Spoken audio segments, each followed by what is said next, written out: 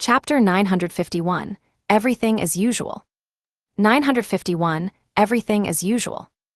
Lumian looked again at Old Wang and Old Ding, who were wrapped from head to toe in white bandages, carefully examining their condition and the details around them. "Don't disturb the patients," the nurse who had led Lumian and the others into the ward reminded them before walking out and returning to the nurse's station. At this moment, the patient who was presumably Old Ding woke up, influenced by the conversation between his family members and Susan Yang, slowly opening his eyes. Contrasted against the surrounding circles of white bandages, Old Ding's deep brown eyes were noticeably darker than normal, taking quite a while to regain focus. Lumian didn't notice any abnormalities worth noting.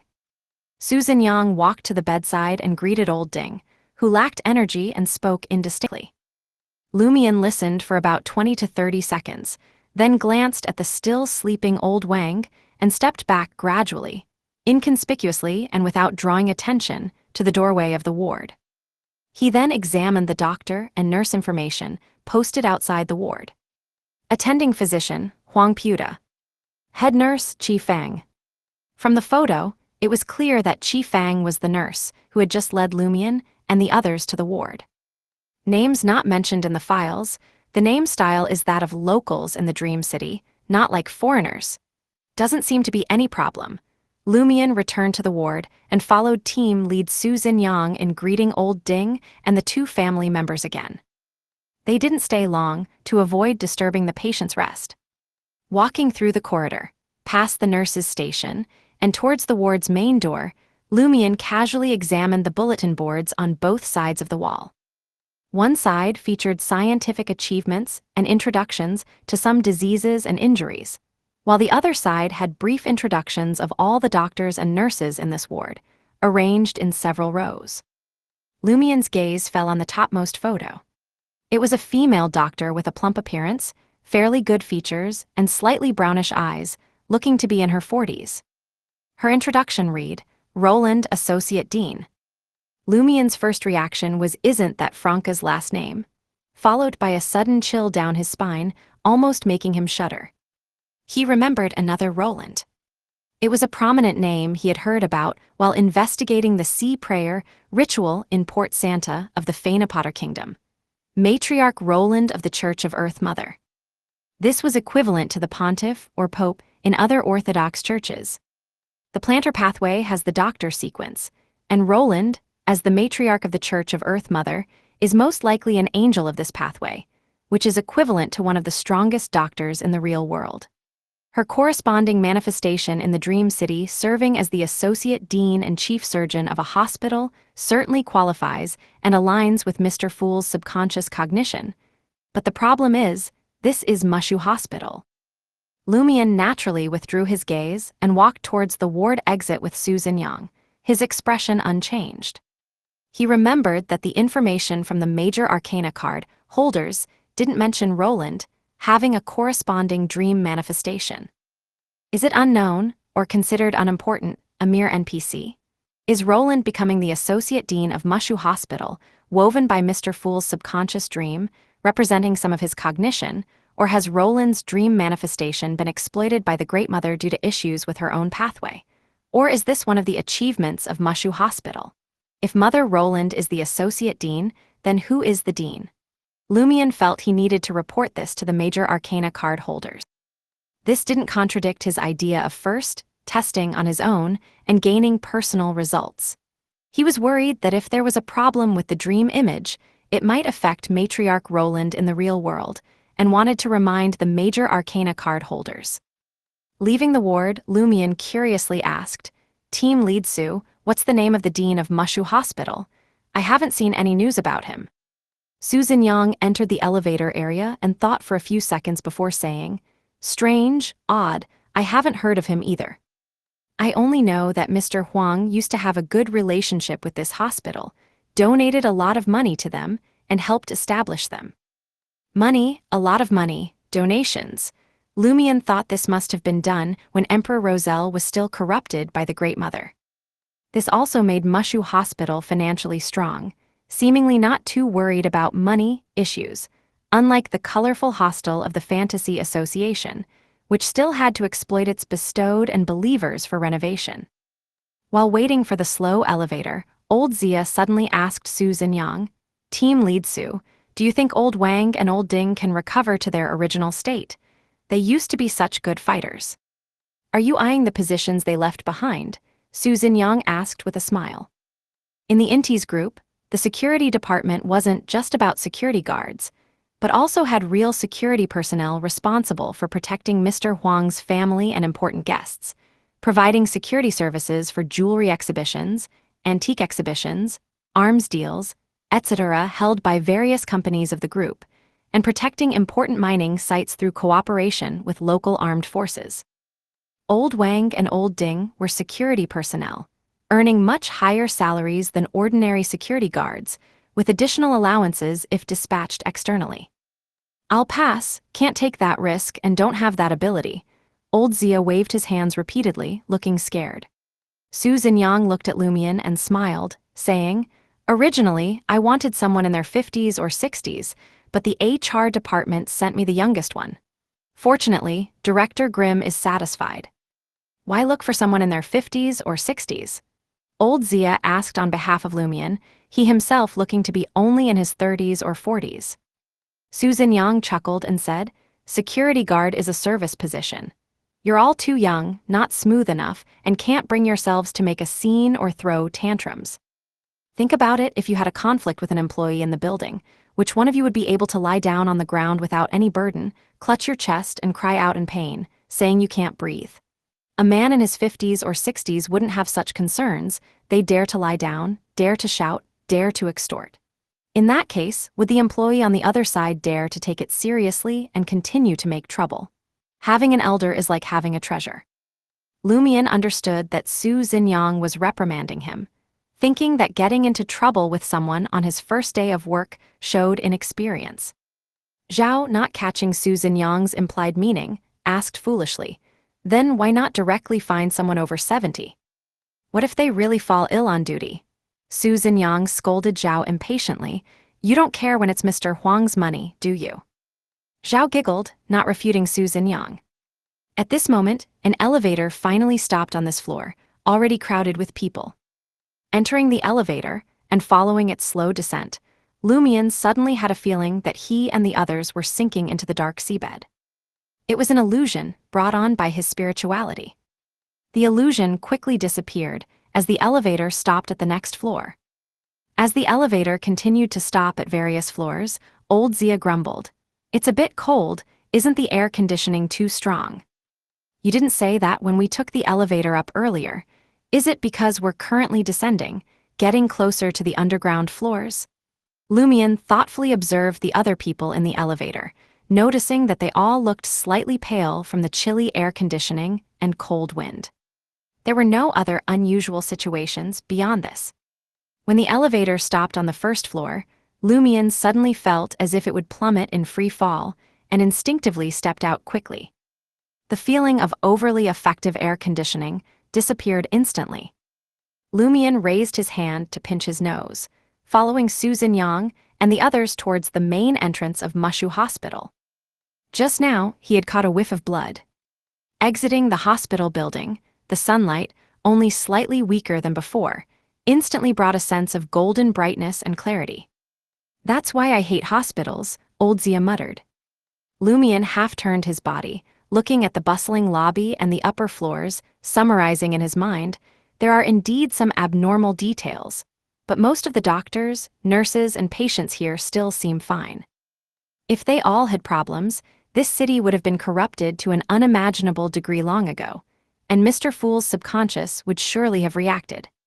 As thoughts raced through his mind, Lumian suddenly saw a face pressed against a glass window on the 12th floor. That face was bound with strips of white bandages, with only the eyes, nostrils, and mouth uncovered.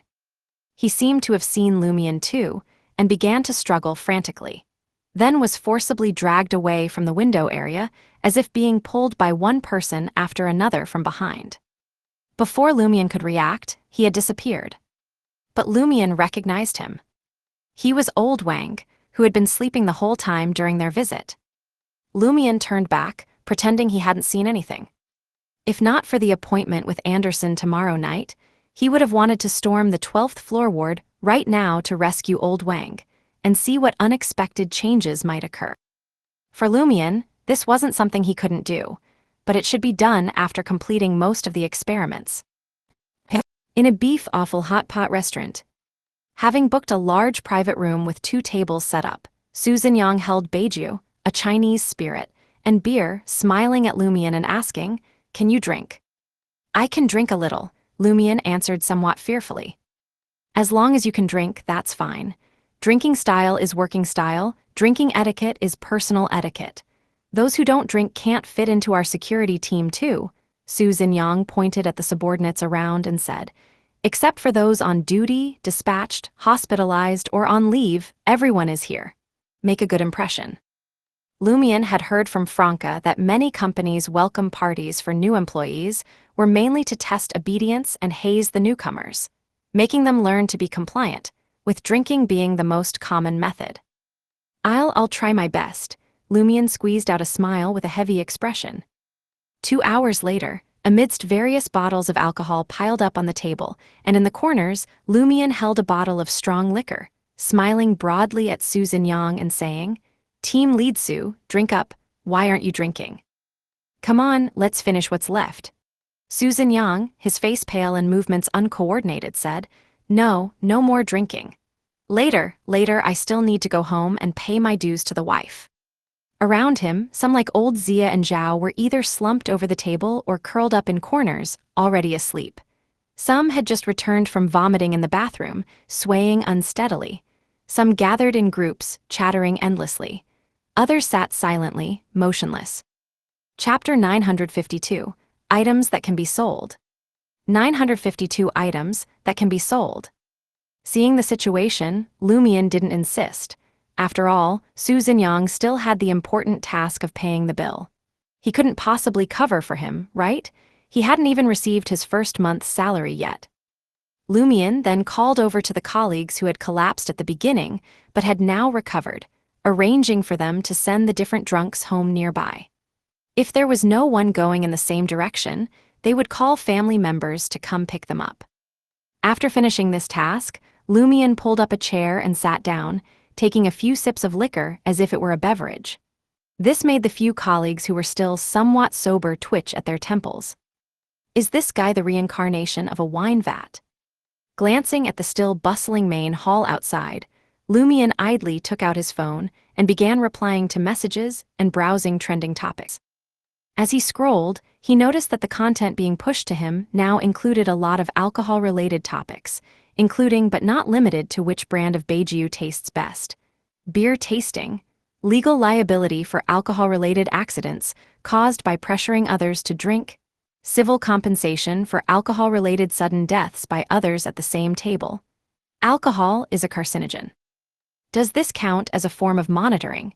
Lumion pondered as his thumb slid across the screen. When the last drunk was taken away, he stood up and left the hot pot restaurant. He searched for the location of Xinhang District and found it was just over 2 kilometers away. Lumion decided to walk back. It was past 8 p.m. now, and the sky had darkened completely. The scorching breeze had taken on a hint of coolness.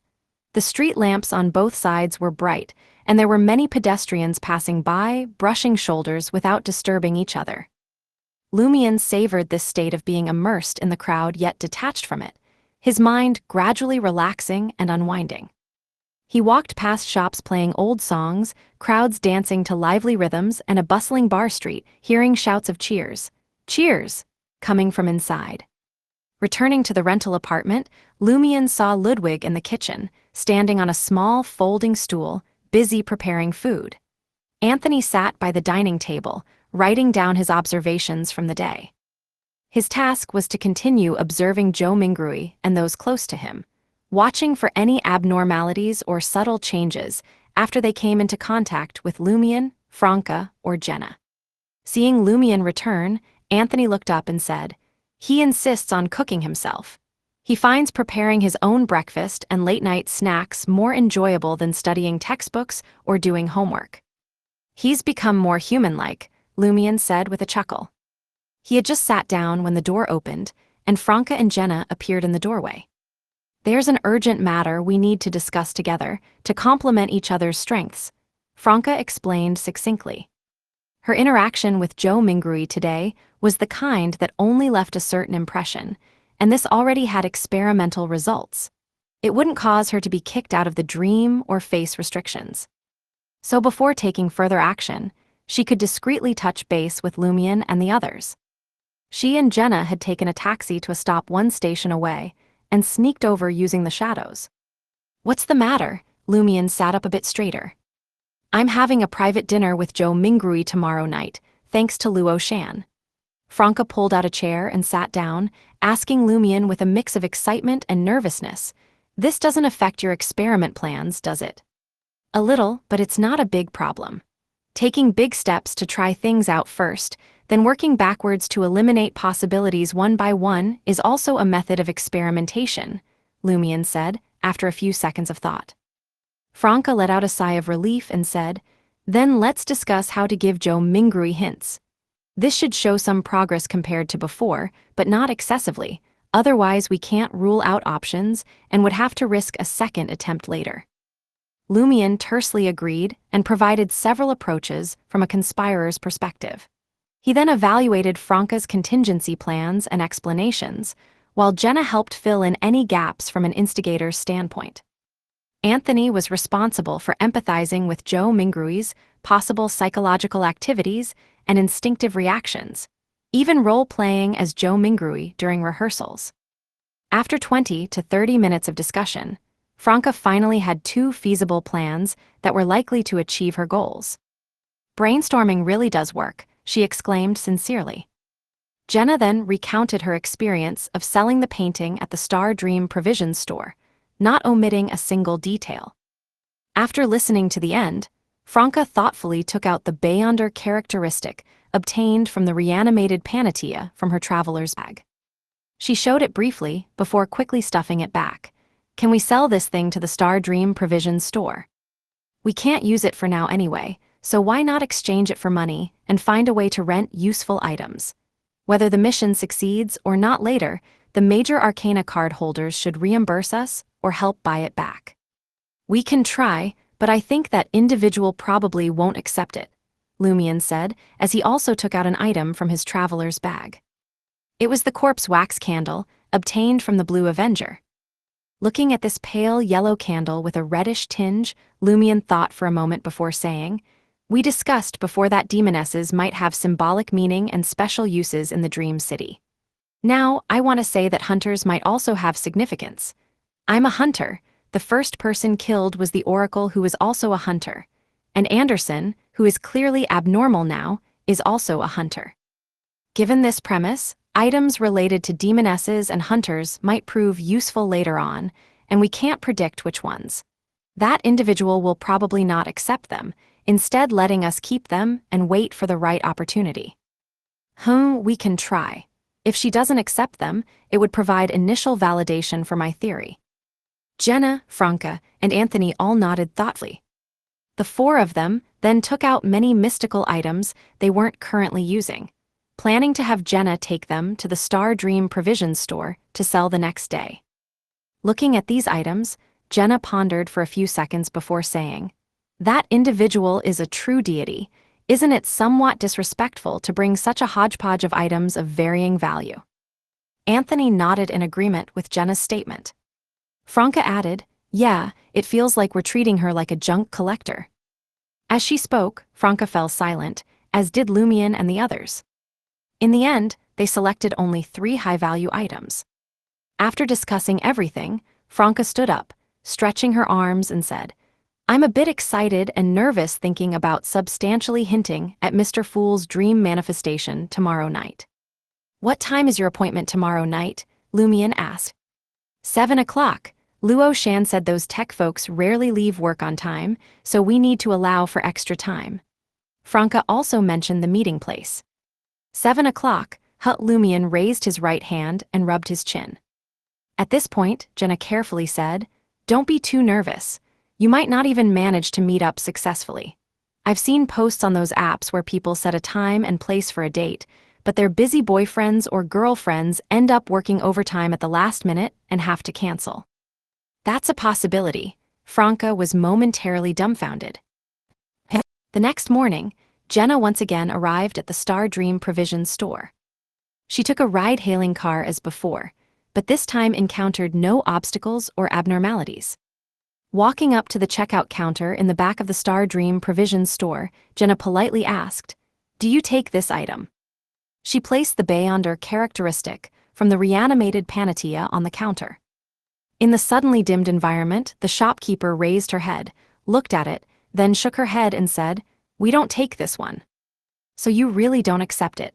Does it need to be made into an item, or is it, as Lumion speculated, that things related to the Demoness and Hunter pathways will have important uses later?" After putting away Panatia's Beyonder characteristic, Jenna took out the corpse wax candle in a small glass bottle. "Do you take this?" "We don't take that either," the shopkeeper said without a trace of impatience on her beautiful face. Not taking items either, Jenna thoughtfully put away the corpse wax candle. Then, she took out an item from her traveler's bag. It was a set of silver-white full-body armor. Pride armor. Jenna didn't try to hide the special nature of the traveler's bag, as she placed the Pride armor sideways on the counter. The next second, she noticed a faint smile appear on the shopkeeper's face. Almost simultaneously, the Pride armor moved. Like a crab, it moved sideways, clanking towards the entrance of the Star Dream Provisions store. However, the silver-white full-body armor moved slower and slower, gradually turning upright. When it was just 2 or 3 steps from the exit, it came to a complete stop, motionless. It seemed to have turned into ordinary armor. At this point, Jenna and the shopkeeper were both behind it, facing each other. It showed no reaction. In her astonishment, Jenna heard the shopkeeper say with a hint of amusement, "I'll take this item. 30,000 still." So items like the Pride armor can indeed be sold. But why did the Pride armor react so strongly at first, and why isn't it even confronting the people behind it now? Though puzzled, Jenna didn't dare to ask. Lumion, who learned he would be switching to the mid-shift next week, returned to the rental apartment. He left at 6 p.m., arriving half an hour early at the entrance of Jinxiu Dongfeng Community on Sifeng Street. He wanted to scout the environment first, as it might come in handy later. As Lumion's gaze swept the area, he suddenly saw a familiar figure. It was Anderson Hood, wearing a black t-shirt with abstract patterns. Anderson also saw Lumion and walked over, smiling as he said, "I'm in the habit of arriving early." Lumion responded with a smile, "Me too." Anderson nodded. "Since we're both early, let's start the tour earlier. The friend you mentioned was indeed yourself." "If that's what you want to think, I can't do anything about it," Lumion said with a smile, not arguing. Anderson didn't seem to mind as he turned and led him into the Jinxiu Dongfeng Community. Chapter 953, Art Studio. 953 Art Studio. Sifeng Street was located near a famous scenic spot in Yangdu, part of the Old Town area. The Jinxiu Dongfeng Community was also quite old, with no building exceeding 6 floors or having elevators installed. Lumion followed behind Anderson, turning towards the building closest to the community entrance. As they climbed the stairs, he couldn't help but raise his right hand to pinch his nose. A mixture of strong odors permeated the air. Anderson turned sideways and laughed. The whole building is being renovated. He had somehow already stuffed 2 wads of white paper into his nostrils. Why is everything being renovated? Lumion didn't hide his confusion. Anderson glanced at him and said with a smile, "This gated community is too old. Most owners have moved away and chosen to rent out their vacant apartments. Someone has rented all the rooms in this building, planning to." At this point, Anderson paused, his smile becoming more pronounced in the dim stairwell as his voice deepened. "Planning to open a boutique hostel. Colorful, right? And that person is you, right?" Lumion was somewhat mentally prepared for this and frowned slightly as he said, "Isn't there still an art studio in this building? How can you say all the rooms have been rented?" Anderson tightened the white paper wads in his nostrils. Is it possible that the person who opened the art studio is the same one who rented the other rooms? The boutique hostel he wants to open is adjacent to scenic spots, hidden in a gated community, with painting as its theme. Lumion, still pinching his nose, feigned sudden realization and said, I see. Due to the strong renovation smells permeating the stairwell, the two didn't slow their pace as they conversed, quickly reaching the top floor, which was the 6th floor. The doors of both units here were open, and on the wall facing the stairwell was a brightly colored mural. At its center were 4 characters. Mute Art Studio. That name is quite special, Lumion commented sincerely. By this point, the renovation smells had faded. Anderson removed the white paper wads from his nostrils and explained earnestly. Painting is done with hands, not mouths. Mute represents the studio's expectations for its students: focus, quietness, and dedication. That's a great explanation, Lumion applauded. Anderson wasn't offended and said with a smile, This isn't my forced interpretation, it's what the studio owner said. My sister once taught me dialectics, believing that even the worst words can have a positive side. Do you think that's right? Lumion asked with a smile. Anderson nodded. If you think it's right, then it's right. He led Lumion towards the door on the left. Lumion didn't rush in, standing at the doorway to survey the fairly spacious living room. There was a piece of darkness with only a hint of golden-red dawn in the distance. A storm with deep blue waves surging, pilgrims with numerous blurred figures walking across a wasteland, and a grotesque monster emerging from the seabed alongside pirates trying to save their ship. The pirates' painting suddenly reminded Lumion of the latest volume of The Great Adventurer. He saw vines growing from the figures' heads, bearing watermelons, while milky white liquid sprayed everywhere on the deck. Is this recreating Jayaman Sparrow's experience? As Lumion pondered this, he stared for 2 seconds at the sea monster that resembled a giant leech with its maw full of sharp teeth. Anderson walked to the easel in the middle of the living room and turned around. Lumion looked around once more before slowly following him in, curiously asking, Where's the studio owner? Anderson raised his right hand and pointed at himself. You're the studio owner, Lumion surprisingly confirmed. Anderson nodded. Lumion suddenly smiled. Why aren't you speaking? Has your throat suddenly gone hoarse? Have you become mute? Anderson, wearing the black t-shirt, began using sign language. Lumion couldn't understand what he was expressing even after watching for a while, and thoughtfully said, I wonder if there's an app for translating sign language. Anderson picked up a paintbrush, took a piece of white paper from nearby, and wrote something in dark red. Unlike Lumion and the others, he could write in the common script of the Dream City. Lumion focused his gaze and saw a sentence written on the white paper. It's best not to speak in the studio. Treat yourself as if you're mute. Lumion raised an eyebrow, but before he could speak, he saw Anderson grimly add another line in dark red paint. You just spoke. Lumion suddenly felt a chill on the back of his neck, as if a cool breeze had blown past. He didn't turn around, seemingly feeling nothing. Anderson wrote another passage, the dark red paint appearing to become much brighter. Do you know this person? After writing, he turned the easel around to show the painting on it to Lumion. It depicted a woman, tall with a slender face, light blue and clear eyes, strikingly beautiful with a peculiar sharpness. This was Lumion himself. It was his female form. Lumion's face broke into a smile as he answered Anderson's question. I don't know her. As his voice echoed, something cold and wet suddenly pressed against him from behind. Lumion quickly reached back to grab it, his palms suddenly erupting with crimson flames. As the flames compressed layer by layer, he saw what had attacked him. It was the giant leech from the monster oil painting. Its pinkish, nearly transparent body had extended from the painting, its maw open to its fullest extent, large enough to bite off an adult's head. 1325. Looking at the densely packed, ghastly white teeth with blood-colored roots, Lumion directly slapped the fireball in his hand, which had turned from crimson to nearly white, onto it. Boom! The fireball exploded instantly, enveloping the sea monster that had emerged from the painting. The shockwave-carrying flames quickly swept outwards, threatening to ignite every painting, every easel, and every person here.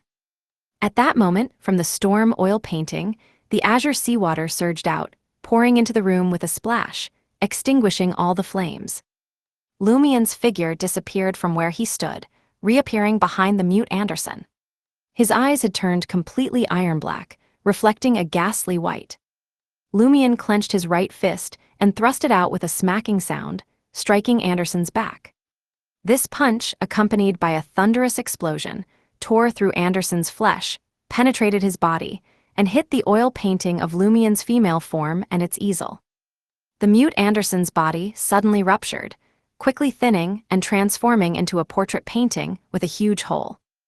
This portrait, along with the oil painting of Lumien's female form, was ignited by crimson flames, turning into black, light ashes in just a few seconds.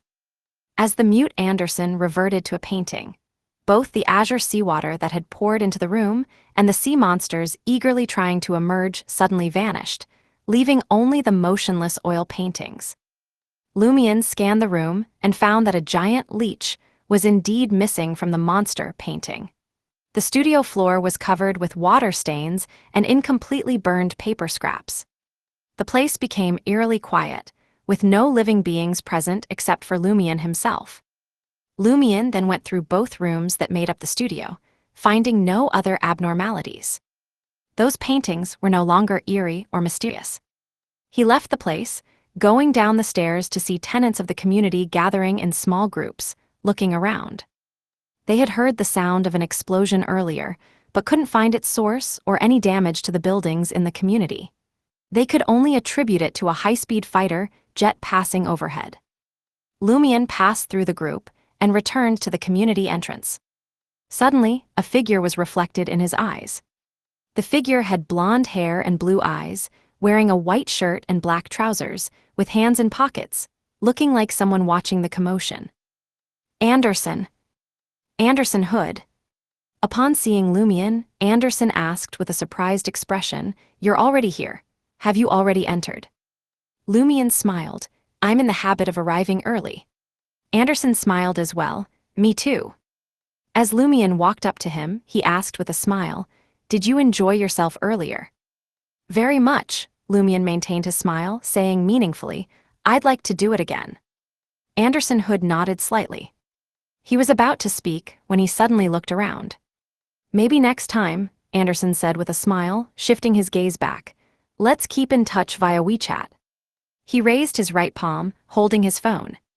He didn't mention visiting the art studio or ask if Lumien's friend was interested in taking classes.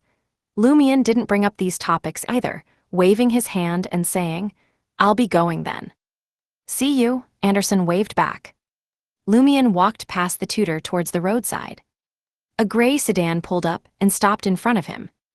Lumien opened the door, got in, and said to Anthony in the driver's seat, "Let's go to Workers' Road." Anthony nodded and merged into traffic. Franca, Luo Shan, and Joe Mingrui had arranged to have dinner on Workers' Road tonight at a taro chicken hot pot restaurant. As the car drove, chomping sounds continuously came from the back seat. On Workers' Road, inside the Yiju Roast Chicken, Taro Chicken Hot Pot restaurant. Franca and Luo Shan had arrived earlier, choosing a window-side table.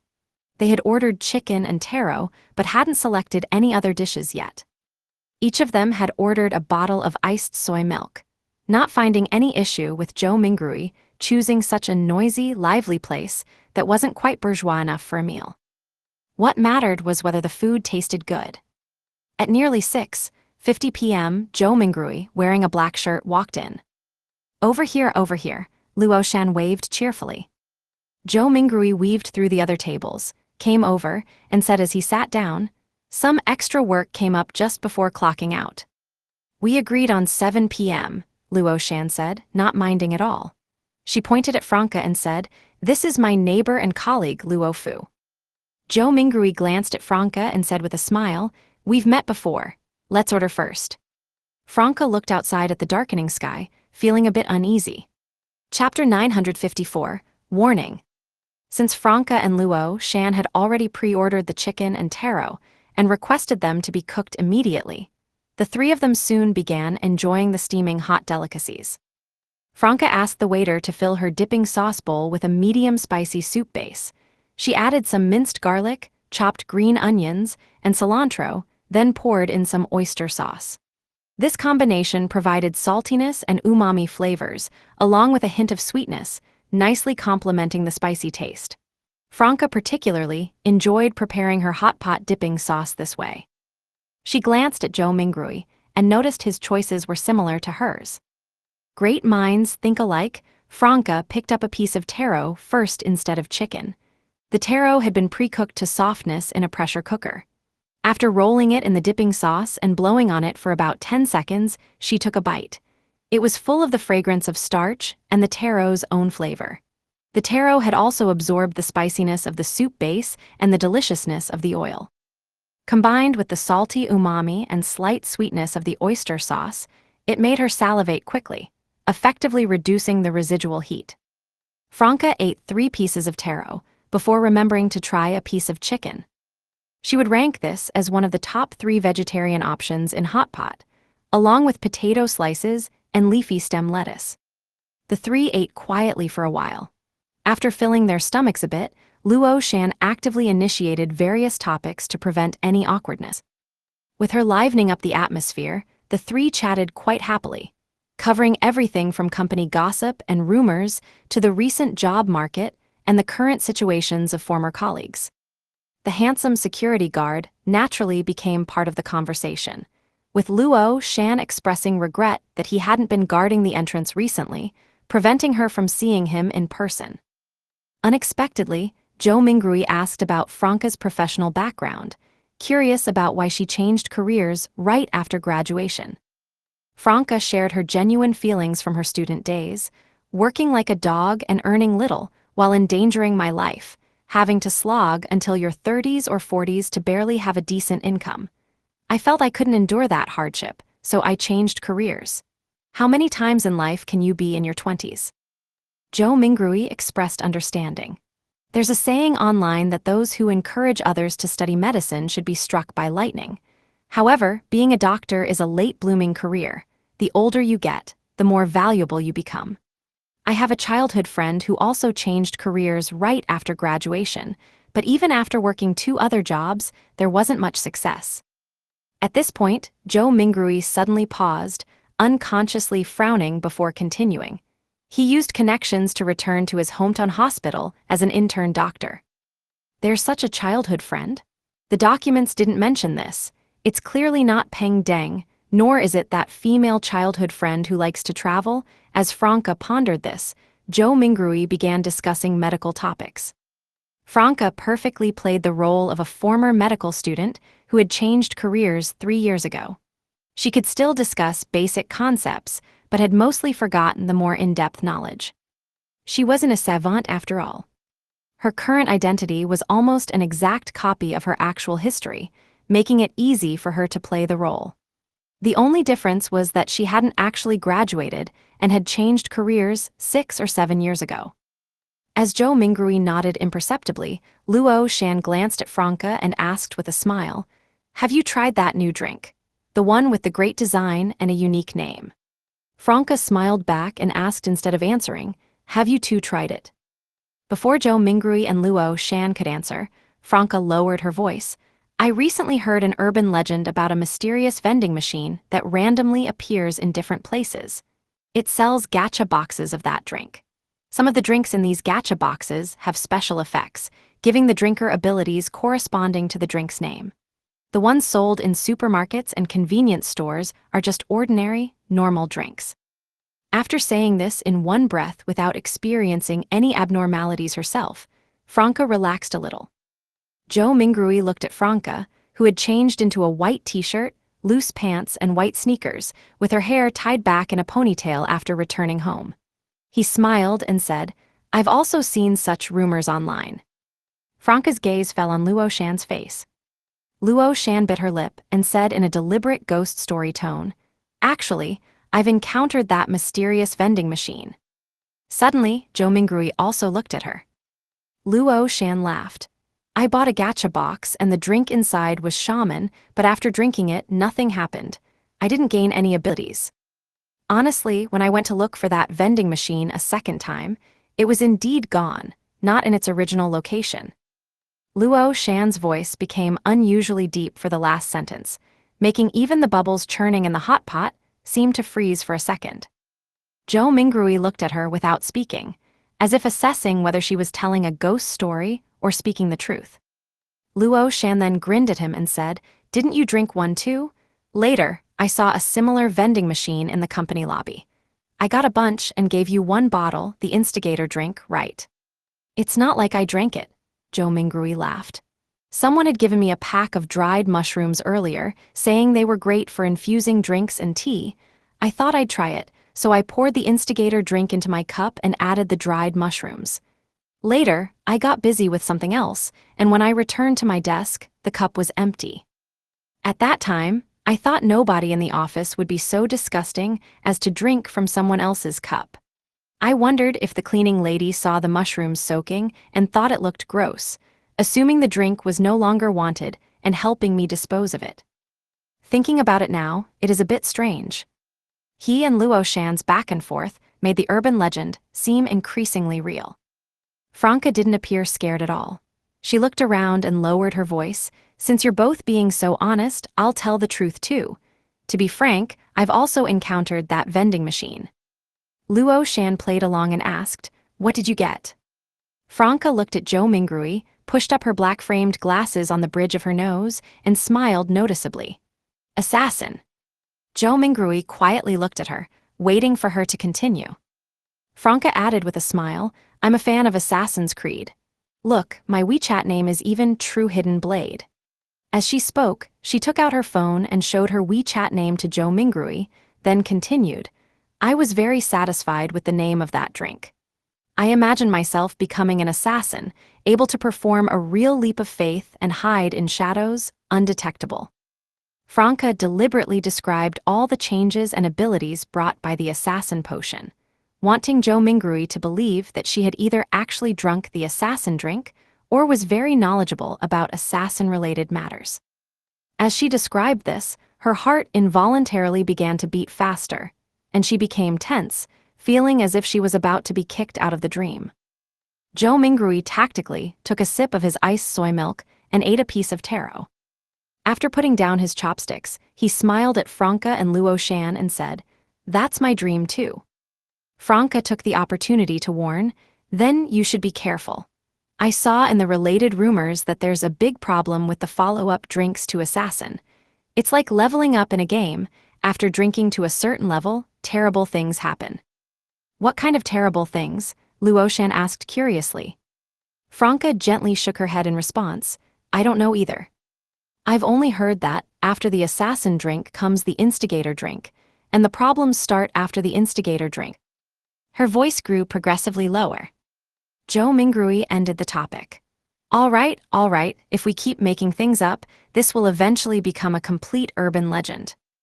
"Indeed," Franca smiled, indicating that her previous content was all made up on the spot. Luo Shan did the same. The three chatted about other things until it was completely dark outside, each feeling very satisfied with their meal. After saying goodbye to Luo Shan and Franca, Zhou Mingrui walked towards the other end of the street. The smile on his face gradually settled as various thoughts surfaced in his mind. "They don't seem to be probing me, more like hinting, suggesting, warning me. Is there really a big problem with the follow-up to the assassin drink?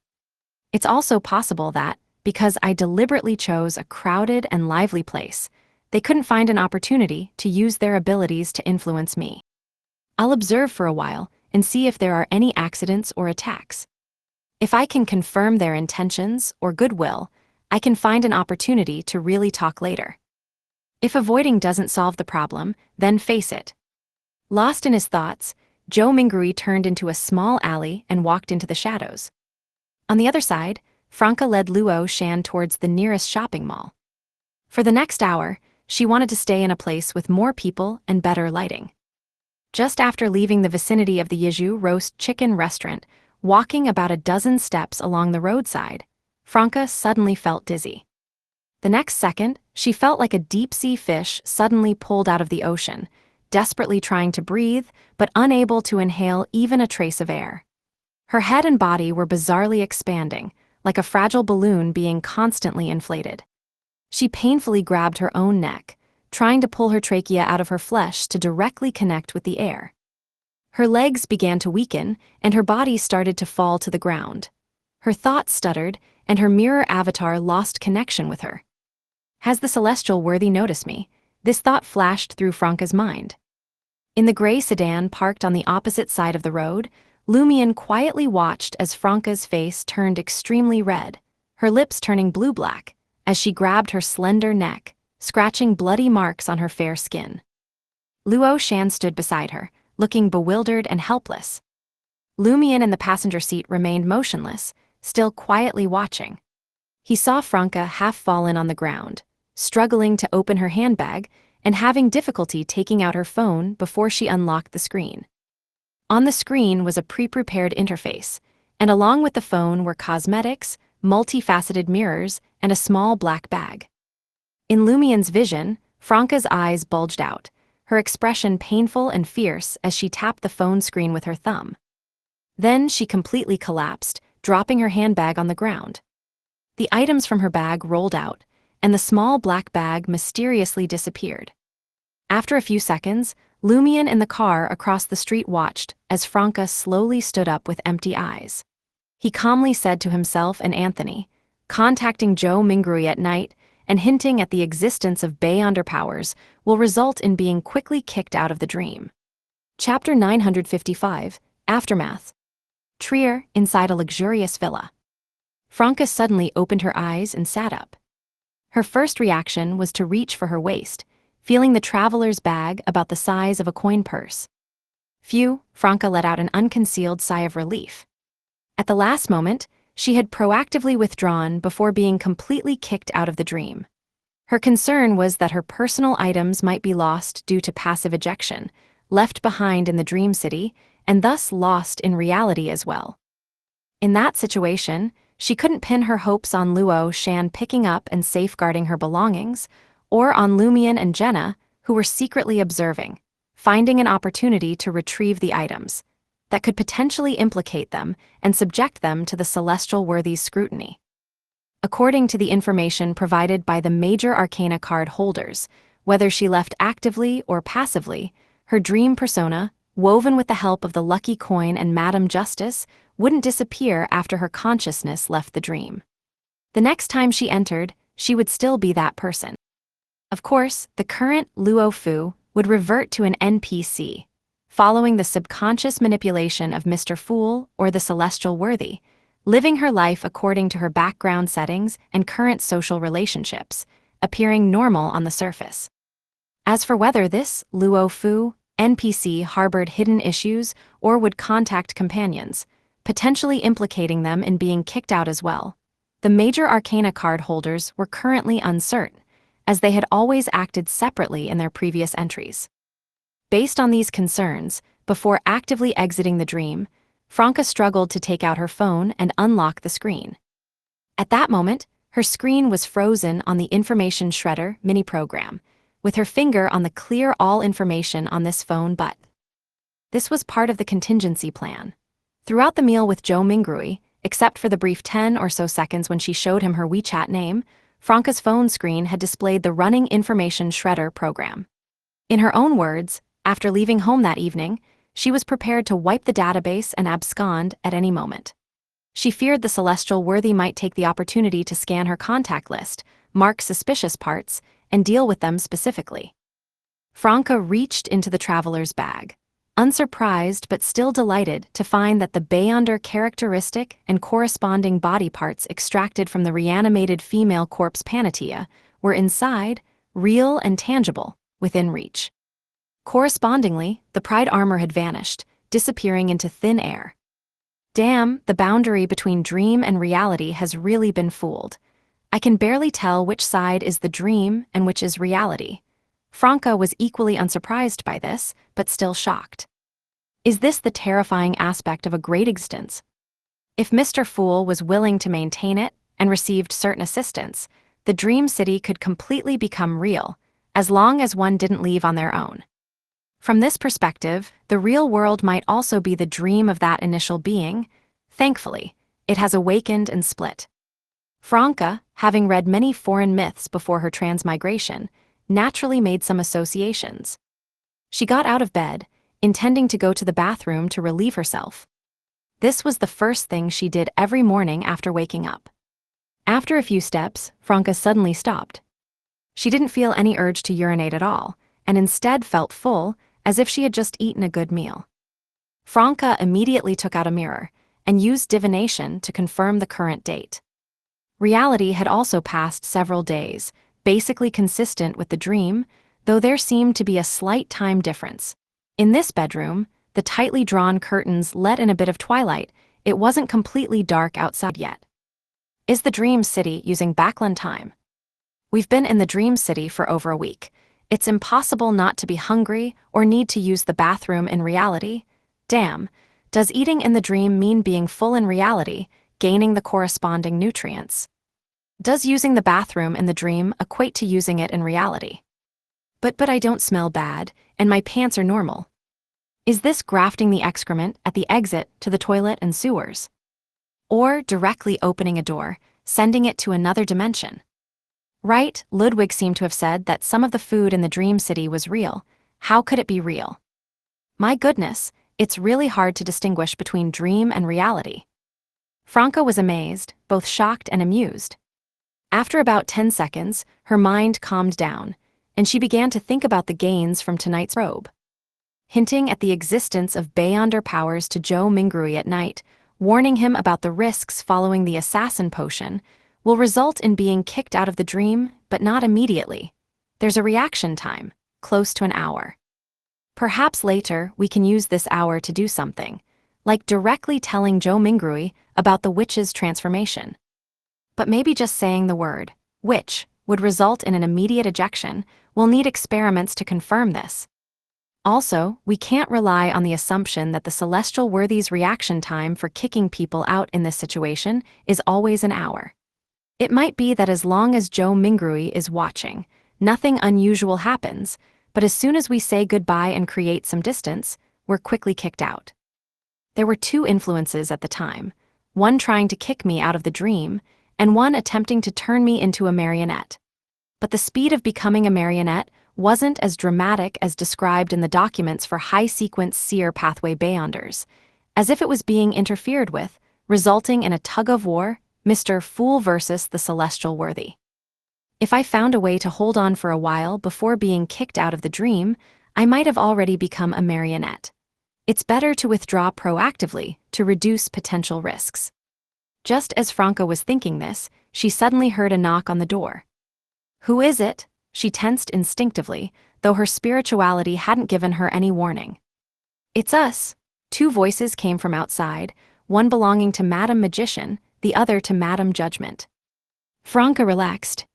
If it had been only Madame Magician by herself, she would have harbored some worry, as the other was a high-sequence Beyonder of the apprentice pathway and could potentially be influenced or misled by that celestial worthy.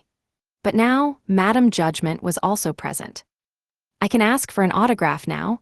I can't ask Madame Magician why her pen name in the Dream City is Salted Fish Without Dreams. Franca happily took out paper and pen, opened the door, and saw the two major arcana card holders who had already changed their clothes. Madame Magician reminded her, "You need to wait a day and a night before you can re-enter the dream." "Yes, I know," Franca nodded. This was mentioned in the documents. Dream City, Workers' Road.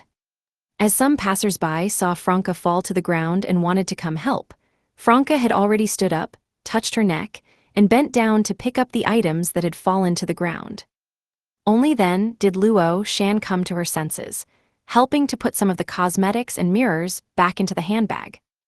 "What happened just now?" she asked Franca, puzzled, alert, and concerned. Franca looked at Luo Shan and smiled reassuringly. "Don't worry, it's an old problem. I'll be fine after a while."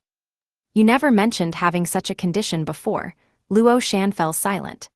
Franca continued, "Let's not go shopping, shall we? I want to rest early." "That's not what you said earlier." Luo Shan made a sound of agreement.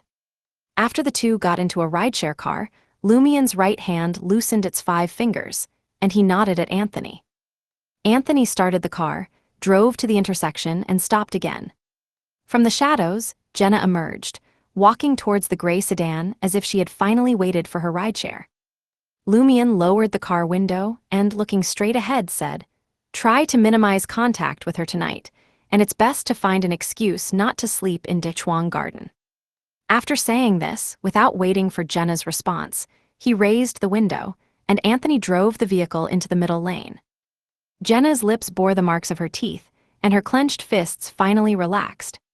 After seeing Franca's abnormal situation, she knew she shouldn't go to her rescue to avoid implicating herself. But rationality was one thing and emotion was another, especially when Franca seemed on the verge of death during her struggle. It took great willpower for Jenna to control herself, clearly discerning Franca's state and waiting for her to withdraw on her own. Dechuang Garden, Building 5. Luo Shan said goodbye to Franca on the 15th floor and returned to her own home. After a while, she heard the doorbell. Outside the door was Jenna, known as Jian Na in the Dream City. The moment she saw Jenna, Luo Shan opened her mouth, wanting to say something, but then closed it, remaining silent. Jenna looked around and said in a low voice, "Minimize contact with Luo Fu for the next 2 days, and don't discuss anything related to Beyonder powers with her." Luo Shan's expression immediately relaxed, and she spoke as if she had been holding it in for a long time. "I knew something was off with Fu Fu. After we finished dinner with Zhou Mingrui, she suddenly wasn't right. First, she had a sudden illness, and then it was like she became a different person." What problem has occurred?" Jenna considered for a few seconds before saying, "You can understand it this way. Interfering with past history has limitations and comes at a cost. Otherwise, we could just go to Zhou Mingrui's house, control him directly, tell him everything in detail, then demonstrate some abilities, provide some evidence, and wouldn't that make him believe initially?" "I understand now," Luo Shan had a sudden realization. Fu Fu hinted at the existence of Beyonder powers and the problem with the assassin potion tonight, and was affected by the self-correcting force of history, causing problems, her old condition flaring up. Is she now equivalent to another version of herself, similar to my previous situation? "You can understand it that way." Jenna nodded, not explaining in detail. She returned to the 23rd floor and saw Franca sitting on the sofa on her phone. After some thought, she said, "I'm going to see Li Lu later. I won't be back tonight." In the identity documents, Li Lu's father was Li Ming, and his mother was Jian Na. Franca raised her head and said with a smile, "When will you bring Li Lu over to play? I can sleep on the sofa." "It depends on his father's opinion," Jenna smiled, packed her toiletries, and left the apartment. Taking the elevator to the first floor, she took out her phone and sent a message to Lumien. "Luo Shan still remembers the story we told her, remembers the help we gave her, and shows no changes at present. Franca only knows about the things in the background information, remembering only the nominal social relationships." Chapter 956, New Speculation. Jenna didn't actually go to Xinheng District to find Lumien and Ludwig. Instead, she chose a nearby hotel, booked a room, and checked if she would also be kicked out. Nothing happened overnight. After waking up, she immediately returned to Dechuang Garden and sat in a corner of the lobby, facing sideways towards the door leading to the interior of the residential complex. After about 10 minutes, she saw Franca. Franca was still wearing her old-fashioned black-framed glasses and dressed in a relatively conservative office lady style. Seeing this, Jenna breathed a sigh of relief, changed her sitting posture, and turned her back to Franca to avoid meeting her. The purpose of her early return to the residential complex was to confirm whether the current Luo Fu's behavior style was consistent with the previous Franca. If she had removed her disguise and changed into makeup and clothes that best highlighted her features, maximizing the charm of a witch, Jenna would have to consider finding an excuse to prevent Luo Fu from going to work, delaying her for a day. Now it seemed that the style of the Luo Fu NPC would continue as before. Tech Building, 10th floor. Franca sat down at her desk and leisurely made herself a cup of coffee. At this moment, she saw Zhou Mingrui walk in, so she smiled and said, "Are you looking for Luo Shan? She hasn't arrived yet." "I thought you two would come together." Zhou Mingrui didn't hide his surprise. In his view, whether on the surface or secretly, Luo Shan and Luo Fu had a very good relationship and a special connection. They should be the type to wait for each other and go to work together. Franca smiled and said, "I asked her, and she said she had something holding her up and told me not to wait for her." "I see." Zhou Mingrui nodded and turned to walk out of the administrative department. During this period, he had been coming to ask Luo Shan about various company news more frequently than before, leading to some idle people in the administrative department spreading rumors about him and Luo Shan. Zhou Mingrui walked at a moderate pace to the entrance of the administrative department, unable to wait for Luo Fu to ask him to wait. He actually came to find Luo Fu today, not Luo Shan. He originally thought she would take this opportunity to hint at something again, but unexpectedly, Luo Fu didn't even have the thought of chatting with him casually, being polite but somewhat distant. Zhou Mingrui frowned slightly, not turning back to look again, and left the administrative department directly. Something feels a bit off. He had just grumbled inwardly when he saw Luo Shan walking over with a pancake and a cup of 5-grain soy milk. "Good morning," Luo Shan greeted cheerfully. "Good morning," Zhou Mingrui smiled. "I just went to find you, but you hadn't arrived yet. Luo Fu said you were held up by something." Luo Shan looked around. "Want to ask me about something again?" The two chatted casually for a few sentences, each walking towards their own department's office. Suddenly, Zhou Mingrui's phone vibrated. He took it out to look, and it was a message from Luo Shan, who he had just been chatting with. "Don't talk to Luo Fu about anything today, wait until tomorrow."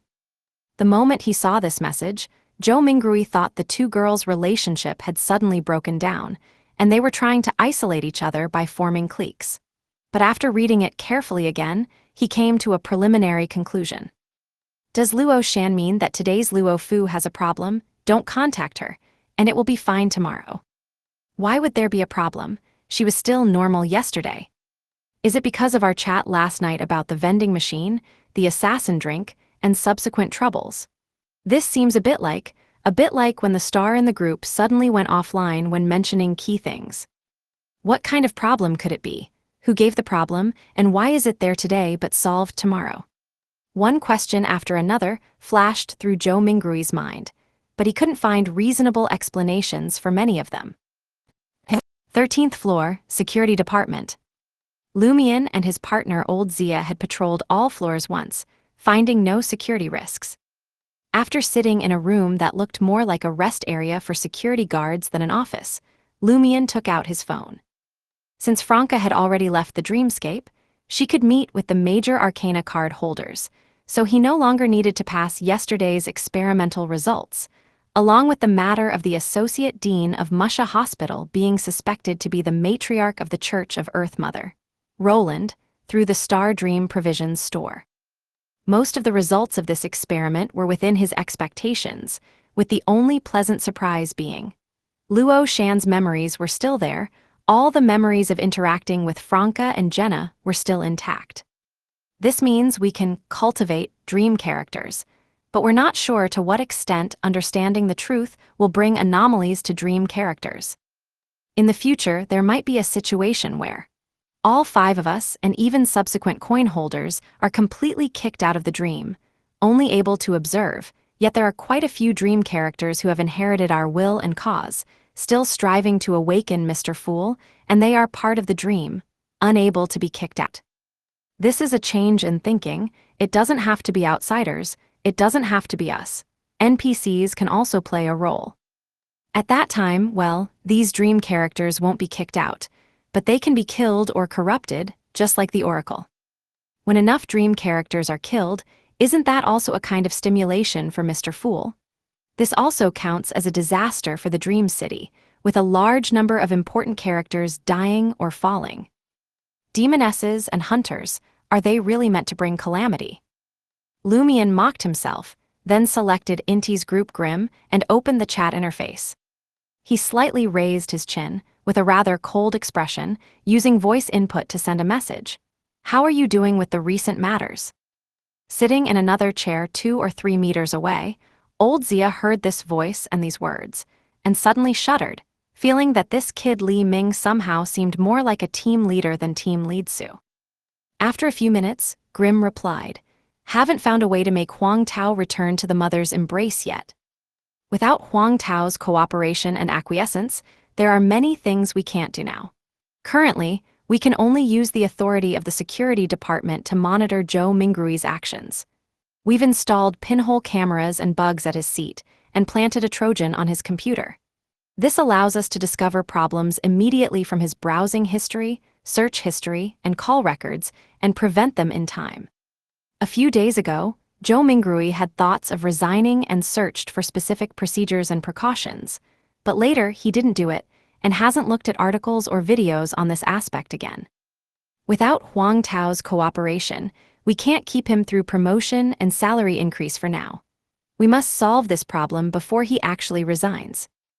Lumian read it carefully and felt that Grim, or rather the children of the Great Mother in the Dream City, hadn't thought about how to cooperate with the celestial worthy to turn Zhou Mingrui into a witch for now.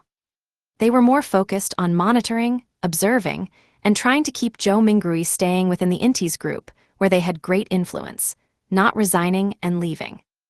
It feels like what the children of the Great Mother are currently doing is maintaining balance and obtaining the latest intelligence changes at any time.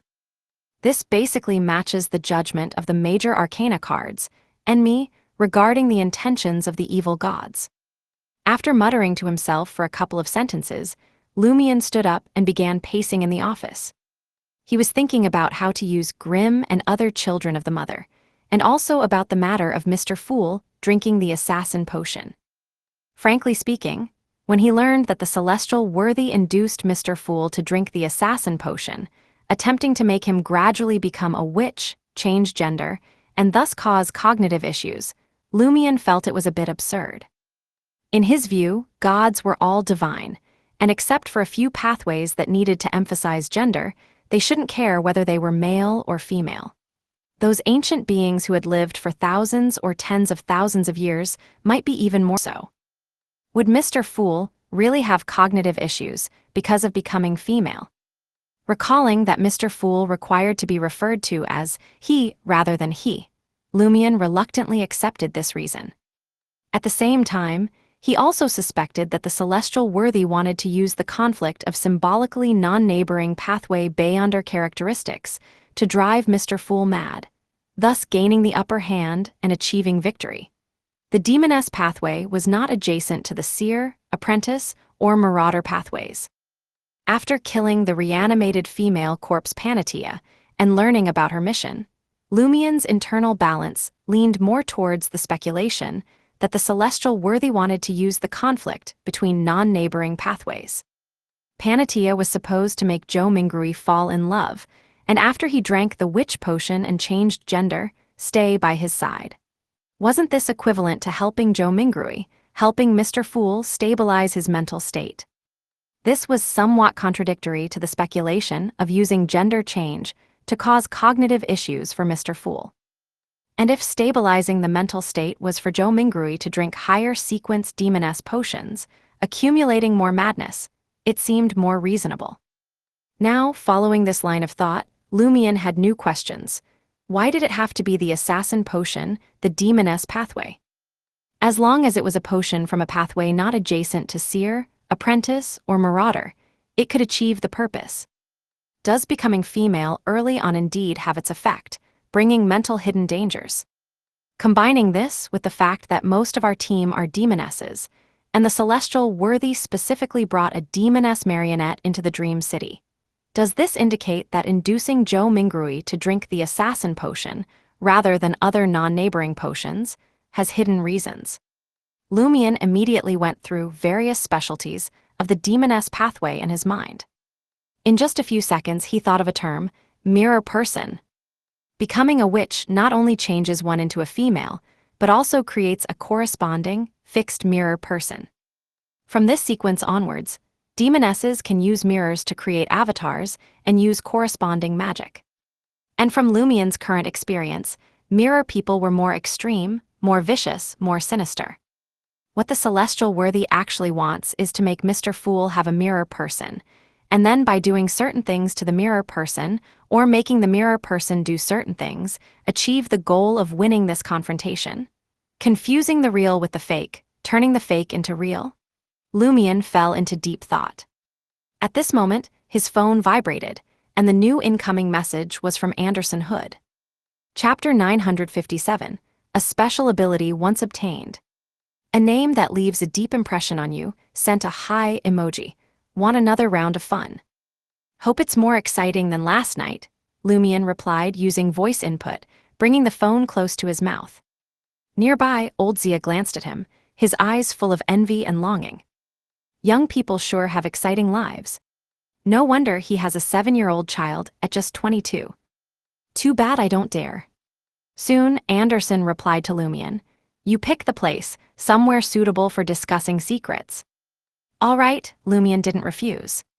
Let's set the time for 6 p.m. I like sunlight. Anderson sent an okay emoji. After Lumion replied, no problem, the former strongest hunter of the Fog Sea asked in text. Why is your WeChat name the idiot? Do you think you're not smart enough? Lumion chuckled. I really like tarot cards, and I think the Fool card is super cool. Calling myself idiot is a kind of an imitation. Sometimes, people like to use high-sounding reasons to cover up their own issues. This is a phrase I've been fond of lately, and I'll share it with you too. Anderson replied, sending a bye-bye emoji. Lumion didn't respond further. After resting for a while, he and old Zia started patrolling the floors again. When they reached the 10th floor, while patrolling inside the Intis group, Lumion saw Joe Mingrui coming out of the public restroom. As their eyes met, Lumion nodded slightly as a greeting. Joe Mingrui hadn't run into him these past couple of days, and since security guards patrolling the floors was indeed routine work, he didn't show any alertness and responded with a nod.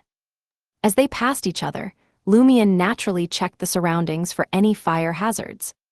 He hadn't thought about using this opportunity to hint at the existence of Beyonder powers to Joe Mingrui during the day. Firstly, they weren't close enough to chat, and even if he tried hinting, the other party might not be willing to listen. Secondly, he needed to wait until Franca being kicked out of the dreamscape truly ended, otherwise it would be impossible to distinguish whether subsequent anomalies were aftereffects of last night's reminder or caused by today's probing. Seeing that Li Ming, this security guard, didn't make any strange gestures or say anything odd, Joe Mingrui's doubts dissipated a bit more. At 6 p.m., sunlight still illuminated the small square in front of the mall, lighting up those facilities for children to play. Inside a glass-sealed cylinder, 6 sets of seats were slowly rotating. In the middle of the cylinder, various colored plastic balls were constantly being sprayed out, flying in all directions.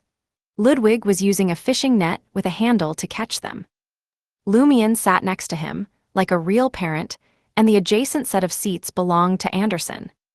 Anderson didn't have children, but he sat there at ease, occasionally raising his net to catch a ball, completely without the shame or embarrassment of an adult who had entered a children's ball pit without bringing a child. At this time, except for the 3 of them, no one else was present. Everyone else had gone home for dinner. It's very enclosed here, no one will disturb or eavesdrop, and I've checked the facility, there's no problem, Lumion said to Anderson with a smile. I originally wanted to choose the carousel, but it's not private enough, not suitable for discussing secrets. As they spoke, they followed the seats, constantly rotating around the middle of the cylinder. This effectively makes up for the childhood I lost. Anderson glanced at Ludwig, then turned to Lumion and said, do you sometimes feel that this world is unreal, that many people are like puppets in a theater, seeming normal at first glance, but some details make you fearful? Why are you talking about this kind of thing with me and my girlfriend? Lumion countered without answering. The girlfriend referred to Jenna. Anderson smiled and said meaningfully, because I feel that you are very real, more real than the people around us. Lumion also smiled. Yes, I sometimes feel that this world is unreal, it's like a huge dream. We seem to be making our own choices, but in fact, we are being pushed and guided by the subconscious of the dream owner. When he wakes up, everything will disappear like bubbles. Amidst the music of spraying balls, the smile on Anderson's face became more evident. There's a time limit for this attraction. We can't stay here forever. Have you ever heard of the term Battle of the Gods Ruins? Is this confirming each other's identity? Lumion glanced outside the glass cylinder and smiled as he answered Anderson's question. I've heard of it. Outside the door of this children's facility, Anthony was waiting there holding Lumion and Anderson's phones. Anderson smiled and sighed. It's indeed easier to communicate with you than with a certain someone. Some people, their brains might be spouting from their boxing gloves. Anderson continued, I've adventured the Battle of the Gods Ruins, come into contact with some dangerous things, which caused me to undergo some changes. In sufficiently special dreams, if I receive a strong enough stimulus, I can break free from the dreaming state and maintain a certain level of clarity within the dream. Is this the reason you discovered the dream city isn't real? Lumion didn't ask Anderson this, but remained quiet. He still wasn't clear about the exact relationship between the colorful hostel and Anderson. Anderson smiled and said, that adventure was very exciting, but unfortunately I can't write it out in certain books. After all, I'm not the protagonist. In recent years, I often dream of living in a big city like this, which makes me look forward to sleeping. In that dream, sometimes I'm a language teacher, sometimes I'm an unsuccessful painter. They should be the same person, just in different states of life. Later, the painter became mute, and his painting skills underwent a qualitative change. I was stimulated, woke up in the dream, and gained a certain level of clarity. I found that someone was actually giving me money, helping me open an art studio, and even a hotel. Oh, the evil of knowledge, do such good things exist? Of course I had to accept, how could I let down their kindness? In other words, Anderson's dream manifestation was corrupted for some reason and became a real painter, which also stimulated the real Anderson, allowing his consciousness to enter the dream using his own special ability. So, this Anderson dream manifestation split. Sometimes he's the cram school teacher Anderson, formerly the strongest hunter of the Fog Sea. And sometimes he's the mute painter Anderson. The cram school teacher Anderson contacted us because he discovered we're also outsiders. Lumion nodded, with some understanding. This was actually similar to Luo Shan's state, except that the real Razin didn't have any special dream abilities, so she couldn't come in person to fight against the power of boons and the corruption of evil gods. How was it? My story was pretty exciting, right? Give me a review. Anderson suddenly changed the subject. Lumion applauded. What about the sequel to the story? If the real Anderson doesn't actively enter the dream, the mute Anderson in the dream shouldn't affect him. Anderson shrugged and said with a smile, Can you be 100% certain it won't have an effect? No, Lumion answered honestly. Anderson nodded with a look of caring for an uneducated youngling. Moreover, that dream is interesting and fun. As humans, we need to frequently change our forms of entertainment. I told Demoness in the dream to be careful of me turning into a mute at night, but unfortunately, he didn't understand my hint. If I could get some things and disguise myself as Edwina, he would probably be more proactive in using his brain to ponder what I said. You painted the mute painter in the painting. You also possess the painting skills that were qualitatively changed. Lumion asked about last night's events. Luo Shan also painted another self, and after Franca helped burn it, her condition improved significantly. Is Anderson using me to adjust his own state?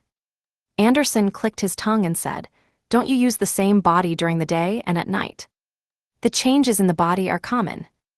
Lumion pondered and asked, In the dreamscape, the painter shouldn't be able to make what he paints truly come off the paper. There are too many obstacles. All abilities should be suppressed to sequence 7 level. But yesterday's Anderson could freely move around the residential district and could still speak before entering the studio.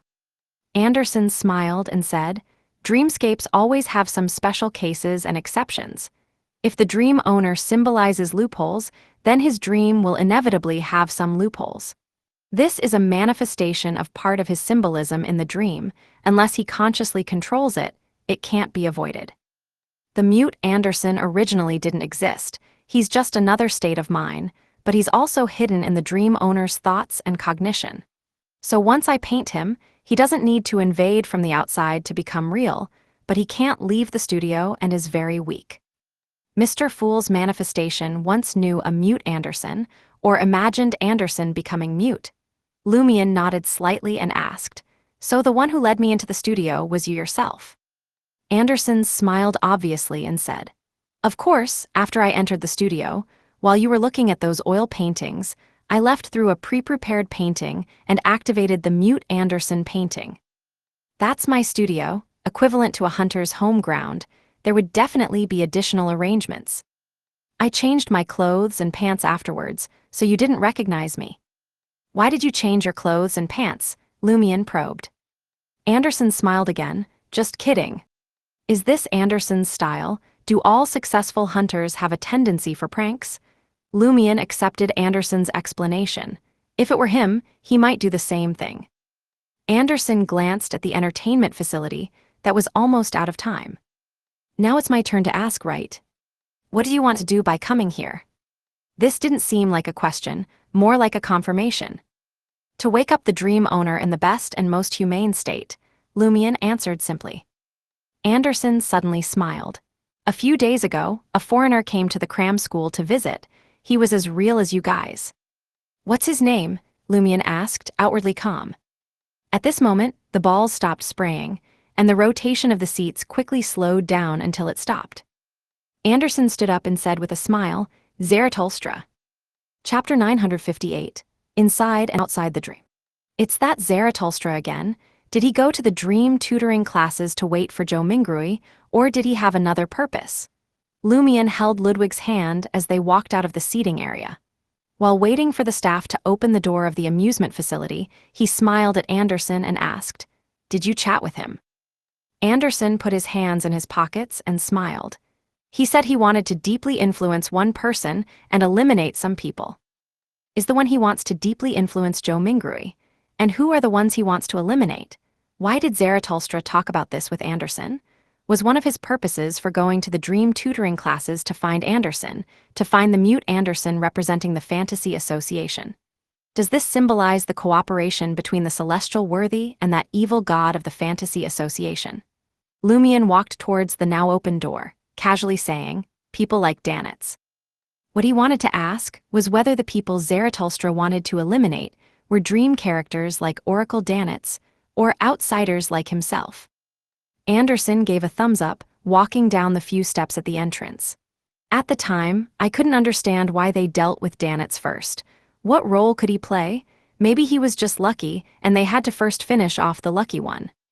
In a situation where everyone is suppressed to sequence 7, luck is indeed very important.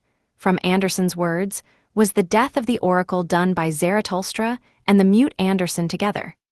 The mute Anderson's involvement means he himself was also involved, with a chance to secretly sabotage and influence the progress of things.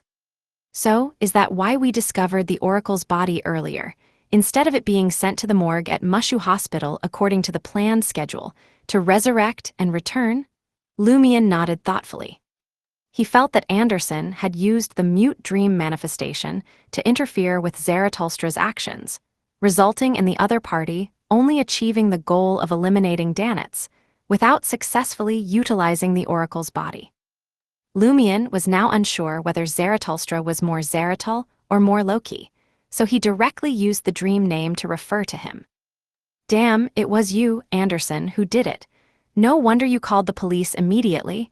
This also explains why we stumbled upon the death of the Oracle. It wasn't a coincidence."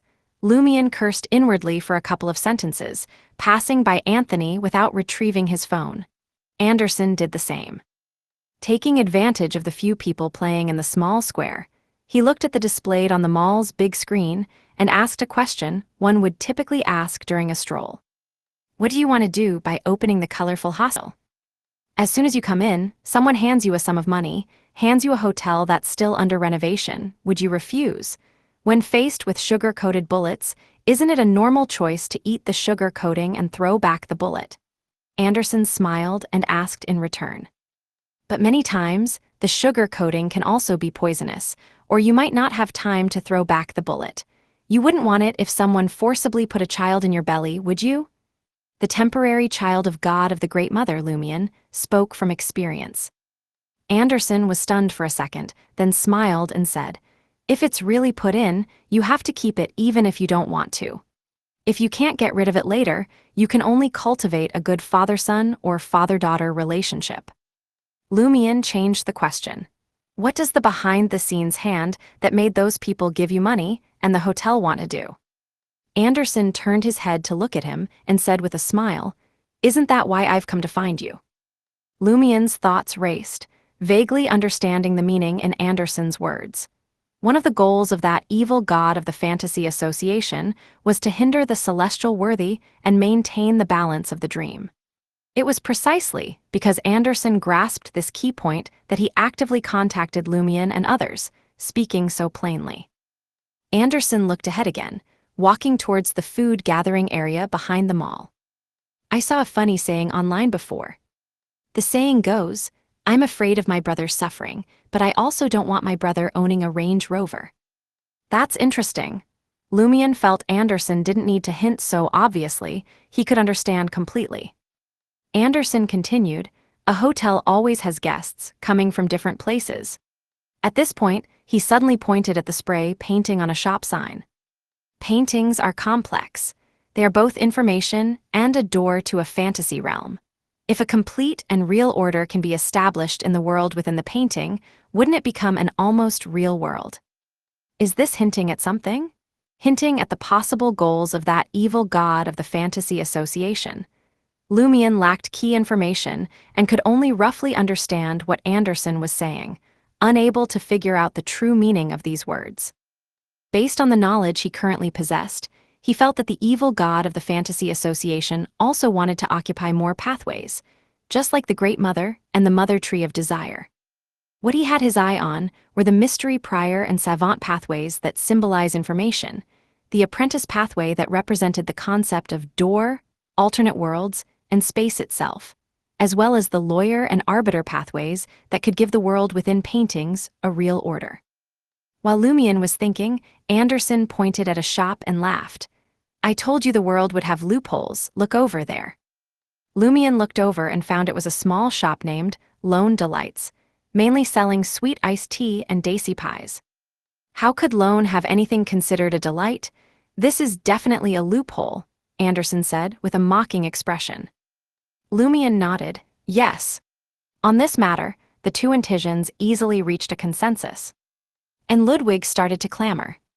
"I want to eat." In an apartment on Rue du Chapeau Noir, in Quartier de la Maison d'Opéra. Witch Nicia sat in front of her dressing mirror, carefully and meticulously drawing her eyebrows and applying powder in the light of the gas wall lamp. Suddenly, behind her, near the chair by the window, a figure appeared.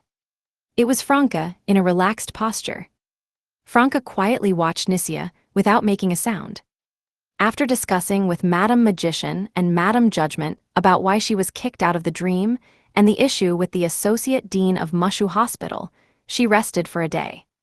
Before returning to the dream, she specifically came to see her subordinate to ask about her recent progress.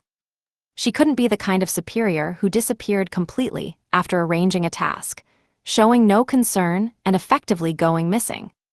After about 10 seconds, Nicia finally noticed and subtly adjusted the direction of her dressing mirror.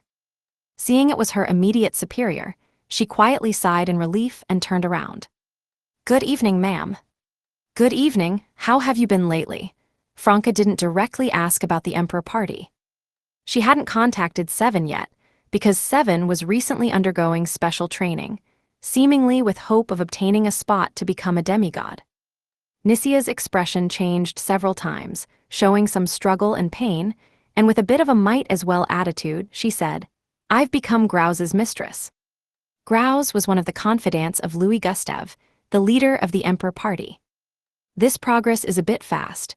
You haven't been a witch for long, haven't you?" Franca didn't ask about Nicia's current feelings, and asked calmly, "Did Grause say anything?" Seeing that her superior didn't inquire about her journey and actual experience of becoming a mistress, Nicia's inner conflict, embarrassment, and irritation subsided considerably. She recalled and said, "He said Louis has been troubled lately, seeming very irritable." The reason seems to be that he can't contact some important figure. Which important figure? Franca asked. Grouse doesn't know either, only that there is such an important figure that gives Louis a lot of confidence. Nicia shook her head. Unable to contact the mirrored Emperor Roselle, Franca suddenly had such a thought. She nodded slightly. Find a way to figure out who that important figure is, and grasp the substantial movements of the Emperor party. After saying this, her figure quickly faded and disappeared from the chair. Nicia quietly watched the lady leave, raised her right hand, and slowly caressed from her cheek to her lips. Franca directly returned to that luxurious villa, without going to report to the Demoness of Black that she had fully digested the affliction potion. Let alone whether the Demoness sect would reward her with the despair potion in a situation where she hadn't made new achievements.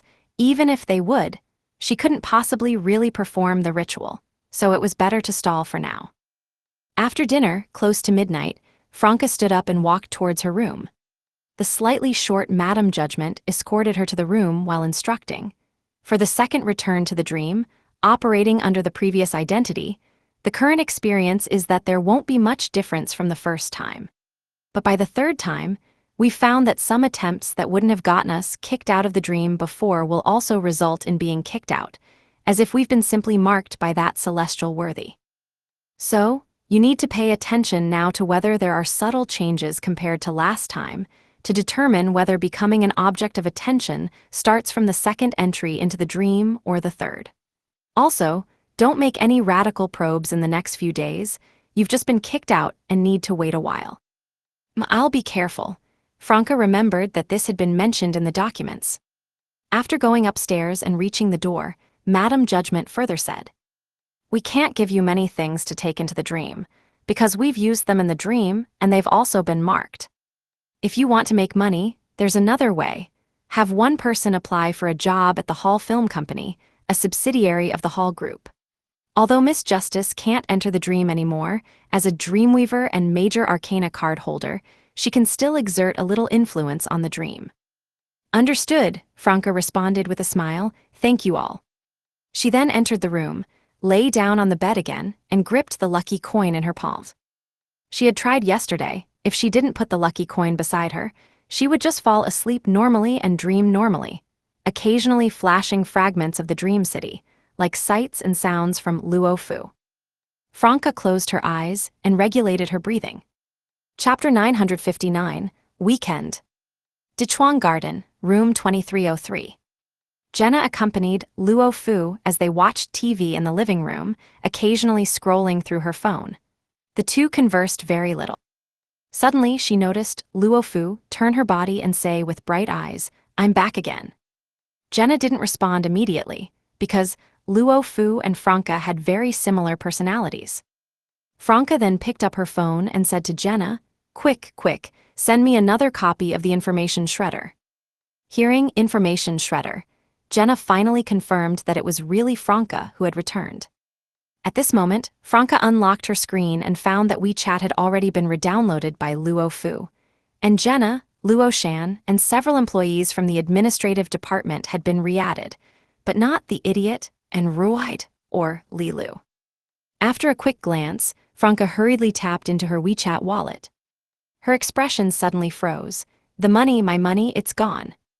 Jenna's pupils dilated as she quickly leaned over, discovering that Franca's WeChat wallet balance was 0 yuan. It didn't delete all the information on my phone, including the money in my online wallet, did it?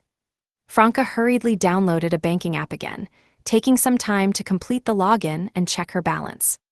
She let out a long sigh of relief, patting her chest. Thank goodness, the bulk of it is still there.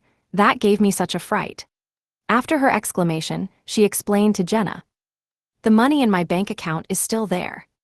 Jenna glanced at her bank card balance and asked thoughtfully, How much money did you originally have in your WeChat wallet? 138 yuan, Franca answered smoothly. I had over 300 yuan in Alipay too. The Alipay app had already been downloaded back by Luofu. She tapped in to check and found there was still over 100 yuan. Franca flipped through the transactions and finally confirmed that this 100 plus yuan was later transferred from the bank card by Luo Fu, with some spent on takeout orders. The previous 300 plus yuan had indeed vanished into thin air. Jenna amusingly pressed her hand to her chest and said, "You only lost about 500 yuan, but you acted like you lost all 120,000 plus. You scared me to death." The 60,000 earned from selling items was currently with Jenna, and she had transferred half to Lumion and Anthony. "Don't say such unlucky things. 500 yuan is a lot. It's enough for us to buy so many things at the wholesale market." Franca thought for a moment and said, "I need to transfer some to Lumion and Anthony. We should each keep some separately in case it all gets exposed at once. I've realized that this is like a game. When you get kicked out of the dream, you might drop equipment and money, and you might not even be able to pick it back up. We shouldn't put all our eggs in one basket. The money in the bank card is still there, but what was on the phone is gone." Jenna pondered and said, "Because at that time you only cleared the phone information with one click, not the bank card information. The loss of money should be an issue with the information shredder, right?" Franca nodded slowly. "This mini-program is really powerful. I suspect it even deleted the corresponding information and backup information on the servers. Only in this way could it deal with mystical photos and prevent our chat records from being found." At this point, Franca frowned slightly and said, "I asked Madam Magician and Madam Judgment. They know every high-ranking member of the Church of Steam, but none of them is called Stiano." Anthony's feeling at that time must have been correct. Stiano should have a close connection with the Church of Steam. Jenna also showed a puzzled expression. "They seem to have suspects. They said they would tell us through the Star Dream Provisions store after confirmation." Franca suddenly looked around, pointed at the ceiling, and said in a lowered voice, "Could it be that one? Only a mini-program made by him could be so powerful, and besides, he can enter with real consciousness." "Maybe." Jenna's voice also became low.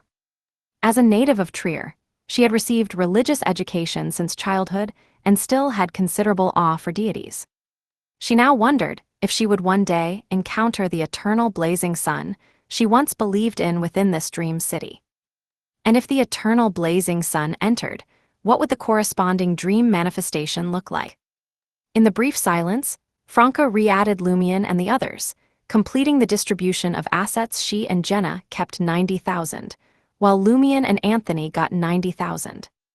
Then, she and Jenna exchanged their feelings about her being kicked out of the dream, and the details they discovered after she returned to reality. She didn't edit all of this into a message to send to Lumion, planning to find an opportunity to meet face-to-face tomorrow to talk in person. This was out of concern that sensitive information might bring about anomalies if sent out and not deleted with the information shredder in time. Madam Judgment had said to behave and be careful for these few days. Chatting until almost 1 a.m., Franca stretched. "Fortunately, Luo Fu didn't spend money recklessly, otherwise I'd be heartbroken. All right, let's wash up and go to sleep. We still need to get up early for work tomorrow. Oh, you can check if Hall Film Company is hiring recently and apply. It matches your profession." The corners of Jenna's mouth turned up in a smile. "Have you forgotten that tomorrow is Sunday?" "Oh, right." Franca was stunned for a moment. "Going back and forth between the dream and reality has confused me. Originally, Luo Fu should have the day off today, but because the group had important matters with VIPs, she worked an extra day. Well, tomorrow I have to take Ludwig to tutoring class again." At Xinheng District, in a rented apartment. Lumion wasn't supervising Ludwig's studies. After receiving Franca's gift and deleting the transfer information, he continued using his phone to search for keywords like Inti's group and VIP. "What are you looking up? Do you need help?" Anthony asked from the side of the table. "Not for now," Lumion answered without raising his head. "I'm collecting information related to Zarathustra, but I can't directly search using that name." Without waiting for Anthony to ask further, he added on his own. "I want to know which hotel Zarathustra is staying at and what his recent itinerary is." "You're planning to," Anthony keenly grasped Lumion's intention. Lumion raised his head, revealing a bright smile. "Yes, to take him out." There's no reason for us to always passively respond to and dismantle the moves of the celestial worthy's subordinates. We can also be more proactive, infiltrate, assassinate, eliminate, make the hidden dangers disappear before they emerge.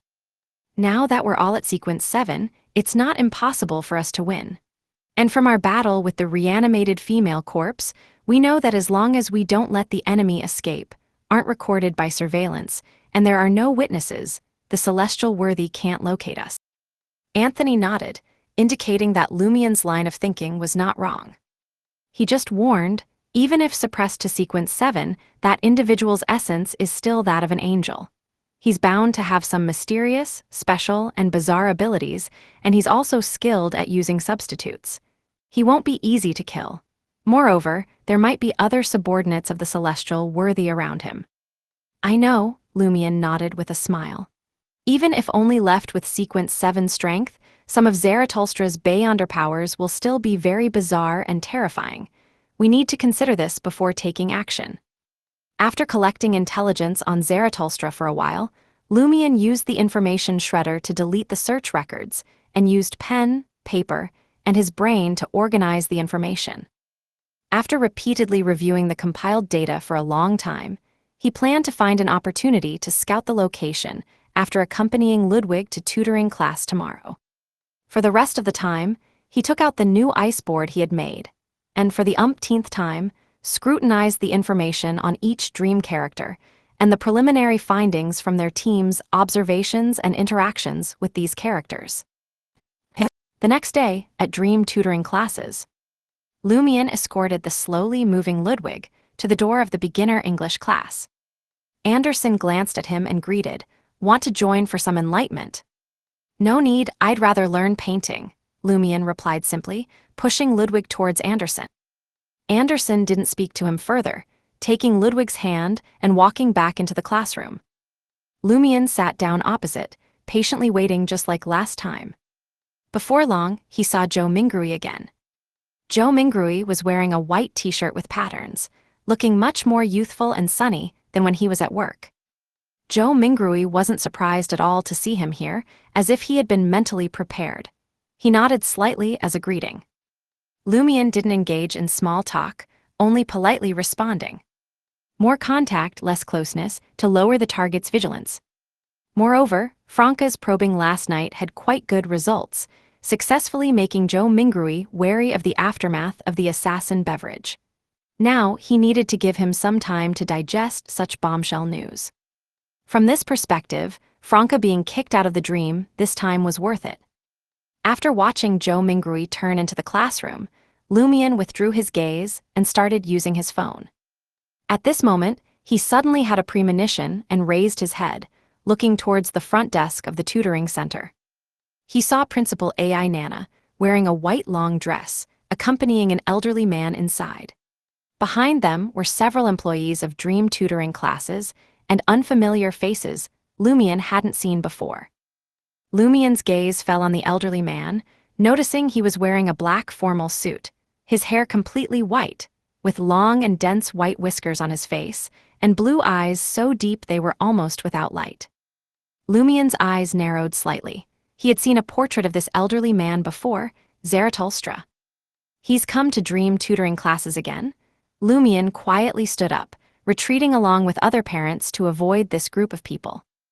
AI Nana led Zaratulstra to stop at the door of the business English class, introducing the relevant situation. Zaratulstra's gaze subsequently turned towards those students. At this point, Lumien had already retreated to the depths of the corridor, stopping next to the fire alarm, and glanced up at the surveillance camera that could capture this area. He watched Zaratulstra from the corner of his eye. If the other party made any unusual movements or tried to talk to Zhou Mingrui, he would first knock out the surveillance camera from a blind spot, then punch the fire alarm to make the scene chaotic, causing everyone to rush out of dream tutoring classes. During this process, he would play the role of a panicked parent, constantly obstructing Zaratulstra's various actions while carrying Ludwig. Chapter 960, Psychiatric Ward. Using the cover of the parents in front, Lumien discreetly observed Zaratulstra's every move.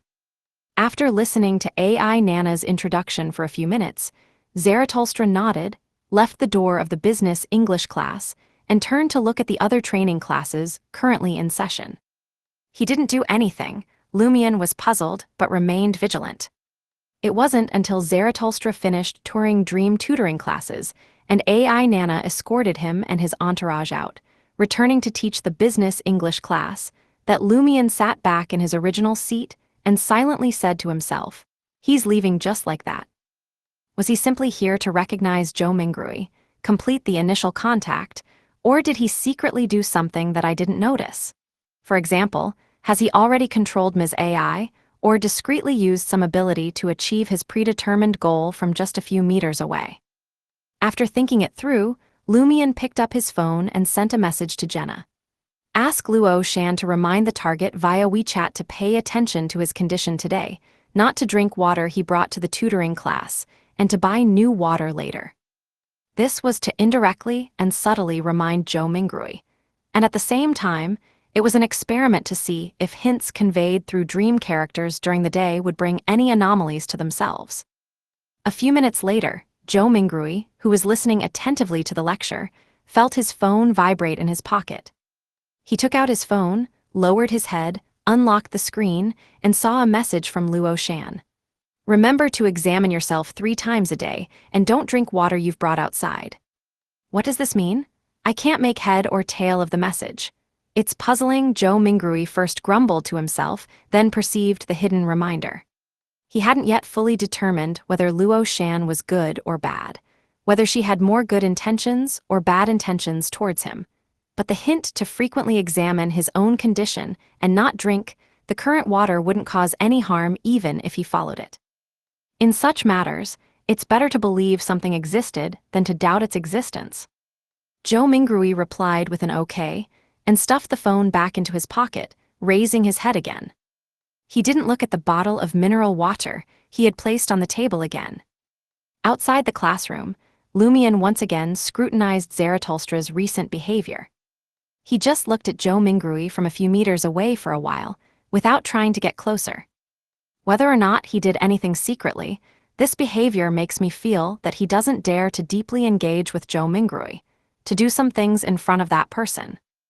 Combined with Franca's morning description of the feeling of being kicked out of the dream, and the overt and covert struggles in the lottery incident, it can be seen that Mr. Fool has a certain control over the dream, at least not much weaker than the celestial worthy. In this situation, if Zarathustra stimulates him and his identity is discovered or locked onto, he is likely to be made into a marionette or kicked out of the dream. In the Dream City, it's not just us who need to be careful. The celestial worthy's subordinates also have to follow the same rules. Thinking of this, Lumion's train of thought became much clearer. He stood up and began pacing in the corridor, thinking about the details of some issues while waiting for the possible consequences of indirectly reminding Joe Mingrui. Walking to the end of the passageway, he casually glanced outside through the window. He suddenly saw that across the street, Zarathustra walked out of the building accompanied by a young girl, followed by his entourage and many unfamiliar faces. Lumion was very familiar with the appearance of that young girl. The Major Arcana card holder, the Hermit, Queen of Stars Catlia. In the Dream City, Ma'am Hermit's role is Huang Jiajia, roommate of Miss Bernie Huang, and because she lost a bet, she always calls Bernie Huang Dad. Mr. Fool's subconscious weaving of relationships is quite interesting. Huang Jiajia's family runs Star Tutoring Classes, which is a competitor to Dream Tutoring Classes, so she used high remuneration to ask Joe Mingrui to enroll in Dream Tutoring Classes to scout the enemy. Is Zarathustra putting on a full show by examining Dream Tutoring Classes competitors as well? Or does he want to do something to Ma'am Hermit's dream manifestation? Speaking of which, the dried mushrooms that prevented Joe Mingrui from drinking the instigator beverage came from Huang Jiajia, grown by the biology teacher Linkage at Star Tutoring Classes, whose prototype is the legendary druid Frank Lee. No wonder those dried mushrooms had supernatural properties. In Mr. Fool's subconscious, any mushroom products sent by Frank Lee might be problematic. Lumion stood at the window, watching until Zarathustra got into a black business car, with Huang Jiajia and others waving goodbye at the roadside, before preparing to walk back to the outside of the beginner English class. Suddenly, he heard a wee-woo sound. It was an ambulance, stopping at the entrance of Star tutoring classes. Not only nurses, but also police officers jumped out. What happened? Was it brought by Zarathustra? Lumion stopped in his tracks and continued observing from afar. Before long, the police and nurses brought out a person from Star tutoring classes. The person was wearing a white shirt and olive green overalls, with longish brown hair and dense body hair. His hands were handcuffed behind his back, and his legs and body were tightly bound.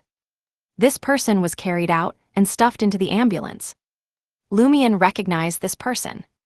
He was Linkage, the biology teacher at Star tutoring classes, corresponding to the prototype character, legendary druid Frank Lee. Why was he arrested, and arrested using an ambulance? Did he cause problems with the mushrooms? Or is this the problem brought by Zarathustra?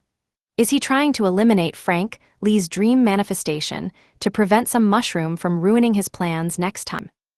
Lumion quickly took out his phone and scrolled through local news and videos. In just a few minutes, he saw related posts. Guys, can you believe it?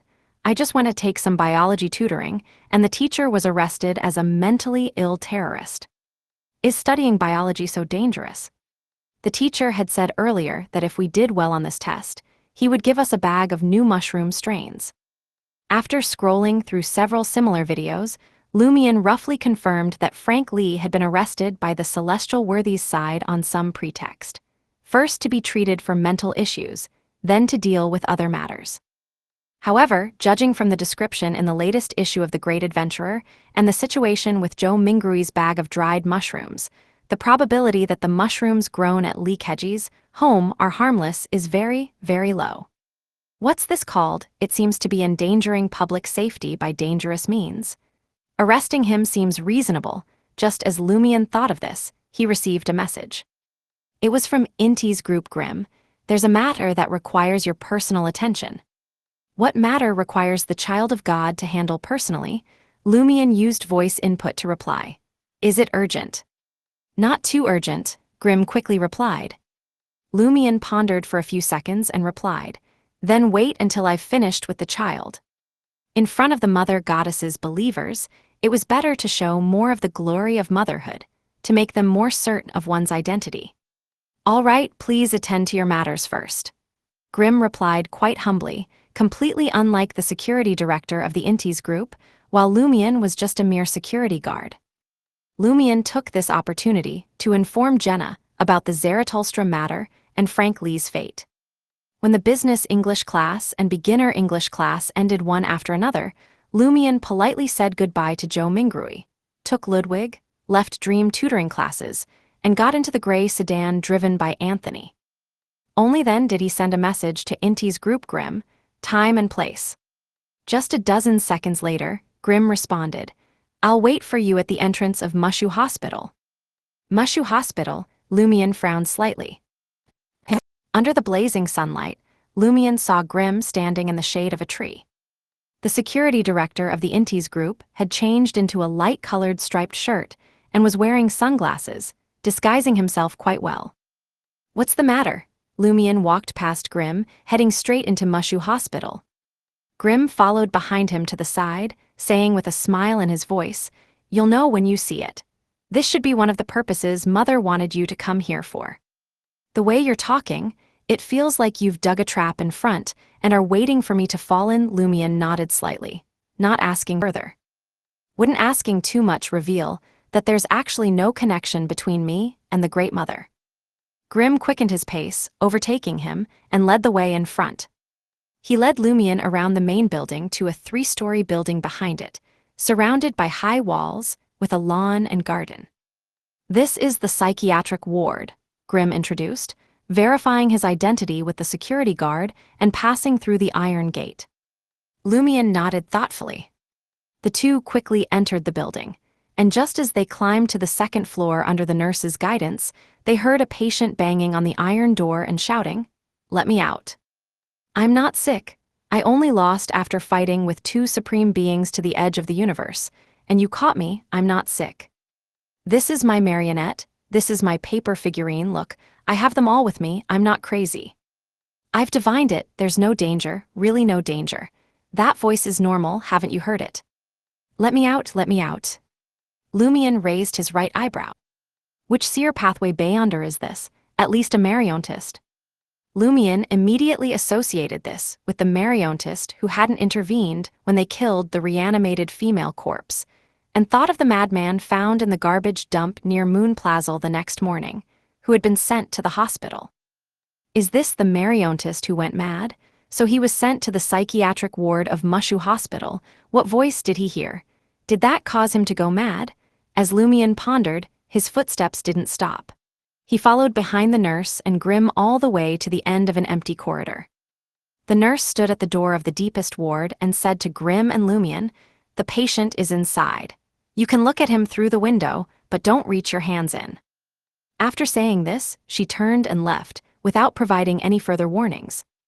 After watching the nurse disappear at the stairwell, Grim smiled at Lumion and said, "Child of God, Linkage is inside."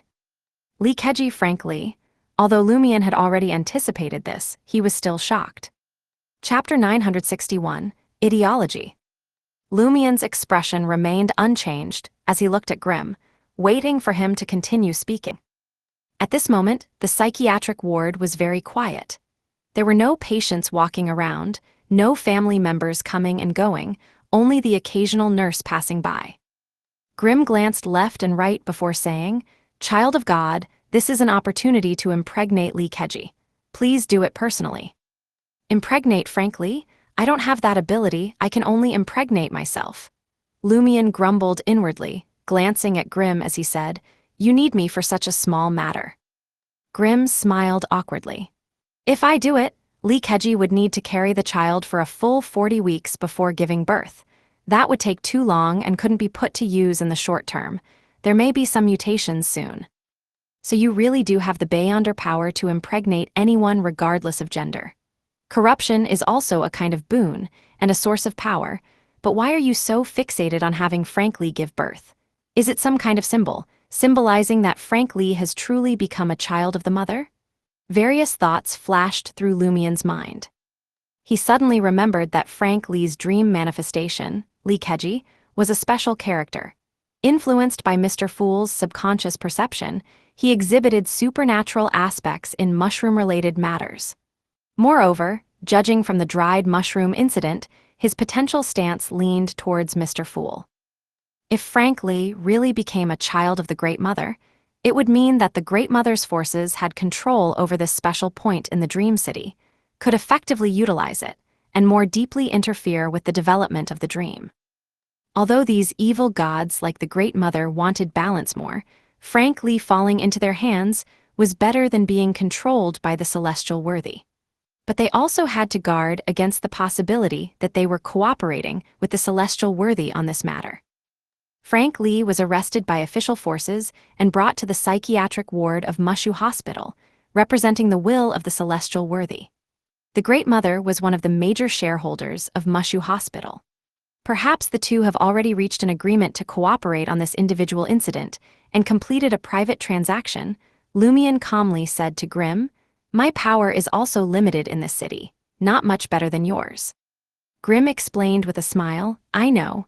This time we just want to use your godhood. Although it's also restricted, it's still godhood. After you impregnate Linkage, the hospital's obstetrics department will provide the corresponding reproductive technology and beyonder power support. Linkage can give birth to the child within 4 weeks. As expected, the obstetrics department of Mushu Hospital is one of the symbols of the Great Mother in this dream. It sounds like it has already been corrupted to some extent, with multiple medical staff becoming children of the mother. If the obstetrics departments of every hospital in the Dream City are thoroughly corrupted over time, and the problem isn't exposed, wouldn't that mean that all newborns in the Dream City afterwards would be children of the mother? Generation after generation, everyone in the Dream City would become a child of the mother, in the end. Whether it's Mr. Fool or that celestial worthy who wakes up, they would bear the identity of being a child of the Great Mother, in a mystical sense.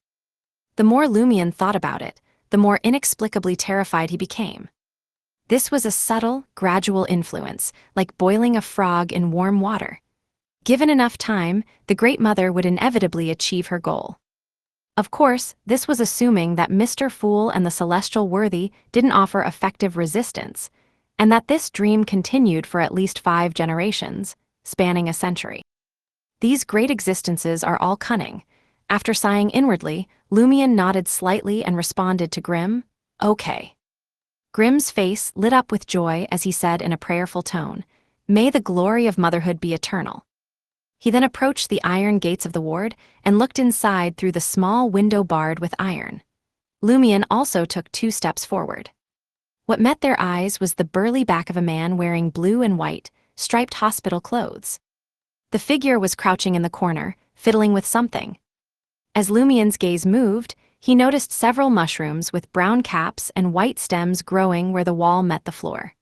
They looked fresh and plump, as if they had just been transplanted from a rain-soaked forest. Bang! Lumion knocked on the iron door, and Grimm yielded the window position to him. Hearing the knock, the figure stood up and dashed to the door, revealing a face with thick facial hair. It was indeed Linkage, the biology teacher from Star tutoring classes, and the legendary druid Frank Lee in reality. Lumion could see that Mr. Fool's dream subconscious had localized the character of Linkage to some extent, not setting him as a foreigner. Thus, his eyes were deep brown, and his facial features were softer. "Finally, someone's here," Linkage said excitedly. "Go tell your dean and department head that I don't have mental problems. It's just that many people can't accept my ideas." His eyes were pure and passionate. "I can only accept them to a limited extent," Lumion, who had read The Great Adventurer 6, Future, muttered silently before asking seriously, "What are your ideas?" Linkage was eager to share. "For humans, the most important thing is food. There are still many people in this world suffering from hunger. To solve this problem, we need some new plants that meet the following conditions. First, they're not picky about the environment. Second, they don't need meticulous care. Third, they have a high annual yield. Fourth, preferably they can be harvested frequently. Fifth, they're nutritionally rich and can meet all human needs. I found that mushrooms meet most of my requirements, but they're not enough. They have insufficient yield, monotonous nutrition, narrow taste range, and so on. I've been thinking about how to make different types of mushrooms that have different tastes, different nutritional profiles, and different characteristics. For example, ones that are pest-resistant, disease-resistant, can grow and reproduce on their own, taste like beef, produce milk when bitten, and have flesh as delicate as fish. Hearing this, Lumion's eyelid twitched. Some of these new varieties sound very similar to those mushrooms from the new city of Silver. Could they all be Frank Lee's inventions? Have I eaten new mushrooms created by Frank Lee? No wonder I felt something was off at the time. Lumion glanced at Grimm before saying to the talkative Linkage, "I can accept your explanation and your ideas. See, those people don't understand science. They even called the police to arrest me." Linkage's eyes brightened. "I've been thinking for a long time and finally came up with a way to realize my ideas." "What is it?" Lumion raised an eyebrow. Linkage said excitedly, "Genetic modification technology." For a moment, both Lumion and Grimm fell silent. After several seconds, Lumion finally grumbled to himself, "So you transplanted all of a cow's genes into a mushroom." Linkage continued, "My research is progressing steadily, and I already have mature samples. Yes, they still have various problems, but that doesn't negate their epoch-making significance. Those mushrooms just happen to moo, or eat grass, or swim, or run, or drink their own milk. These aren't big problems. Yet they think I'm crazy, that I'm endangering public safety." "I think so too." Lumion was momentarily speechless. Grimm was shocked. After a few seconds, he remembered something. "Did you give some dried mushrooms too?" He stopped abruptly, not finishing the question. At that time, monitoring Joe Mingrui's workstation, and having access to all surveillance cameras in the entire building, he had fully witnessed the mutation of those dried mushrooms, and knew their ultimate fate and the potential hidden dangers they had sown. "I did give some to my colleagues at the tutoring center, but unfortunately there were too few to reward the students," Linkage said regretfully. Lumion secretly breathed a sigh of relief and said to Linkage, "Geniuses are always lonely, misunderstood by others." "No, I'm not a genius. I just have an enthusiastic heart and the courage to put ideas into practice," Linkage said, not out of modesty but genuine belief. "Either way, your original intention wasn't wrong." Lumion could only say this. He raised his right hand towards Linkage. Linkage understood his intention and reached his own hand through the iron bars, giving him a high five. "I'll report your situation, but I can't make the decision," Lumion said sincerely. "Thank you," Linkage's face was full of gratitude. As he returned to the bed area to study the mushrooms again, Lumion walked towards the stairwell and said to Grimm, "He's already pregnant." In reality, he wasn't. Before Grimm could respond, Lumion added, "But it will take a week for the embryo to stabilize. Then the obstetric staff can intervene. Before that, no interference can be made." "I see. All right, I'll remind them." Grimm didn't understand to what extent godhood limited by this world could achieve. After leaving Mushu Hospital and watching Grimm leave, Lumion walked across the street and got into the gray sedan driven by Anthony. Looking at the entrance of Mushu Hospital, he pondered for a moment before saying, "Try to rescue Linkage from the psychiatric ward within a week. Otherwise, the false pregnancy would be exposed, and he would inevitably be suspected. Moreover, by then, the bestowed of the Great Mother could still remedy the situation and make Linkage truly pregnant." Just as Lumion finished speaking, he suddenly saw 2 cars stop at the entrance of Mushu Hospital. Among the people getting out were Huang Jiajia, Miss Bernie Huang, and several men in suits. "Is Huang Jiajia bringing help to rescue Linkage?" "Miss Huang won't do anything illegal openly, so those people must be lawyers and some officials trying to get Linkage out through proper procedures. Even if those mushrooms are really like biochemical toxins, Miss Huang can't change the fact that Linkage is guilty and has mental problems. But she can find a way to transfer him to another hospital without keeping him in Mushu Hospital. Does this count as a covert struggle between 2 official forces, symbolizing the confrontation between Mr. Fool and the celestial worthy? Does Mr. Fool's subconscious want to protect Linkage?" Lumion watched thoughtfully. Chapter 962, Anonymous Tip. While Ludwig was making noise eating, Anthony drove the car a bit further to a shaded area to avoid the harsh sunlight. He rolled down the window slightly to create a gap, while Lumion condensed ice cubes to assist the not-so-effective old air conditioner in providing coolness. This way, they waited for nearly half an hour until they finally saw Miss Huang and Huang Jiajia's group coming out of Mushu Hospital. Among them were people dressed as police officers, carrying Linkage with his legs bound and hands cuffed. After watching them get into different vehicles and leave Mushu Hospital, Lumion received a message from Inti's group Grimm. "The target has been transferred to the psychiatric ward of another hospital. He will undergo another mental evaluation and police questioning. In a week, we'll need to take action again." "All right," Lumion handed the phone to Anthony, letting him read the content sent by Grimm.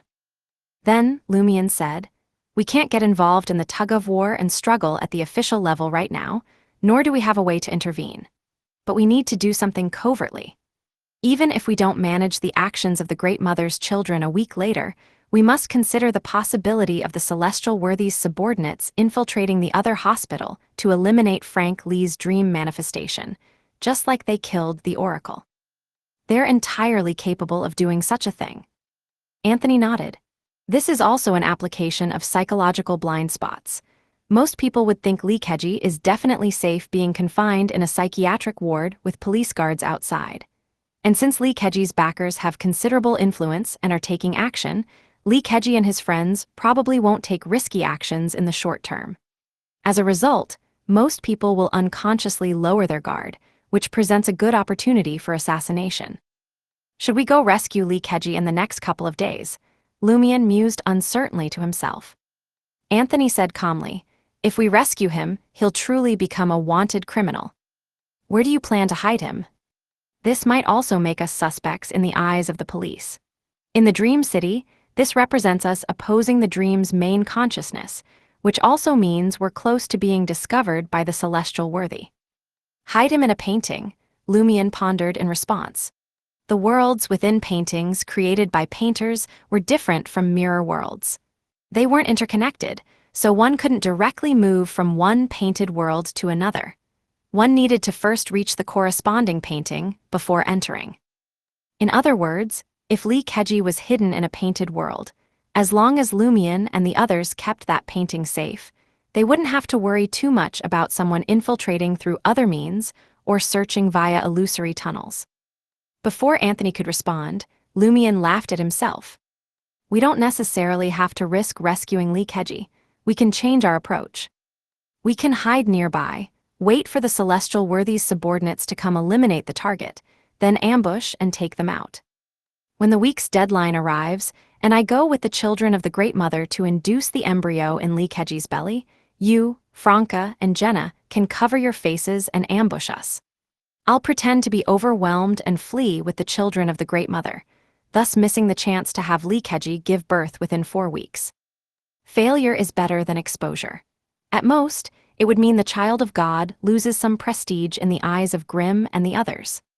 At this point, Lumion picked up his phone and sent a message to Jenna. Be sure to protect Luo Shanwell recently. Since Zarathustra and the celestial worthy's subordinates he represented were eliminating certain dream characters, including those who had directly or indirectly helped Zhou Mingrui. Luo Shan, who had recently reminded Zhou Mingrui, might be one of their primary targets. Lumion had previously shared information about Zarathustra, so Jenna and Franca easily understood his meaning and replied with an okay. Both parties then used the information shredder to delete their chat history. Where to now? Back. Anthony glanced at the still rather bright sky. After careful and repeated consideration, Lumion said, to Star Dream Provision Store. Anthony didn't ask why. He rolled up the window and drove off. About 20 minutes later, they arrived at their destination. While Anthony took Ludwig to queue at a nearby shop selling gyukui, a type of Chinese flatbread, Lumion entered Star Dream Provision Store and approached the cashier, politely asking the shopkeeper, "Is there any mail for us?" The shopkeeper, occupied by her phone, nodded and took out a letter, tossing it onto the counter. Lumion opened it on the spot and began reading. Regarding the matter of Mushu Hospital's associate dean, we've communicated with the Sanguine Duke and high-level blessed of the Church of Earth Mother. So far, we haven't found anything unusual about Matriarch Roland, and the blessed haven't received any warnings from Earth Mother in this regard. Are you wondering if the Dean of Mushu Hospital might be the dream manifestation of Earth Mother? We can assure you that it hasn't reached that level yet. This is based on divine revelation, so don't worry about what the Dean of Mushu Hospital is called, unless it's Umbella. Madam Magician, you're quite skilled at telling horror stories too, worthy of being a great writer, Lumion grumbled, continuing to read. The name Stiano was quite famous in the fourth epic. His full name is Yug Stiano. He was one of the founders of the Moses Ascetic Order, but later left the order and disappeared for a long time. It's said that after the War of the Four Emperors and before the Pale Disaster, he became a true god. Yes, you've probably guessed who he is now. Also, remember, when you return to reality, don't speak this name in any language with supernatural power. It's really the god of steam and machinery. I actually added a true god on WeChat, and he even helped create a mini program. He's quite friendly and approachable. I wonder how Anthony would react if he knew that was the true god he once believed in and probably still has some faith in. Would his emotional changes break through a spectator's instinctual control? Lumion stuffed the reply letter into the traveler's bag. Next, he took out his phone and sent a WeChat message to Anderson Hood. Why don't you turn yourself in? After 3 or 4 minutes, a name that leaves a deep impression on you replied. Over the years, there haven't been many people who could confuse and surprise me for a while. You're now one of them. Are you planning to report clues about Danitz's death to the police? Lumion brought the phone close to his mouth and smiled as he said, I plan to write the names of all suspects in Danitz's murder in a tip-off letter and submit it to the police department, using official power to trouble that person. Hopefully, it will cause him significant trouble. In others' eyes, what the mute did is no different from what you did. Since that's the case, why don't you just turn yourself in? This way, I won't need to write the tip-off letter." These words were quickly converted to text and sent to Anderson Hood. Anderson Hood promptly replied, "Are you worried that if you write the tip-off letter, you'll also be targeted by the authorities? So you're instigating me to turn myself in to minimize the risk you need to bear." Don't worry, the mute mainly made Demoness less vigilant and alert, but didn't actually do anything. He left no traces at the scene and used the power of paintings to create a strong alibi.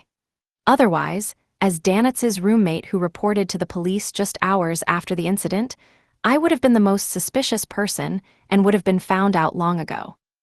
That person is also very cautious and didn't leave any effective clues. However, troubling him a bit, distracting his attention, and making the police truly notice this name is not a bad idea.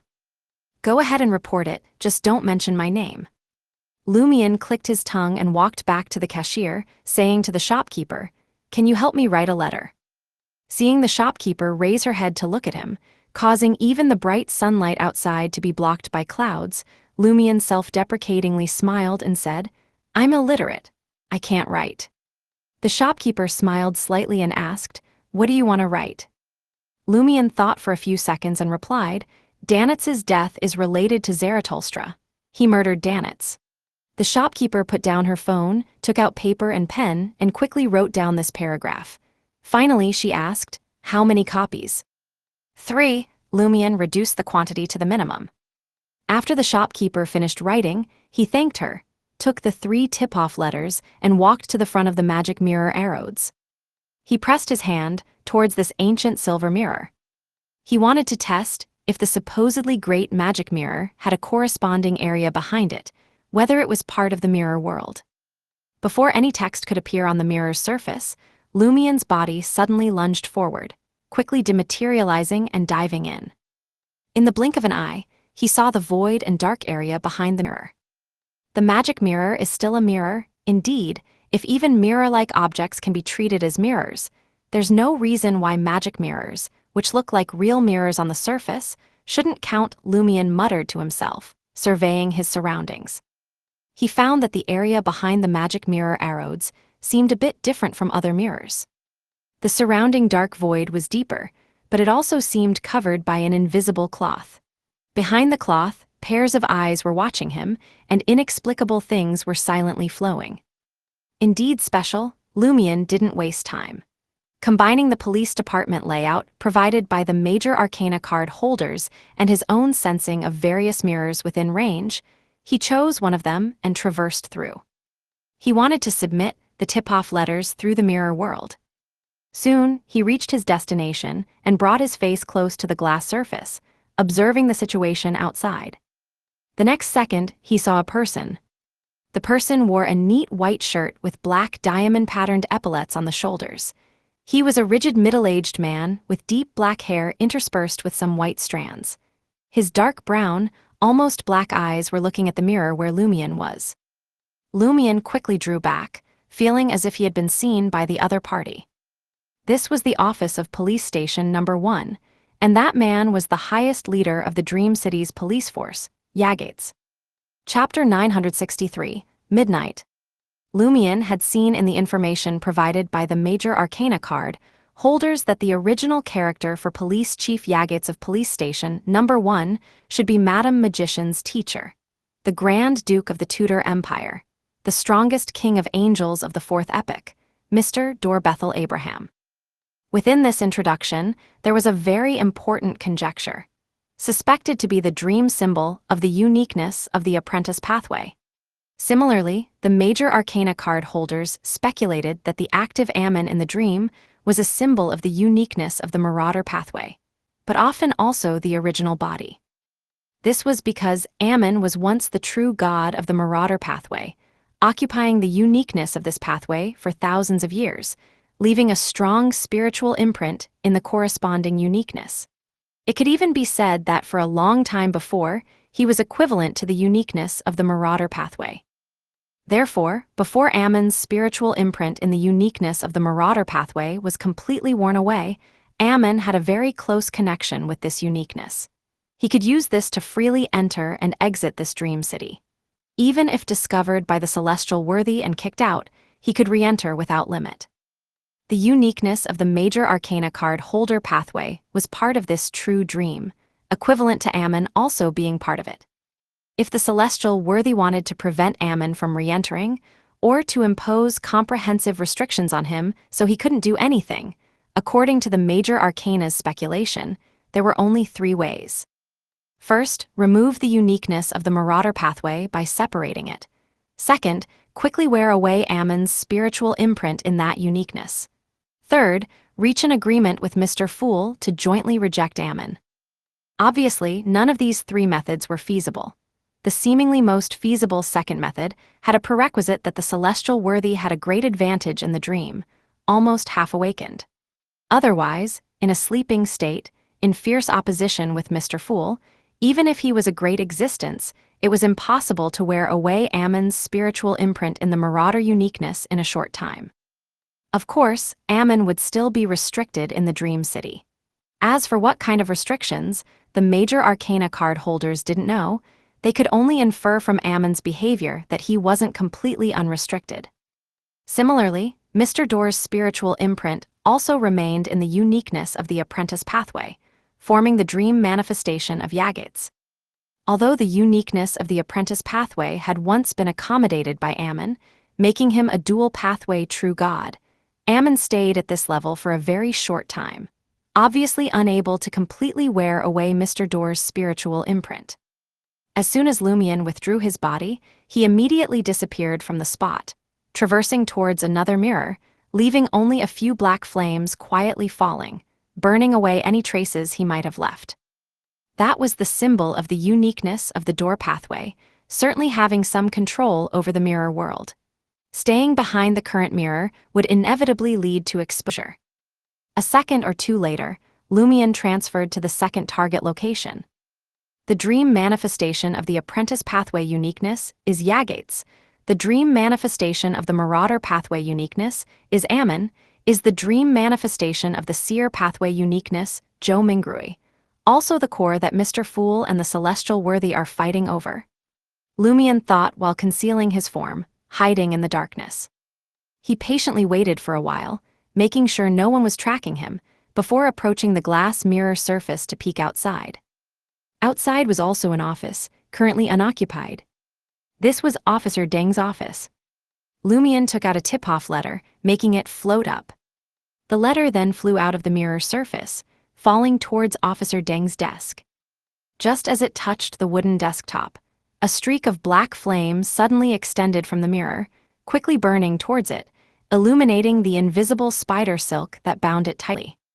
The black flames enveloped the letter, burning away residual traces and some of the spider silk, while the remaining silk retracted behind the mirror. Lumion changed his position once again, traversing to the third mirror. Outside was still an office, belonging to another police officer, William Wang. He was a very powerful police officer, corresponding to the real-life figure of the former king of the Lone Kingdom, William Augustus VI, a deceased person. The major arcana card holders were actually a bit confused. Mr. Fool's incarnations walking in the world had no intersection with William Augustus VI, so why did this deceased king have a corresponding manifestation in the Dream City? Similar situations included William Augustus I, Henry Augustus I, and other ancestors of the Augustus family who were active in the police station or court of the Dream City, surnamed Wang, the same character for king. The major arcana card holders could only assume that Mr. Fool had many very ancient incarnations.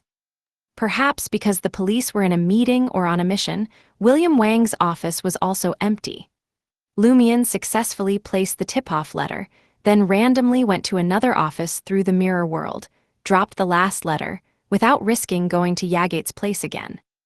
Then, he returned to Star Dream Provisions Store, coming out from the mirror area corresponding to the magic mirror arrows. "Can I borrow paper and pen again?" Lumion walked to the cashier and asked politely. The shopkeeper put the paper and pen used for writing earlier on the counter.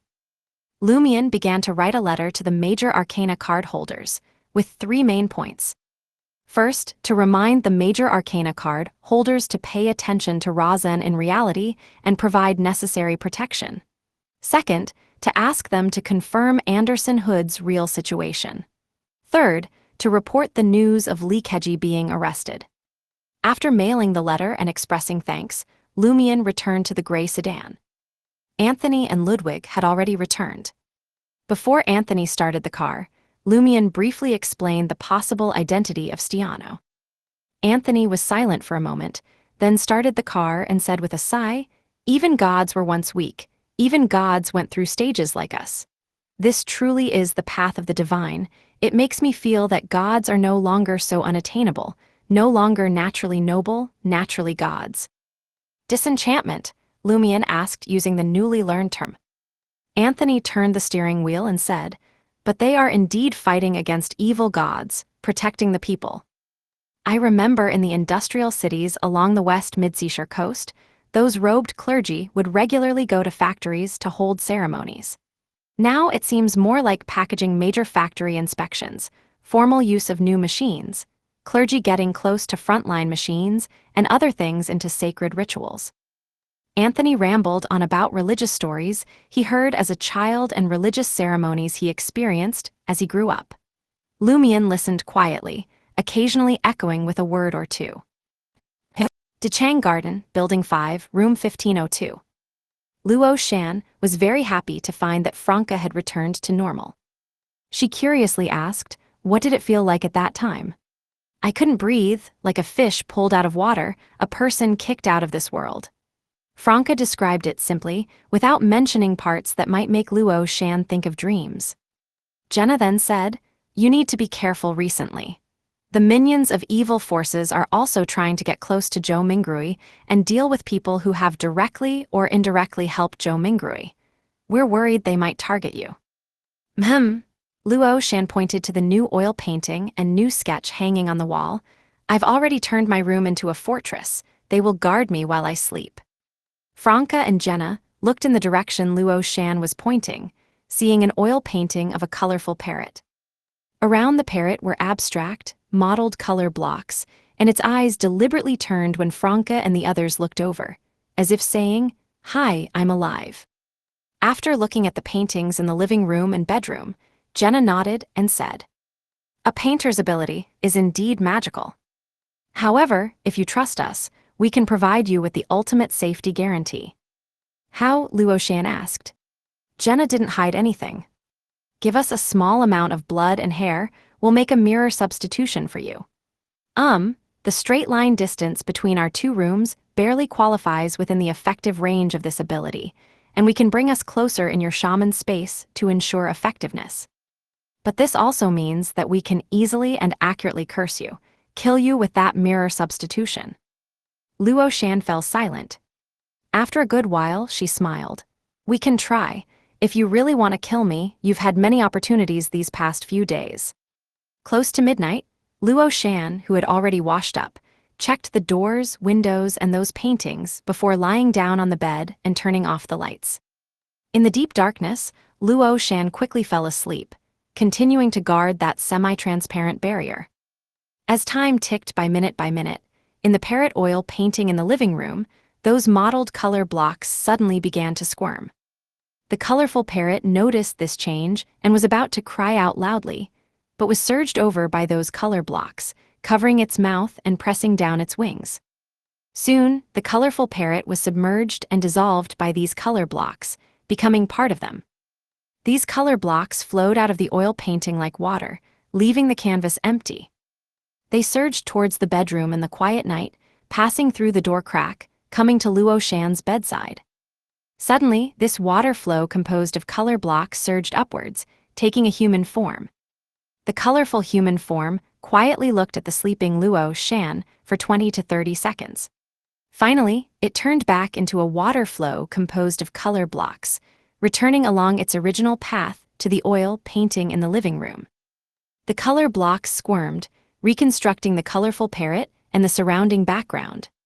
The parrot was identical to before, its eyes still lively. The next morning, Luo Shan woke up.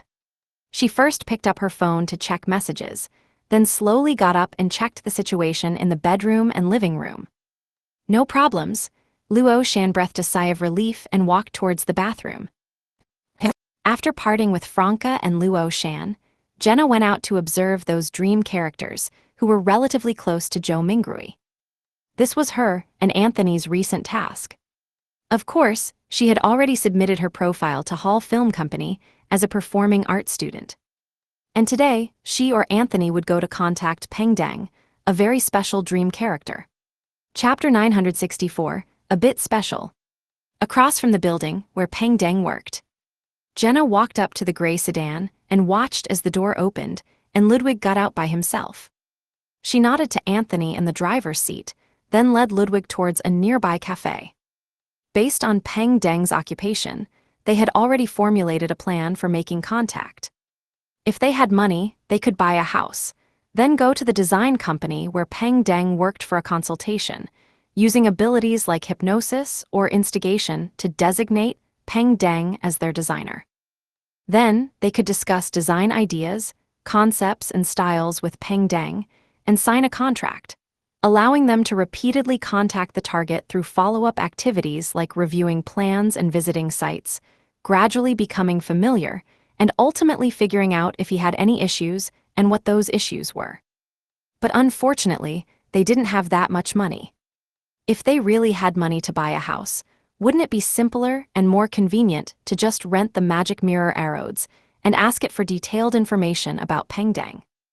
So Anthony only planned to execute the first half of the plan, fabricating the fact that he owned a house, using home renovation as an excuse to go for a consultation, using his hypnosis ability to get the company boss to assign Peng Deng to talk to him, and finally leaving with the excuse of needing to think it over without signing a contract.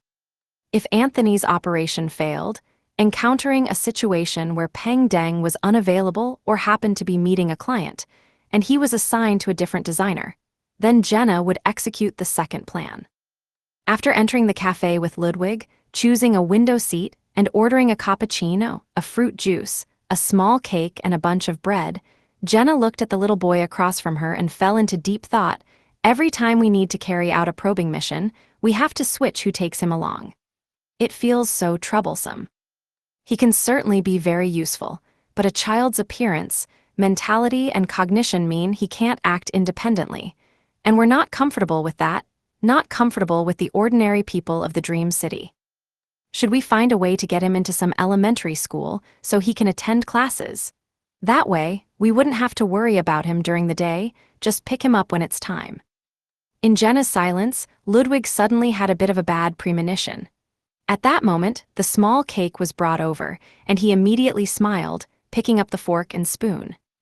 Jenna thought for a while, but still gave up on the idea of sending Ludwig to elementary school. That wasn't like going to cram school, which only took an hour and a half with breaks in between and parents waiting outside.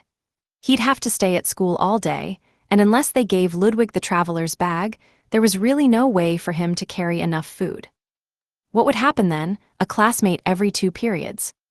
Meanwhile, Anthony saw Peng Deng enter the building. After 9 o'clock, confirming that Peng Deng hadn't left, he got out of the car, entered the building, took the elevator, and arrived at the design company called Shengwei. Anthony said to the receptionist, "I called earlier to inquire and made an appointment."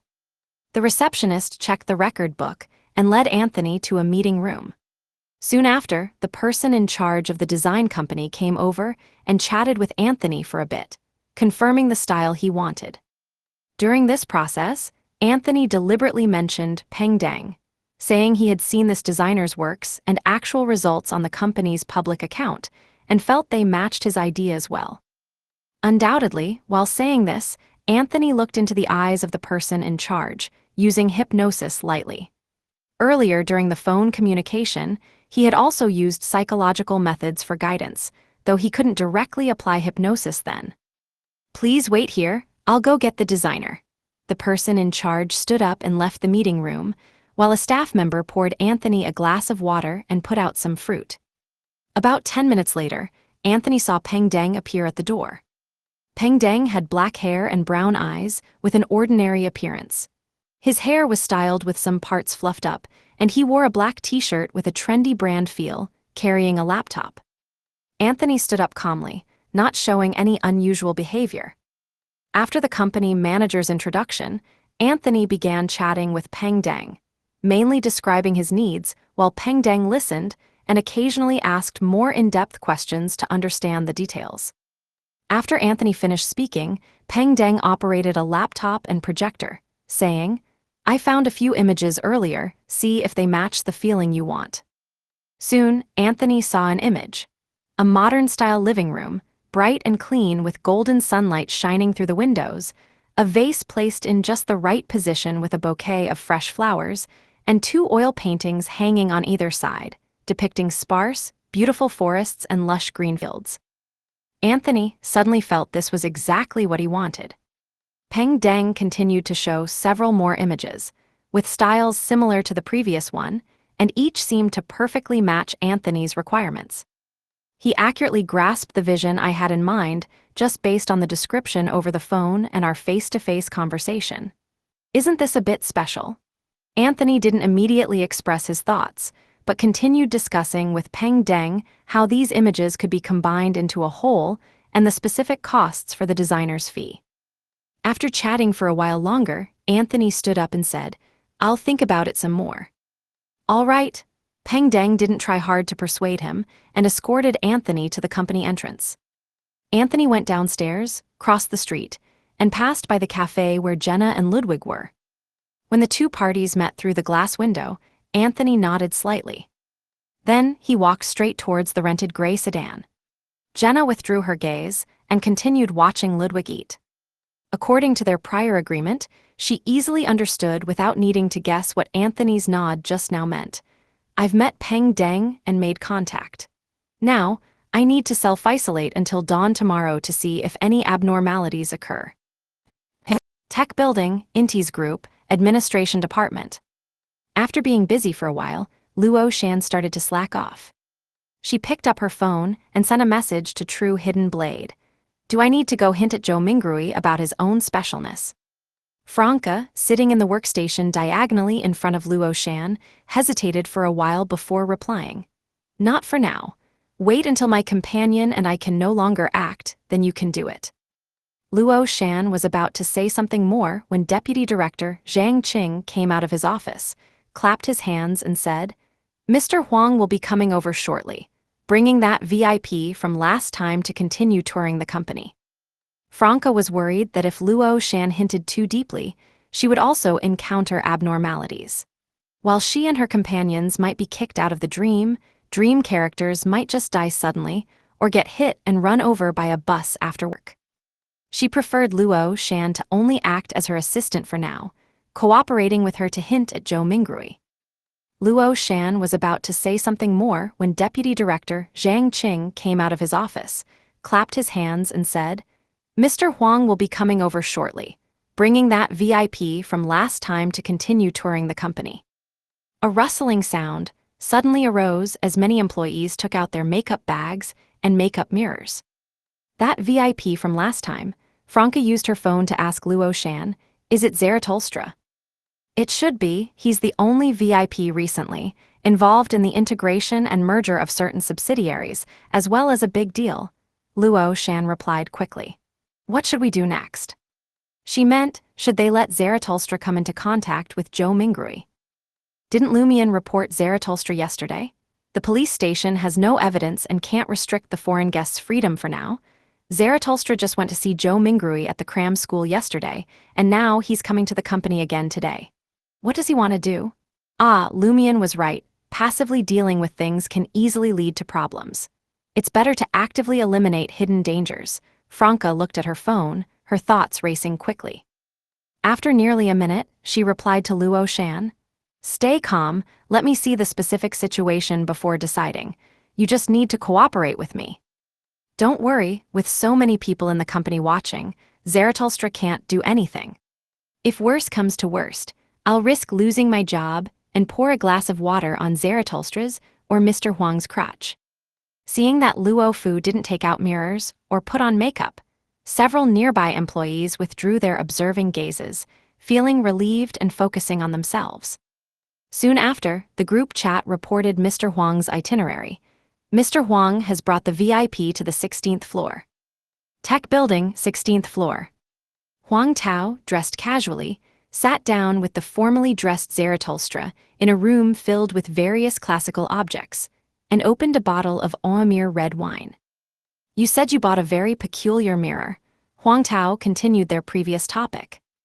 Zarathustra smiled and said, yes, it possesses a kind of magic. It can let us see our inner selves. As he spoke, the old man's deep blue, almost black eyes moved slightly, and he took out a small mirror with a classical design, luxurious style, and inlaid with gems from his suit pocket. At this time, his and Huang Tao's entourage had all been left outside the current room, with only a few security personnel guarding at the door, not approaching them. Look, this is how I appear in the mirror. Zarathustra placed the mirror in front of his face. Huang Tao leaned in and saw that the reflection in the mirror was not the elderly Zarathustra, but a man in his 30s with deep black hair and ordinary features. Could it be a high-tech mirror with artificial intelligence? Huang Tao mumbled based on his experience and understanding. Would you like to try? Zarathustra asked him. Sure. Huang Tao took the mirror with interest, quietly checking if the item had any hidden switches and what material the mirror surface was made of. He didn't find any issues, so he brought the mirror up to his face with curiosity. He then saw himself in the mirror. It was completely different from what he had imagined. The him in the mirror was a woman, wearing an ornate golden crown, with slightly curly chestnut hair, blue eyes, a high nose bridge, thin lips, and an alluring appearance with an indescribable charm. Huang Tao was stunned, as if he had seen the anima in his heart. Lumian, who started his middle shift today, only needed to arrive at the company before 4:30 p.m. Since late last night, he had been using the mirror world to sneak into a hospital called Crimson Moon, where Linkage was currently being held. Chapter 965, Experimenting Again. Lumian hid behind a mirror-like object on the corridor wall, gazing at Linkage's hospital room through the hard barrier. He had maintained this position for many hours, only occasionally adjusting to relax. He had waited all night, but hadn't seen Zarathustra or other subordinates of the Celestial worthy come to eliminate Linkage. After an unknown amount of time, as sunlight shone in from the other end of the corridor, different rooms in the psychiatric ward gradually became lively. Someone was singing loudly, someone was banging on doors, someone was knocking on something unknown, as if calling for breakfast.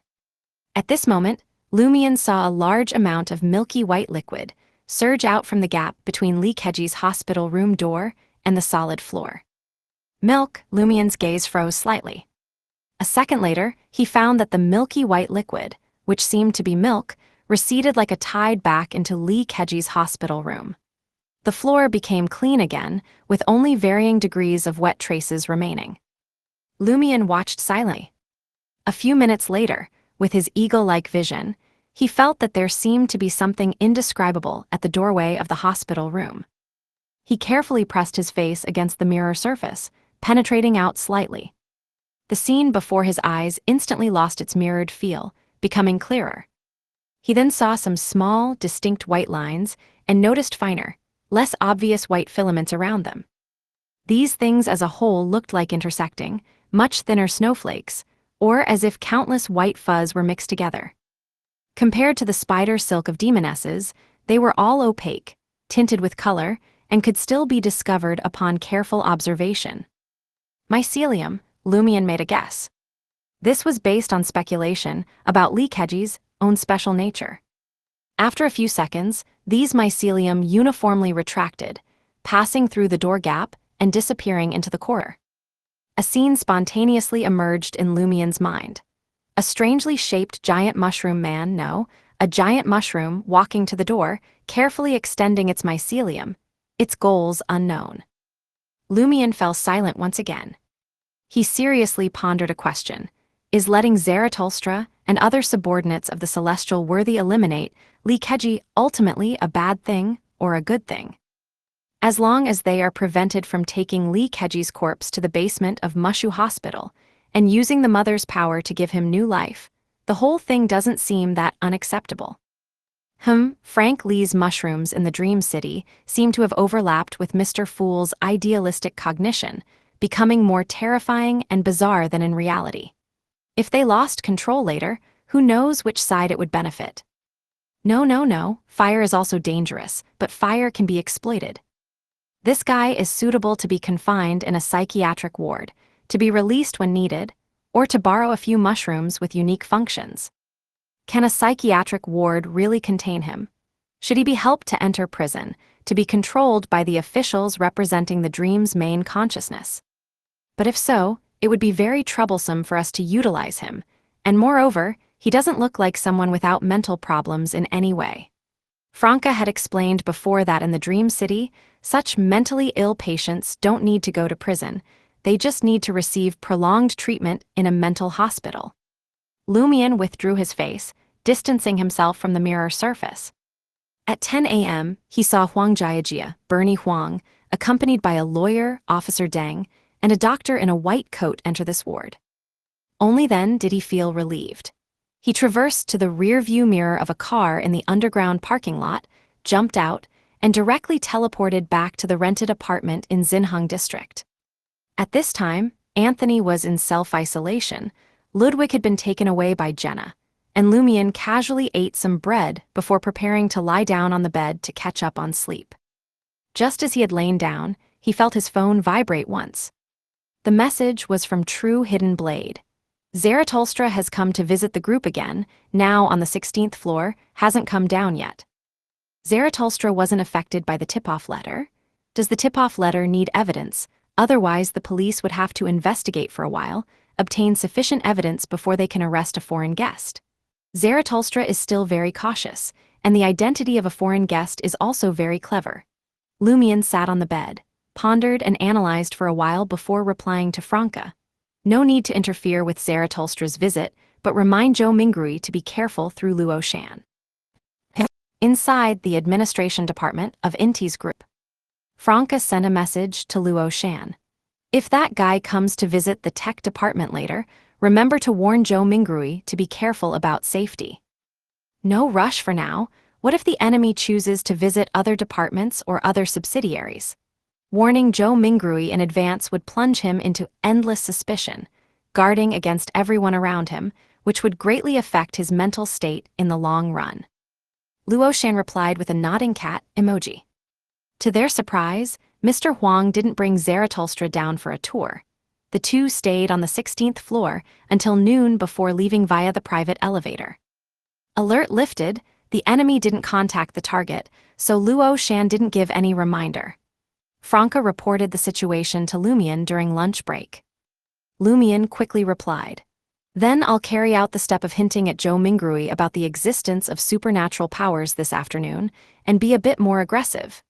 You, Jenna, and Anthony, from now on, don't contact me, delete the chat history, even my WeChat and QQ numbers, and add them back tomorrow afternoon." Won't this get mixed up with the results of Anthony's probe of Peng Deng? If he gets kicked out, we might have trouble distinguishing if it's Peng Deng's problem or something related to your side. Franca raised a detailed question. It won't. We isolated from each other last night.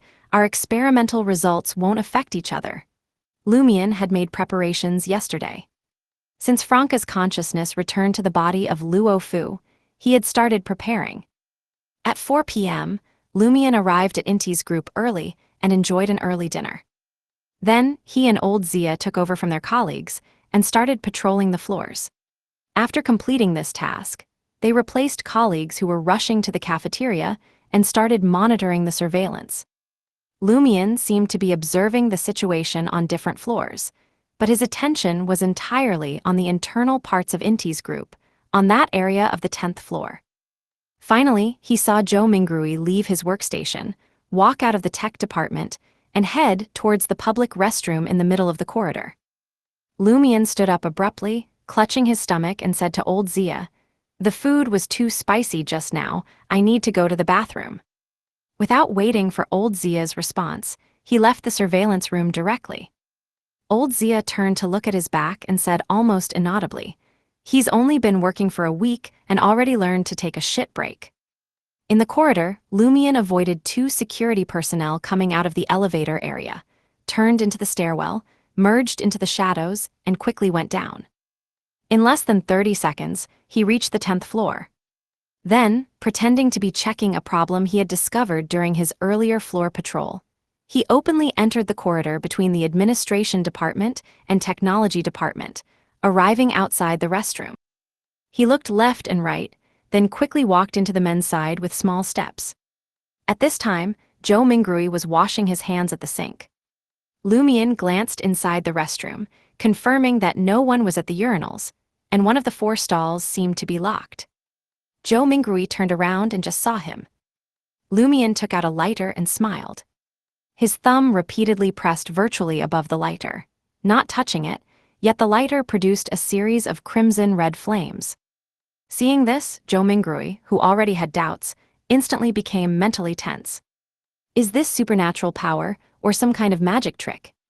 Lumion stepped back twice, pressing his other hand on the edge of the men's restroom door frame, quietly activating a black mark on his body. Bottle of fiction. He isolated the area of the sink from the rest of the bathroom and the space outside. Lumion looked at Zhou Mingrui, who seemed ready to lash out at any moment, and smiled slightly. I've drunk a beverage called Hunter. You really do have issues. Zhou Mingrui's eyes narrowed imperceptibly, his doubts and worries of many days finally becoming reality. Lumion turned his head to glance towards the urinals.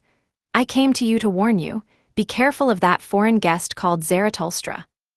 Zarathustra, Zhou Mingrui had a deep impression of this long name.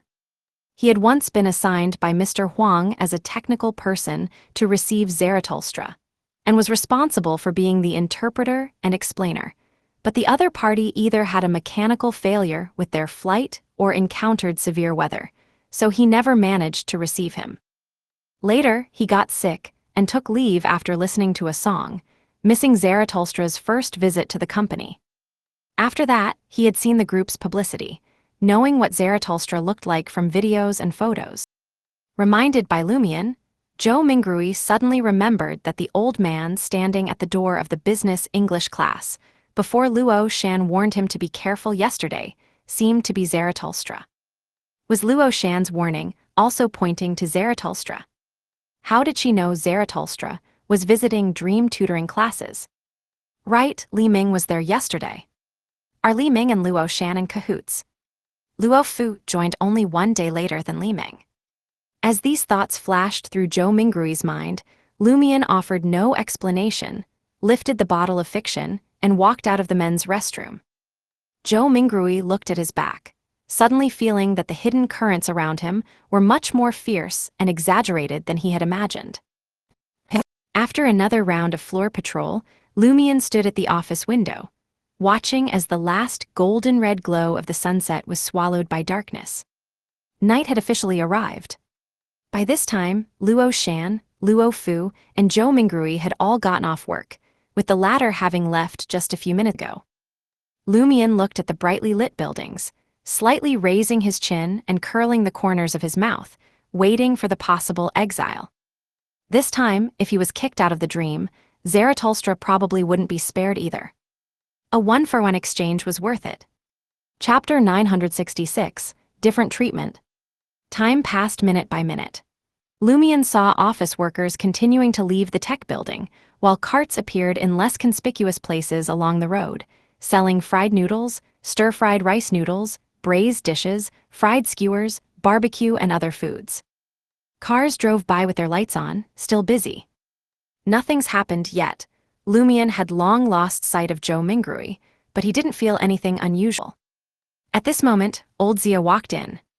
Let's go patrol again, so Team Lead Su doesn't say we're hiding in the office slacking off. Okay, Lumion nodded. Then, he saw old Zia turn his body somewhat awkwardly. What's wrong, did you hurt your back? Lumion stopped, still close to the window. Old Zia turned his head, his expression unchanged as he said, I'm not, what ah. As he spoke, his lips sometimes paused mid-movement, and his accent changed. Before Lumion could respond, old Zia looked away and continued walking towards the door. His knees, ankles, arms, and shoulders seemed as if filled with lead, heavy and stiff, with a sense of sluggishness. Lumion suddenly recalled the puppet show he had seen in the basement of the Alone Bar in Trier, feeling as if invisible strings were tied to all of old Zia's joints. Old Zia now looks more like a puppet than a human. Has he been marionettized? My thoughts also seem to be lagging. Am I also being marionettized? Lumion was startled. He lowered his head and tried to raise his right arm. In his view, his arm lifted, paused, lifted again, and paused again, as if watching a video with slow internet speed. Indeed, Lumion's first reaction was that the celestial worthy was marionettizing him, but he didn't feel the painful discomfort of a fish leaving water or a person leaving air that Franca had described. He immediately thought of another possibility. Zarathustra or other subordinates of the celestial worthy were hiding in the shadows, trying to deal with him. Lumion slightly moved his neck, turning his gaze to the window outside. He found that the vehicles on the road all paused simultaneously, but without the forward surge that would occur with sudden braking. After a brief freeze, these vehicles started moving again. 2 seconds later, they stopped again. This made Lumion feel as if he was watching surveillance footage, frame by frame. Not only the vehicles, but the vendors selling fried noodles and their customers also showed similar, abnormal stuttering. Such large-scale, marionettizing in the Dream City can only be done by the Celestial Worthy or Mr. Fool. The anomaly has come. Lumion tried hard to concentrate, preparing to actively exit the dream.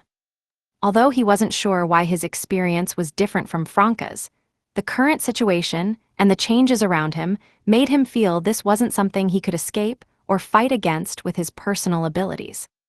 The only solution was to actively exit the dream before becoming a marionette himself.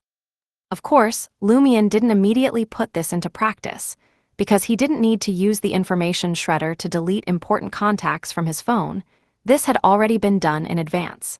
He still had some time to experience the current changes and see if he could observe any hidden information.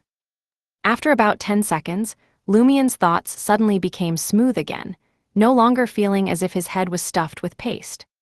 It's over, no more marionetization. Lumion, already looking outside, noticed that the vehicles on the road no longer had strange pauses.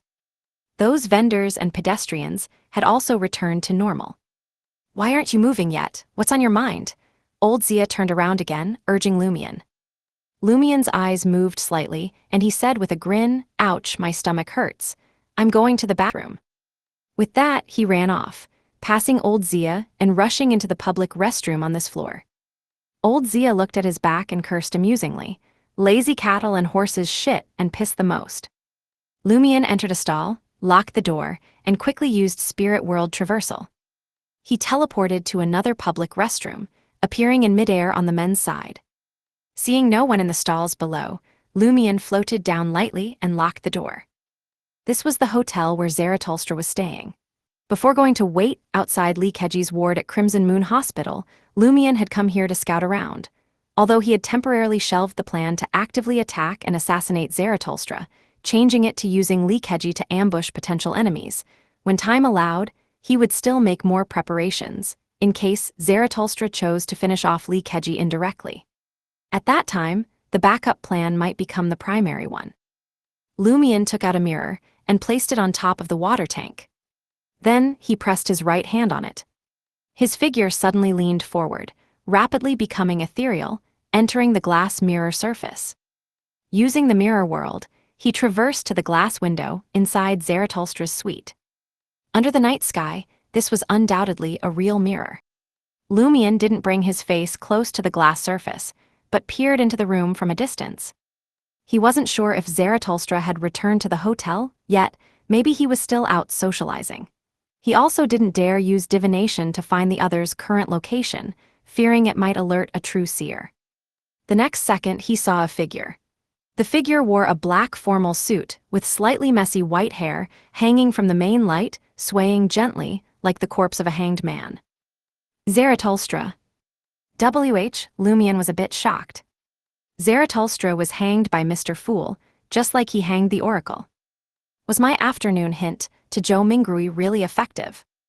I originally only thought about getting Zarathustra kicked out of the dream, and I was prepared to pay the price of one entry chance for the dream. As Lumien's thoughts raced, he saw twisted, writhing, transparent maggots falling from Zarathustra's body. These worms quickly faded and disappeared as soon as they fell onto the bed and floor, as if they were just illusions.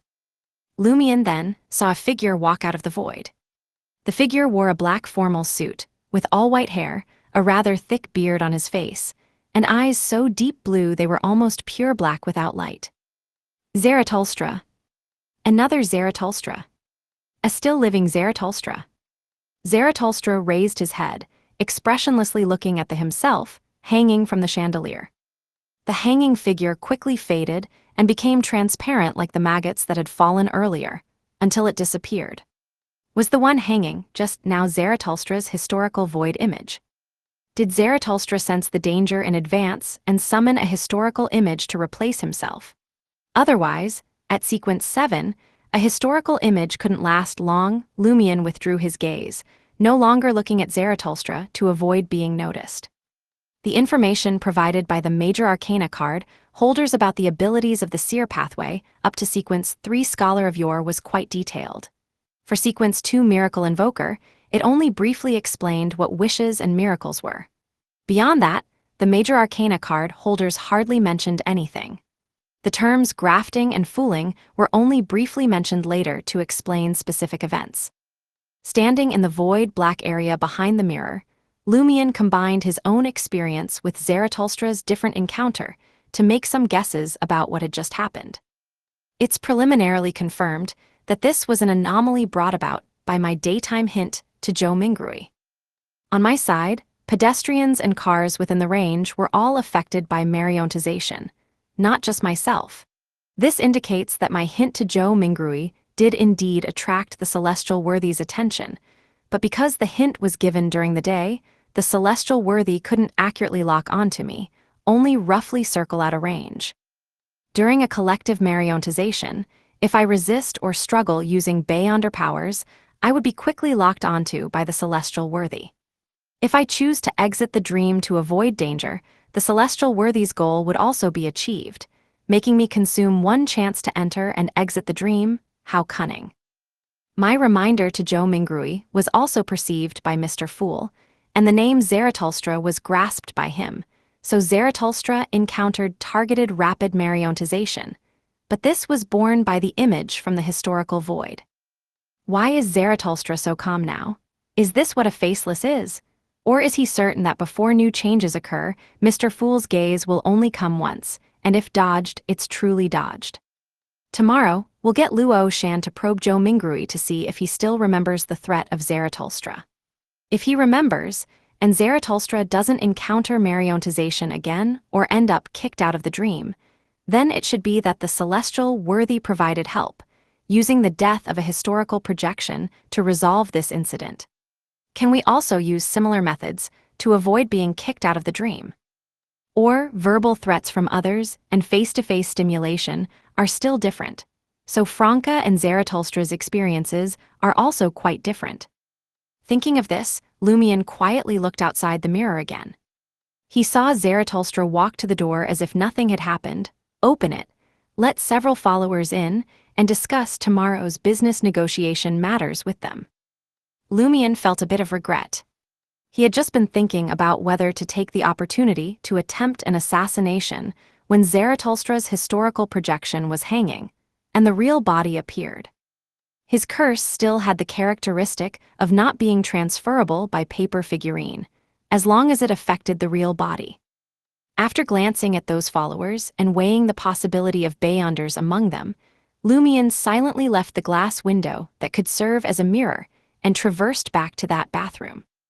He had just left for 2 seconds when Zarathustra and his followers in the room either half-turned their bodies or turned their heads, all casting their gazes towards the glass window at the edge of the living room reflecting the night scene. In a cheap motel, Anthony, who was self-isolating after contacting Peng Deng, sat on the edge of the bed, waiting for a possible anomaly. Chapter 967, A New Problem. Anthony hadn't drawn the curtains in his room, as he still needed to observe the situation outside. This was to compare with his own condition. After sitting for a while, he stood up and walked to the window, admiring the city scene that was still glittering even in the deep night. At this moment, he felt a strong dizziness. He immediately realized that the air around him had been suddenly drained. No, a more accurate description was that he had been thrown out of the world, separated from the air. At the same time, his thoughts began to become confused and sluggish. His hands involuntarily reached for his throat, wanting to pull out his trachea and plug it back into the original world. This is very similar to Franca's description. Contact with Peng Deng also leads to being kicked out of the dream. More importantly, I contacted the target during the day and didn't hint at the existence of supernatural powers or hidden bizarre events. Contacting Zhou Mingrui in this way wouldn't cause problems. Is Peng Deng more special than Zhou Mingrui?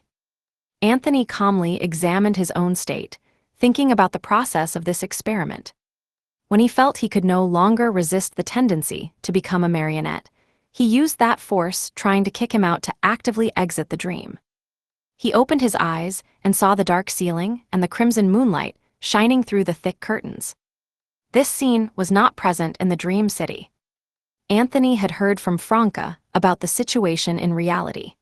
After briefly confirming the things he was carrying and the state of his body, he got out of bed and walked towards the bathroom. He had also planned to go to the bathroom in the dream city. After a while, Anthony heard a knocking sound on the door. Without needing to ask, he naturally knew that Madame Justice and Madame Susie were outside. Anthony opened the door and, as expected, saw the Major Arcana card holder and the gentle, intelligent golden retriever. Before he could greet them, Madame Justice asked in a soft voice, "Why did you suddenly leave the dream?" "I was kicked out," Anthony replied, slightly confused. Madame Justice shook her head. "Although I can no longer influence Mr. Fool's dream, I have been monitoring the changes in the dream. I didn't notice any signs of you being rejected by the dream." But Anthony didn't question Madame Justice's statement. He recounted in full detail how he had contacted Peng Deng, how he had self-isolated, and what he had just experienced. Madame Justice didn't interrupt Anthony's words, listening patiently and attentively to his statement. Then, she nodded gently and said, "I believe what you felt was inner fear. Your fear turned the description from Two of Cups into reality, making you mistakenly believe you were being kicked out of the dream, so you chose to actively leave. As a psychiatrist, both you and I know very well that this level of fear without warning, is not normal at all. This is the anomaly brought about by your first contact with Peng Deng during the day. Fear, the contact with Peng Deng triggered my fear of being kicked out of the dream, and let it reach its peak in the early hours, evolving into an almost tangible hallucination." Anthony recalled the previous events and agreed with Madame Justice's speculation. He muttered thoughtfully, "Is this also a manifestation of being watched by that celestial worthy, a symbol of one of his abilities? Or is Peng Deng's uniqueness not directly related to that celestial worthy, but has another source? We're not sure either, because Peng Deng's role and position in the Dream City are too special. We put him in the last few steps when it comes to confirming the situation. Unfortunately, we couldn't influence the dream anymore before we got to that part of the process. This time can be considered our Tarot Club's first real contact with Peng Deng." At this point, Madame Justice's emerald-like eyes moved slightly, her mouth half open, stopping her subsequent words.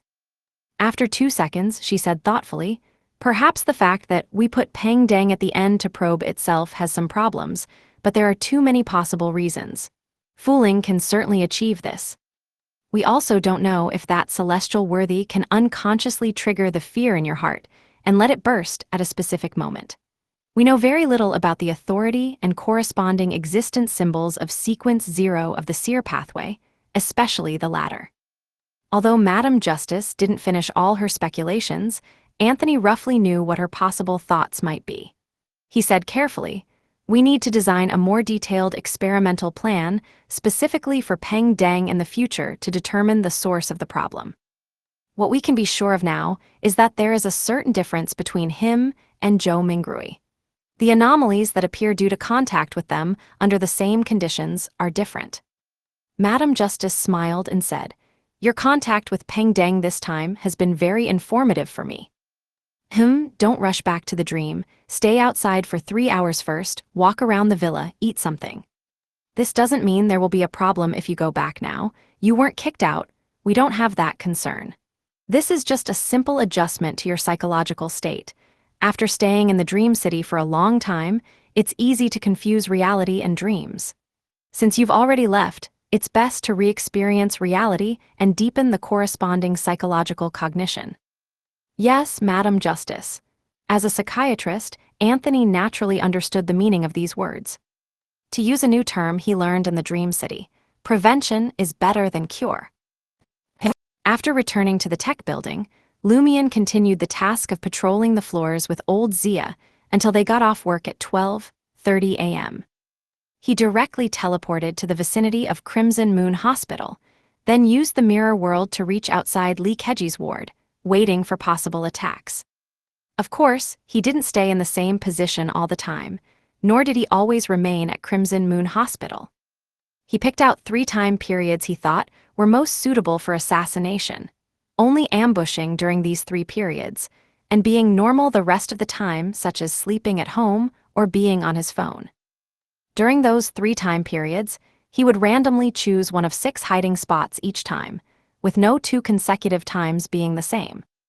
This was to guard against Zarathustra and the Celestial Worthy's other subordinates thinking that someone might be using Linkage as bait to ambush them, and launching targeted attacks in return.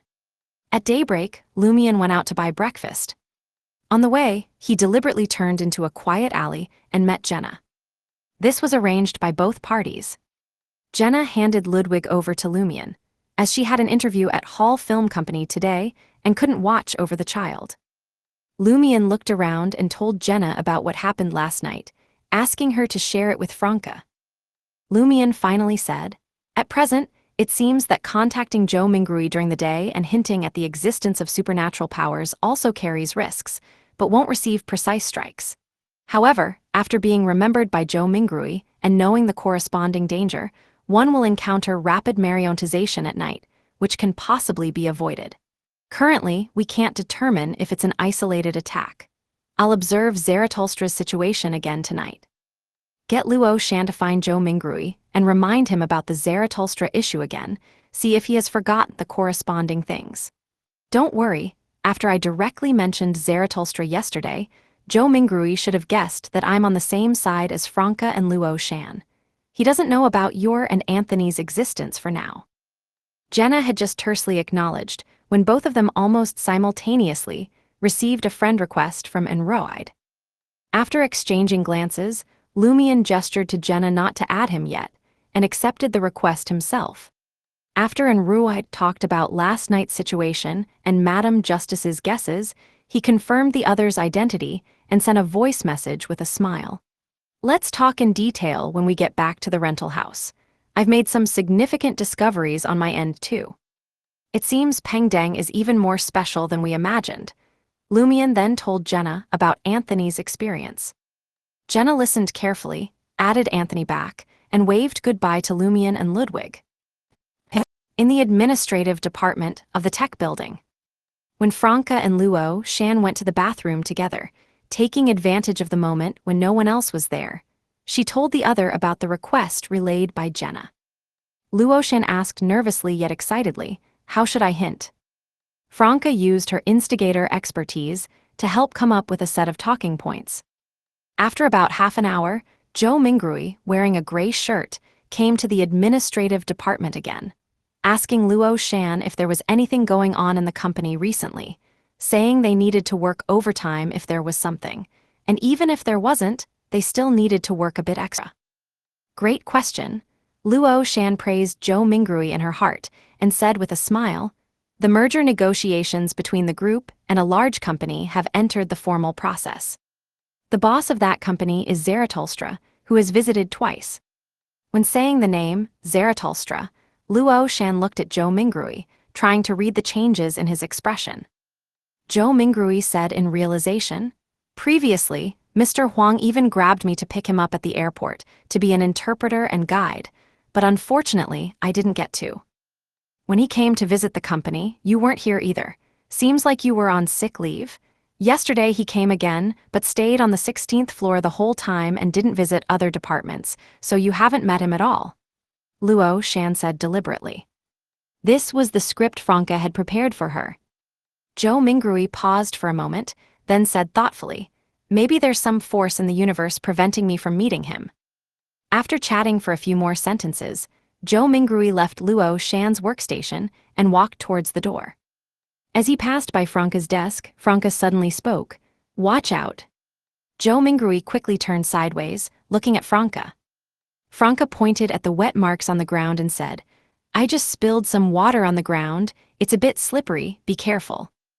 Oh, you scared me," Zhou Mingrui responded with a smile. He walked around the wet area and left the administrative department. The smile on his face gradually faded. Luo Fu told me to be careful. Luo Shan just mentioned Zarathustra. Are they together telling me to be careful of Zarathustra? They are indeed on the same side as Li Ming. In the administrative department, Luo Shan sent a message to Franca. He has some vigilance towards that enemy, he probably hasn't forgotten your warning. Chapter 968, The Actor. Hall Film Company, Talent Department. Today, Jenna hadn't applied extravagant makeup, nor had she deliberately made herself look ugly. She simply maintained her natural coloring as a local with black hair and brown eyes, with softer facial features. She was simple and fresh, fully displaying her natural beauty and feminine charm, causing many passing employees and fellow interviewees to turn their heads. Next, Jian Na called out the employee at the conference room door. Jenna stood up, recalling the education she had received at the Theater de l'Ancien Cage à Pigeons, and walked in gracefully. The 4 interviewers, 2 men and 2 women who were writing and drawing, looked up at the sound of her greeting. Their eyes all lit up, though with subtle differences in emotion. Jian Na graduated from the performance department of the National Drama Academy. One of the female interviewers read out Jenna's educational background. This was the identity that Madame Justice had crafted for Jenna. As far as Jenna knew, Madame Justice's corresponding image in the dream was Holly, the actual executive of Hall Film Company and the producer of The Great Pirate 3. In other words, she was the boss of these interviewers present. And Hall Film Company was just a non-core industry under the Hall Group, whose foundation was various banks. In the Dream City, its financial power was second only to the Intis Group. Yes, Jenna didn't hide her pleasant voice. After the interviewers asked various questions, the initial interviewer drew out a card and handed it to Jenna. Please perform a segment according to the requirements on this. Seeing Jenna's clear and beautiful appearance and clean aura, this interviewer deliberately chose a performance themed around coquettishness to test her. Jenna took the card, but before she could read the topic, she heard the interviewer add, "You can't put on makeup or change clothes on the spot. You need to present the content of the topic through your own performance." Jenna wasn't nervous at all, but rather slightly excited. As an apprentice at the Theater de l'Ancien Cage à Pigeons, she had dreamed of such performance opportunities countless times. She lowered her head to look at the topic and couldn't help but smile. She had life experience in being coquettish. She lowered her head to look at the topic and couldn't help but smile. She had life experience in being coquettish. When Jenna raised her head, her eyes were already passionate and bold, as if hiding thousands of words. The showy diva was back on stage. As her gaze swept over them, both male and female examiners inexplicably felt their hearts tremble. Halfway through Jenna's performance, some examiners had already started drinking water. I haven't even used charm yet. Jenna was proud of her performance. She hadn't even made any overly vulgar movements. Phew, an interviewer involuntarily let out a breath as Jenna finished her performance. She asked, "Do you have a boyfriend?" "Yes," Jenna answered promptly, but didn't mention that she also had a child. It wasn't mentioned in her resume either. After all, Ludwig's household registration was with Lumion, and she and Lumion weren't married. Unless the Hall Film Company hired private detectives to investigate deeply, they definitely wouldn't find out. The interviewers couldn't help but exchange glances. What a great talent, possibly the kind that could outshine others in the future. Why would she already have a boyfriend? Girl, wake up, you're too young to be in love. Never mind, once she enters the industry and sees what real luxury is, she'll quickly break up with her previous boyfriend. Before that, just make sure to keep it confidential. The initial female interviewer withdrew her gaze from her colleagues and said to Jenna, "We'll get back to you with an answer soon. Try not to leave the city for the next 3 days." All right, Jenna bowed and left the meeting room. Since this was in the talent department, where one might run into big-name stars at any time, there were dedicated staff to escort her out to prevent wandering and unauthorized photos. The young woman escorting Jenna out of the talent department saw that this interviewee was not only beautiful, but also had a unique kind of beauty, with great potential to become a big star in the future. Wanting to build a relationship, she started introducing which office belonged to who and which area was exclusive to whom. Jenna was also very interested in this, because Lumion had reminded her to pay attention to the actor playing Jaemin Sparrow, see if there's anything special about him. The two chatted happily as they slowly walked towards the exit of the talent department. At this moment, several people came in from outside, led by someone wearing sunglasses, about 1.8 meters tall. Having already entered the talent department, this person took off his sunglasses, revealing a face that Jenna found somewhat familiar. He looked about 30% similar to Joe Mingrui, with a smaller head, more delicate features, and more pronounced contours. If Jenna hadn't been specifically looking for traces of Joe Mingrui on his face, she probably wouldn't have noticed the resemblance. This was the actor playing Jaemin Sparrow, a mixed-race man named Jia Yu. Jenna withdrew her gaze with some disappointment.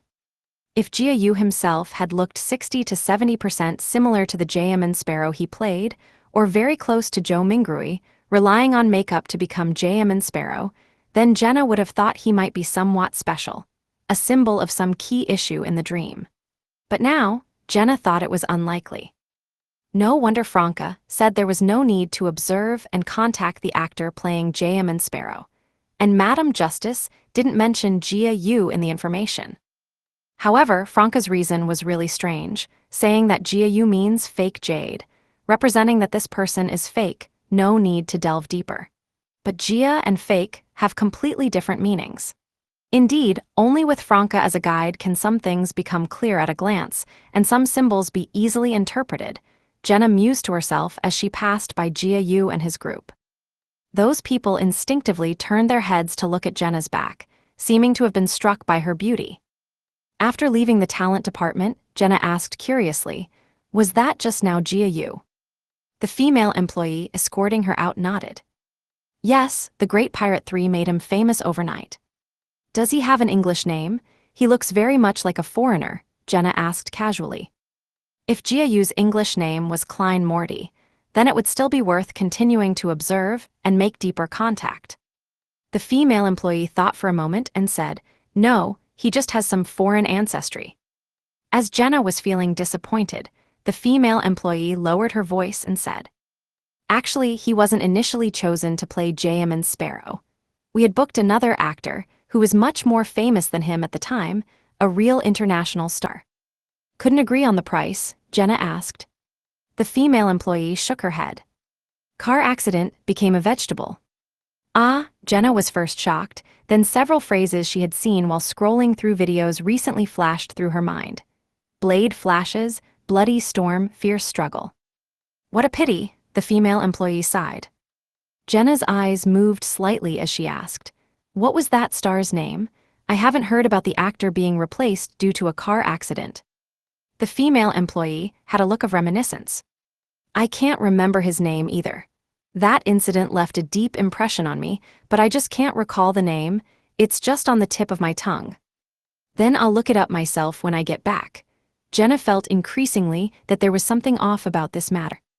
She smiled and waved goodbye, leaving Hall Film Company. At Xinheng District, in the rented apartment, Lumion received a message from Jenna, informing him about the matters related to the actor playing Jaemin Sparrow. Lumion received a message from Jenna, informing him about the matters related to the actor playing Jaemin Sparrow. There was indeed news about a star becoming a vegetable due to a car accident, but whether it was the news itself or the comments below, they were all vague about the name and specific time, as if avoiding something. Even the almighty internet can't find out who it is. Lumion stood up and started pacing in the living room cum dining room. He suddenly thought of someone and picked up his phone, finding a name that leaves a deep impression on you. Have you heard of this news? Do you know who it is? Below the text converted by the voice input method was the news content that Lumion had copied and pasted. After a while, Anderson Hood replied to him, "See, if I had turned myself in, who would provide you with intelligence?" He still hasn't forgot about last time. Isn't he being a bit petty? Lumion grumbled to himself, then smiled and brought the phone to his mouth. Then I would help you break out of prison. After 20 to 30 seconds, Anderson replied, "But I don't want to break out of prison. You don't need to help me go against this city." The star who had the car accident is called Instigation. He's still lying in a special ward at Crimson Moon Hospital. Instigation, Lumion looked towards Anthony. As Franca would say, everyone with their names beginning with N might have been one family 500 years ago. Anthony thought for a few seconds. Just as he had an inspiration, Lumion was already muttering to himself, Antigonus. This was one of the 5 dukes of the Tudor Empire, the previous full uniqueness accommodator. Thinking of the 5 dukes of the Tudor Empire, Lumion, who had already encountered 3 of them in the dream, inexplicably felt a bit more pressure with the lingering aura of the Blood Emperor. It's quite fitting with the dream logic for Mr. Fool's manifestation to be played by the previous fool. Lumion nodded slowly. But having a car accident isn't normal. What does this symbolize? Anthony said thoughtfully. Does it symbolize that the mental imprint left by Antigonus in the full uniqueness is in a vegetative state? Lumion tried to interpret. He immediately added, a more suspicious point about this matter is that Madam Justice didn't mention it in the information. Whether Instigation is the dream manifestation corresponding to Antigonus or not, as the originally planned actor for J.M. Sparrow who had a car accident and became a vegetative patient, Madam Justice should have mentioned it in the information, both emotionally and rationally. If he is Antigonus, then we should be instructed to dig deeper into the issue. If not, why not simply explain a few sentences to prevent us from wasting time on this aspect? Anthony pondered for a while and said, maybe she forgot. And for the major arcana card holders, forgetting itself could indicate that there were issues with Instigation existence. Lumion, standing, looked at Anthony and said thoughtfully, later, you go to Star Dream Provision Store to retrieve the letter, and write about Instigation matter in a letter and mail it out. I'll find time to go to Crimson Moon Hospital later to visit Instigation. Chapter 969, Conspirer Sensitivity. Star Dream Provision Store. With Ludwig tagging along, Anthony received the reply letter from the Major Arcana card holders from the shop owner. In reality, Razen is under strict protection from the Church of Evernight Goddess. As long as she's asleep, there will definitely be Beyonders monitoring her dream state. The Church of Evernight Goddess are experts in this area. On the future, Frank Lee hasn't shown any more abnormalities so far. He's the same as before. Regarding Linkage in the dream, our bottom line is that we can't let him be corrupted by the power of the Great Mother, nor can we let him become a puppet of the celestial worthy through death and rebirth. Reading this, Anthony seemed to hear the inner thoughts of the Major Arcana card holders. If necessary, you can actively eliminate Linkage and destroy the body. In any case, we can't let him be corrupted or exploited. Death won't affect the real person in reality. Lumion thought the same. Anthony hadn't personally witnessed Linkage's mushrooms. He had only heard Lumion recount the other's ideas, which he found somewhat reasonable, but also permeated with bewildering madness. He continued, reading the rest of the letter. We can only confirm that Anderson Hood is currently in Anderson, the capital of Lenberg, but we can't find him. We will communicate with the Church of Knowledge later. The fact that even the Major Arcana card holders from different pathways can't find him proves that Anderson Hood is hiding very well. Perhaps he has even received protection from higher powers. Is the communication with the Church of Knowledge a way to confirm if they had provided help to Anderson Hood? If not, things would be even more complex and troublesome. Anthony folded the letter and stuffed it into his jeans pocket. He then immediately dropped the letter he had written in advance into the silver-trimmed black mailbox. Tech building. Lumion was already at work. While patrolling the floors, he pondered how to more effectively monitor Zaratulstra's situation and where to go tonight to observe this enemy's state. Lumion wanted to see if Zaratulstra would still encounter hostility in his dreams at night after Luo Shan reminded Zhou Mingrui again, deepening the latter's impression of Zaratulstra. Reaching the 7th floor, taking advantage of old Zia's trip to the bathroom, Lumion took out his phone, opened the online shopping platform Franca had mentioned, and typed a few words using voice input. Pinhole cameras. He felt that although Zaratulstra was also suppressed to sequence 7, he was essentially still an angel with many mysterious and bizarre abilities.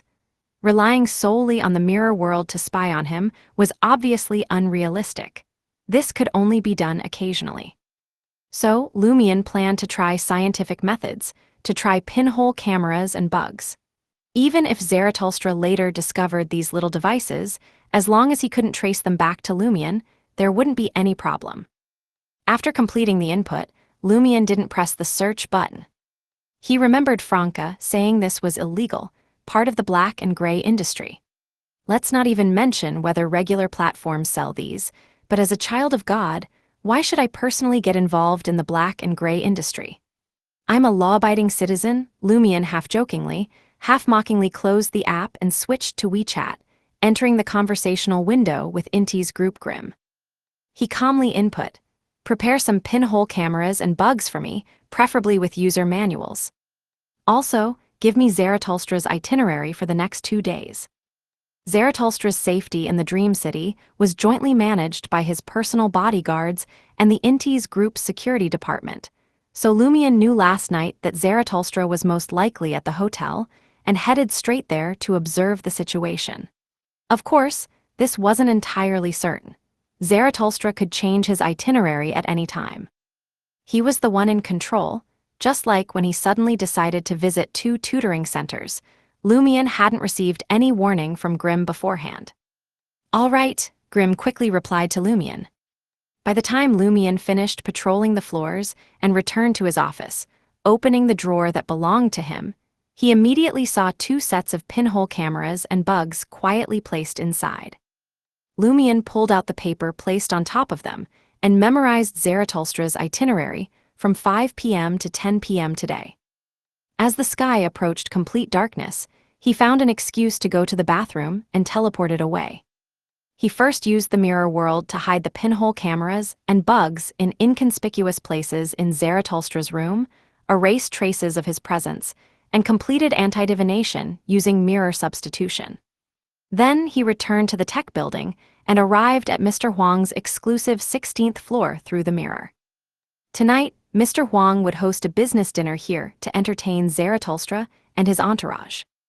Lumion was very grateful for Mr. Huang's fondness for mirrors and gold foil decorations, which allowed him to easily find the best position to observe Zaratulstra from behind a mirror-like object on the ceiling. The elderly man had just toasted a glass of red wine with Mr. Huang and appeared completely normal, while outside the window it was truly night. Time ticked by, and Lumion quietly watched them drink wine, eat, and chat casually. Suddenly, Mr. Huang leaned back in his chair, raised his head, and as if pondering a question, cast his gaze towards the mirror-like object where Lumion was hiding. Lumion instinctively withdrew his body, moving away from the mirror surface. Did Mr. Huang sense me?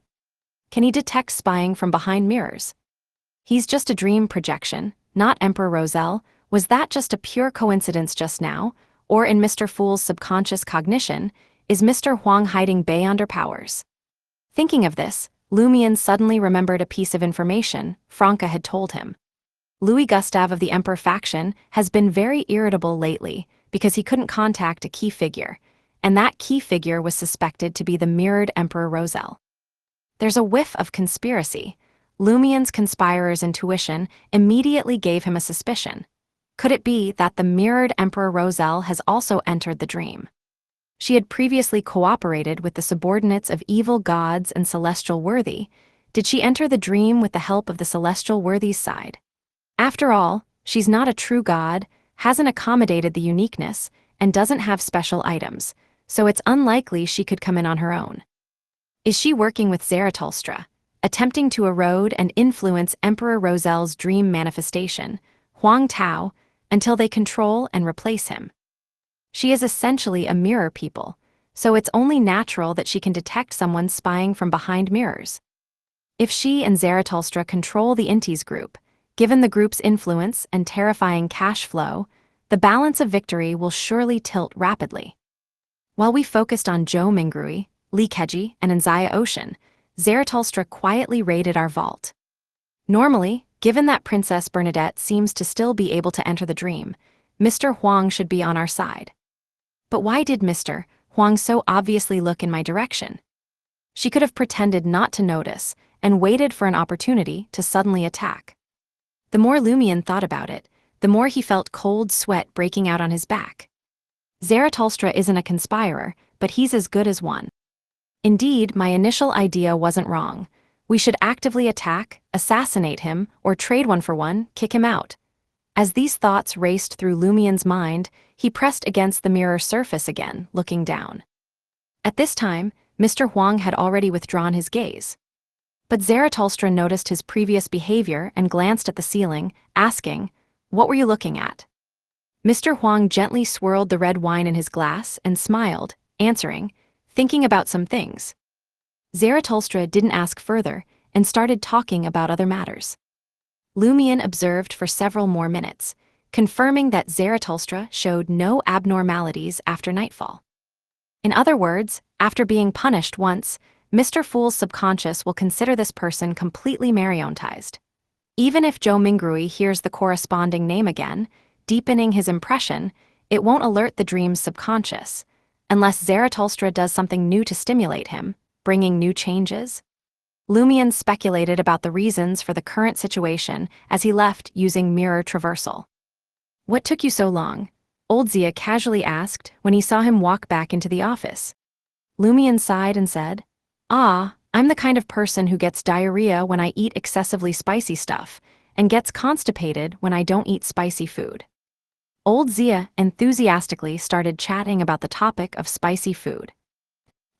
Late at night, Lumion teleported to the vicinity of Crimson Moon Hospital, continuously flashing between the glass windows of different special wards through the mirror world. After a minute, he stopped. Before him was a dark hospital room with only a bit of moonlight, and his spiritual intuition told him that the person in the room was Instigation, whom he was looking for. Lumion looked down at the hospital bed from above and saw a person connected to many machines and tubes. The person's head was immersed in darkness, only vaguely showing decent facial features, but the beard seemed to have been only trimmed short due to not being shaved for a long time, growing up to just below the cheeks, thick and black, in tufts. Lumion observed for a while, then walked out of the glass window and approached the bedside. He saw that the comatose patient's head was shaved bald, with multiple suture marks on top that looked like giant centipedes. A scene spontaneously formed in Lumion's mind. The head forcibly split open, the brain violently extracted, then something unknown placed in the emptied space before suturing shut. A symbol. Just as this thought flashed through Lumion's mind, he saw on the monitor that the heartbeat became intense, with peaks and valleys rapidly alternating, bringing a beeping alarm sound. Lumion instinctively stepped back, moving to the window, ready to leave at any moment. At the same time, he saw that all of the patient's monitoring data had changed, becoming very active. "As soon as I arrive, there's an anomaly. Is it caused by something on me? There are too many possible reasons. I don't even know which one it could be." Lumion once again turned his gaze to the patient himself. The patient's fingers suddenly moved imperceptibly. Chapter 970, Linkage. In the dark hospital room, lit only by a bit of moonlight, Lumion saw Instigation, who had been in a vegetative state for over a year, move his fingers ever so slightly. While surprised, Lumion wasn't afraid. Instead, he smiled. An anomaly is good. Anomalies reveal more information. How could I interpret the secrets hidden in this matter if there were no changes? Lumion leaned against the window, staring at Anzaya Ocean on the hospital bed, waiting for more anomalies. Anzaya Ocean's fingers moved again. The darkness in the room seemed to deepen. Lumion's gaze suddenly turned to the doorway of the hospital room. The door opened silently, and a nurse wearing a white cap entered. Lumion didn't immediately teleport away, but hid in the shadow cast by the curtains. He saw the nurse, with a blank expression, busily moving around the bed, sometimes adjusting equipment, sometimes changing IV bags, but her hands were always empty, and there was nothing currently hanging on the IV stand. Through the open door, Lumion noticed that the dimly lit corridor was suddenly filled with more than a dozen people. There were nurses pushing empty carts, women in patient gowns walking back and forth, men walking while moving their arms, as lively as if it were midday. But it was late at night, and they weren't making any sound, their faces completely devoid of expression. Lumion thought for a moment, then deliberately walked out of the shadows. The nurse busying herself by Anzaya Ocean's side didn't even glance at him, as if he were just a patch of air. Lumion walked out of the hospital room at a leisurely pace, placing himself among the coming and going nurses and patients. When the man moving his arms was about to bump into him, he naturally sidestepped Lumion, never looking at him. Lumion stood with his hands in his pockets, watching them as if they were in different worlds. The nurse pushing the empty treatment cart turned and walked straight towards Lumion. Just as they were about to collide, the nurse suddenly stopped, opened her mouth, and said one word, "B." Her voice abruptly cut off, and she walked around Lumion with a blank expression. Behind her was the female patient who had been walking. She also came up to Lumion and began to speak, "Care." Be careful of what? Lumion's spirits lifted, feeling that this trip hadn't been in vain. The female patient also only said one word before walking around Lumion. Behind her was another nurse. Just as that nurse opened her mouth, Lumion suddenly heard a buzzing sound. The already dimmed lights at the end of the corridor began to flicker, alternating rapidly between bright and dark. Almost simultaneously, Lumion felt a sense of being rejected by his surroundings, an uncomfortable feeling of being about to be squeezed out. He saw the nurse in front of him rapidly step backward. The female patient who had just walked around him retreated to his front, then continued backing up. In this way, the scenes Lumion had previously witnessed and the events he had experienced began to rapidly rewind, as if he had accidentally clicked a corresponding button while watching surveillance footage.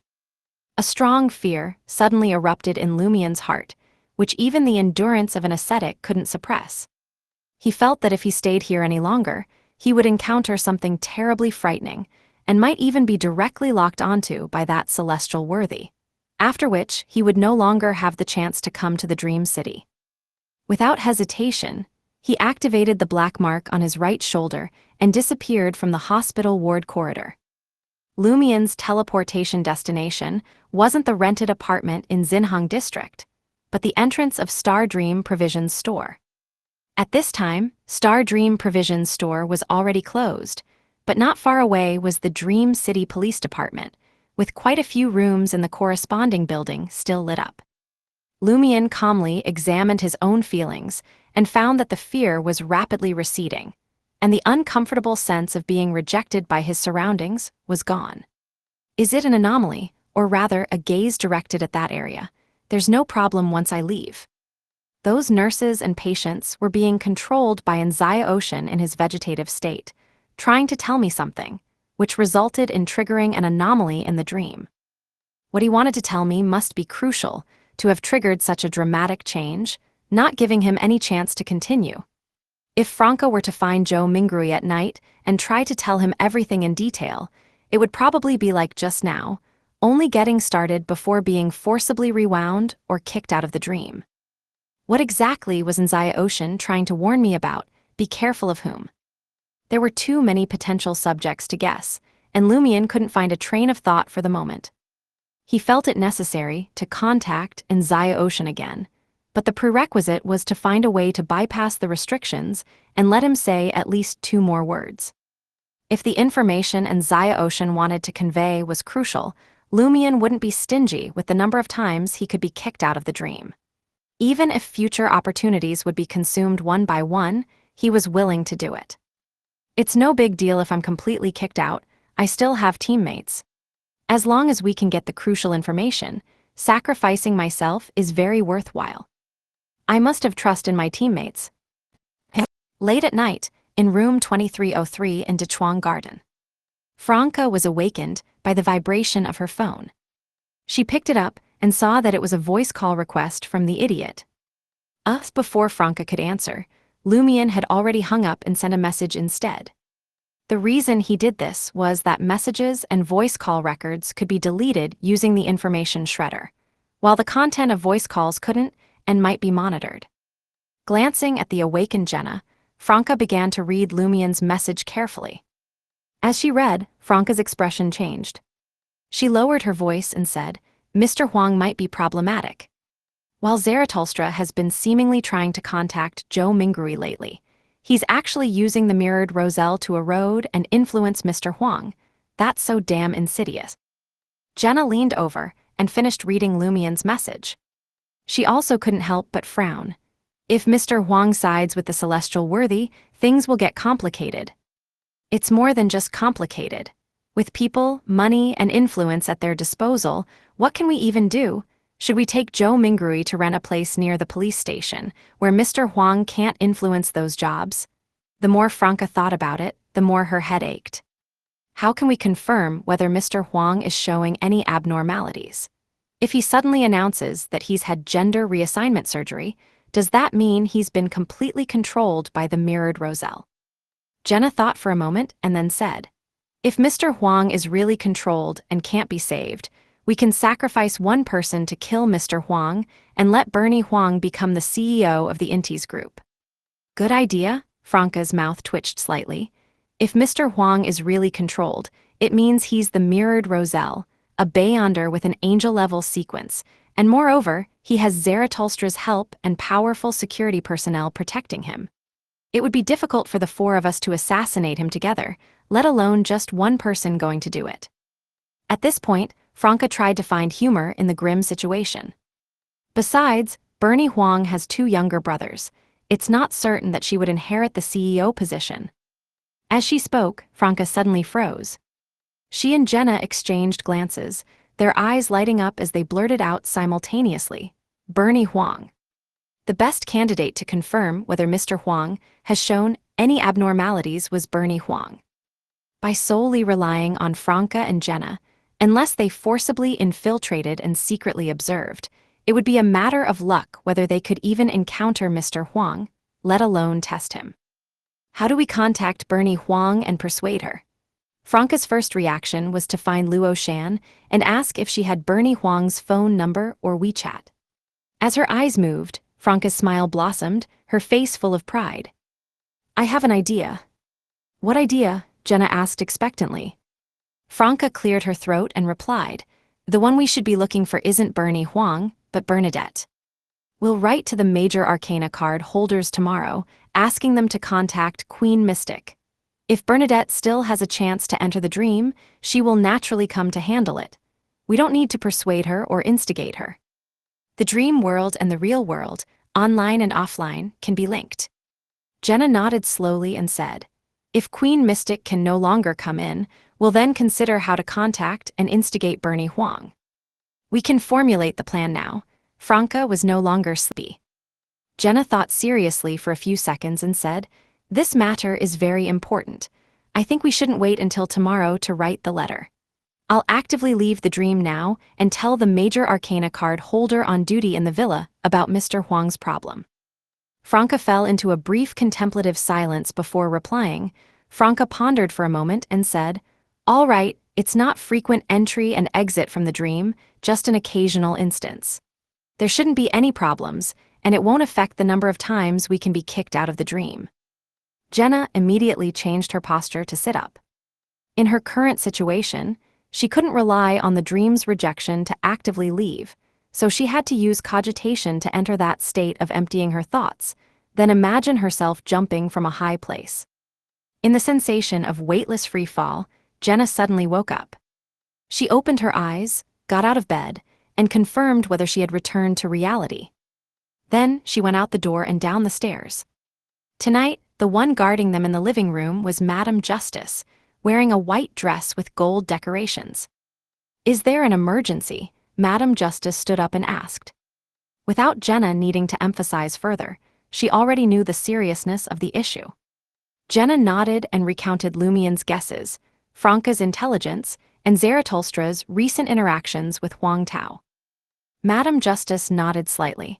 "We will contact Queen Mystic immediately." She raised her right hand and quickly sketched a small bird in midair. The bird was transparent and dreamlike. It chirped a few times, circled around and descended towards Madame Justice, entering her body and disappearing without a trace. "This is a dream messenger I made. It can travel to specific targets through the collective unconscious sea," Madame Justice briefly explained. She paused, then continued.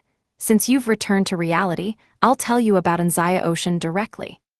At that time, I had already been kicked out of the dream once and started planning to shoot The Great Pirate 3. This was not only because I wanted to present J.M. Sparrow's experiences to Mr. Fool's dream manifestation, trying to awaken his memories and make him wake up, but also because I was exploring how to realize a sentence Mr. Fool had told us. The awakening of the world spells the Fool's return. Chapter 971, Past Events. The awakening of the world spells the Fool's return. Jenna had seen this sentence in the materials provided by the major arcana card holders. It was considered the most important revelation made by Mr. Fool before he fell into slumber, concealing the direction to awaken him. The Fool, sequence 0 of the Seer pathway, was said to have authority over fate. Jenna looked at Madame Justice without asking questions, waiting for her to continue. Madame Justice pointed to the sofa area. "Let's sit down and talk." After they each chose a sofa, Madame Justice began speaking in a gentle voice. "After our initial intelligence gathering in the Dream City, we discovered a problem. There was no dream manifestation corresponding to J.M. Sparrow. Among Mr. Fool's avatars, Klein Morty's dream manifestation was merged with Joe Mingrui. This can be seen from Joe Mingrui's brother being called Benson Joe and his sister Joe Sasa, corresponding to Klein Morty's real-life brother Benson and sister Melissa. Other manifestations, like the private detective and the wandering magician, could be found in the Dream City, but they were scattered among multiple people.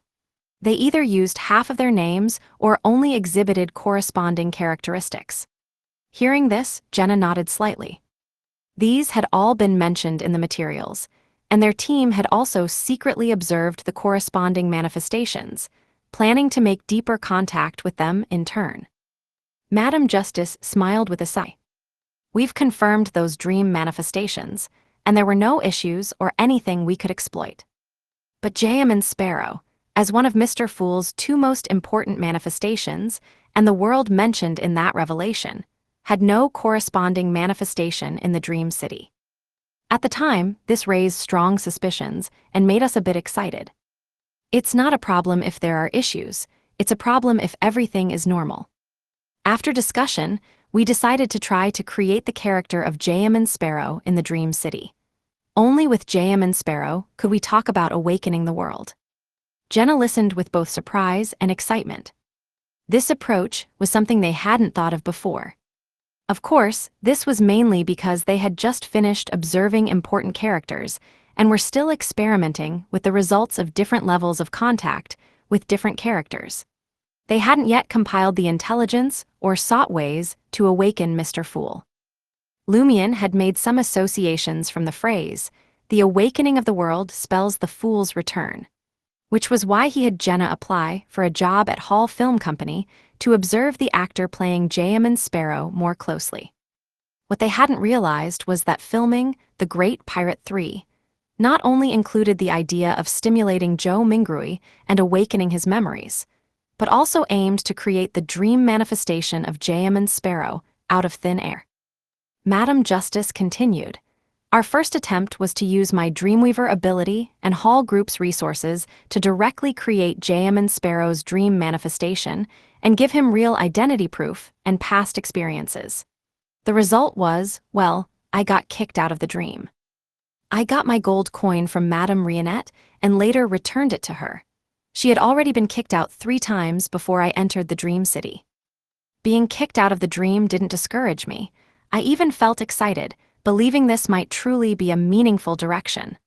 Otherwise, the celestial worthy wouldn't have turned his gaze to this place, far from Joe Mingrui. We started our second attempt, with Madame Magician using her identity as a best-selling novelist to write The Great Pirate 3. Was The Great Pirate 3 also deliberately written by you guys? Jenna asked thoughtfully. Madame Justice smiled in a way that made Jenna's eyes light up. Haven't you watched The Great Pirate 1 and The Great Pirate 2? They tell stories about pirates, but the character Jayaman Sparrow doesn't appear. In other words, before Madame Magician personally wrote The Great Pirate 3, the dream manifestation of Jayaman Sparrow didn't exist even in the story. The completion and publication of The Great Pirate 3 also resulted in Madame Magician being kicked out of the dream. We felt we were on the right track, so I used Hall Film Company to purchase the film and television rights for The Great Pirate 3 and began preparations for filming. It's great to have money, Jenna couldn't help but sigh. For their small team, forget about filming a movie about Jayaman Sparrow. They couldn't even afford to buy the rights to The Great Pirate 3 without winning the lottery who knows how many times. Madame Justice reminisced. I personally served as the producer and personally selected the actor to play Jayaman Sparrow. Then I discovered Ocean. He was an actor and a star. It was such a coincidence, as if Mr. Fool had secretly set it up, waiting for us to trigger it. And Ocean's backstory in the dream was that he was an orphan, raised by his older sister. He dropped out after high school and entered the entertainment industry. His sister fell seriously ill and is currently in a vegetative state. To maintain hope for his sister's awakening, he worked hard to become a big star and earned quite a bit of money. I extended an invitation to him, offering a salary he couldn't refuse. At the time, I was actually a bit uneasy, wondering if having Ocean play Jayaman Sparrow would cause any problems. You know, Ocean corresponds to Antigonus in reality, who was the half-fool in the 4th epic and hasn't perished yet.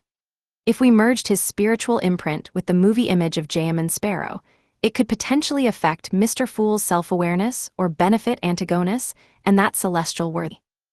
To ensure there were no issues, we contacted Antigonus through the Church of Evernight Goddess. He told us we could try.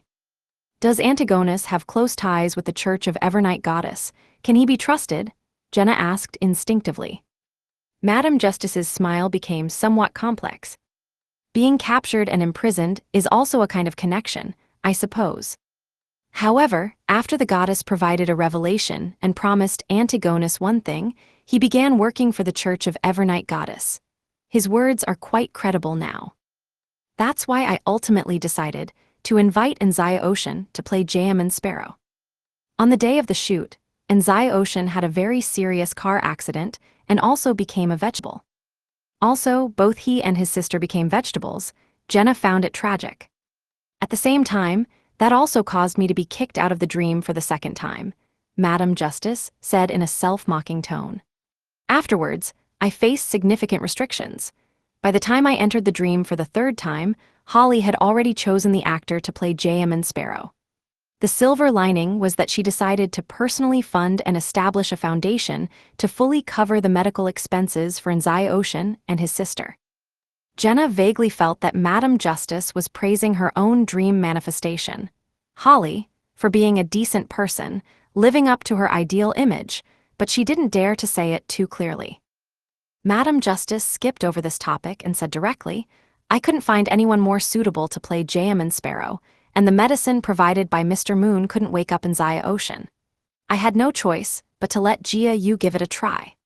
Unfortunately, after Jia Yu finished filming, he couldn't merge with the manifestation of Jayaman Sparrow, and the movie didn't make Joe Mingrui remember anything. It only created some character imitators of Jayaman Sparrow. Perhaps when Ocean had the car accident, the goal that The Great Pirate 3 was meant to achieve was destined to fail. During the filming of The Great Pirate 3, I actually noticed that people were gradually forgetting Anzaya Ocean, no longer remembering this person, only able to recall related events. I wasn't affected, but I also gave myself psychological suggestions not to forget Anzaya Ocean. When I was in the Dream City, I indeed remembered, until I was kicked out for the third time. Feels like you were somewhat fooled. Jenna thought for a few seconds and said, there might still be very useful secrets hidden in relation to Anzaya Ocean, which is why the celestial worthy would fool everyone and make them forget about him. That's our guess too, Madam Justice nodded. Jenna then said, Anzaya Ocean in his vegetative state seems to want to warn Lumion to be careful of someone. Could you please contact Antigonus again to see if he has dreamed anything in reality or knows something? That's our duty, Madam Justice looked around and said, don't rush back. Wait for the feedback from the Church of Evernight Goddess. It might come very soon, and you can take this opportunity to deepen your psychological recognition of reality, to avoid confusing reality and dreams in the end. All right, Jenna politely nodded, stood up, and walked towards the garden at the back of the villa. She wanted to take a walk there. 3 a.m. When Franca saw Jian Na, who had fallen asleep at some point, suddenly wake up, she understood that the real Jenna had returned. Jenna lowered her voice and recounted in detail what Madam Justice had said to Franca. Finally, she said, Antigonus said he can sense Mr. Fool's dream, but he hasn't entered it and doesn't want to, so he doesn't know what the vegetative Anzaya Ocean wants to warn Lumion about. Is it possible to ask Antigonus to come in once, using the vegetative Anzaya Ocean? That way, he might know what Anzaya Ocean wants to warn about, Franca said thoughtfully. Jenna shook her head. After Anzaya Ocean became a vegetable, Antigonus can't come in even if he wants to. Do we need to find a way to treat Anzaya Ocean? Franca mused to herself, if we cure him and wake him up, there's no need for Antigonus to come in. But how to treat him? Medicine doesn't seem to work. After a pause, Franca and Jenna simultaneously thought of a possibility, Great Mother. And Lumion was now disguised as the Great Mother's child of God. Chapter 972, Demoness's Method. Treat Anzaya Ocean by finding a bestowed of the Great Mother through Lumion?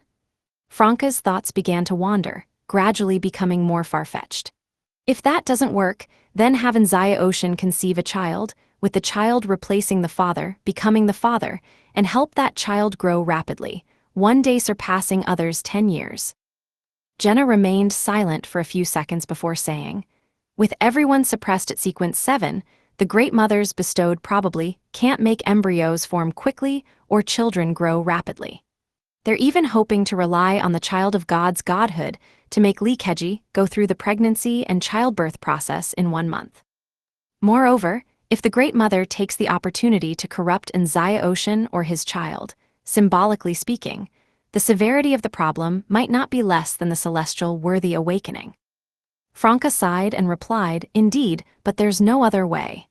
If we could wake Anzaya Ocean up and reshoot The Great Pirate 3, it might have unexpected effects. Jenna tersely acknowledged. Madam Justice said that ever since Anzaya Ocean became a vegetable and The Great Pirate 3 changed its lead actor, the filming became normal. She suspects that from that moment on, the true goal this movie was meant to achieve was destined to fail. Unfortunately, at present, there's no hope of Anzaya Ocean waking up, and we can't find anyone more suitable to play Jayaman Sparrow. Franca opened her mouth, showing a thoughtful expression. Actually, there's a better candidate, someone more suitable than Anzaya Ocean to play Jayaman Sparrow. Who? Jenna asked in surprise. The Major Arcana card holders hadn't discovered such a person. Franca's eyes curved slightly as she smiled. Joe Mingrui. Jenna felt a bit stupid. Is that even allowed? What would you call this? Having Joe Mingrui play Joe Mingrui, letting Joe Mingrui awaken Joe Mingrui. Franca said seriously, if Joe Mingrui plays Jayaman Sparrow, he could relive the life he's forgotten during the filming process. He might actually remember something and eventually immerse himself in the role, becoming one with the character. Wouldn't that be equivalent to the world awakening? At this point, Franca smacked her lips. But the difficulty is too high. We don't have the money to reshoot The Great Pirate 3, nor can we convince Hall Film Company. If they were to shoot anything, it would be The Great Pirate 4, not J.M. and Sparrow's maritime adventure story. Even if you became a top star in the entertainment industry and actively proposed reshooting this movie, and even if someone invested, convincing Joe Mingrui to film would be extremely difficult. Not to mention his personal willingness, I estimate that as soon as the invitation is extended, the relevant person would be kicked out of the dream. Whoever dares to discuss this matter would be kicked out. This can be considered as an alternative plan for future awakening actions. Jenna felt a headache coming on as she thought about the troubles Franca mentioned. Franca nodded thoughtfully. Correspondingly, Joe Mingrui's memories don't seem to be erased. As long as he knows about being asked to film The Great Pirate 3 and is interested and willing to try, the celestial worthy probably can't directly prevent it. For this, we can sacrifice multiple members' chances to enter the dream multiple times. At this point, Franca suddenly smiled. What do you call this? It's called For the Sake of Saving the World, Please Debut Mr. Fool. The celestial worthy might not be able to directly prevent it, but subsequently, there might be incidents like the director having a car accident, the film crew experiencing a fire, or the female lead's reputation collapsing, preventing The Great Pirate 3 from even entering the filming process, Jenna calmly reminded. Franca sighed. I know this is just proposing an idea. We'll see if it's feasible later. The next afternoon, in the administrative department of the tech building, Franca was busy making charts when she suddenly saw Luo Shan, who had just been called to the HR department, return with a dejected and confused expression. What's wrong? Franca stopped typing. Luo Shan spoke as if in a dream. They want to fire me. HR said that Mr. Huang passed by earlier, saw me slacking off, and got very angry. He plans to fire me directly. I haven't even finished paying off my mortgage. What kind of reason is this? There are at least 17 or 18 people in the administrative department who slack off more than Luo Shan. Why fire only her? Franca's first reaction was to help Luo Shan seek justice. Her second reaction was, damn it, is this Mr. Huang's purge of Joe Mingrui's friends? Has the mirrored Roselle completed initial control over Mr. Huang? Has Zarathustra targeted Luo Shan because of her previous warning to Joe Mingrui?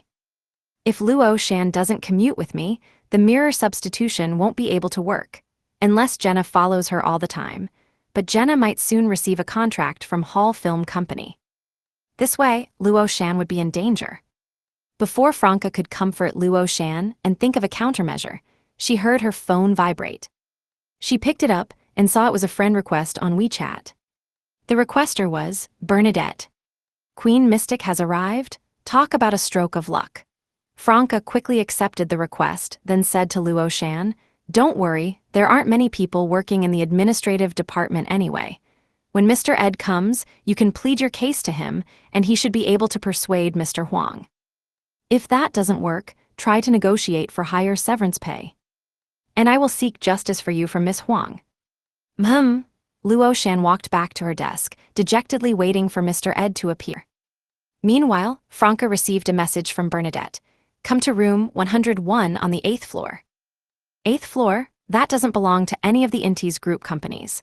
However, according to Lumian's interpretation, the companies on those floors symbolize the erosion and influence of different secret organizations and evil god cults on Intis, including Queen Mystic's Element Dawn. Franca stood up, didn't say anything to Deputy Director Zhang Qing, and used going to the bathroom as an excuse to leave the administrative department and take the elevator down to the 8th floor. Half of the 8th floor belonged to Dawn Children's Publishing Company. The receptionist didn't even glance at Franca, allowing her to enter.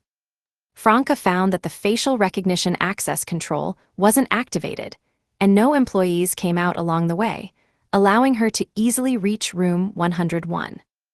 Bernie Huang, wearing a spaghetti strap top with fringes at the hem and long jeans, sat in the sofa area, exuding a youthful aura. This is the college student version of Queen Mystic. Franca walked over, greeted her, and sat down. What happened?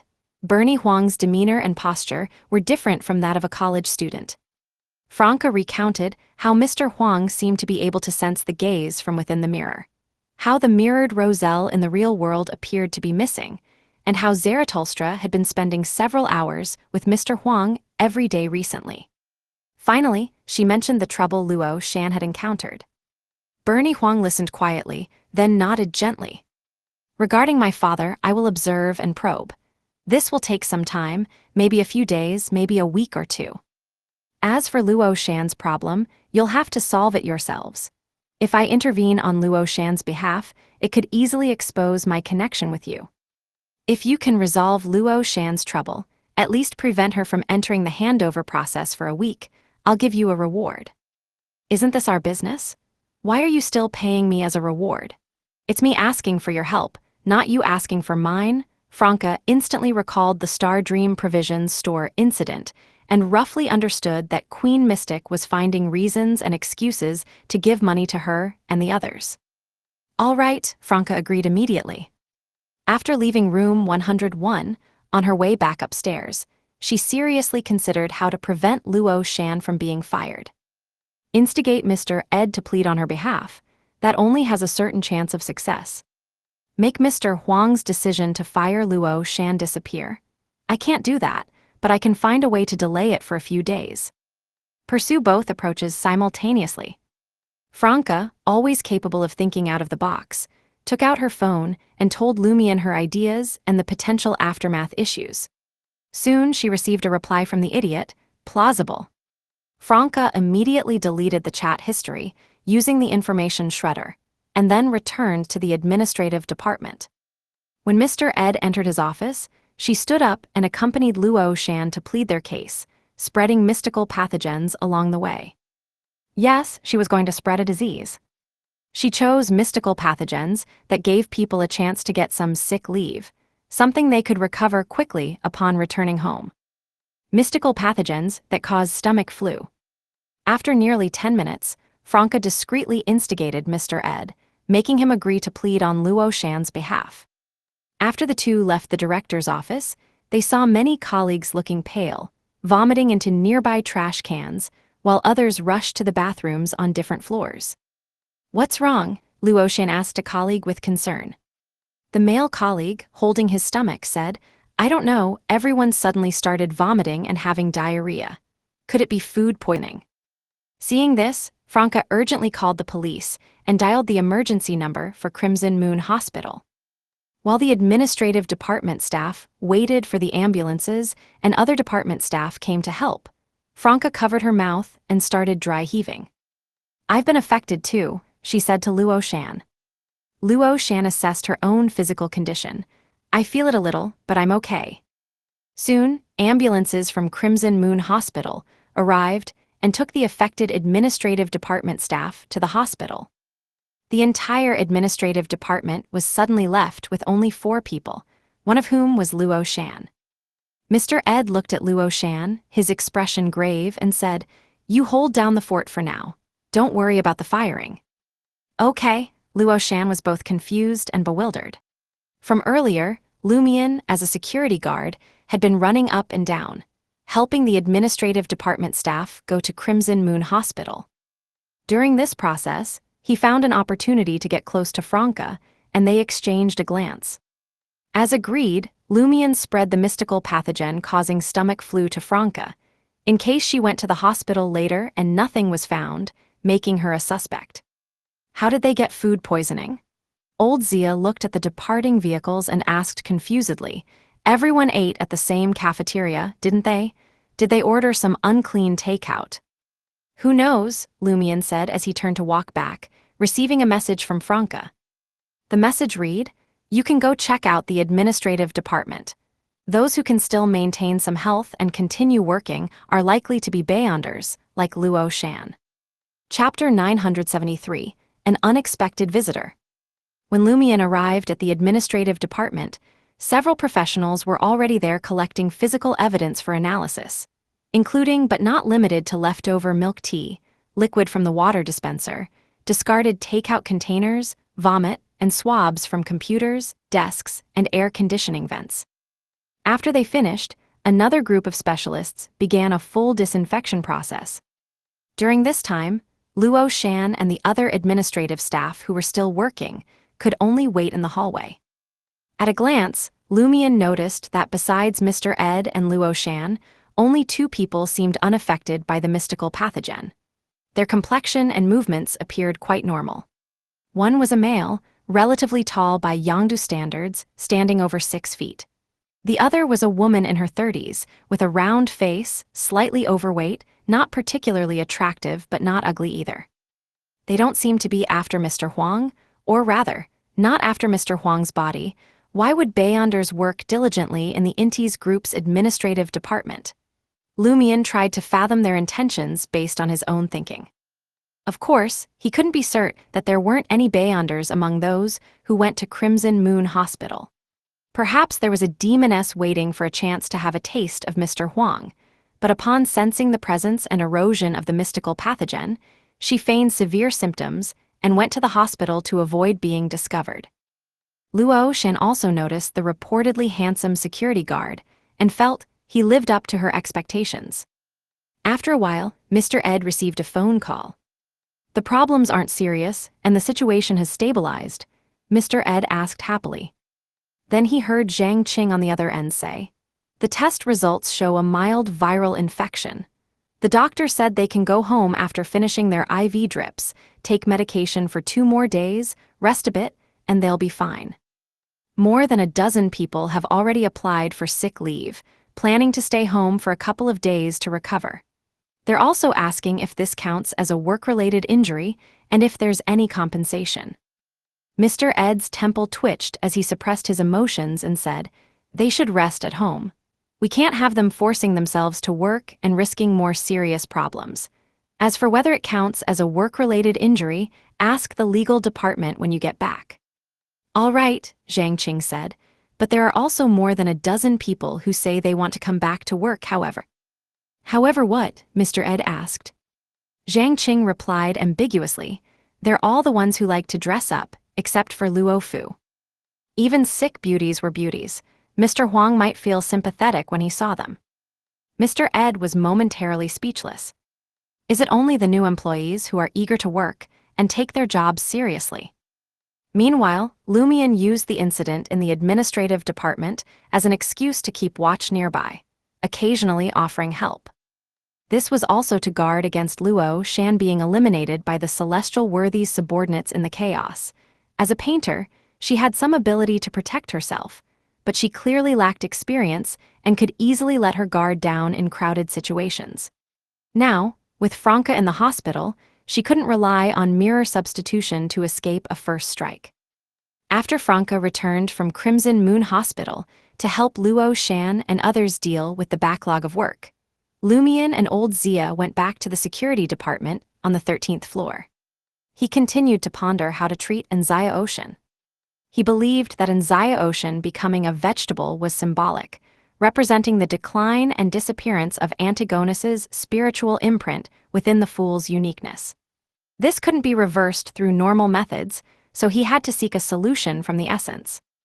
Find a way to strengthen Antigonus's spiritual imprint within the fool's uniqueness. But Antigonus can't enter Mr. Fool's dream now. Even if he's willing to provide the corresponding items, we'd have to corrupt Zhou Mingrui, the symbol of the fool's uniqueness, to achieve our goal. This would damage our image in Zhou Mingrui's mind, wasting all our previous efforts, and it's extremely dangerous. Franca and Jenna's approach isn't wrong. Using the power of the Great Mother might awaken Anzaya Ocean, but it's not treatment or having Anzaya Ocean have a child. It's new birth, symbolically meaning that Antigonus's spiritual imprint within the fool's uniqueness is reborn.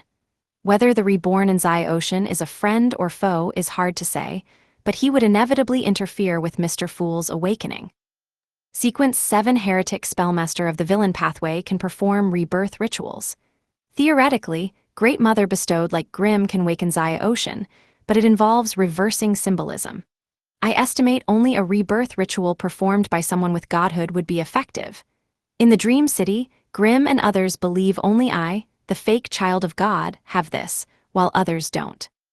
Well, there should be another place that has it, the basement of Mushu Hospital, but sending Anzaya Ocean, there would be purely creating an enemy for ourselves. After pondering for a long time, Lumion felt that both current approaches had significant problems.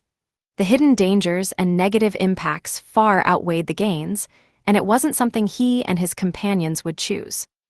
He began to consider this matter from the perspective of finding loopholes. Soon he thought of someone, Linkage. Mr. Fool's subconscious understanding of Linkage's mushrooms should come from J.M. Sparrow's interactions with Frank Lee. From what we've seen, he seems to think Linkage's mushrooms are quite dangerous, with various possibilities, producing some incredible effects. The essence of this city is a dream, and dreams are idealistic. As long as Mr. Fool truly believes Linkage's mushrooms can achieve incredible things, Linkage could create a mushroom to treat Instigation and wake him up. It's not the mushroom treating Instigation, but Mr. Fool's subconscious being guided to reverse the symbolism. Of course, that awakening would inevitably be distorted, abnormal, and horrifying, but if Instigation could use this to say everything he wants to warn me, it would be acceptable. The more Lumion thought about it, the more he felt that using Linkage might be useful. He planned to find an opportunity to talk with Linkage through the door of the hospital room. The original of this biology teacher was really a doctor. Jenna, who was observing other incarnations corresponding to Mr. Fool, received a call from Hall Film Company, asking her to head over to the talent department tomorrow to sign a manager contract. Phew, I have a job now too. Jenna breathed a sigh of relief.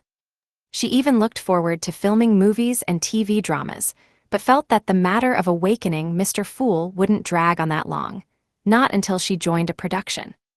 At the same time, she felt that Hall Film Company was managed quite well. She had thought some interviewer would call in advance, hinting that she needed to do something to have a chance at a good contract.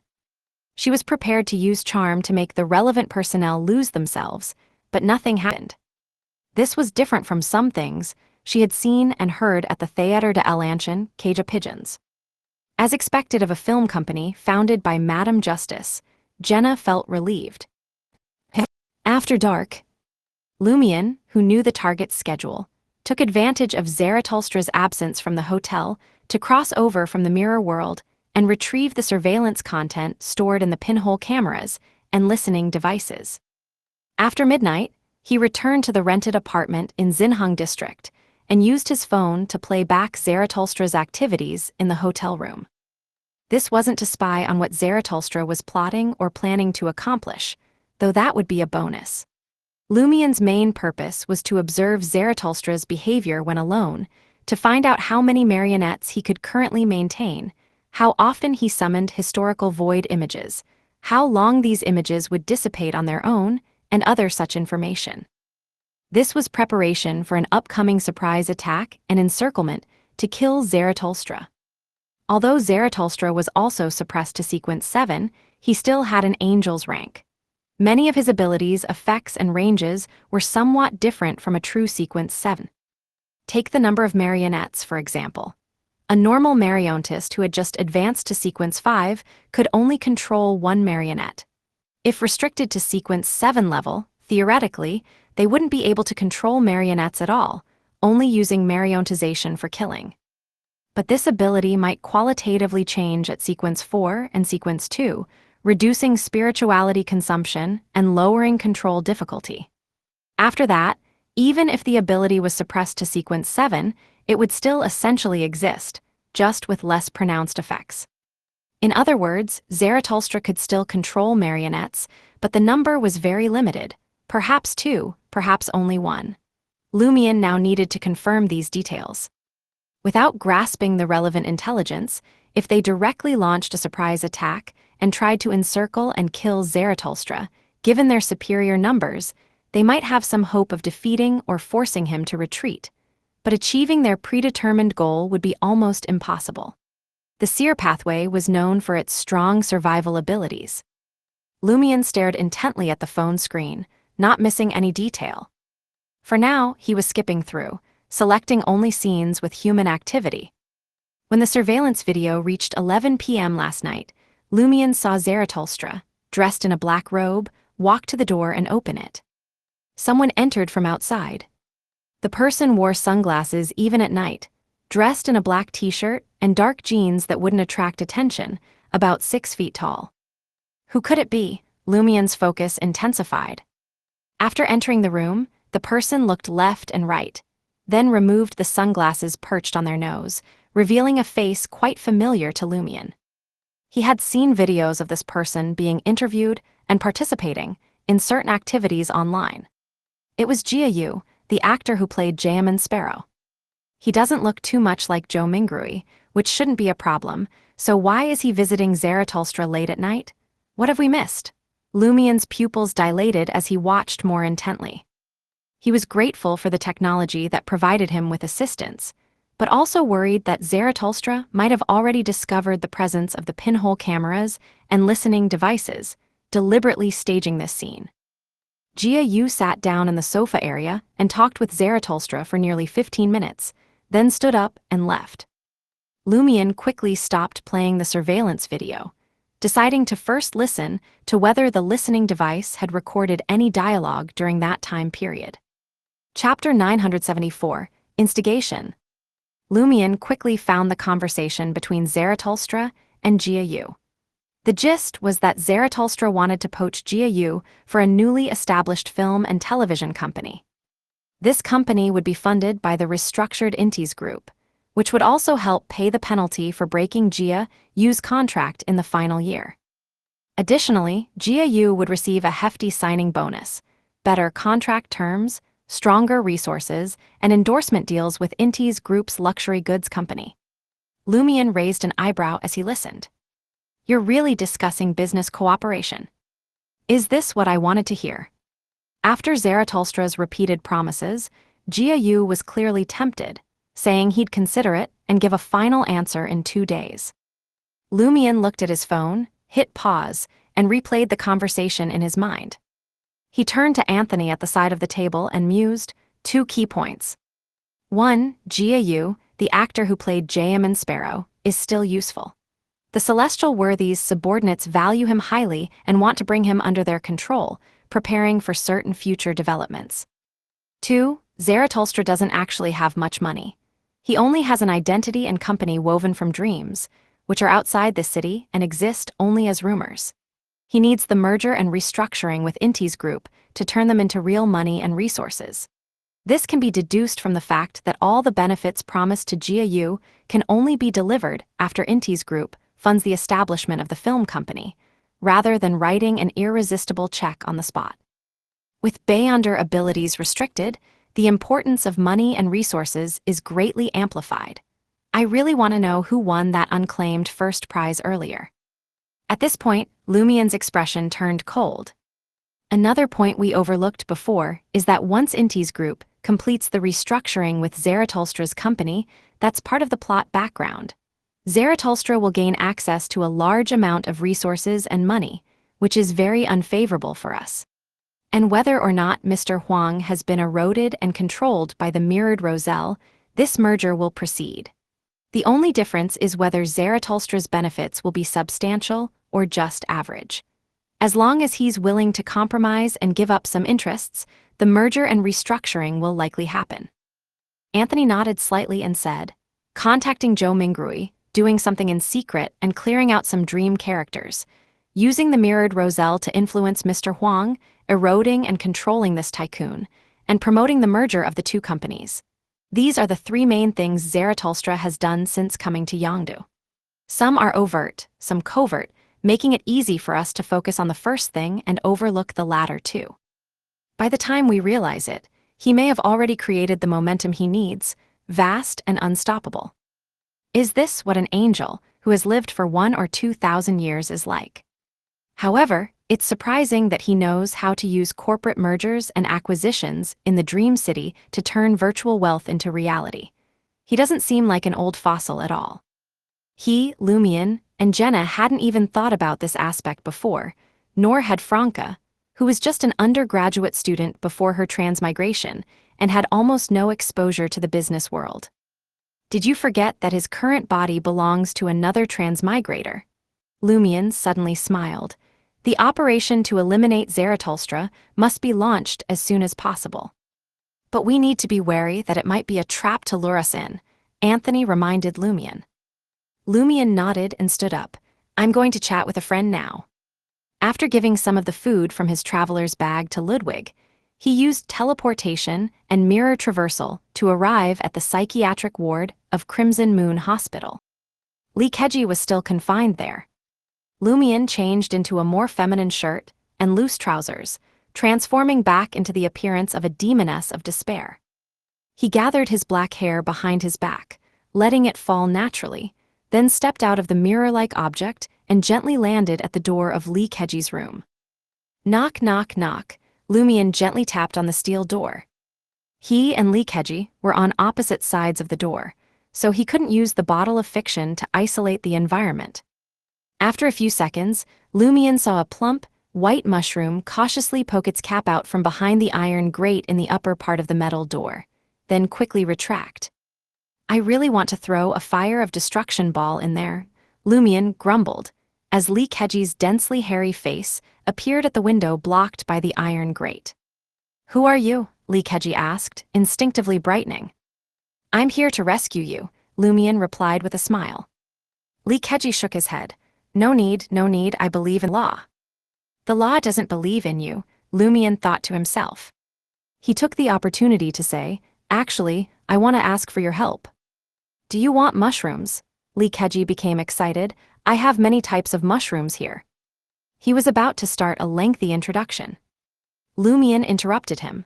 I've heard about your ideas from someone, but I think they might be a bit too narrow. Too narrow? Linkage was taken aback. Lumion nodded solemnly.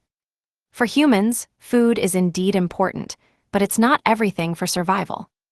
Diseases can also cause people to lose their lives prematurely. Haven't you thought about creating more magical mushrooms, each variety capable of treating one or multiple types of diseases? That's too difficult. Linkage fell into deep thought. It's impossible to treat diseases by crossbreeding cows, fish, wheat, and mushrooms. Do we need to crossbreed with something else?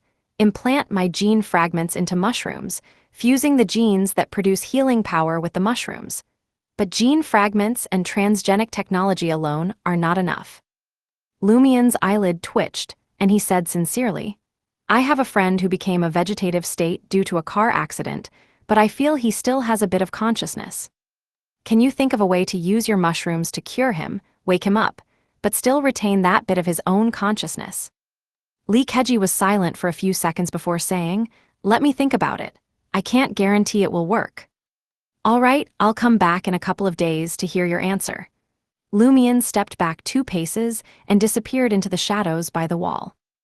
Throughout this conversation, he had been using instigation with a hint of charm.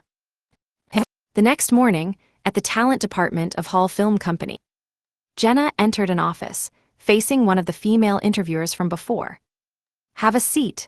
The female interviewer pointed to the sofa area. Let me introduce myself. I'm Mei Zin, head of the talent department at Hall Film Company. My English name is Christine. She sat down and said to Jenna, before our legal colleague arrives, let me briefly explain the main terms of the contract. Your appearance and acting skills meet our requirements very well. In the industry, our Hall Film Company treats new actors the best. The contract is only for 3 years, with a monthly base salary of $4,000. You can keep 50% of all your income, including film fees and endorsement fees. We will also provide you with various training and professional makeup artists, and so on. The most important point is that the company's resources will be significantly tilted towards our own people. Once you've gained fame and have representative works, the contract can be renegotiated at any time to increase your profit-sharing ratio and gain some autonomy.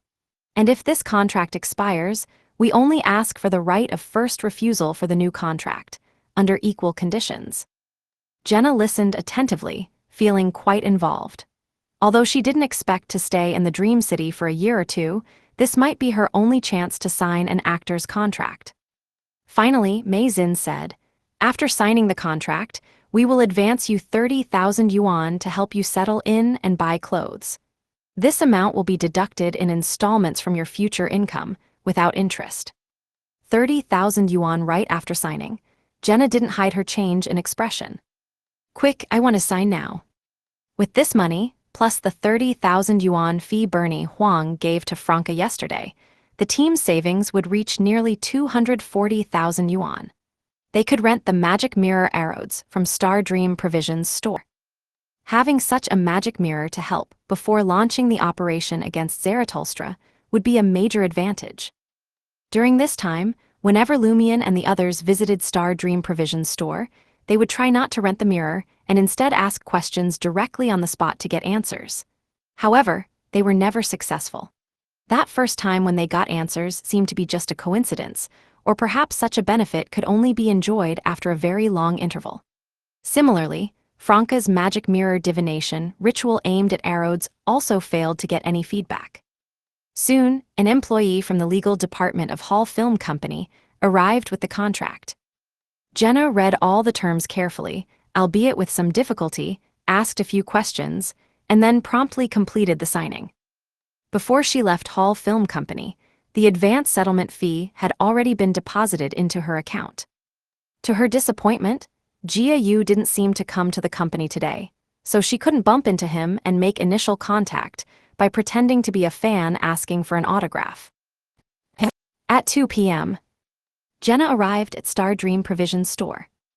Only after entering the shop did she send a message to Franca, Lumion, and the others. "You can transfer the money now." She hadn't done this in advance for fear of encountering obstacles along the way. If they lost all their money because of this, their previous efforts would have been in vain. Lumion and the others, who had been waiting in different places, quickly completed the transfers, each keeping only enough for living expenses for the next week. Jenna walked up to the cashier and said to the shopkeeper, "Hello, can I rent that mirror?" She was referring to the magic mirror arrows. Earlier, the team had already discussed what would be best to rent first. Considering that the magic mirror arrows was the only item Mr. Fool carried while sleeping, as well as the specific rental price and the symbolic meaning of demonesses in the dream world, they finally decided to rent this mirror. 220,000 for one day. The shopkeeper raised her head and smiled in the suddenly dimmed light. "All right," Jenna didn't haggle. After she completed the payment through the store's POS machine and signed a very simple rental contract, the shopkeeper said while lowering her head, "You can take that mirror now. Return it by 3 p.m. tomorrow." Jenna instinctively swallowed and walked to the shelf, picking up the silver mirror with black eyeball-like objects on both sides. After placing the magic mirror arrows into the traveler's bag, Jenna quietly let out a sigh of relief. It wasn't easy. Saving money really wasn't easy. Chapter 975, The Diligent Magic Mirror. Late at night, in room 2303 of Dechuang Garden, Lumion, Franca, and Jenna sat side by side on the long sofa, with the silver mirror bearing ancient patterns and black gemstones on each side placed in front of them. Anthony had taken Ludwig out for a late-night snack, politely avoiding the question-and-answer session with the magic mirror arrows. Of course, they had already discussed and decided which questions to ask beforehand, focusing mainly on two parts. First, Zarathustra's current situation, and second, matters related to the Dream City.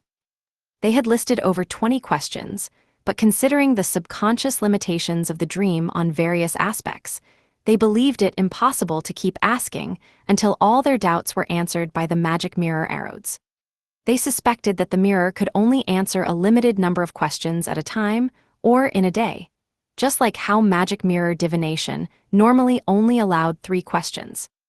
Therefore, Lumion adjusted the order of the questions, placing the most important and crucial ones at the beginning. "Shall we start?" Jenna turned her head to look at Lumion. Lumion nodded and said calmly, "I'll go." "No, we'll take turns. We can't let you bear the mirror's questions alone," Franca emphasized. "It must be fair."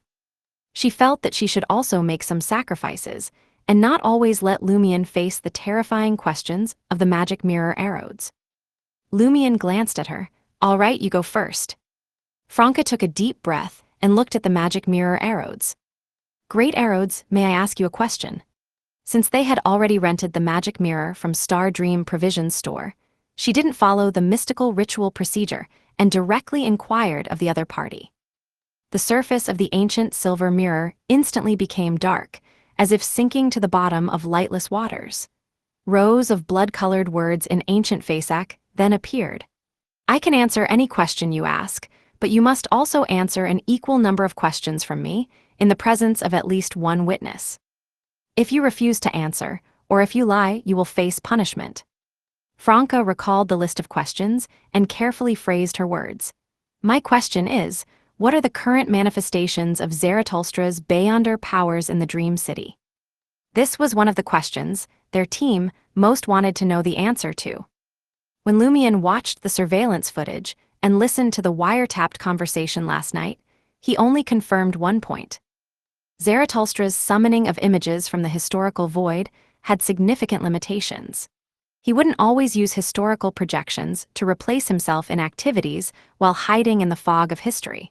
Before going to open the door for Jiayu, he pulled out a past version of himself from the historical void, and that historical projection then communicated with Jiayu for nearly a quarter of an hour. Based on this, Lumion speculated that Zaratulstra would only use historical projections to replace himself for a period of time when he felt danger or had to face certain problematic individuals. As for disguising marionettes as his true self, Lumion believed that the Sequence 7 faceless ability probably couldn't achieve this, but he didn't rule out the possibility that a similar ability descended from Sequence 2 to Sequence 7 might be able to. The blood-red ancient Fasak words on the surface of the magic mirror arrows writhed and changed, revealing row after row. Zaratulstra can currently manipulate 2 marionettes. Through spirit body threads, he can initially control a target for 20 seconds and completely marionetize them in 1 minute and 30 seconds. His marionette manipulation range is 50 meters. He can switch positions with the marionettes. The marionettes can use their own abilities as well as borrow all of his abilities, but all at the Sequence 7 level. He can only maintain the existence of one historical void image at a time, including people, objects, scenes, and spirituality. He can currently maintain summoned angel-level historical void images for 30 seconds to 1 minute, depending on his closeness to or understanding of the corresponding target. If he summons his past Sequence 1 self, it can be maintained for 1 minute and 30 seconds. If summoning his Sequence 2 self, it's 3 minutes. His past selves below angelic level can be maintained for up to a quarter of an hour. Other people, objects, and scenes below angelic level range from 2 to 10 minutes. His shapeshifting ability allows marionettes to disguise themselves as him, surpassing any makeup effect. However, upon careful observation, differences can still be seen to determine authenticity. He can also wish, creating some miracles, but the effects of these miracles are still restricted to the Sequence 7 level.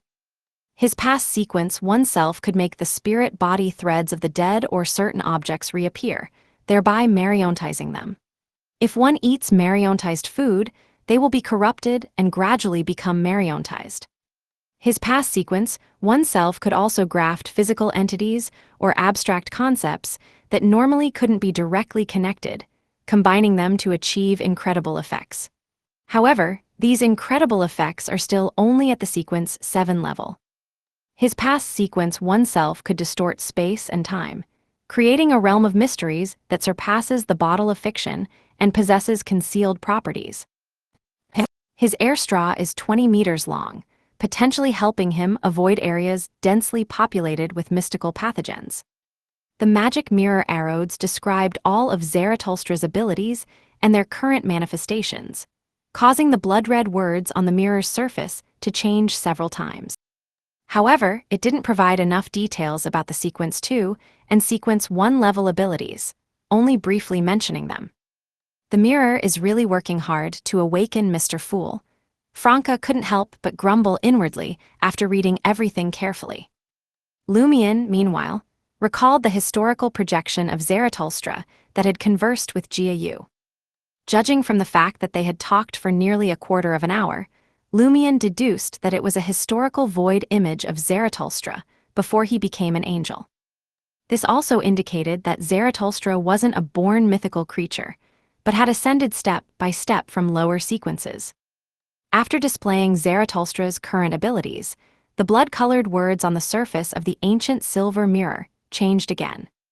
Based on the principle of reciprocity, it's my turn to ask a question. If you answer incorrectly or lie, you will be punished. Franca gritted her teeth and nodded slightly. What do they not know about me? There's nothing to be afraid of. On the mirror, new words began to form, composing a sentence. After entering the dream city, have you ever thought about doing something with Lumion when Jenna wasn't around? Damn it, that's harsh. Franca didn't dare look at Jenna and squeezed out a word through her teeth. Yes. She immediately defended herself. I just thought about it occasionally, never put it into practice.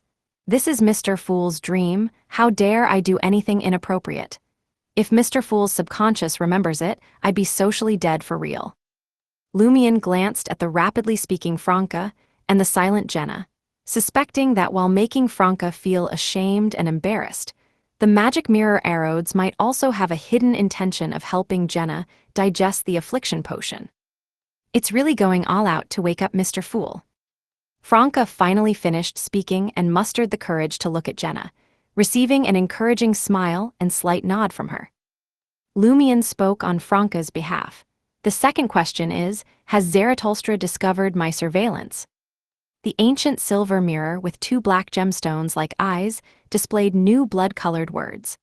Zarathustra discovered that someone was spying through mirror-like objects, but doesn't know who. He also learned about the existence of pinhole cameras and wiretaps, because he has a saint-level seer subordinate living next door who can marionetize mosquitoes and hide them in the room to observe the situation. So, when I cautiously used the fire of destruction to burn all spiritually imbued things in Zarathustra's room, it made him alert that someone had infiltrated his room. After a covert search, he discovered the pinhole cameras and wiretaps. But because his marionette subordinate died, he only knows someone infiltrated his room, not who it was. Lumion immediately analyzed the important information hidden in the magic mirror Arod's answer. At the same time, he suspected that Zarathustra knew Mr. Huang had concealed the fact that someone was spying through mirror-like objects, but didn't expose it on the spot. Moreover, knowing there was surveillance, Zarathustra still had Jiayu come to his room for a private conversation. Was this to mislead us, making us think Jiayu was important and focus our attention there? But his plan to poach Jiayu wasn't a sudden decision. It should have started before I went to spy on him in the hotel room. Does he think that deep contact with Jiayu holds hidden dangers, and without knowing certain details, it could easily lead to him being kicked out of the dream? So he deliberately exposed his intentions to let us step on the landmine? Lumion's thoughts were in turmoil, feeling that Zarathustra, this seer, was really quite similar to a conspirer, his mind full of conspiracies and schemes. Now that he knew Zarathustra had discovered his spying and had been acting all along, Lumion could design targeted action plans. Demonesses had ways and abilities to evade the dangerous premonitions of a seer. After answering, the magic mirror Arodes routinely displayed the corresponding prompt before posing a question to Lumion. Is your feeling for Franca and Jenna love, or just valuing them? Lumion fell momentarily quiet before responding, I value them. After a few seconds of silence in the sofa area, Jenna moved forward slightly and said, It's my turn to ask. Lumion and Franca both nodded. Jenna recalled the list of prepared questions and looked at the ancient silver mirror. The third question is, who was the last person to rent you? The blood-red words on the mirror's surface suddenly disappeared, leaving only a faint shimmer of water. After several seconds, a few words appeared on the deep, dark surface of the mirror, the unique text of the Dream City, all in a pale white color. It's Peng Dang. Peng Dang, the person who spent 220,000 to rent the magic mirror Arodes for a day, was Peng Dang. Lumion, Franca, and Jenna were all shocked. Chapter 976, Scheming and Strategizing. Regarding who had previously rented the magic mirror, Lumion and the others had various guesses, but they never imagined it would be Peng Dang. Where did Peng Dang get so much money?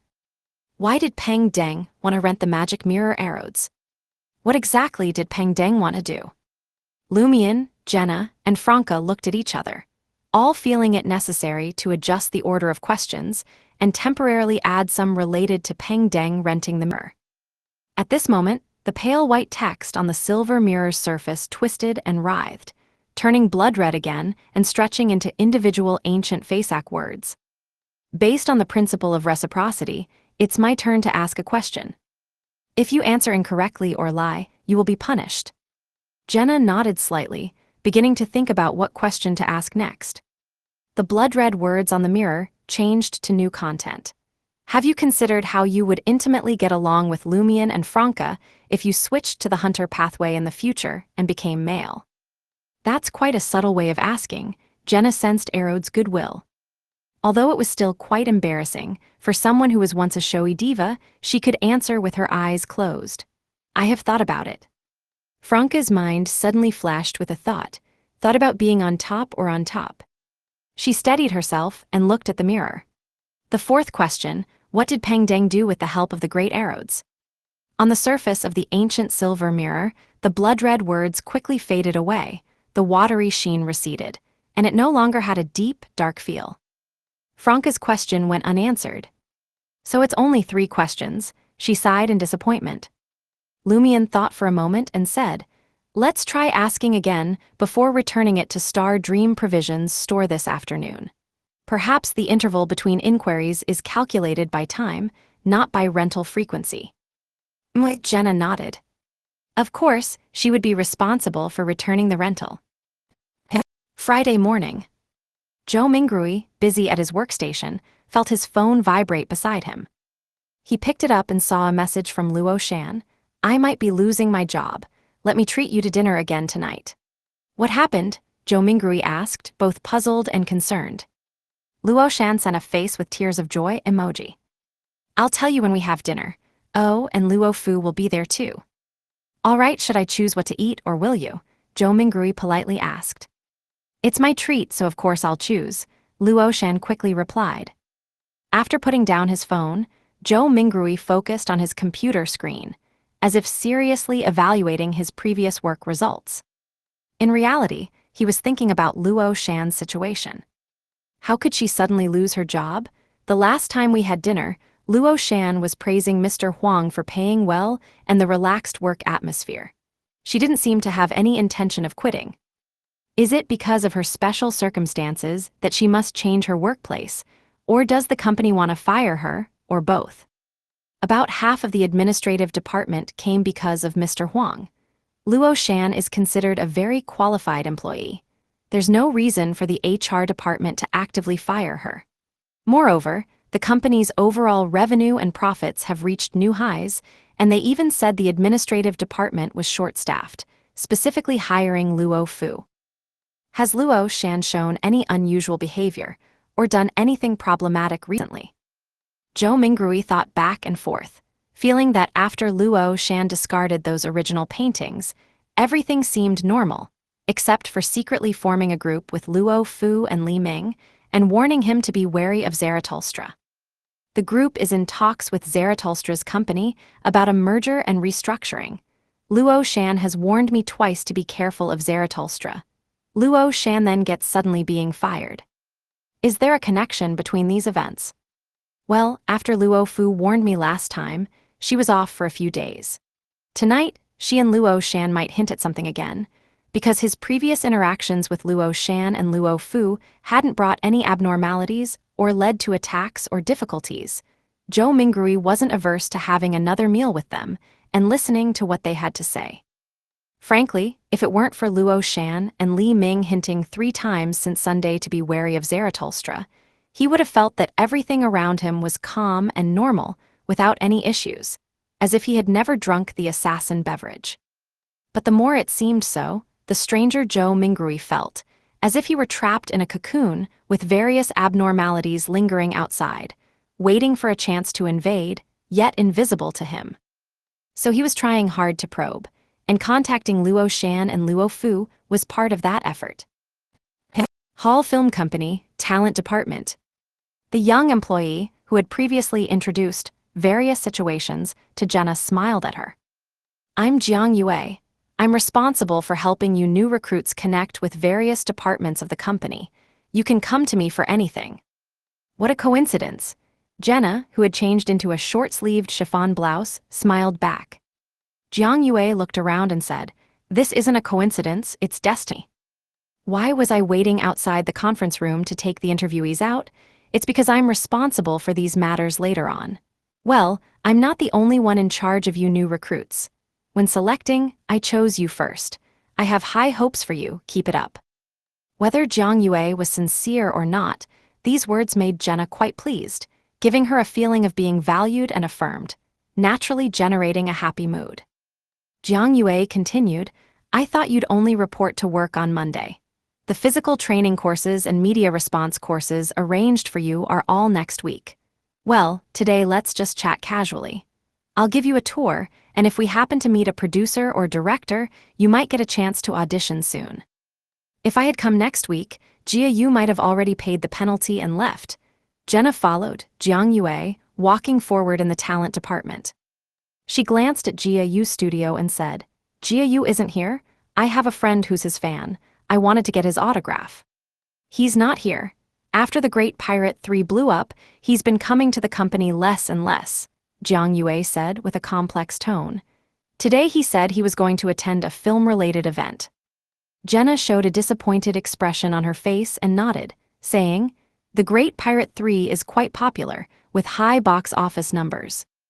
Yeah, although those film critics all say it's just a qualified popcorn flick, audiences love watching popcorn flicks. What can those that don't even qualify compare with us? Jiang Yue said, somewhat indignantly. Jenna took this opportunity to ask, so, is the company planning to make The Great Pirate 4? Jiang Yue lowered her voice. There is such a plan, but the problem is that the romance queen is too slow. We've already finished filming and released The Great Pirate 3, but she still hasn't written The Great Pirate 4. After all, the person herself has been completely kicked out. After all, the Dream Manifestation's pen name is Salted Fish Without Dreams.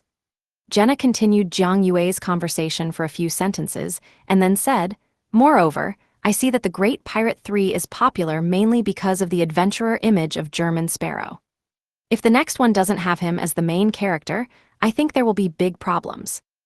The box office might even be a disaster, just like how The Great Pirate 1 and The Great Pirate 2 movies didn't have much fame. This was laying the groundwork for the team's alternative awakening plan. Jiang Yue was stunned for a moment. The Great Pirate 1 and The Great Pirate 2 were never made into movies. Huh? Jenna was stunned for 2 seconds and then said, Then why is this movie directly called The Great Pirate 3? I don't know either, Jiang Yue answered with a bewildered face. The big boss personally decided it, and no one else raised any objections. If you hadn't mentioned it, I wouldn't have remembered that the previous parts of the Great Pirate series hadn't been made into movies. What's going on? How can they skip The Great Pirate 1 and The Great Pirate 2 and directly make The Great Pirate 3? Even if they skip, why not change the name instead of adding 3? Amidst her confusion, Jenna vaguely grasped a key point. This was related to one of Anderson Hood's reminders.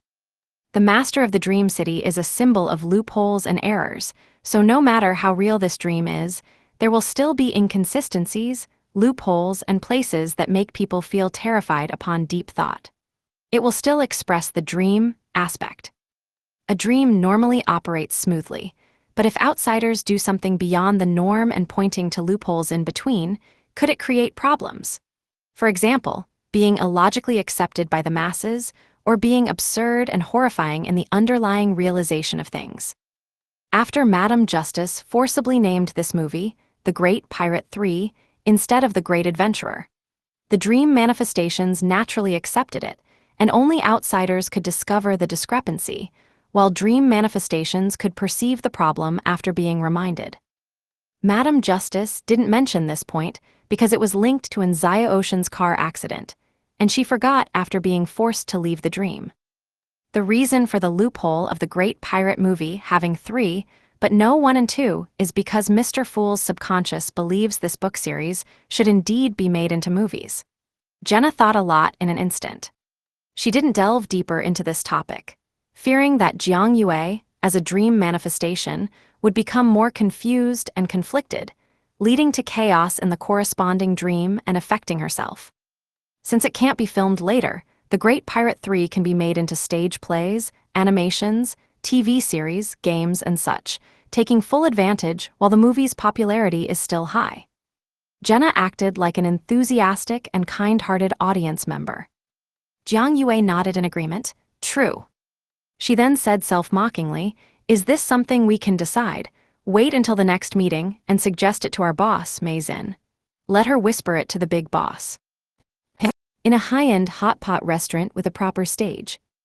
In a private room on the second floor, Mr. Huang introduced to Zarathustra beside him, this hot pot restaurant has a unique feature. Later, there will be a face-changing performance, one of the local intangible cultural heritages. Zarathustra, sitting next to the window, glanced at the large screens behind and around the stage, smiled and nodded slightly. I'm looking forward to it. Just as Mr. Huang was about to say something more, his phone suddenly rang. The caller was Bernie. Excuse me, I'll take this call first. Mr. Huang stood up with his phone and walked towards the door of the private room. Chapter 977, The Best Support. After Mr. Huang left the private room to take the call, Zarathustra leaned towards the center of the window, as if trying to get a clearer view of the stage and the corresponding large screen. At the same time, Mr. Ed and other Inti's group employees responsible for reception, as well as Zarathustra's entourage, all heard their phones vibrate. They instinctively picked up their phones, unlocked the screens, and saw a pop-up message. This wasn't a text message or WeChat notification, nor was it an alert for an incoming call. It seemed to be just a simple dialog box that had taken over the screen. The dialog box contained a brief line of text, "Please be quiet for 1 minute." As Mr. Ed, the Inti's group employees, and Zarathustra's entourage noticed this line of text, it jumped up one by one, directly out of the phone screens, transforming into an invisible, colorless stream of information carrying mystical power that entered the heads of the corresponding people.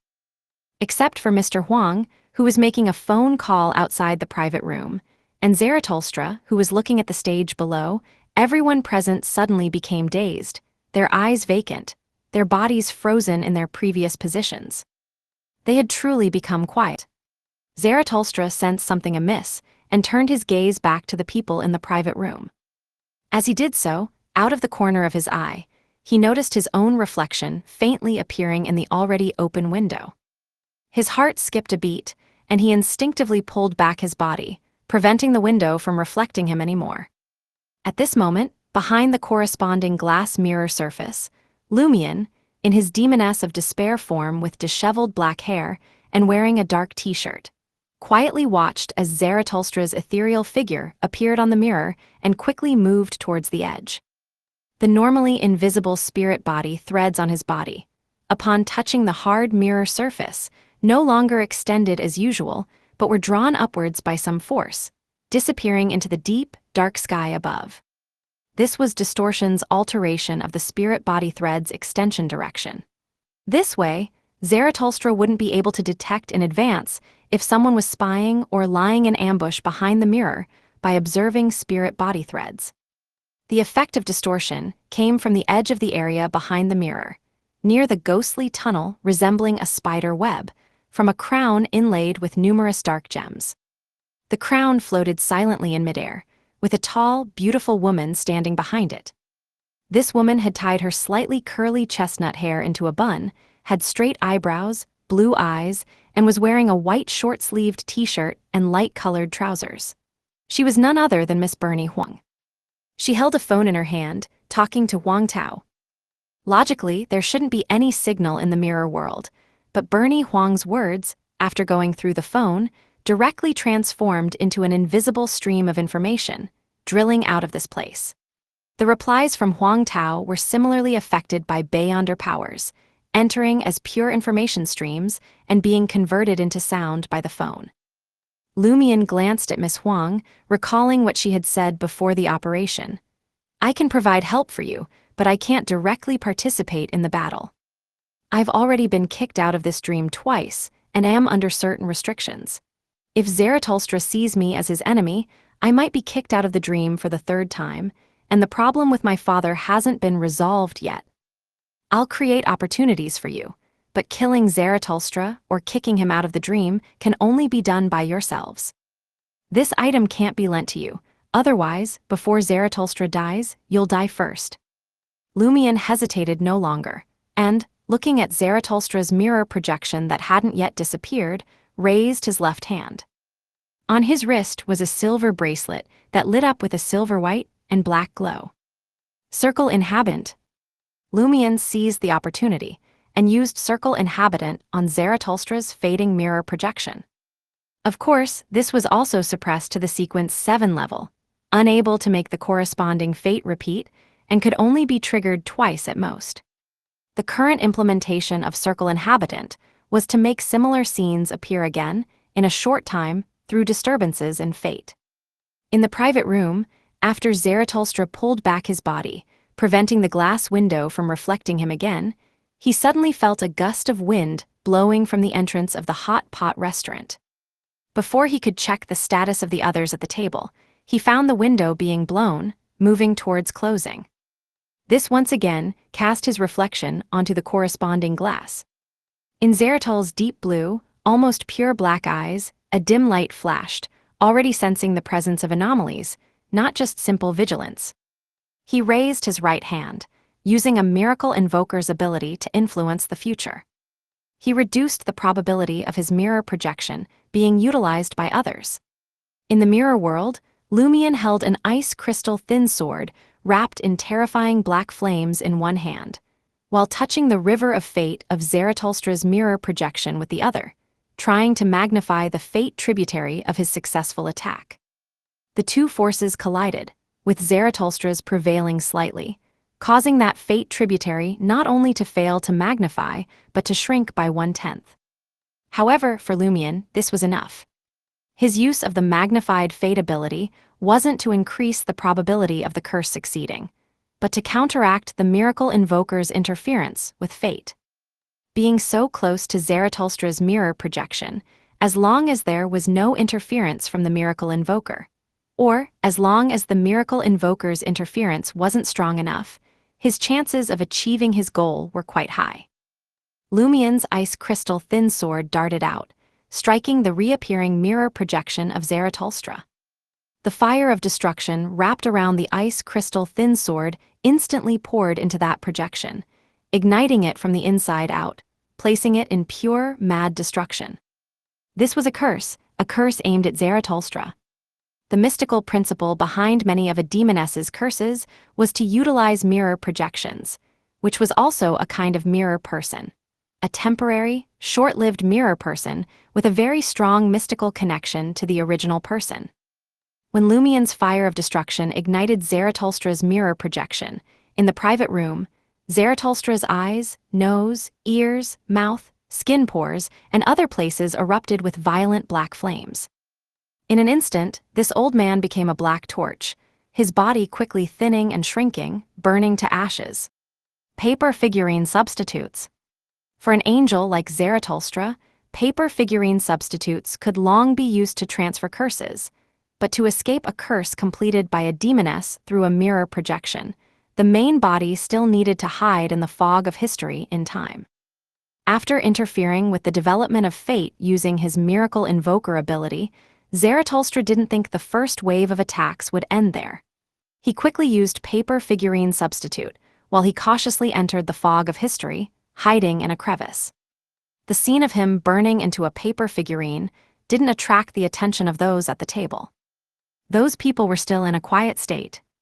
In the mirror world, near the illusory dark tunnel, Bernadette held a phone in one hand, while with the other, she made several dark gems on the crown in front of her light up with strange radiance. Distortion. She used distortion again, swapping the spatial positions of Zaratulstra's main body, plus paper figurine substitute, and his mirror projection. Thus, Zaratulstra, who had hidden in the fog of history, and the paper figurine substitute that had been burned to ashes, came to the mirror world. This place was also connected to the spirit world. This place also had the fog of history. Meanwhile, Zaratulstra's mirror projection sat by the hot pot table, quickly disappearing into nothingness amidst the madly growing black flames. It vanished into the void, along with these flames of destruction. After completing this, Bernadette quickly put away the crown inlaid with dark gems, stepped back twice, and disappeared into the illusory, complex tunnel resembling a spider web. Throughout this process, she maintained her call with Mr. Huang. Lumion showed no emotional fluctuation at Bernadette's departure. According to their agreement, this princess was mainly responsible for three things. First, to draw away Mr. Huang, who was suspected to be influenced by the mirrored Roselle. Second, to use the Mystery Prior pathway's control over the information world to push a message to the others in the private room that would make them quiet, with the subsequent cleanup and erasure of traces to be done by the information shredder. Lumion still remembered that, when Miss Huang saw the information shredder, her expression noticeably became more complex, as if seeing a natural enemy being artificially created.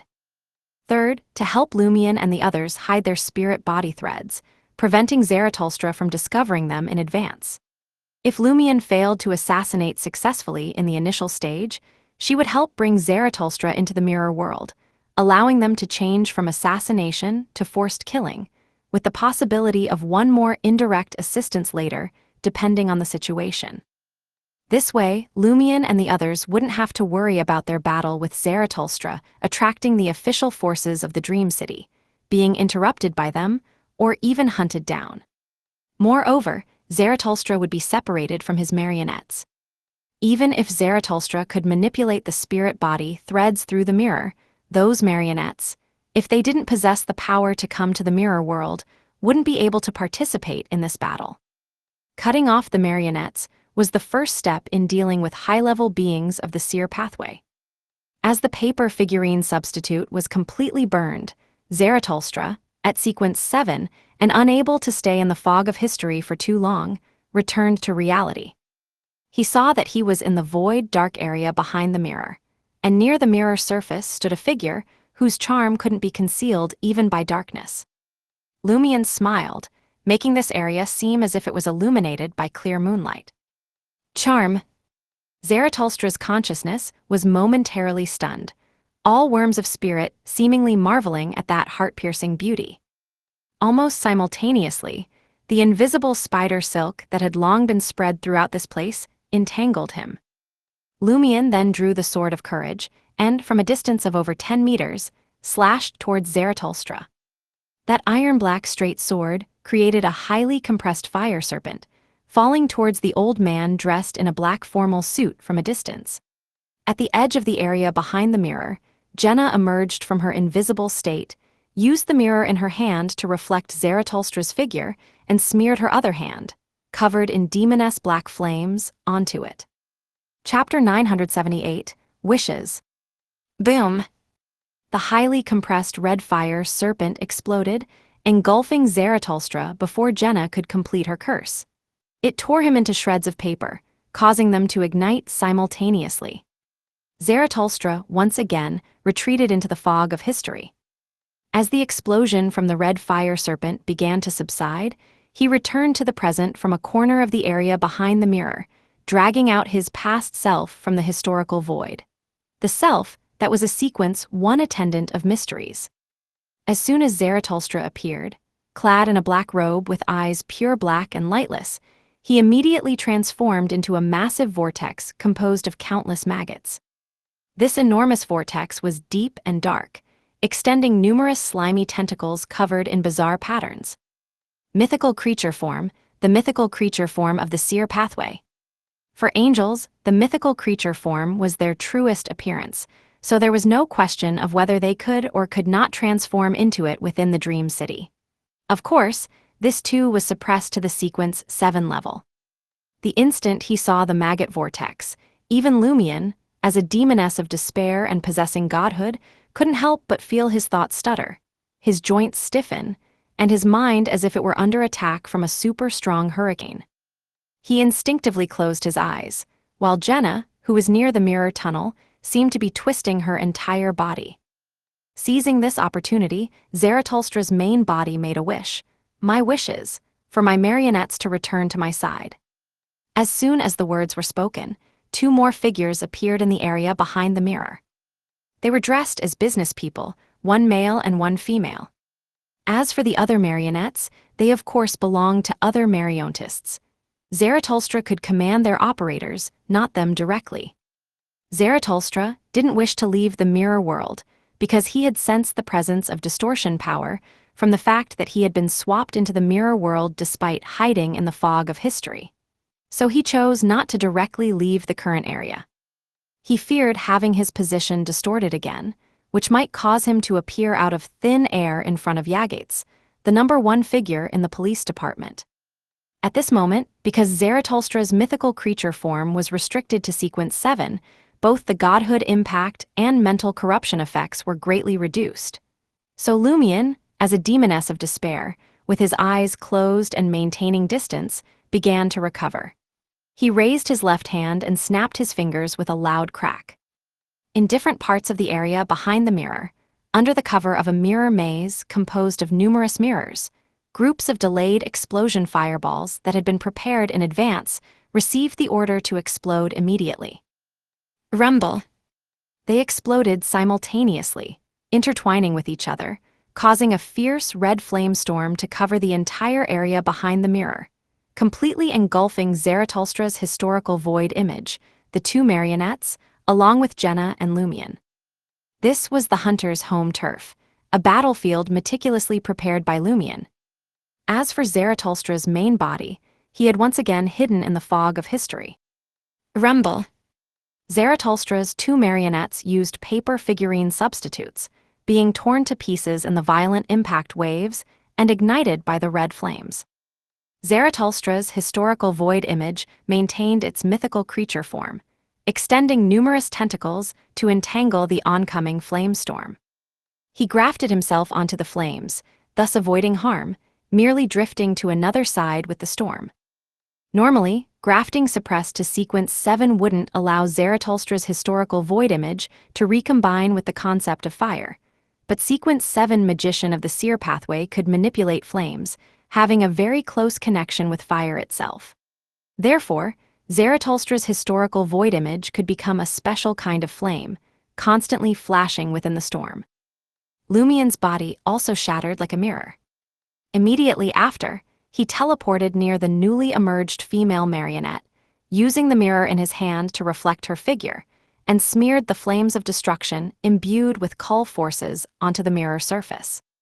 Affected by both Zarathustra's main body entering the fog of history and his historical projection turning into a flame drifting with the storm, the female marionette had no time to react or time to hide in the fog of history. Extremely suppressed black flames hiding destruction erupted from within her body. She quickly regressed into a paper figurine, but when she emerged in another part of the area behind the mirror, the flames of destruction on her body had not extinguished. After using paper figurine substitute twice in succession, this marionette's main body also turned to ashes. At this point, the terrifying scene created by the groups of delayed explosion fireballs finally subsided. Zarathustra's historical void image extended his right hand and gently grasped.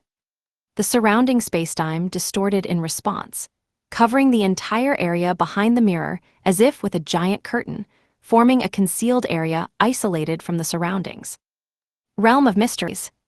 After confirming that Lumion and Jenna had been pulled into the Realm of Mysteries by his historical projection and could not prevent him for a short time, Zarathustra returned from the fog of history, landing at the edge of the dark and void area behind the mirror. He ignored his historical projection and the remaining marionettes that were also trapped in the Realm of Mysteries, walking directly towards the glass mirror surface leading to the Hot Pot restaurant's private room. Now, he had the energy to be vigilant and avoid the influence of the distortion forces. Just as Zarathustra approached the glass mirror surface, he suddenly heard a bang of a gunshot. A golden bullet, carrying an indescribable sense of decay, flew out from one of the spider web-like tunnels, heading straight for his chest. Anthony, wearing a cheap black t-shirt and sporting a crew cut, flashed out of the tunnel following the bullet. He had been lurking there, using the power of the ice mirror charm, not venturing into the area behind the mirror, so he wasn't encompassed by the Realm of Mysteries created by Zarathustra's historical projection. As Zarathustra's main body avoided the bullet, Anthony, using the remnant power of mirror traversal, instantly appeared beside the white-haired old man. He raised a pre-drawn picture, while his eyes turned golden and vertical. Frenzy. Anthony thought that Zarathustra had resurrected by seizing Loki's body, so there might still be some struggle between them. Therefore, using frenzy to target Zarathustra's mental state might have a miraculous effect. The picture in his hand was drawn on a blank sketchbook, depicting a door, a lock, and wooden bars completely sealing the door. The picture spontaneously ignited, turning into a phantom image that attached itself to the glass mirror surface leading to the outside world, sealing it with wooden bars and adding a lock. Zarathustra, directly affected by frenzy, suddenly faded, becoming a phantom. This was a magician's ability to create illusions. After returning from the fog of history, the first thing Zarathustra actually did was create an illusion, rather than directly approaching the exit. He used this to make Anthony misjudge his position, only hitting the illusion. Zarathustra's true figure quickly sketched itself not far away, speaking coldly in Dragonese, "My wish is to banish the enemies here." Before Anthony could use his area of effect awe, he suddenly blacked out, as if lifted by an invisible force and thrown into the air. When he regained consciousness, he found himself in a prison, with no mirror-like objects around to use. All the iron bars were wrapped in cotton cloth. Zarathustra chose to banish Anthony rather than wish for his death, because this angel believed that the enemy mixed with the Demoness likely also had one or two mirror substitutions, which would lead to a momentary failure of the wish and a waste of time. However, this meant that Lumion, who was inside the realm of mysteries, was unaffected by the miracle and remained inside. Zarathustra's wish was to banish the enemies, here, and the realm of mysteries no longer belonged to here. No longer disturbed by Anthony, Zarathustra turned his gaze back to the glass mirror surface. He had already realized two wishes, creating two miracles, which had considerably drained him. So he just opened his mouth, preparing to use an air cannon to blast the wooden bars and lock, removing their blockade of the exit. Inside the realm of mysteries, Jenna had disappeared, while Lumion, having slightly recovered, teleported behind Zarathustra's historical projection. He raised his head, looking up high, letting his eyes, which had burst many capillaries from directly viewing the mythical creature form earlier, turn iron black. At the same time, he let out a harumph. As two beams of white light shot from his nostrils towards the dark vortex composed of worms, he threw the sword of courage in his hand upwards towards a certain point in the sky. That place appeared pale white in his eyes. It was the weakness of the realm of mysteries.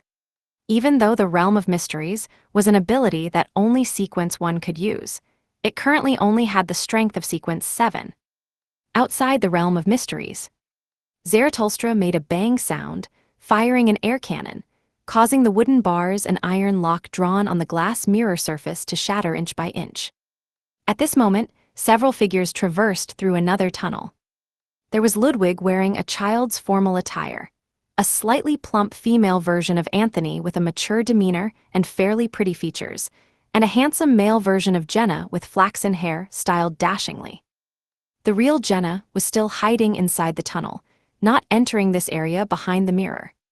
Her previous appearance was a shallow mirror person created using special mirror world fragments, which could be maintained for a longer time to confuse Zarathustra. However, under the influence of Lumion's area explosion and the realm of mysteries earlier, that weak shallow mirror person had been destroyed. The current male version of Jenna and female version of Anthony were deep mirror people created in advance using the special mirror world fragments in Franca and Lumion's possession. They could only be maintained for 3 minutes, but in terms of abilities, they almost perfectly replicated the originals, and could also borrow power from the special mirror world to a certain extent. After the battle with the reanimated female corpse, Lumion and the others began to pay more attention to the abilities that came with the special mirror world fragments. In the real world, the effect might not be obvious, but in the dream city where everyone was suppressed to Sequence 7, the more mirror helpers, the better. Jenna hadn't let her male version, the female version of Anthony, and Ludwig follow Anthony to attack Zarathustra earlier because she remembered Lumion's prior reminder. If we fail to assassinate successfully, subsequent attacks should come in batches. We can't all rush in at once, lest Zaratulstra's special ability takes us all away at once. This can also deplete his spirituality and the number of times he can use his special abilities. In the hunter's home turf, although it couldn't be said that they could make arrangements for the enemy from beginning to end, at least the first few waves of attacks could reflect their intentions. Chapter 979, Mythical Creature. Faced with the attack from Ludwig, the male version of Jenna, and the female version of Anthony, Zaratulstra showed no surprise. His body inside the black formal were suddenly disintegrated, along with his face, collapsing inward into a dark vortex. If one looked closely at this vortex, they would see countless transparent insects frantically writhing, seemingly crawling into the observer's mind and body, devouring thoughts and nerves. From within the sleeves and pant legs of the black formal, where numerous slimy tentacles covered in bizarre patterns extended outward. Zaratulstra had also revealed his mythical creature form. Unlike his historical void image, his clothes were real, not part of a historical projection.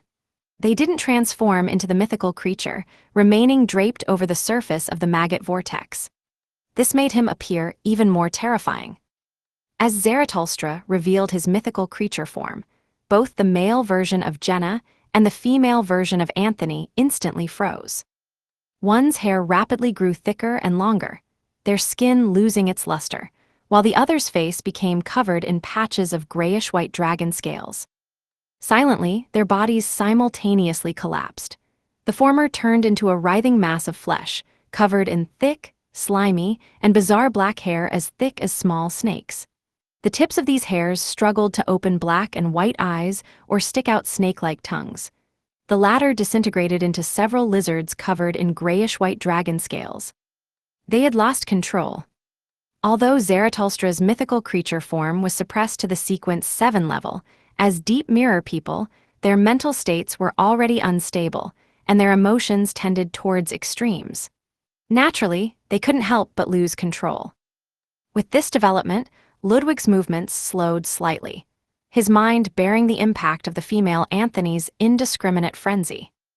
Just as he was about to succumb to the male Jenna's charm and turn to devour that mass of flesh, the two out-of-control deep mirror people began to fade and become transparent, quickly disappearing. They were illusory to begin with. Ludwig could only open his mouth wide, his mouth corners splitting to the back of his head. Then, he leaped towards Zaratulstra's mythical creature form in its black formal wear, biting down on one of the extended bizarre tentacles. He wanted to use this to deprive Zaratulstra of his paper figurine, Substitute's ability. Cracked. Ludwig bit down, but only crushed a paper figurine. Zaratulstra, transformed into a mythical creature, appeared in midair. Within the dark vortex of countless maggots that formed his face, several differently colored gems seemed to light up simultaneously. Around Ludwig, who still had the paper figurine in his mouth, numerous illusory doors suddenly appeared. These illusory doors took various forms. Some double-doored, some single, some barely showing a crack, some covered in mysterious patterns. They were densely packed and numerous, completely enveloping Ludwig. As Zaratulstra waved his slimy tentacles, one of the illusory doors suddenly opened, welcoming Ludwig as he was thrown towards it. Ludwig's figure instantly disappeared into the profound darkness behind the door. Exile. This was a secret sorcerer ability that Zaratulstra used with the aid of a certain sealed artifact. It could throw the target into a corresponding spacetime turbulence, only able to return after 5 seconds. Of course, complete return was contingent on the person or object thrown into the spacetime turbulence being able to withstand its impact. Combined with a miracle invoker's influence on fate, this could banish Ludwig for a full 10 seconds. In just 2 or 3 seconds, Zaratulstra had permanently or temporarily dealt with the third wave of attacking enemies. He spoke again in the Dragonese, "My wish is that no one else will interfere with me from now on." As soon as the words were spoken, Zaratulstra realized his wish. Affected by this aspect of his abilities being suppressed to Sequence 7, the realization of his wish had clear boundaries.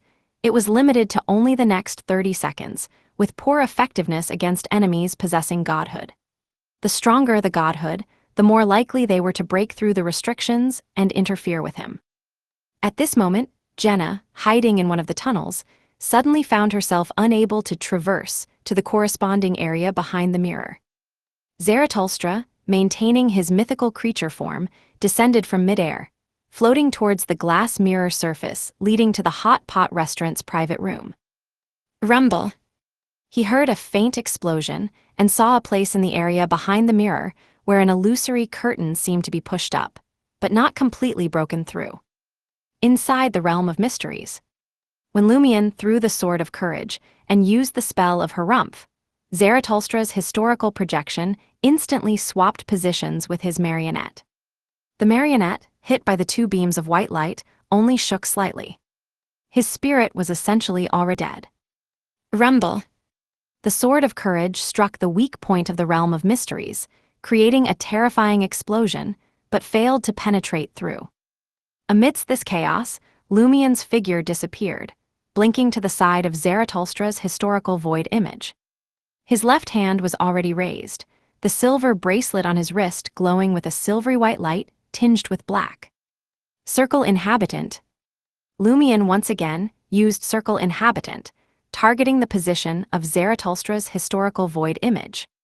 Of course, this attempt also forced him to face the other's mythical creature form directly. His thoughts and joints were once again filled with glue, and his mental state showed signs of some confusion.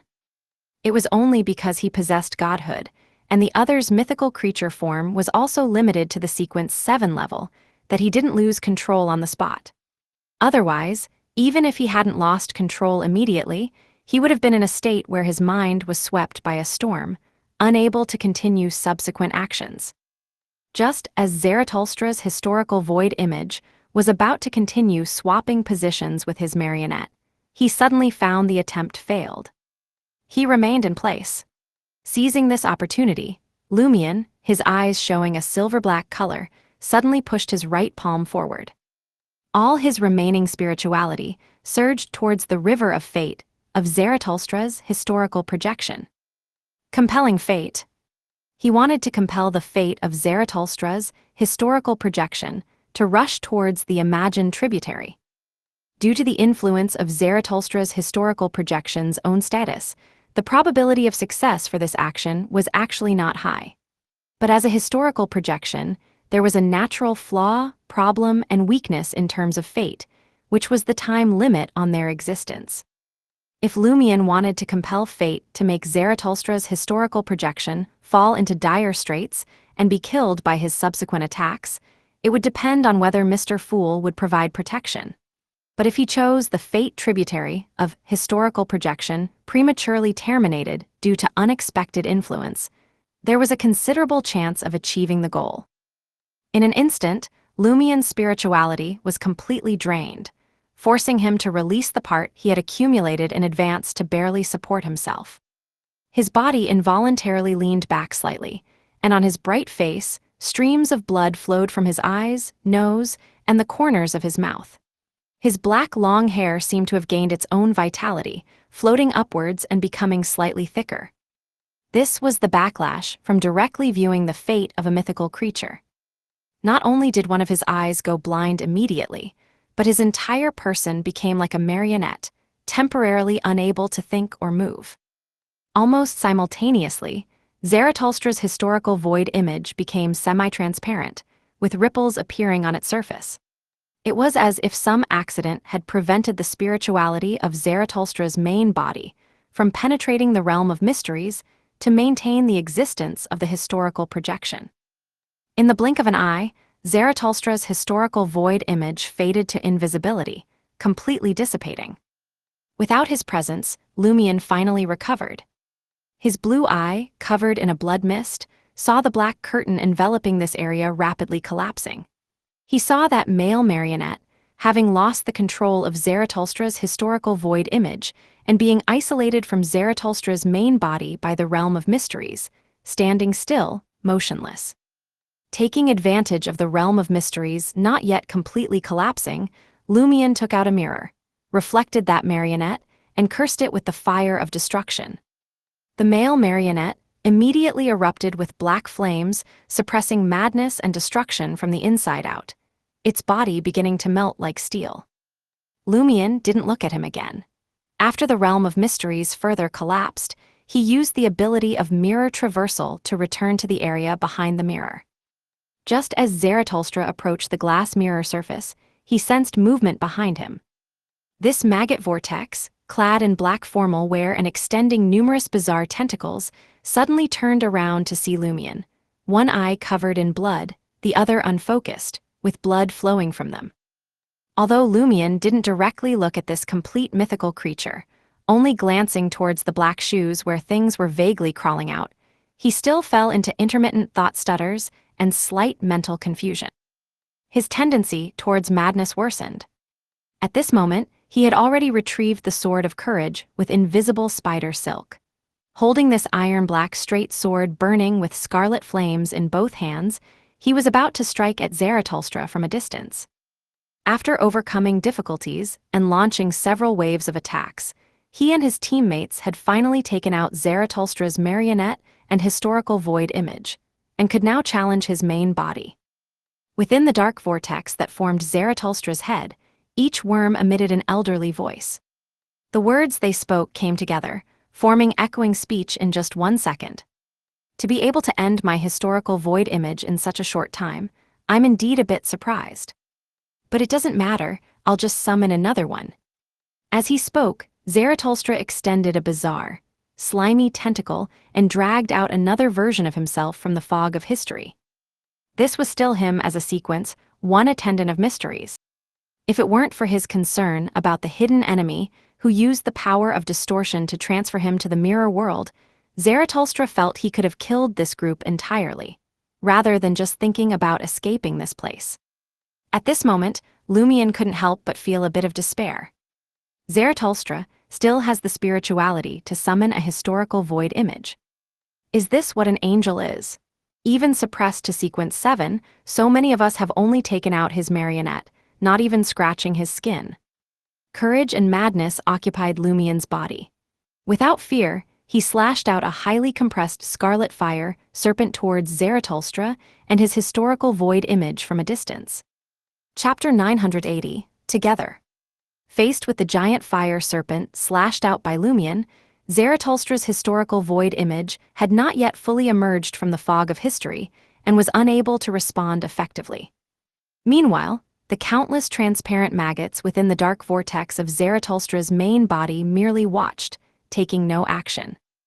The highly compressed scarlet fire serpent had not yet truly approached Zarathustra's main body when it suddenly changed direction, curving to the side, as if unwilling to conflict with this complete mythical creature. This was the power of a miracle. Zarathustra's previously made wish that no one else will interfere with him was still in effect, still functioning. Although Lumion possessed a certain degree of godhood, the power of the wish was unable to prevent him from leaving the realm of mysteries and returning to this area behind the mirror. However, it could still prevent him from directly affecting Zarathustra's main body, causing all his attacks to bypass the target. At this moment, Lumion suddenly raised his head. But he wasn't looking at Zarathustra's mythical creature form. Instead, he was looking at the glass mirror surface not far from Zarathustra. His eye, covered in a blood mist due to burst capillaries, turned iron black, reflecting the glass mirror surface that represented the entrance and exit, reflecting the pale spots on it. This was the mirror's own weakness. Immediately after, Lumion, wearing a silver-white earring on his left ear and his black hair floating gently, smiled and raised the sword of courage in his hand. The giant fire serpent that had bypassed Zarathustra's main body changed direction accordingly, fiercely pouncing towards the pale spot on the glass mirror surface. The distance between them was extremely short. Before Zarathustra's main body could react, the highly compressed scarlet fire serpent hit the target area. Zarathustra's head, composed of countless maggots forming a vortex, turned towards that spot, seeming somewhat stunned by Lumion's choice. Once the mirror surface shattered, the corresponding area behind the mirror would collapse with it. If the people and objects in that area couldn't escape in time through the mirror tunnels, they would be swallowed by the turbulence of the mirror world and dragged into its depths. The dangers there were fatal for Beyonders without a complete mythical creature form, meaning Lumion. Even for angels with complete mythical creature forms, unless they were of the door pathway or the Demoness pathway, the depths of the mirror world were places they were reluctant to venture into lightly. Seeing this scene, Lumion's smile grew increasingly manic. I never intended to attack you at all. My initial goal was to shatter the mirror corresponding to this area, dragging you down into the depths of the mirror world, into dangerous space-time turbulence. And to prevent you from detecting my true intentions, I pretended to attack you directly. That strange interference helped me save a lot of spirituality. Otherwise, even as a pyromaniac wearing the lie earring, changing the direction of the fire serpent midway would have been very strenuous and consumed a lot. Boom! The scarlet giant serpent, carrying the effects of Cull and Mighty Blow, exploded thunderously at the weak spot on the inside of the mirror, stirring up violent winds. Amidst the gale, the sound of cracking was drowned out as the mirror instantly shattered into pieces, causing the entire area behind the mirror to collapse with a thunderous roar. This dark, void world crumbled.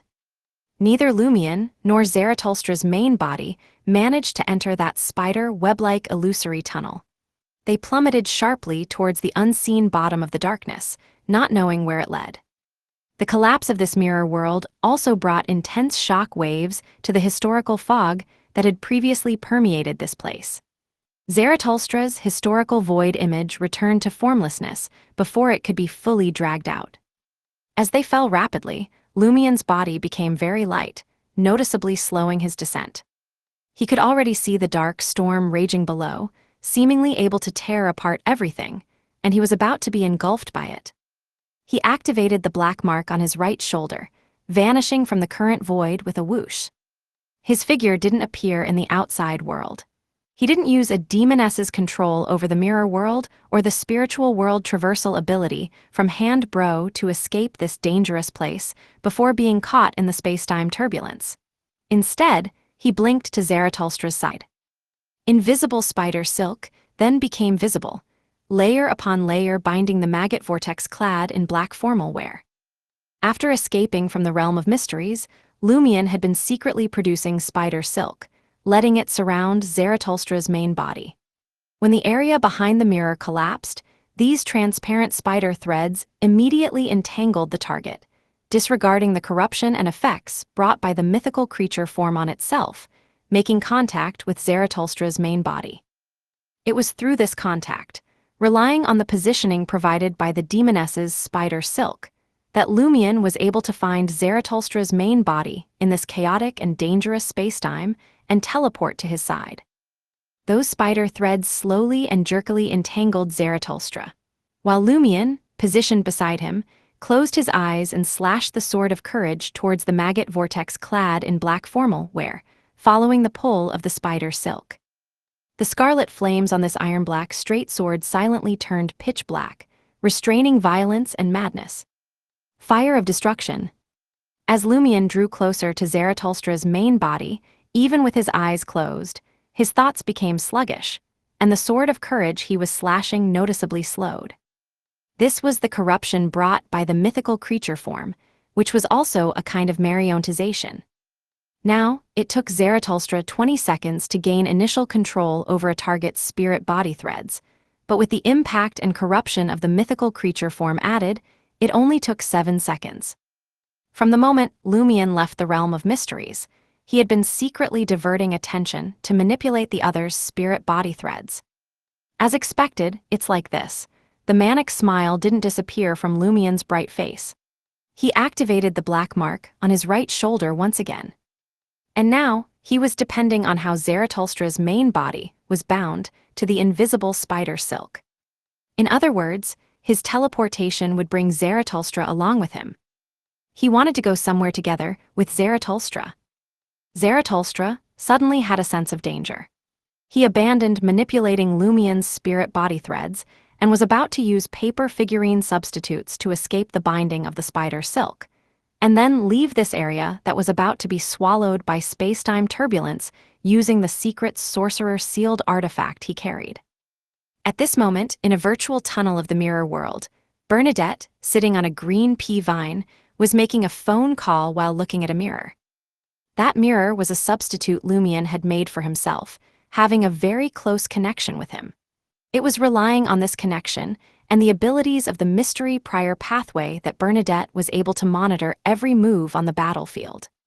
She suddenly reached out her right hand, and once again virtually wiped the dark crown she had taken out again. The numerous gems on that crown lit up simultaneously, using Lumion's mirror to disorder the corresponding spacetime. Zarathustra first turned into a paper figurine, then his main body reappeared in the same position, still bound by spider silk. This was the last bit of help Bernadette could provide. Lumion's figure disappeared from the dark void that was about to be swallowed by spacetime turbulence, taking Zarathustra with him. The two of them appeared on the surface of the large screen on the hot pot restaurant stage and passed through it. Zarathustra then saw the private room that belonged to his group, saw tables of customers eating hot pot. Thankfully, it's not the police station. Zarathustra immediately contracted the maggot vortex, quickly changing back into a white-haired elderly man. He was worried that his mythical creature form would cause massive casualties and madness in the public setting of the hot pot restaurant. If that happened, he would certainly be captured by the main consciousness of the dream and forcibly kicked out or turned into a marionette, which could no longer be avoided by historical projection. Just as Zarathustra regained human form, he suddenly saw a pair of eyes, dark brown eyes. Those were Joe Mingrui's eyes. Joe Mingrui was sitting at a table not far from the stage, staring blankly as he watched Zarathustra and a beautiful woman with a bloody face walk out from the screen. He felt that a dangerous aura lingered on the former, as if he had just emerged from a state that could kill everyone in the hot pot restaurant. This deeply shocked him, and the goose intestine he was holding with his chopsticks, not yet placed in the pot, froze in midair. Outside the hot pot restaurant, the sky at 7 p.m. was still bright. Zarathustra's gaze instantly froze. The next second, he turned his head to look at Lumion. One of Lumion's eyes had lost focus, dazed and confused, while the other blue eye was shrouded in a bloody mist. He put away the sword of courage and smirked at Zarathustra, a dangerous yet beautiful smile playing on his lips. Both of them felt pain simultaneously, as if tightly entangled by invisible tentacles, forcibly being dragged away from the world they relied on for survival. Their thoughts were also rapidly becoming sluggish and stuttering. Confirming that the situation was as he had anticipated, Lumion smiled even more happily. Zarathustra didn't put up much more resistance, as that would prevent him from entering the dream again later.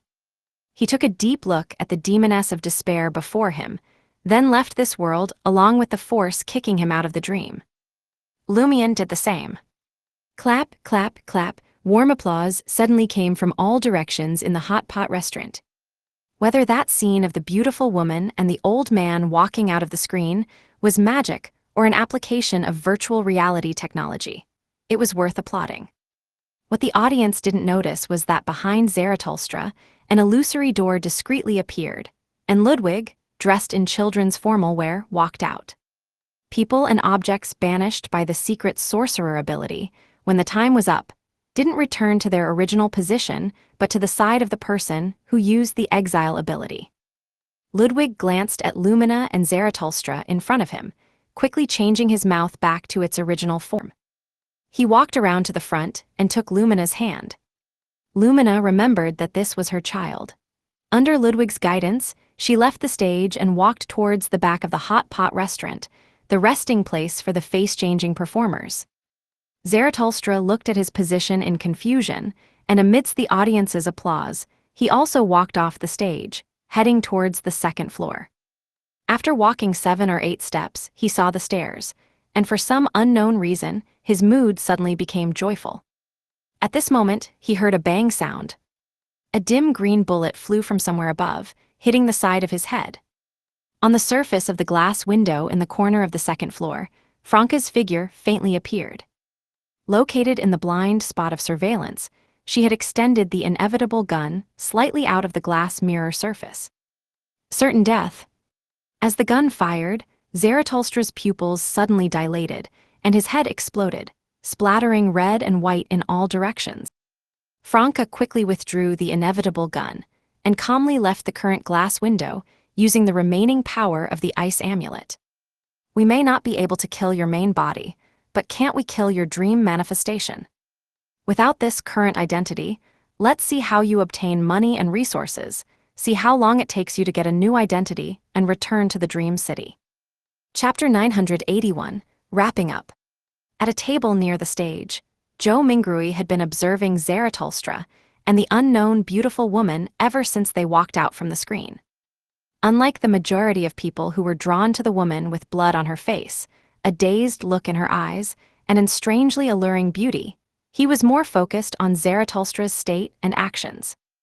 Of course, during this process, he still used his peripheral vision to keep an eye on the woman, to see her condition and what she would do next. After just a few seconds, he noticed a strange child appear from behind Zaratulstra, take the hand of the blood-faced woman, walk off the stage, and head towards the resting area for the face-changing performers. Meanwhile, Zaratulstra also looked confused, slowly following them off the stage and approaching the stairs leading to the second floor. Joe Mingrui noticed that Zaratulstra's pace quickened as he walked, his expression gradually becoming relaxed and showing a hint of joy. Just then, he heard a bang, and saw Zaratulstra's head explode like a watermelon dropped from a great height.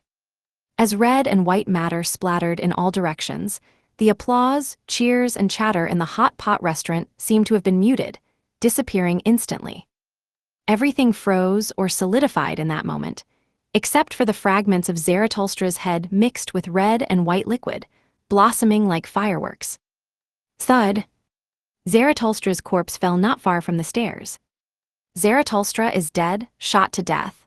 In that moment, Joe Mingrui was extremely confused and bewildered, feeling as if a movie special effect had intruded into daily life, making it all seem very unreal. In all his life, this was the first time he had witnessed someone being shot to death. He usually had full confidence in public safety and felt very secure. The next second, Joe Mingrui thought of the Li Ming, Luo Fu, and Luo Shan group who had been constantly reminding him to be careful of Zaratulstra. He also remembered that Luo Fu, who had been eating hot pot here just a few minutes ago, had gone to the restroom. What a coincidence, she just happened to not be in the dining hall. It couldn't have been her, could it? Just as this thought flashed through Joe Mingrui's mind, he heard screams and felt the entire hot pot restaurant in an uproar. Just as this thought flashed through Joe Mingrui's mind, he heard screams and felt the entire hot pot restaurant in an uproar. People had finally reacted. A bloody shooting had just occurred right before their eyes. Some people immediately called the police. Some tried to leave the hot pot restaurant, fearing there might be more gunfire, while others, both nauseated and terrified, wiped the stains from their faces. What happened? Joe Mingrui suddenly heard Luo Fu's voice. This beautiful woman wearing a black t-shirt with sequins and black-framed glasses had returned to her original position. Luo Shan abruptly stood up, pointing at where Zaratulstra had fallen, and said in a terrified and stammering voice, Someone died. Zaratulstra was shot dead. Seeing Luo Shan's reaction, Joe Mingrui doubted his earlier judgment. Luo Shan seems completely unprepared for Zaratulstra's shooting. Franca, taking advantage of her height, stood on tiptoes to look towards where the body lay.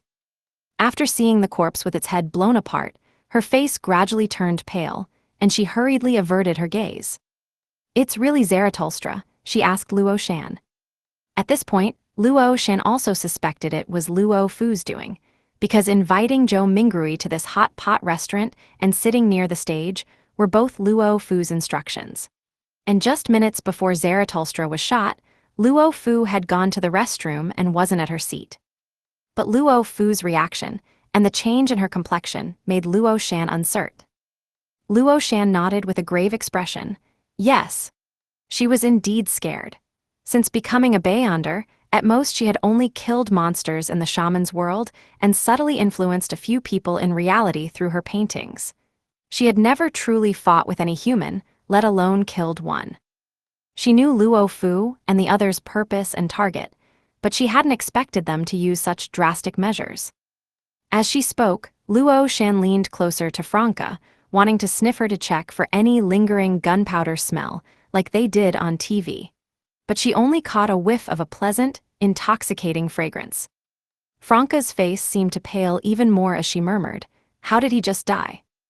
Amidst the commotion in the entire hot pot restaurant, Zhou Mingrui's gaze moved from Luo Shan and Luo Fu's faces to the resting area for the face-changing performers. He hadn't forgotten about the beautiful yet dangerous woman who had walked out of the screen along with Zarathustra. Inside the hot pot restaurant's rest area, Lumina was led by Ludwig to a corner, where he drew a curtain as if they were about to change clothes. The face-changing performers present were all attracted by Lumina's beauty, aura, and dazed expression. No one questioned why she had come in. After blocking the surrounding gazes, Ludwig took out a mirror from his pocket. Inside the mirror, Jenna was already waiting. Jenna reached out with both hands, grabbing Lumina and Ludwig, and pulled them into the mirror world. Lumina didn't resist. She remembered this was Li Lu's mother. What confused her was that she thought she was Li Lu's mother, so why did Li Lu have another mother? Yet her memories and consciousness told her this was the truth. Smack! As the mirror fell towards the ground, it burst into quiet and eerie black flames, then shattered into pieces. Having already traversed to a mirror near the Dechuang garden, Jenna began cleaning the makeup off herself and Ludwig, and removed the lie earring from Lumina's ear. Their action plan for this operation was divided into 3 parts. The first part was to attempt an assassination. The second part was to immediately switch to an encirclement attack if the assassination failed. The third part, if the encirclement attack still couldn't kill Zarathustra, was to bring the enemy before Zhou Mingrui in a way involving mysticism and Beyonder powers. This would likely result in both Zarathustra and the person who brought him being kicked out of the dream on the spot. Then, Franca, who hadn't appeared or participated in the battle before, would seize the opportunity to covertly assassinate Zarathustra's dream image, now an ordinary person without an angel's rank and temporarily unprotected by bodyguards. This would force this character off the stage, no longer able to be used by the real Zarathustra to approach Huang Tao and obtain money and resources through company mergers and restructuring. Moreover, this might even prevent Zarathul from re-entering the Dream City for a considerable time, until he had a new identity. Lumion and the others would use this window of opportunity to make more attempts. Because there was a possibility of being exposed to the audience at the end, and also the possibility of the plan failing with Zarathustra successfully escaping. So except for Lumion, who could transform into a female form, and Franca, who would only carry out the covert assassination in the final stage, Jenna, Anthony, and Ludwig all used the lie earring to adjust their appearances to some extent, applying near-perfect makeup.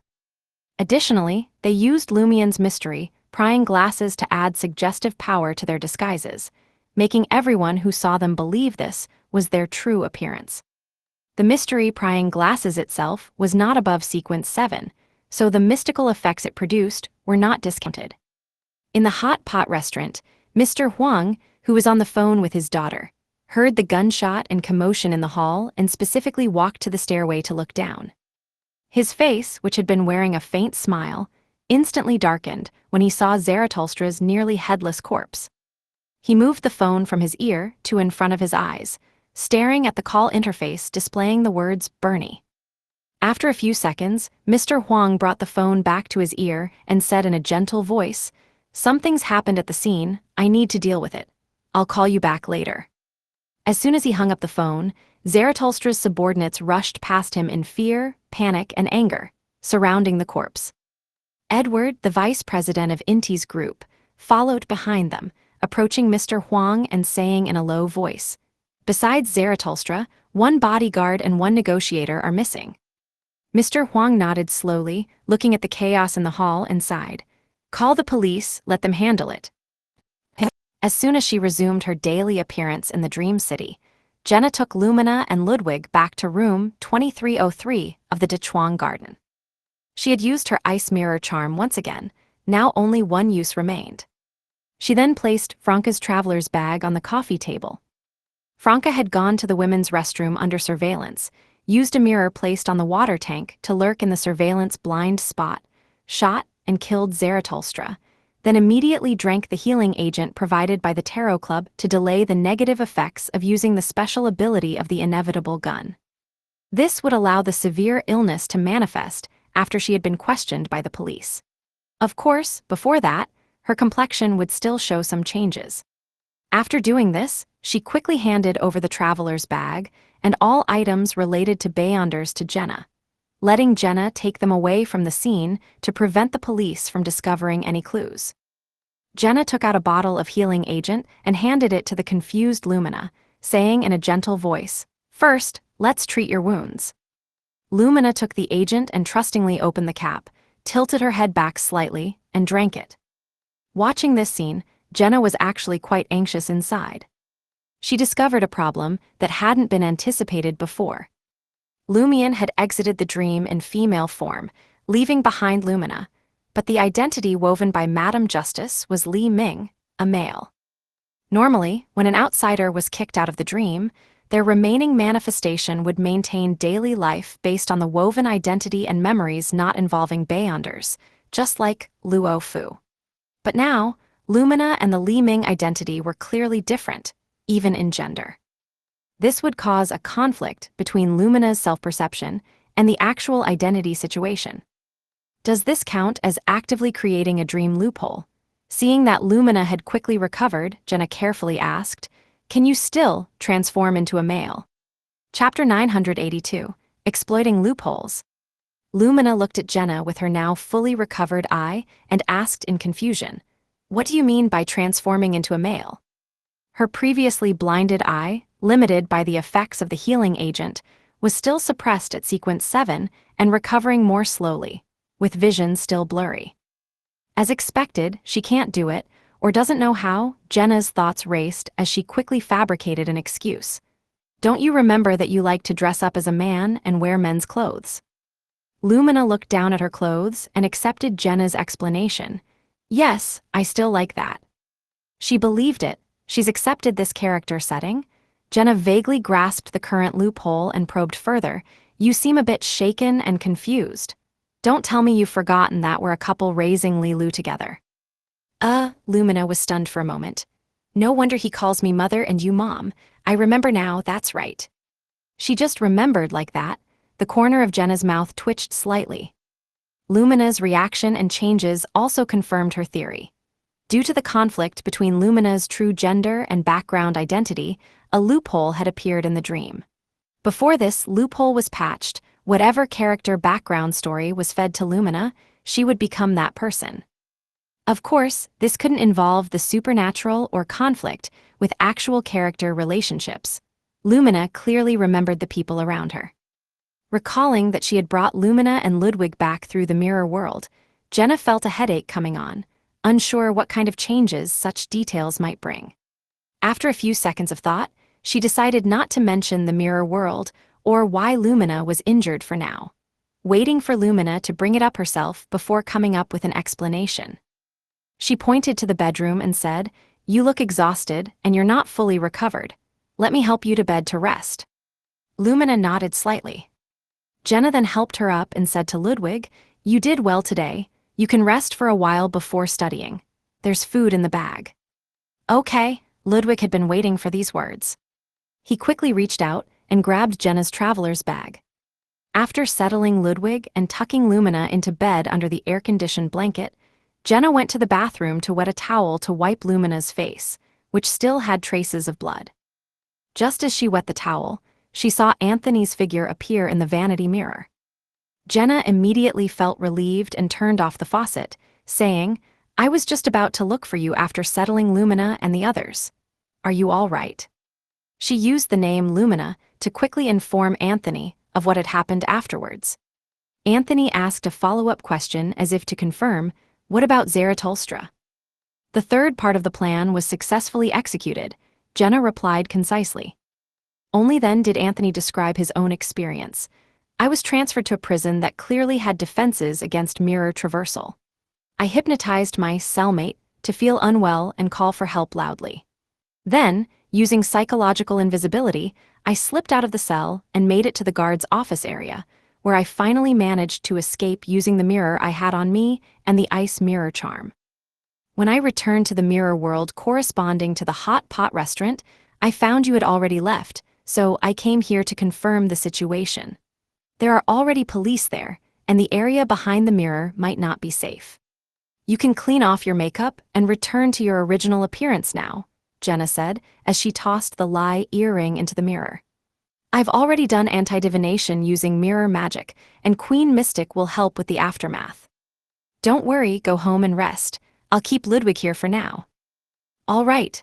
While the power of the ice mirror charm was still active, Anthony took the lie earring and traversed back to the rented apartment in Xinheng district. He could only use his ice mirror charm one more time as well. Jenna let out a sigh, wrung out the towel, left the bathroom, entered the bedroom, and began wiping Lumina's face. Along the way, she also checked how much Ludwig had eaten. In the hot pot restaurant, the police had set up a cordon, isolating the corpse and the surrounding area. Franca, looking shocked, was being questioned along with Luo Shan and Zhou Mingrui by a police officer named Lien. She said fearfully, "We weren't eating quickly, waiting for the later performance. Then I went to the bathroom, and when I came back, I found someone had died." "So you weren't in the dining hall when it happened?" Lien probed.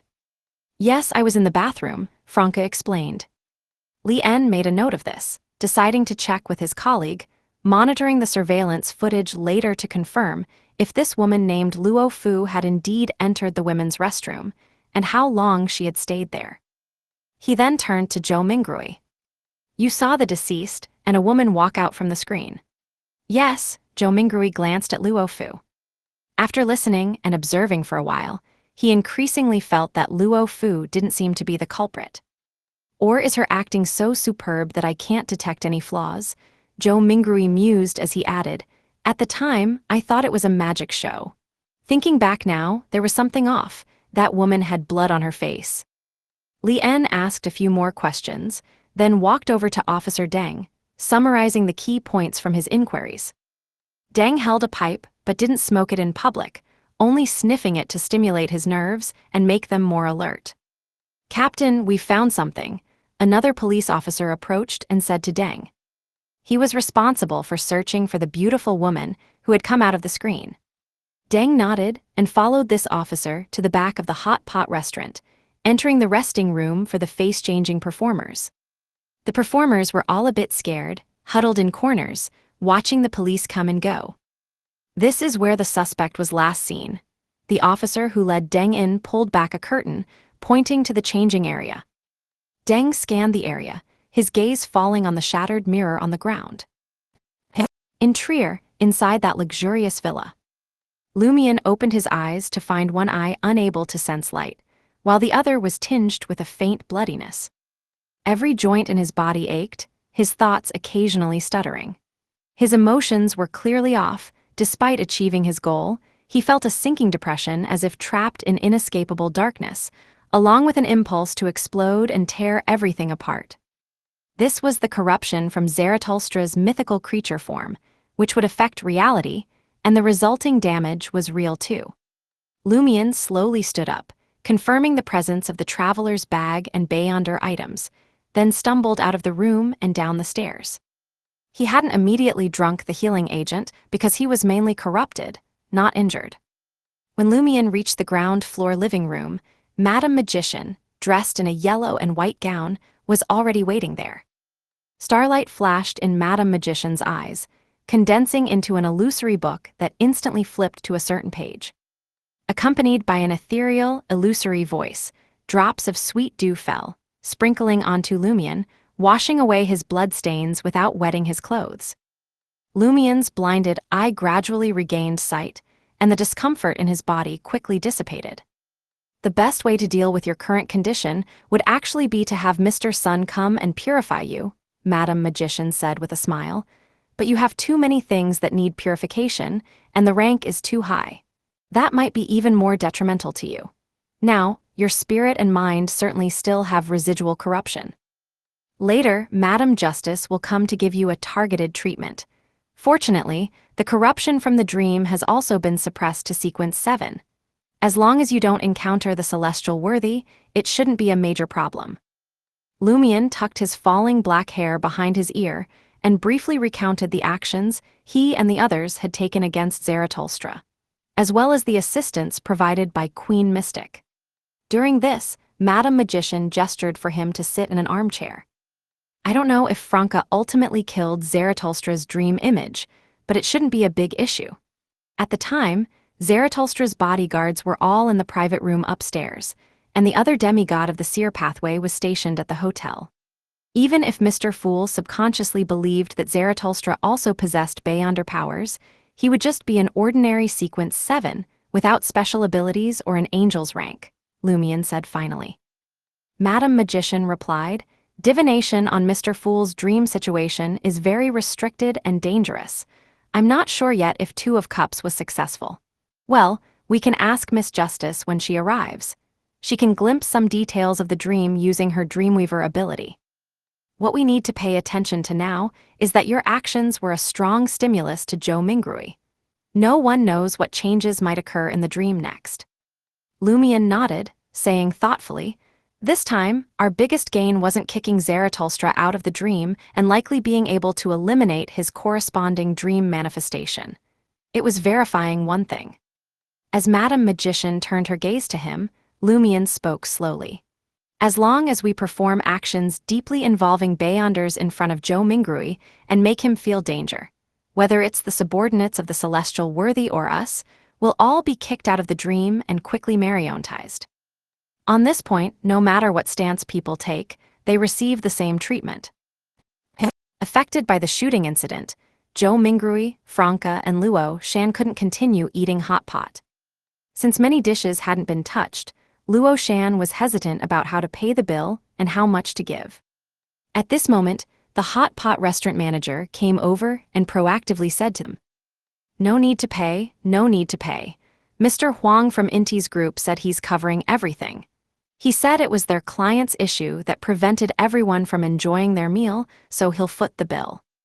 Mr. Huang is as generous as ever, Joe Mingrui remarked. Luo Shan strongly agreed. Seeing that Luo Fu wasn't feeling well, Joe Mingrui didn't suggest finding another place to eat. He politely saw the 2 ladies off in a ride-hailing car. Franca had been holding up, but upon returning to Dechuang Garden and entering the elevator, she suddenly went weak and leaned against Luo Shan. What's wrong? Luo Shan asked in surprise. I seem to be falling ill, how sudden, Franca herself was puzzled. Luo Shan didn't get off at the 15th floor, but supported Franca to the 23rd floor. Upon seeing the door of room 2303, Franca suddenly woke up. The illness was due to using the certain death effect of the inevitable gun. I really killed Zarathustra. Chapter 983, A Glimpse. Looking at the door of room 2303, Franca suddenly recalled everything. Considering that if the shooting of Zarathustra was successful, the police department would inevitably be involved in the investigation. Regardless of whether the police department previously had Beyonders, now that Joe Mingrui himself had gained Beyonder abilities and the dream subconscious recognized the sequence 7 level, they, as representatives of the official side, would certainly have gained mystical power enhancements. Therefore, Lumion and the others had already thought of ways to avoid subsequent investigations. Starting from the fact that the main officers of the Dream City's police department were based on the Nighthawks of the Church of Evernight, Lumion reasonably deduced that their most commonly used and convenient method for finding clues in public was to forcibly drag suspects into a dream and directly question them there. For this reason, he had Anthony give Franca a psychological suggestion in advance, making her forget everything related to the incident as soon as she drank the healing agent. The corresponding psychological suggestion would only be completely lifted when she returned to Dechuang Garden and saw the rented room. This way, even in the dream, Franca's performance would be flawless. If her own subconscious didn't believe she had shot Zarathustra, how could she show any abnormality in the dream? The performance that Luo Shan and Zhou Mingrui saw from Franca also came from her instinctive reactions, not acting. Only her complexion was enhanced by the negative effects of the inevitable gun, so it was completely flawless. Phew, that shot of mine was really cool, calm, relaxed, natural, composed. That's what an assassin should be like. Franca, feeling a bit feverish and confused, proudly praised herself in her heart. By this time, Luo Shan had already rung the doorbell and saw Jenna open the door. She was about to ask in a low voice, "Was Zaratulstra's death your doing?" when she suddenly noticed a small boy writing furiously at the dining table. "Who's that?" Luo Shan swallowed the question she was about to ask. Franca let go of Luo Shan's support, glanced at Ludwig, and said with unsteady steps and a smile, "My godson." Theoretically speaking, that's right. As soon as Franca finished speaking, she was already panting, looking as if even talking was a great effort. Jenna quickly supported her. Seeing this, Luo Shan waved her hand and said, "Get well soon. You probably won't need to work overtime tomorrow. You can rest at home. The big client is dead. What overtime would there be?" Back in room 1502, Luo Shan took out her phone and sent a WeChat message to Jenna. "Is there anything wrong with Luo Fu? Does she need to go to the hospital?" She intended to use this to open the conversation, then ask Jenna if Zaratulstra's death was related to them. Jenna quickly replied, "She took some fever medicine. Let's observe for a while before deciding. I heard there was a shooting at the hot pot restaurant where you were eating." She instead asked about Zaratulstra being shot. What does this mean? Could it really not have been them? Luo Shan wondered, once again doubting her own deductions. She briefly told Jenna about what happened in the hot pot restaurant, watching to see how she would respond. Jenna sent a face screaming in fear emoji. No wonder Luo Fu got sick. She always falls ill when frightened, but she also recovers quickly. She'll be fine in a couple of days. That doesn't make sense. She's a powerful Beyonder. From a future on the edge of the apocalypse, she must have seen countless deaths. How could she get sick from being frightened by a single shooting? Just as Luo Shan had this doubt, she suddenly understood what Jenna really meant. "We'll tell you the truth about this matter in a couple of days." Is it because this is the crucial period of the police investigation, and they're worried that if I know who the real killer is, I might let something slip or become nervous and anxious, and then be questioned by the police? Luo Shan nodded in understanding. She then felt somewhat happy. In the past, she wouldn't have been able to pick up on such hints. Sometimes when others mocked her, if it wasn't obvious enough, she wouldn't even realize it. But now, she had grasped the hidden meaning in the words. "Ah, I've grown too." Luo Shan leaned back on the sofa contentedly and started using her phone. Soon, she saw the police announcement soliciting key information, part of which read, "This woman is involved in the case. We hope the public will actively provide clues." Next to this part of the content was a photo. The woman in the photo was the one who had walked out of the screen with Zaratulstra. Luo Shan could clearly see that the photo came from someone's phone at the scene rather than from surveillance cameras. It captured the woman's exquisite and elegant features, her confused yet seductive gaze, and her blood-stained face quite clearly, bringing that dangerous beauty to life. Looking at it again, she's still very beautiful, even a bit more beautiful than Luo Fu and Jenna when they're not downplaying themselves. Luo Shan mused as she scrolled through the comments. Such a beautiful woman, why become a villain? I'm not just judging by her looks, but I feel like there's no way she'd kill someone for no reason, right? Sister, give me a shot. Do all the commenters let their morals follow their appendages? Isn't she more beautiful than those female celebrities nowadays? She could definitely squeeze into the top tier.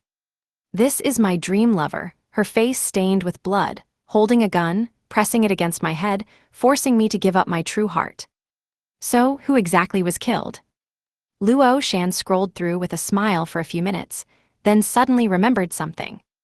She had forgotten to check the details of the room.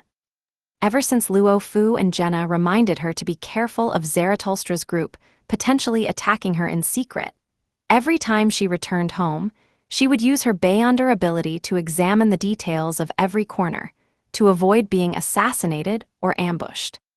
Luo Shan stood up and walked to the oil painting of a parrot, extending her hand towards it. The colorful parrot poked its beak and upper body out of the oil painting and said crisply, "No one has been here." Luo Shan stroked the parrot's feathers, then turned and walked to the window. She looked outside, raised her right hand, and pinched her eye socket. She wanted to use a reporter's ability to observe and uncover the true world. This wasn't because she didn't trust the parrot, but because there were some intrusions the parrot couldn't detect. However, she didn't dare to observe the true world for too long. Every time she used this ability, she felt danger and only dared to maintain it for about 10 seconds. This could only be used to look at the corners that the parrot couldn't reach.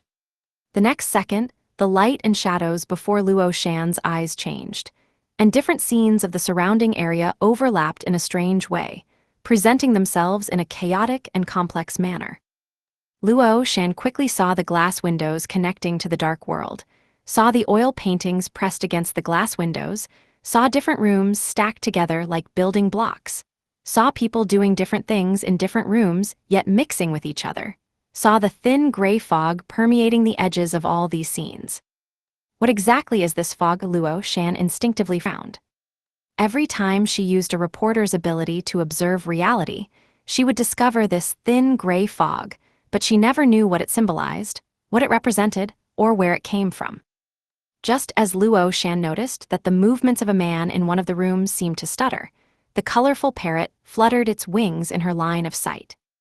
Then she saw Luo Fu lying on the sofa, physically cooling herself with an ice pack.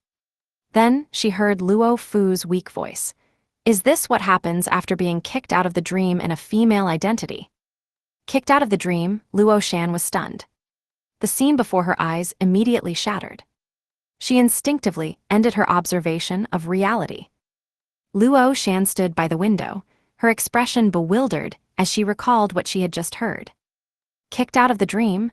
Did Luo Fu mean to say this is a dream? Was her condition last time because she was kicked out of the dream? Luo Shan's gaze gradually became vacant. After a few seconds, she murmured very softly and weakly, "If this is a dream, then what am I?" Late at night, the bedroom door where Franca and Lumina were sleeping opened silently, and a figure walked out without making any noise.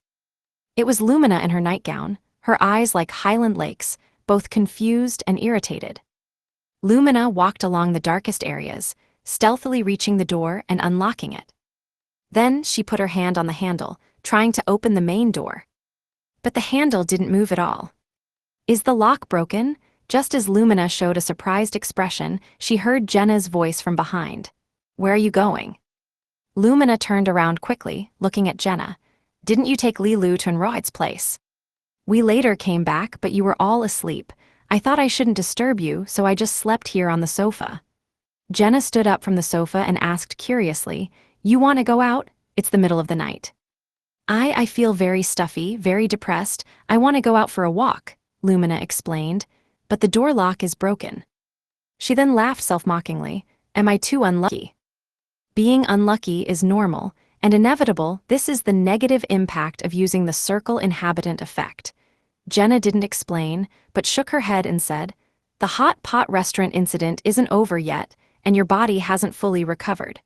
If you go out for a walk now and someone sees you, it will be very troublesome." "All right," Lumina pursed her lips and said, I feel like there's always a voice, an impulse in my heart telling me to go out." "A voice?" Jenna frowned, becoming more vigilant. "Go where?" Lumina didn't conceal. "On the one hand, I want to go to the rooftop, to feel the wind, to see if there are any stars and to space out a bit. On the other hand, I want to go to a certain place. That place is calling me." "Which place?" Jenna asked.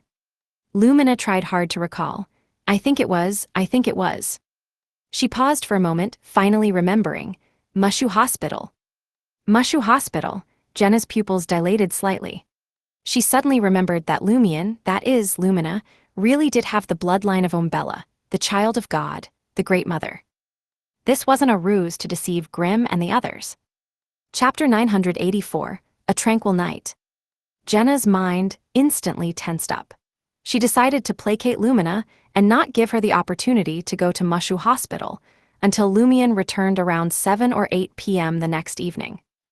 She looked at Lumina and said sincerely, "The investigation into the hot pot restaurant shooting hasn't ended yet. If you go to Mushu Hospital, you might be taken to the police station. Even if the police can prove you're not related to Zaratulstra's death, it will take a considerable amount of time. You'll be detained for at least a few days, which could cause you to lose your job." Hearing the phrase, "lose your job," Lumina showed a not-so-obvious expression of fear. "Yes, I should hide for a couple of days. After that, going to work disguised as a man shouldn't be a problem." She had already been instilled with the setting of working as a security guard while disguised as a man. Jenna didn't dare to relax. She glanced at the curtains blocking the bright moonlight and said to Lumina, "We can't go to Mushu Hospital, but we can go to the rooftop to feel the breeze and relax a bit." "Okay," Lumina said, an uncontrollable smile appearing on her clean and clear face. Jenna first fixed the door lock, then took Lumina out of room 2303 and to the rooftop via the elevator and stairs. Throughout the process, she hid a mirror in each hand, using them to reflect light and create illusions to conceal herself and Lumina from the surveillance cameras. Feeling the cool breeze that had lost its scorching heat in the night, Lumina half closed her eyes and took 2 deep breaths. She then walked to the parapet wall at the edge of the rooftop, pointed at the top, and asked for Jenna's opinion, "Can I sit up there?" "Normal people can't since it's very dangerous. But you're fine, your sense of balance is very good, even better than acrobats." Jenna wasn't afraid of Lumina falling. She had enough ability to rescue her, so she wanted to see if the loophole hadn't been patched yet, and if by constantly suggesting to Lumina that she had abilities beyond ordinary people, whether Lumina would actually possess beyonder powers. Lumina put her hands on top of the parapet wall and lightly jumped up, preparing to sit down. Suddenly, her hand slipped, and she lost her balance, about to fall towards the ground 100 meters below. At that moment, she felt several invisible ropes pulling at her, helping her stabilize. "Phew, that scared me to death." She turned her body sideways, looked at Jenna, who was already sitting nearby, and patted her chest. She thought Jenna had caught her. Jenna, who had lightly wrapped Lumina with invisible spider silk for protection, realized she had overlooked something. This person was still under the negative effects of misfortune brought by the circle of binding.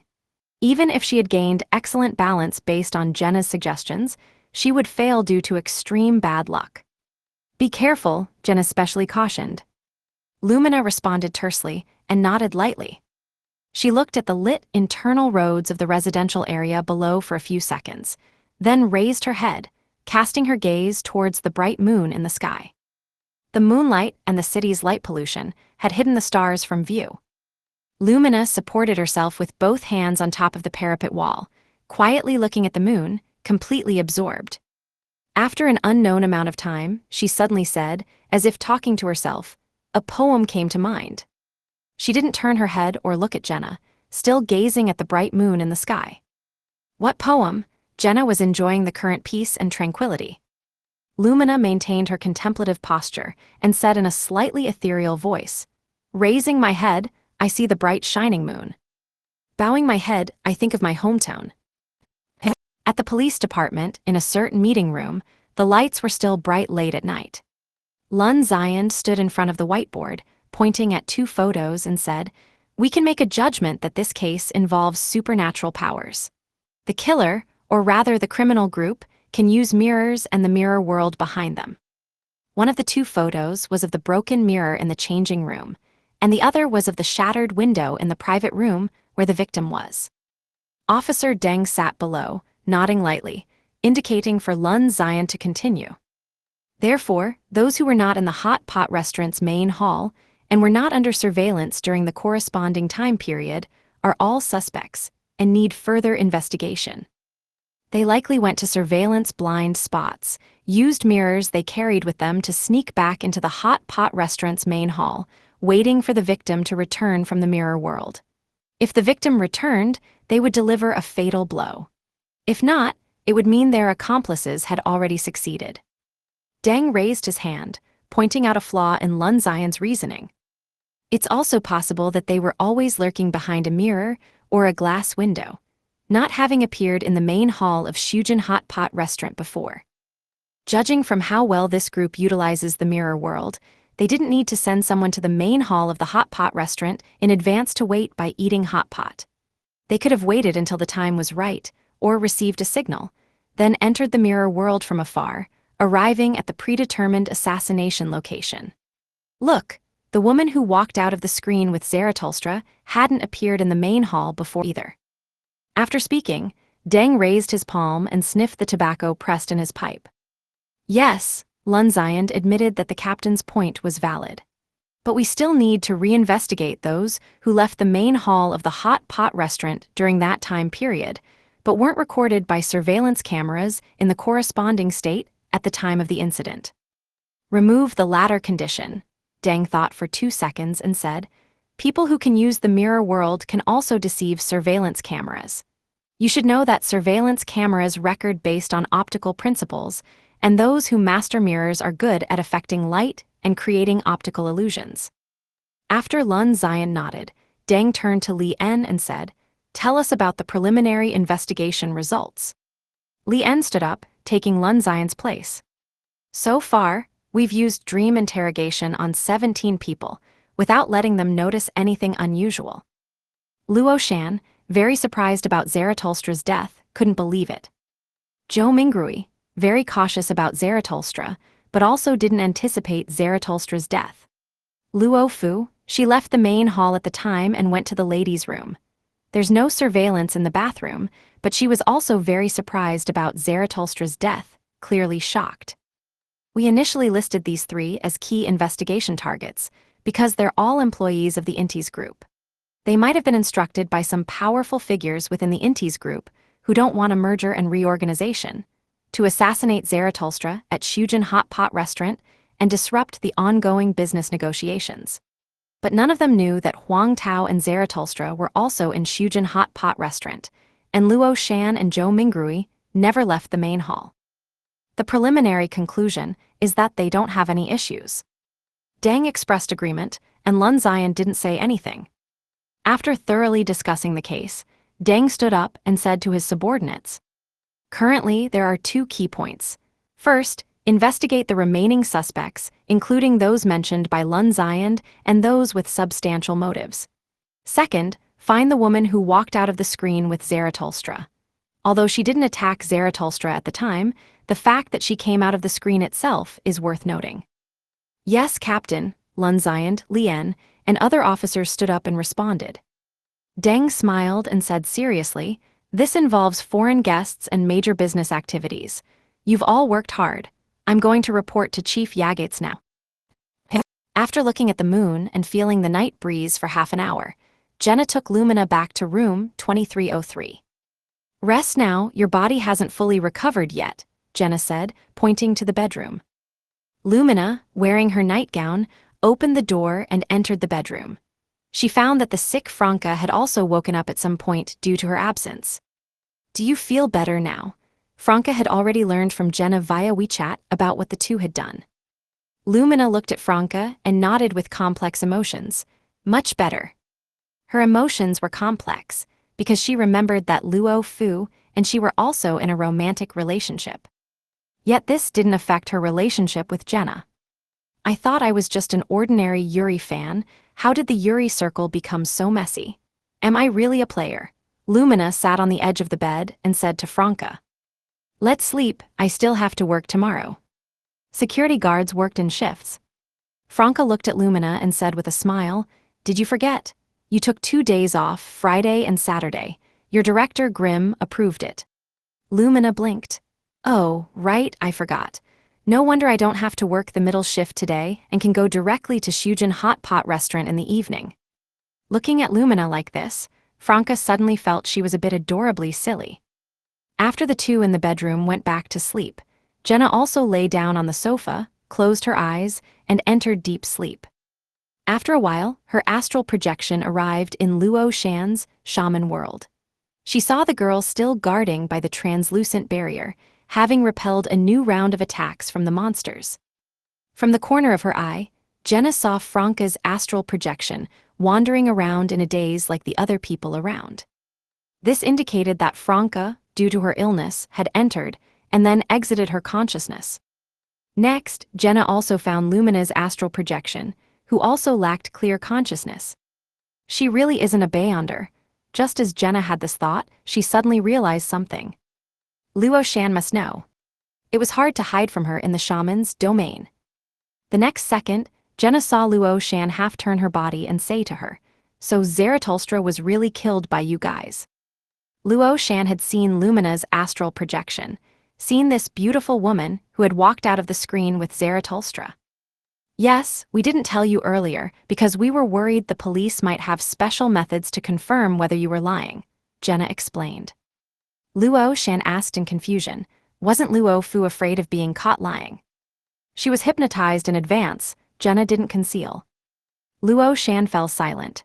After several seconds, she asked in a low, extremely difficult tone, Is this really a dream?" Chapter 985, I Don't Believe It. Hearing Luo Shan's question, Jenna was stunned. Why would she suddenly ask such a question? How did she suddenly think this was a dream? How did she know? Who told her? After coming to her senses, Jenna carefully asked in return, "What dream?" Luo Shan looked at her for several seconds.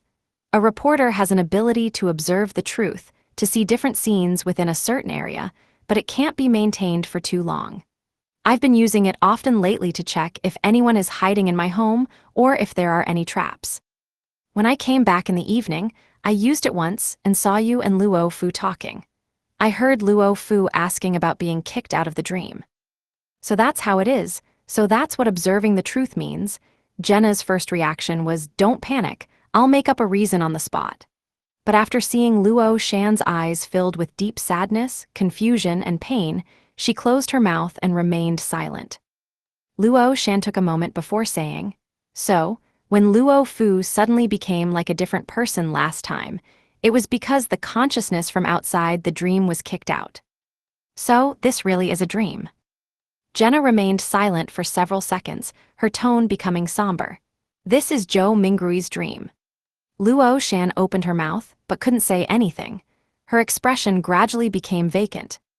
Jenna continued, "Some people want Zhou Mingrui to continue sleeping until the apocalypse comes, while others want to wake him up so he can lead everyone to resist the apocalypse." As she said these words, Jenna felt sympathy for Luo Shan while keeping her mind highly focused, waiting for the possible dream rejection that might come. She had almost revealed the essence of the matter. With Lumina already kicked out of the dream, Franca ill, and the police department highly focused on the horrible case of Zaratulstra's shooting, Jenna wasn't prepared to conduct further experiments. Even if she wanted to experiment, the target would be Peng Deng or Zhou Mingrui. It was unlikely to reveal the truth to Luo Shan now. That would require a gradual, step-by-step approach. No one would accept that they were fake, that their existence was meaningless. This would cause unpredictable shock to Luo Shan. Jenna could hardly imagine what kind of changes this would cause in Luo Shan. Compared to this, being kicked out of the dream wasn't a particularly serious problem. After all, she could enter again. Of course, it would be best not to be kicked out. Otherwise, the weak and sick Franca might not be able to control Lumina and prevent her from secretly going to Mushu Hospital. Luo Shan's lips trembled for a while before she finally said, "So, I'm just an illusory figure in someone else's dream." Before Jenna could respond, Luo Shan raised her hand to touch her own face, then suddenly shook her head. "I don't believe it, I don't believe it, I don't believe it. This isn't a dream, and I'm not fake." At this moment, Jenna wanted to persuade her to shift her attention, to find new meaning. But the words caught in her throat, and she couldn't form a sentence. Luo Shan cried out for a while, before finally calming down. She looked at Jenna again and said, every time I observe the truth, I see grayish-white fog. It's in every scene. What is it?" Jenna pondered for a moment and then said, it might be the boundaries of the dream." Luo Shan fell silent again, staring intently at Jenna's eyes as if grasping at the last straw. She slowly lowered her head, turning her body while mumbling, "No, it's not like this, I don't believe it. I don't believe it." She completely turned her back on Jenna, facing the translucent barrier and the monsters hiding in the deep darkness beyond it alone. Trier, beside the Esrenzo River, in a cafe with outdoor seating. Lumion wore sunglasses and had long hair draped over his shoulders. Basking in the bright sunlight, he held a cup of Inti's coffee, his mind wandering as he gazed at the wide river, the classical buildings on the opposite shore, the steam-belching iron ships, the bustling and lively river island, and the occasional airship passing by, enjoying a rare moment of leisure. He temporarily had nothing that needed to be done. He had originally planned to take advantage of his return to the real world to visit Banzi Island, seeking special scenes that could maximize the effectiveness of the corpse wax candle. But after careful consideration, he abandoned this plan. There were uncertain risks in Banzi Harbor. If it led to him being trapped there, unable to enter Mr. Fool's true dream, or directly resulting in his death, it would significantly affect the subsequent progress of the awakening plan. Lumion was clear about which of these two matters was more important. He had also considered whether to go to the new city of Silver, enter the underground, and borrow the Grade 0 sealed artifact, Gift of the Land, to bring it into the Dream City, enhancing the team's power.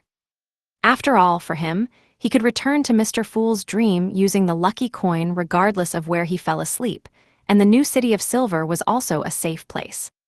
In the end, Lumion erred on the side of caution, and didn't make this risky attempt.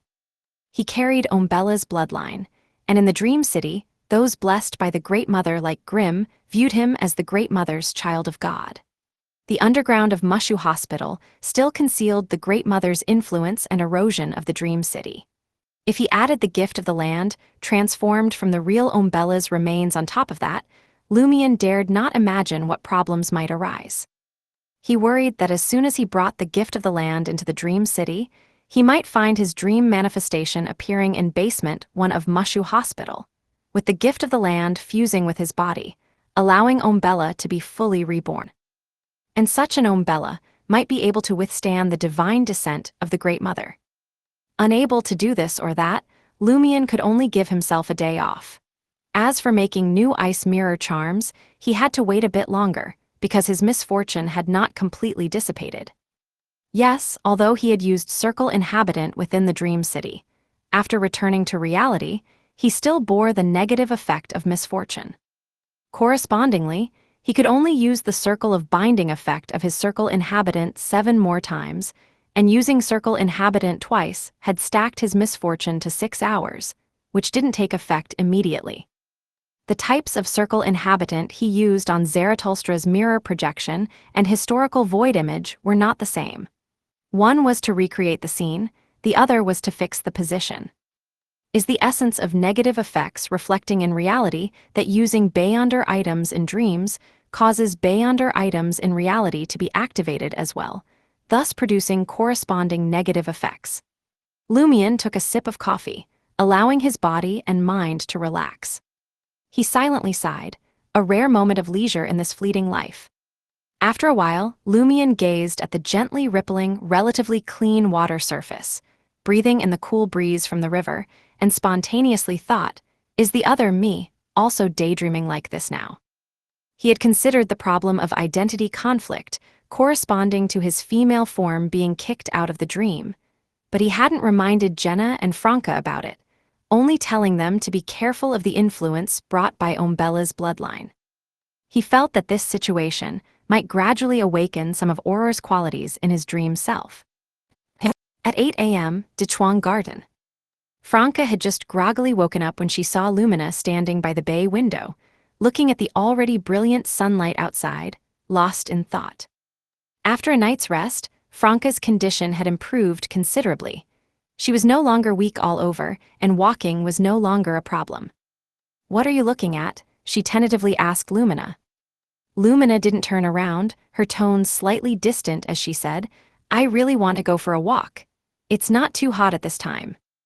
"Let's wait for things to blow over," Franca suggested. "How about we play computer games?" "What games?" Lumina turned around.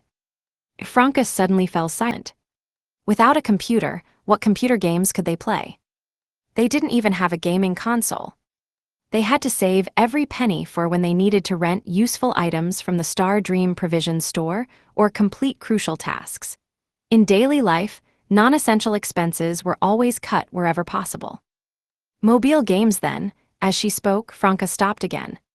What games wouldn't lag on their cheap phones? Let's play Fighting the Landlord, that was all she could say. At this moment, Jenna walked in, supporting Franca to the bathroom to wash up. After closing the bathroom door, Jenna kept an ear out for any movement outside, worried that Lumina might suddenly run out, while lowering her voice to tell Franca about Luo Shan's situation. Franca sat on the toilet, her mouth half open, completely stunned. After hearing Jenna's full explanation, she sighed deeply. We still don't understand enough about the abilities of the reporter sequence. She could understand how Luo Shan felt now. If someone with authority told her that her life since transmigrating was fake, that her past was also fake, that she was just an illusory character existing in a dream, she would certainly suffer a huge blow. Not having a breakdown on the spot was already quite good. Even though they had thought about using Luo Shan to awaken Mr. Fool, Franca had previously hoped to persuade her with fabricated stories, not to tell her the truth. Some truths were best never known. They represented despair. Franca pondered for a moment, then said desperately, "Can we find an excuse to cover it up?" Not saying we lied to her, but designing some events to let everyone discover together that the dream theory is just another layer of disguise, not the final truth. I think Luo Shan could accept such a development. People can deceive themselves about certain things. Hasn't she been saying she doesn't believe this is a dream? Moreover, we can't provide strong enough evidence to prove this is a dream. Jenna fell silent for a moment before saying, "We can only handle it this way for now. During this period, we need to find a way for Anthony to placate Luo Shan, or have him provide treatment directly." Franca nodded lightly, suddenly showing a thoughtful expression. She looked at Jenna and said slowly, "Based on our previous speculation, Luo Shan is a dream character shaped by Mr. Fool's divided subconscious, combined with corresponding images from memory. In a broad sense, she is equivalent to a part of Mr. Fool." After hearing the truth about the dream city didn't show any unusual changes, and you weren't kicked out of the dream. Chapter 986, Girls' Day. Yes, Jenna also expressed confusion. I thought I would be kicked out of the dream immediately, but nothing happened. Franca thought for a moment and spoke. Is it that telling the truth about this world to dream figures other than Joe Mingrui and a few others doesn't trigger an abnormal reaction? Or is Luo Shan special? A character lightly corrupted by that evil god of the fantasy association, no longer closely connected to the dream's main consciousness? Jenna shook her head and answered honestly, I don't know. She paused, her eyes turning slightly as she said, if we can pacify Luo Shan this time, we can find an opportunity later to mention Mr. Fool to her, and see if there's any special reaction, or if it causes me to be kicked out of the dream. We can also try telling corresponding things to other dream figures and see what results. Franca made an affirmative sound, reaching out both hands to support Jenna as she stood up from the toilet. After finishing her washing up, she returned to the living room to see Lumina watching TV. An idea struck her, and she said to Jenna, should we invite Luo Shan over to play cards? 4 people can play Shengji. I'll ask and see if she's willing. Jenna understood that Franca wanted to find something for Luo Shan to do, some entertainment to ease her emotional state, and they could also use the card-playing opportunity to provide subtle psychological guidance. Jenna immediately picked up her phone and sent Luo Shan a message. After about 7 or 8 minutes, Luo Shan replied, Okay, after I eat breakfast, I just woke up. She's willing to come, Jenna told Franca and Lumina.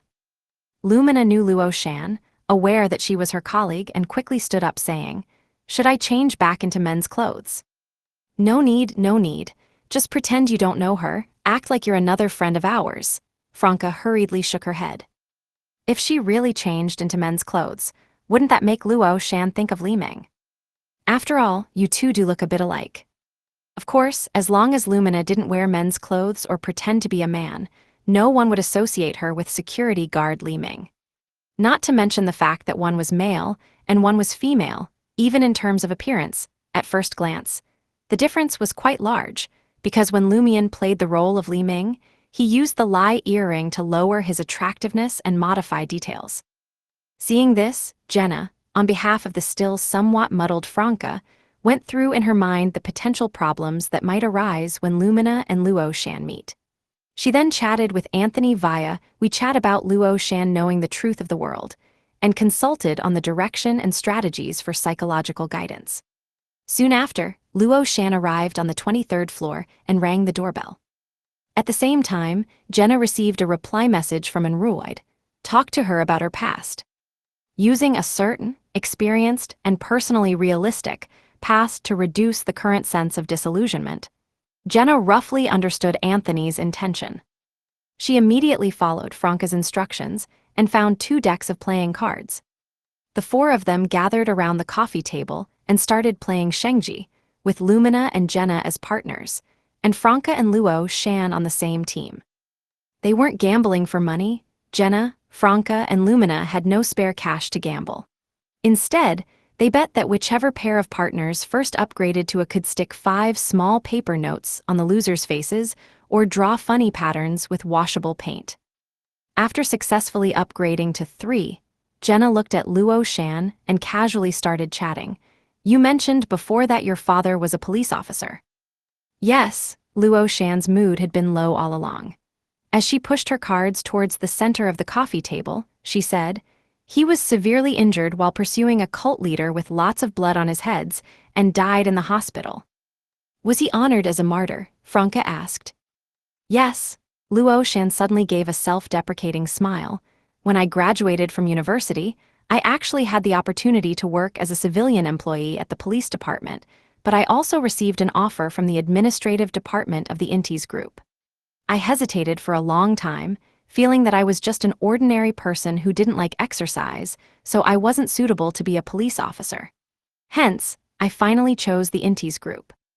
Perhaps that's not the only reason. Franca didn't pursue the question. She simply felt that ordinary people without much ambition couldn't refuse a position in a public department, and it was just a civilian role, not requiring the arrest of criminals. While waiting for the cards to be dealt, Luo Shan made a sound of agreement. "This was actually my mother's wish too. Seeing police officers would remind her of my father's death." "Your mother is in your hometown, not living with you?" Jenna asked, already knowing the answer.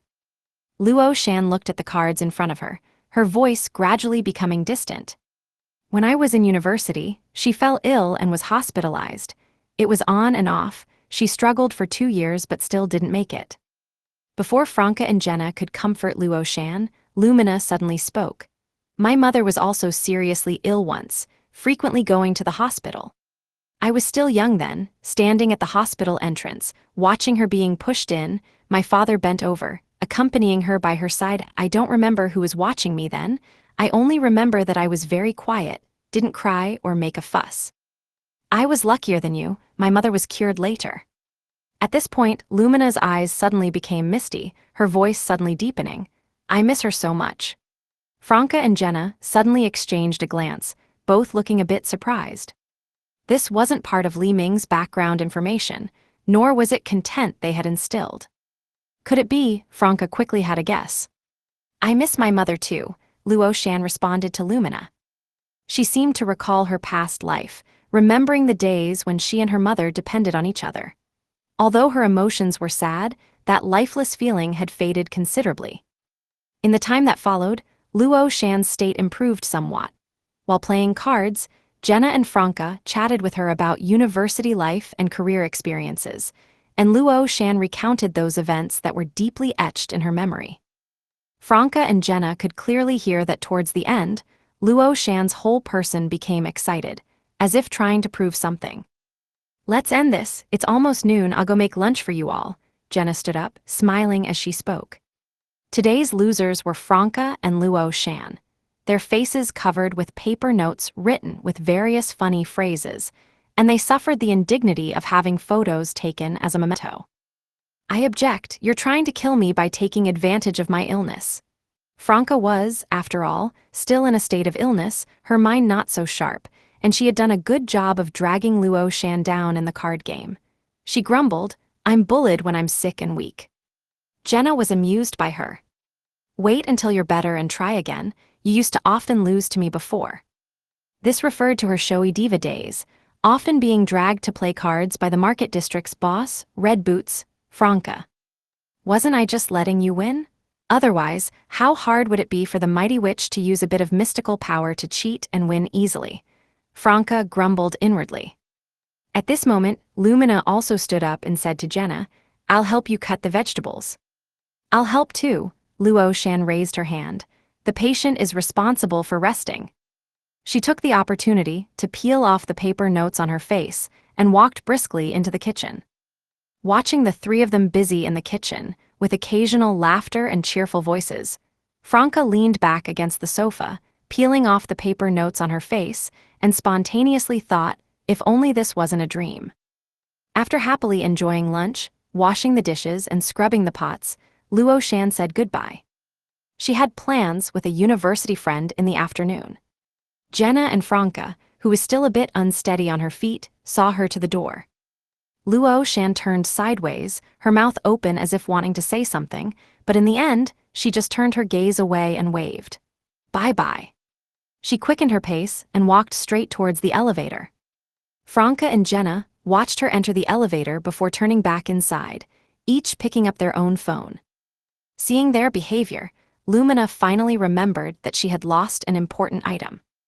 "Where's my phone? It seemed to have disappeared last night." "I have it." Franca took out Lumian's phone from her traveler's bag. Before this operation, they had made contingency plans for different developments. Except for Franca, everyone was prepared to be kicked out of the dream, so they simply didn't bring their phones, or gave them to Franca for safekeeping, or left them at home.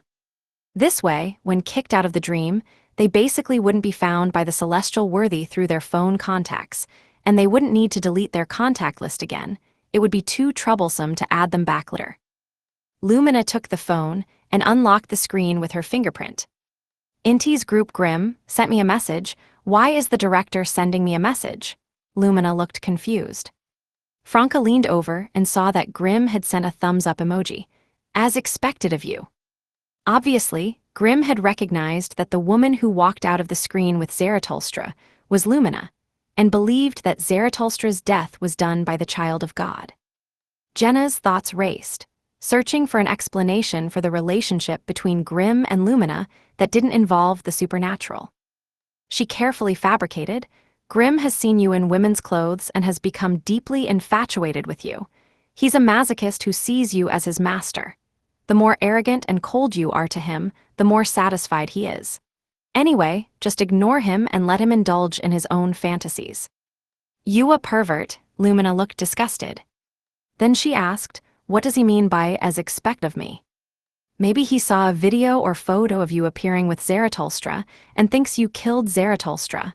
Jenna felt a fatigue from her brain working overtime. "Don't worry, he won't betray you. Instead, he'll keep this secret even more tightly and feel self-satisfied about it." Franca was left speechless listening to this, feeling that Jenna had been somewhat corrupted by the internet lately. "I see," Lumina breathed a sigh of relief. The three of them each occupied a position, quietly being on their phones while digesting the food they had eaten at lunch. Suddenly, Franca came across a local news item. Crimson Moon Hospital's affiliated restaurant launched several mushroom-set meals yesterday, which were well received. Devil's set meal? No, mushroom set meal. Franca's eyelid twitched, having heard about Linkage from Lumion and seen the latest episode of The Great Adventurer. She remembered that not long ago, Lumion had gone to instigate Linkage to create a new type of mushroom that could cure the vegetative patient in Zaya Ocean. Chapter 987, Calamity. What has Linkage done again? Franca took a light breath. She reflexively wanted to check and confirm, hoping to prevent more dangerous things from happening in time, but as soon as she moved her body, she remembered she was still sick and didn't have the ability. Jenna can't go either. She still has to watch Lumina and not let her run around. Anthony has another task. We certainly can't let Lumina go. The outcome would either be Lumina covered in mushrooms all over her body or Linkage getting pregnant. After thinking it through, Franca decided to wait a bit, wait until Lumion returned to the Dream City and go himself. Linkage is an ally, no need to worry too much. Linkage is an ally, no need to worry too much. Franca kept repeating these words to herself. She planned to forward this news to Lumion, so he would know what happened as soon as he returned to the Dream City.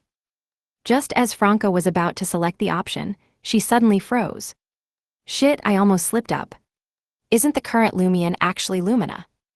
Being sick really messes with your head. Good thing I realized in time. Inside the Tianyu Hotel, in the room next to Zaratulstra's, the two bodyguards who had originally been following Zaratulstra appeared here, with an elderly man with white hair but a youthful face standing in front of them. This elderly man wore white training clothes and had his hands behind his back. He paced back and forth near the wall and said, "Still no clues about the killer."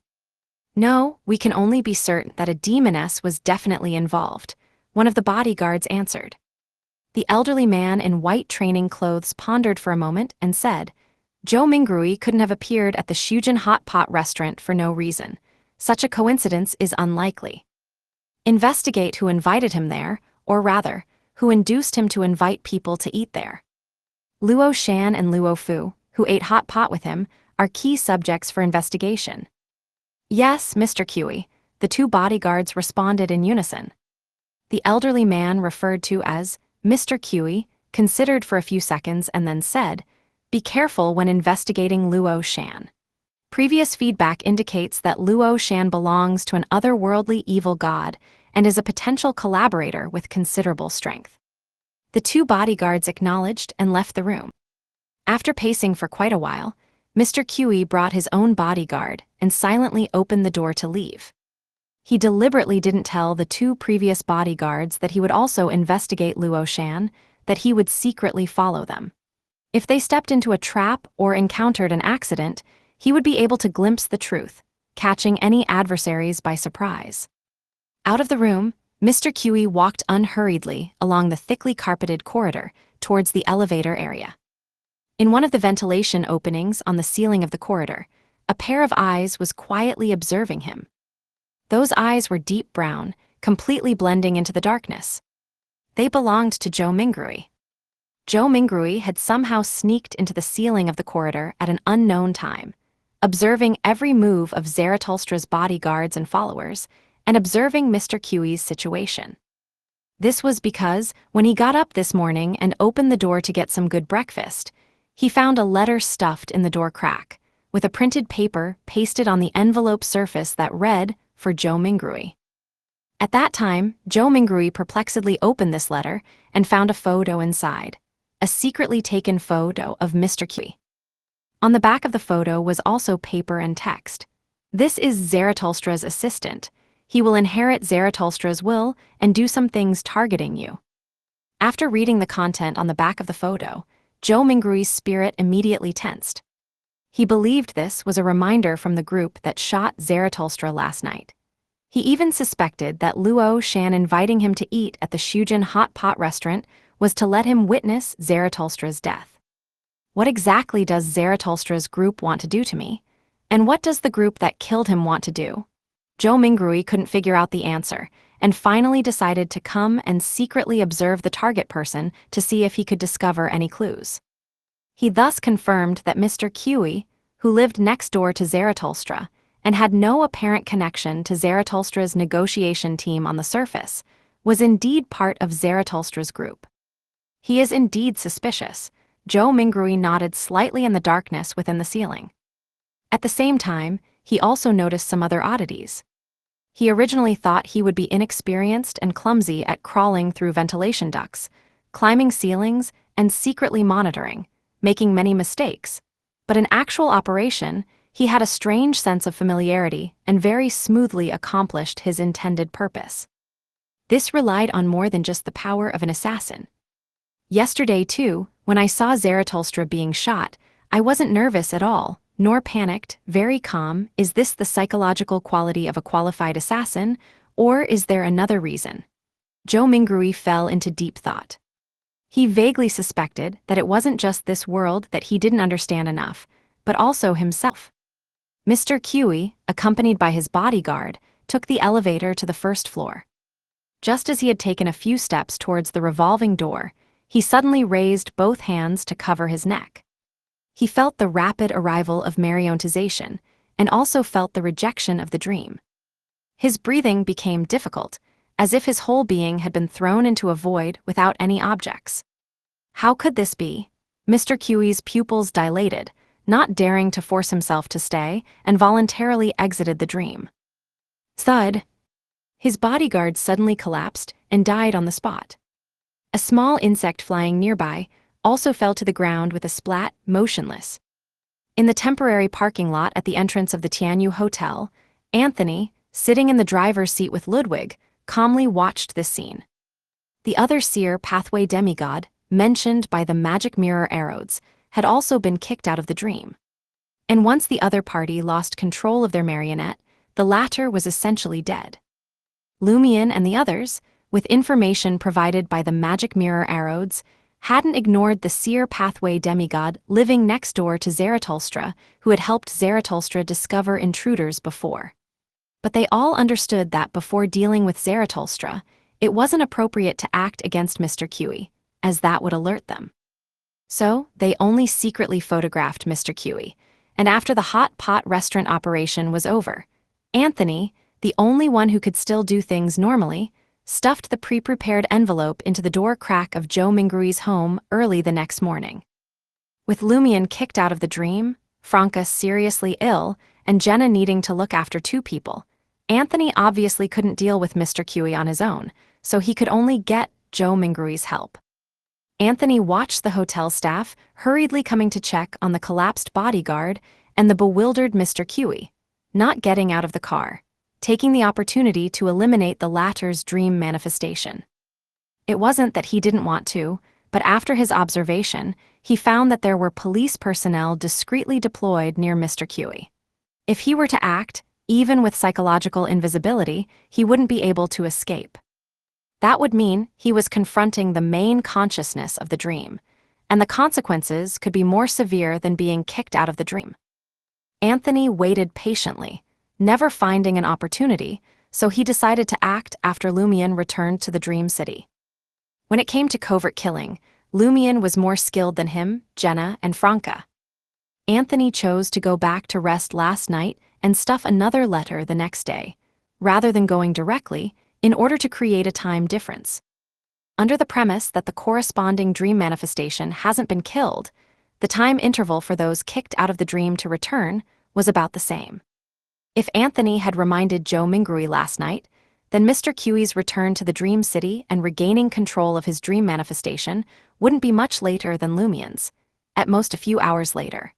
And in those few hours, Lumion might not find an opportunity to make his dream manifestation die unknowingly. Now, after Lumion returned around 7 or 8 in the evening, he would have nearly a day to plot the murder of Mr. Q's dream manifestation. In room 2303 of Dichuang Garden. Just past 7 p.m. in the evening, Franca and Jenna, who had been watching Lumina constantly, saw this beautiful woman suddenly change her appearance, becoming male. Lumion immediately took the Lai earring, changing his facial features in a direction not too similar to Li Meng. Franca took the opportunity to tell him about the mushroom-set meals at Crimson Moon Hospital. Lumion nodded. "I'll go deal with the other matter first." As he said this, he stood up. Franca held back her laughter and pointed at him. "Change your clothes first, don't walk away wearing Jenna's nightgown." Lumion looked down and discovered that Lumina had been wearing Jenna's nightgown all along. At 10 p.m., in a white car parked by the roadside, Lumion was on his phone as if bored, seemingly waiting for someone. They had rented a new car, because the previous car was registered under the name Luo Fu. And if a car rented by Luo Fu happened to appear near the scene of Mr. Q's death, the suspicion on Franca would be strong enough for an immediate arrest. Lumion waited for a while, and through the rearview mirror, he saw Mr. Q walking alone, preparing to cross the intersection to return to the Tianyu Hotel. As Mr. Q passed by his vehicle, Lumion's eyes suddenly took on a silver-white color with black. Eye of Calamity. Before Mr. Q had passed the rearview mirror, he had already found the fate branch leading to the other's doom. In the next second, Lumion hid his left hand wearing the circle of binding and slightly raised his right palm.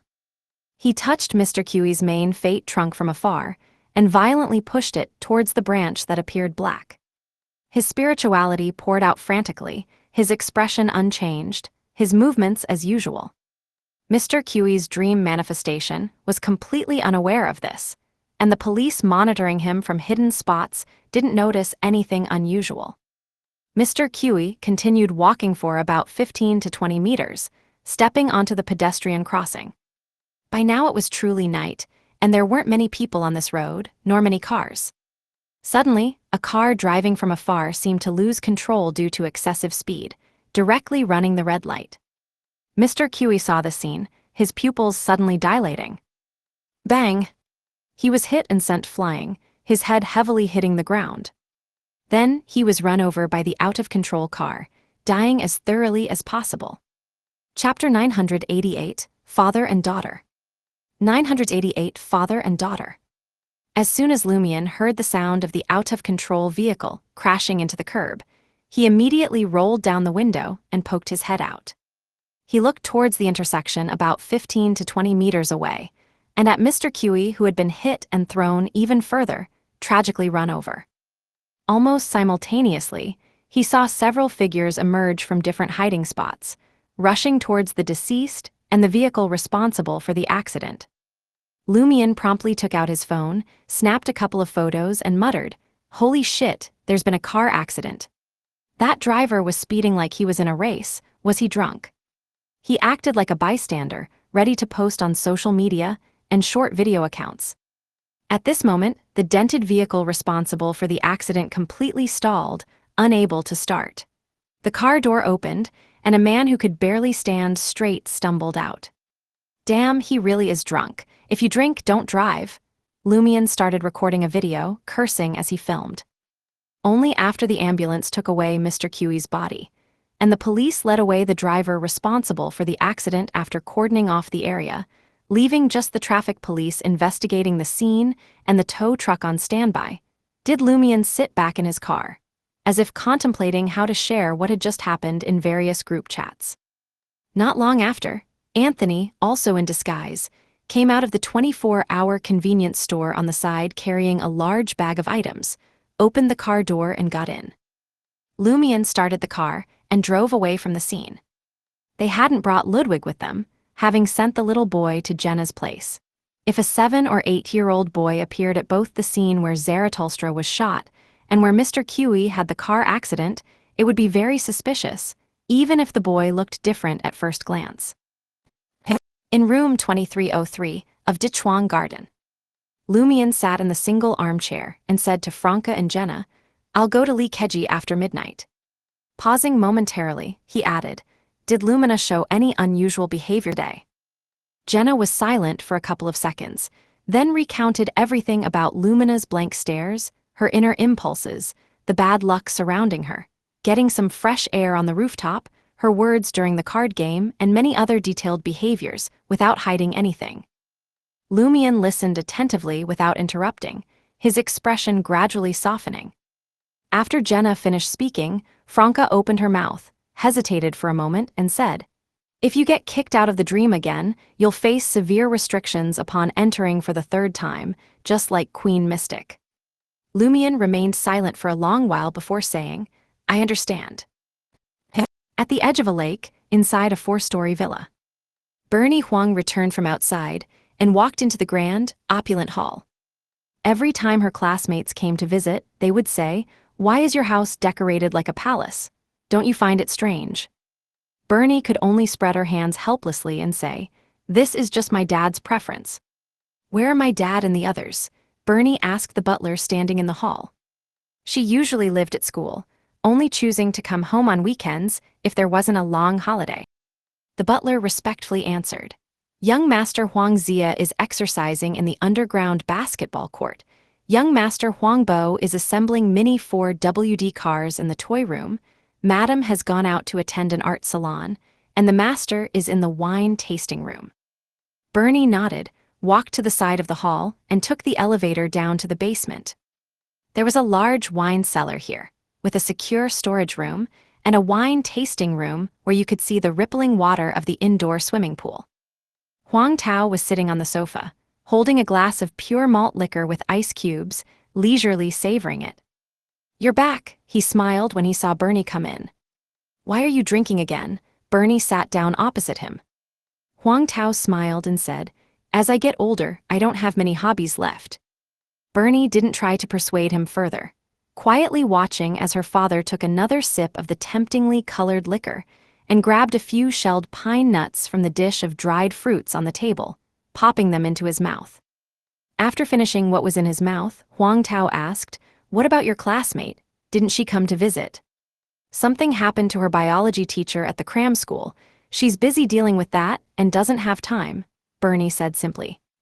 Huang Tao laughed. "You mentioned that before. Really, if he wants to do experiments, he should apply for a job at a proper lab. Why be a biology teacher?" At this point, Huang Tao looked at Bernie and sighed. "Why don't you like staying at home? There's still some time before school starts, but you've already moved into the dorm." "This isn't my problem. Maybe in Mr. Fool's perception, I'm separate from you all. We rarely get together," Bernie dutifully explained. "I'm involved in a research project." Huang Tao didn't pursue the matter further, he was just complaining a bit. He changed the subject. "How's that children's book company of yours doing?" "It's going well," Bernie recalled. "The children's book market is the most profitable area in the physical book market. There's a real demand for repackaging and redesigning classic fairy tales, and we're also nurturing our own children's book authors and illustrators. In this area, China started too late and it's still not very mature. There's still a lack of good works. You have a lot of potential," Huang Tao praised his daughter. "At the same time, you need to pay attention to importing copyrights. You can't ignore those excellent foreign children's books and leave them to your competitors." He seriously instructed his daughter, looking as if he wanted to make Dawn Children's publishing company bigger and stronger. Bernie listened attentively, occasionally offering her own ideas. The father and daughter discussed very harmoniously. At the end of the discussion, Huang Tao suddenly swirled his drink and said with a sigh, "Do you know what the greatest pain in life is?" Bernie shook her head. Huang Tao smiled self-deprecatingly. "It's watching the people and things you cherish most, the life you yearn for most, being occupied by others, while you can only be locked in a dark and depressing prison." Bernie looked at Huang Tao without responding. Huang Tao didn't mind. He just continued to drink his liquor with dried fruits, pouring for himself for a while. He gradually composed his expression and looked at Bernie. "If you discovered that you were just an illusory character in a dream, and at this time, someone was trying to awaken the master of the dream, what would you do?" Bernie was silent for a few seconds before saying, "It would depend on the specific situation." Huang Tao smiled and said, "Then let's be more specific. You clearly know that if the master of the dream is awakened, you will completely disappear. Even if there's another dream, the corresponding person who appears will no longer be the current you. But the person you care about most supports awakening the master of the dream, is willing to take risks for it, even sacrifice themselves. What would you do?" She looked at Huang Tao, remaining silent throughout. Huang Tao calmly returned his daughter's gaze. After a while, he finished the remaining alcohol and stood up, saying, "I'm going upstairs to deal with some matters." Huang Tao walked out from between the sofa and tea table, passing by Bernie, heading towards the wine tasting room door. "Dad!" Suddenly, Bernie called out to him. Huang Tao turned around, a smile already appearing on his face. "Is there anything else?" he asked. Bernie also stood up, saying thoughtfully, "I've always been curious, if we don't talk about science, what's inside a mirror and what's hidden in the depths of a mirror?" Huang Tao looked at Bernie for a few seconds and said, "It hides a great horror beyond your imagination." After saying this, Huang Tao turned back, opened the wooden door, and walked out of the wine tasting room. "Great horror," Bernie stood still, ruminating over these words.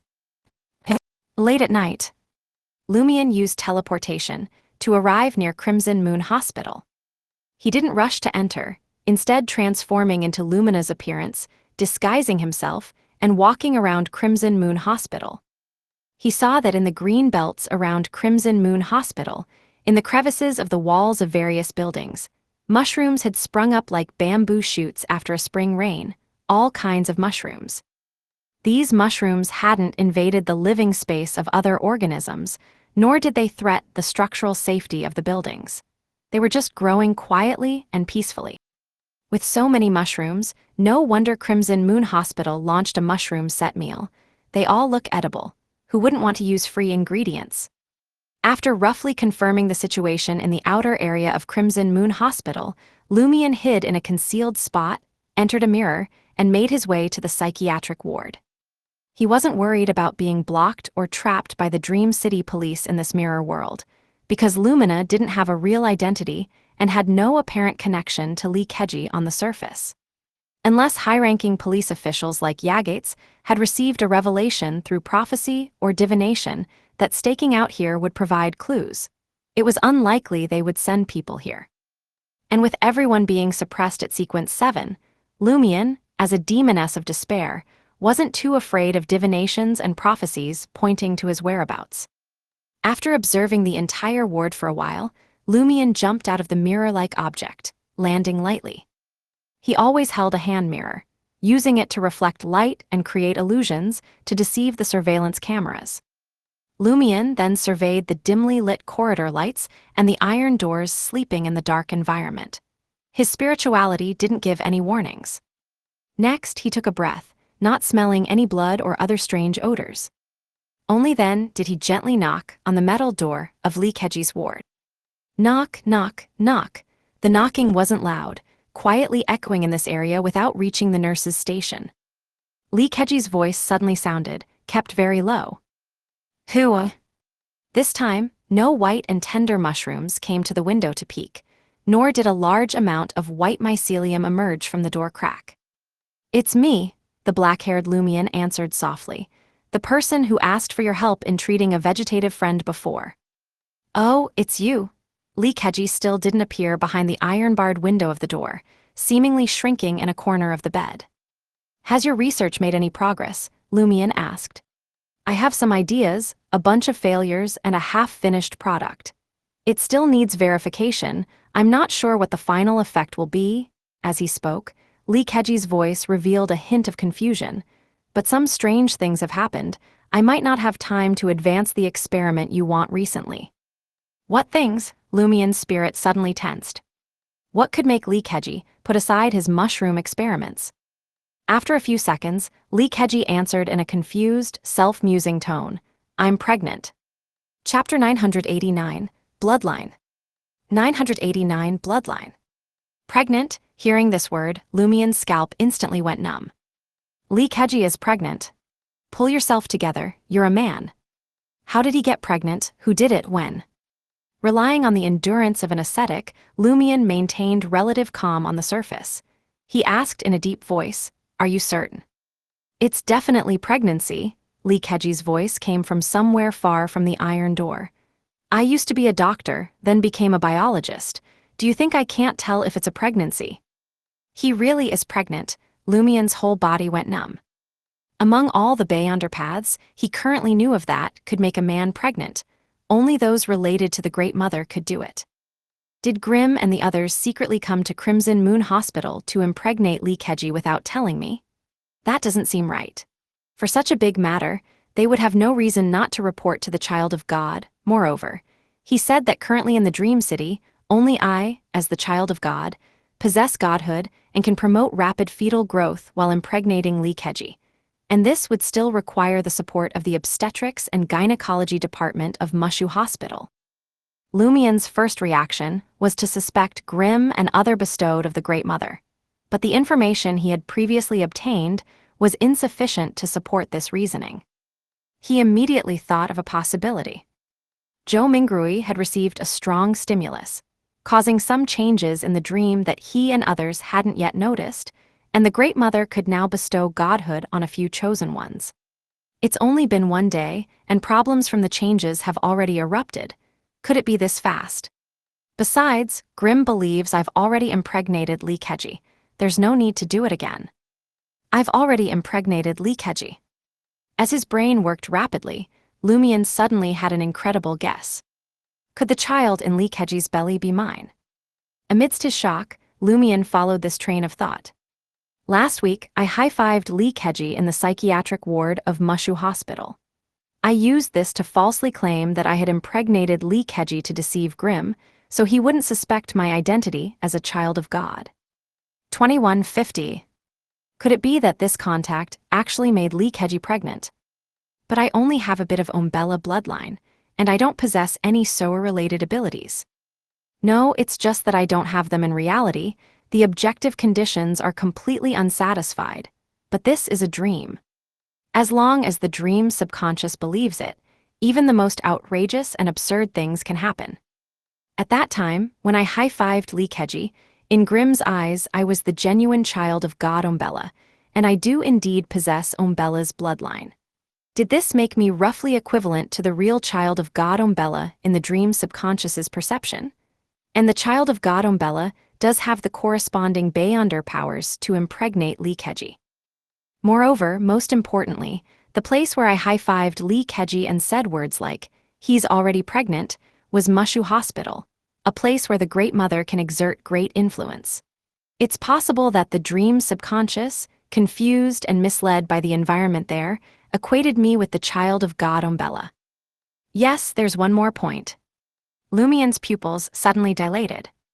They had previously overlooked one thing, subconsciously equating the dream subconscious with Mr. Fool's subconscious. But in reality, the dream subconscious should be a mixture of Mr. Fool's subconscious and the subconscious of the celestial worthy of heaven and earth for blessings. In this situation, the characters created by the dream subconscious and the changes brought about wouldn't completely originate from Mr. Fool's cognition, nor would they always be beneficial to Lumion and others. Based on this, the character images in the Dream City, including Luo Shan, AI Nana, Deng, and others, couldn't be simply defined as characters woven by Mr. Fool's subconscious based on his own cognition and the situation in the Dream City. Here, Mr. Fool's subconscious needed to be replaced with the dream subconscious. In other words, Deng, AI Nana, Luo Shan before drinking the shaman potion, and other various characters, some came from Mr. Fool's cognition, some from that celestial worthy's cognition, some were mainly based on Mr. Fool's cognition but have been secretly spiced up by the celestial worthy. They couldn't be thoughtlessly viewed and analyzed as one type. The environment of Mushu Hospital, as well as Grimm's cognition and the fact that I truly have Umbella bloodline, made the dream subconscious at that time become dominated by the celestial worthy, choosing to believe that I was the child of God Umbella, so Linkage quietly became pregnant after our high five. Umbella's child is equivalent to a direct descendant of the Great Mother, so when it's born, Linkage will be completely corrupted by the Great Mother. The more Lumion thought about it, the more horrified he felt. He thought of an even more terrifying development. If Mr. Fool was at an absolute disadvantage, and the celestial worthy became the ruler of the Dream City, he could completely blur the line between truth and falsehood, making the identity of Child of God Umbella in the Dream City fully activate on the real-world Lumion, becoming real. At that time, the real Umbella would resurrect and return through Lumion's body. I almost fell for it without realizing. A cold sweat broke out on Lumion's back. He remembered a joke he had seen online recently and couldn't help but laugh self-mockingly. Pregnancy really can happen from holding hands. What did you say? Linkage asked confusedly from inside the ward. Startled and emotionally stirred, Lumion calmed down and asked calmly, "When did you become pregnant?" He was still a little in denial. Linkage honestly said, "At first I thought it was because I used my own flesh and blood and spirituality to create new mushrooms, causing spores, mycelium, and such things to enter my body and implant in my abdomen. Yes, this was part of my new experiment after you suggested it. But after careful examination, the time of pregnancy was clearly earlier." Lumion fell silent for a moment before responding, "Can I come in to confirm?" "Sure," Linkage didn't refuse. Lumion took a step forward, his figure suddenly disappearing from the corridor and appearing in Linkage's ward. At first glance, he didn't see a single mushroom. This surprised him. Logically speaking, Linkage's living space, Under the bed, in the corners, behind the door, should have been full of various mushrooms. But now, the room was as clean as someone else's home. Lumion then looked at Linkage sitting on the bed, and found that his belly had indeed swollen slightly. In the next second, his spiritual intuition as a demoness of despair allowed him to confirm that the child in Linkage's belly was blood-related to him. But it wasn't related to Lumion, nor to Lumina, but to Umbella. It really is mine. Just as Lumion was about to speak, he suddenly felt many nearly invisible fine threads swaying around. Mycelium, he instinctively looked up and finally saw a mushroom. The mushroom was semi-transparent, attached to the chandelier position, with a large amount of mycelium hanging down.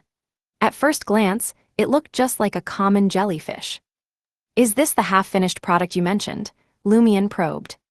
The scruffy Linkage nodded. "Yes." "Where are the failed products?" Lumion asked further.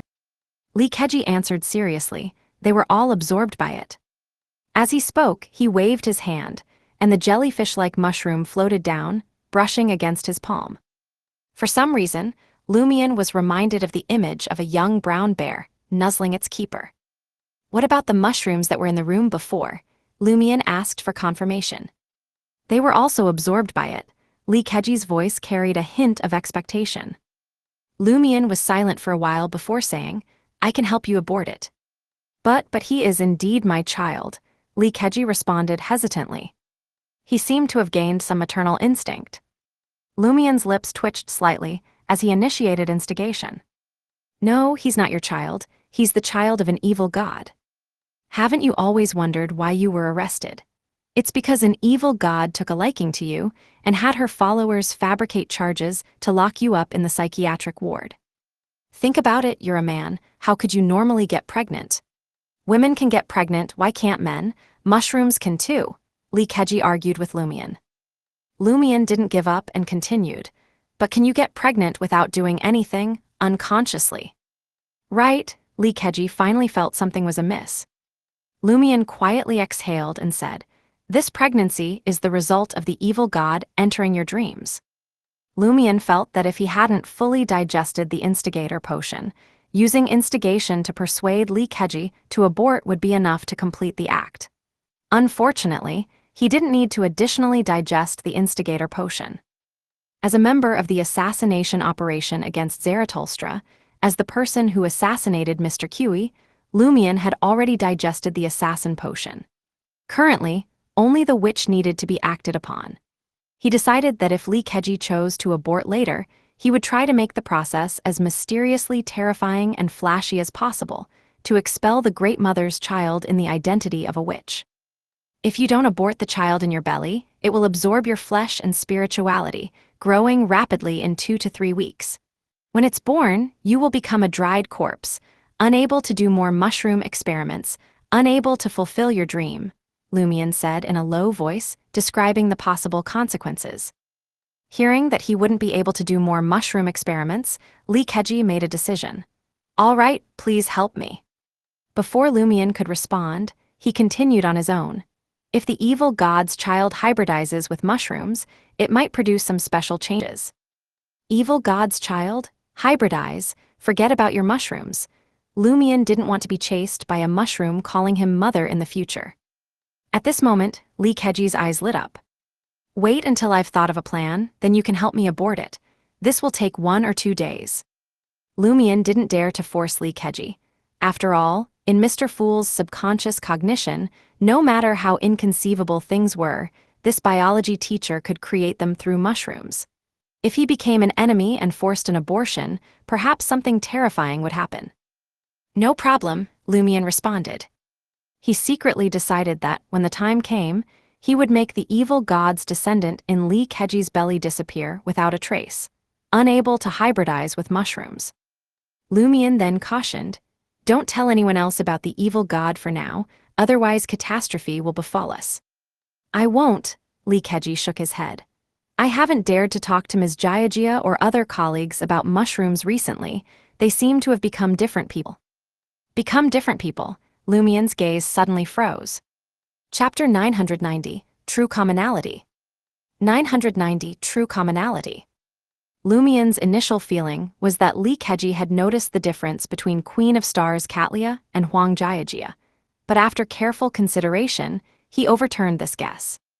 This was because Linkage said his other colleagues also seemed to have become different people, and it was unlikely that they had all been occupied and used by external consciousnesses. "Why do you feel this way?" he asked Linkage. Linkage stroked his belly and said, "The previous ones ate the mushrooms I sent, but the current ones haven't." "The current ones haven't? Does this mean they've been replaced?"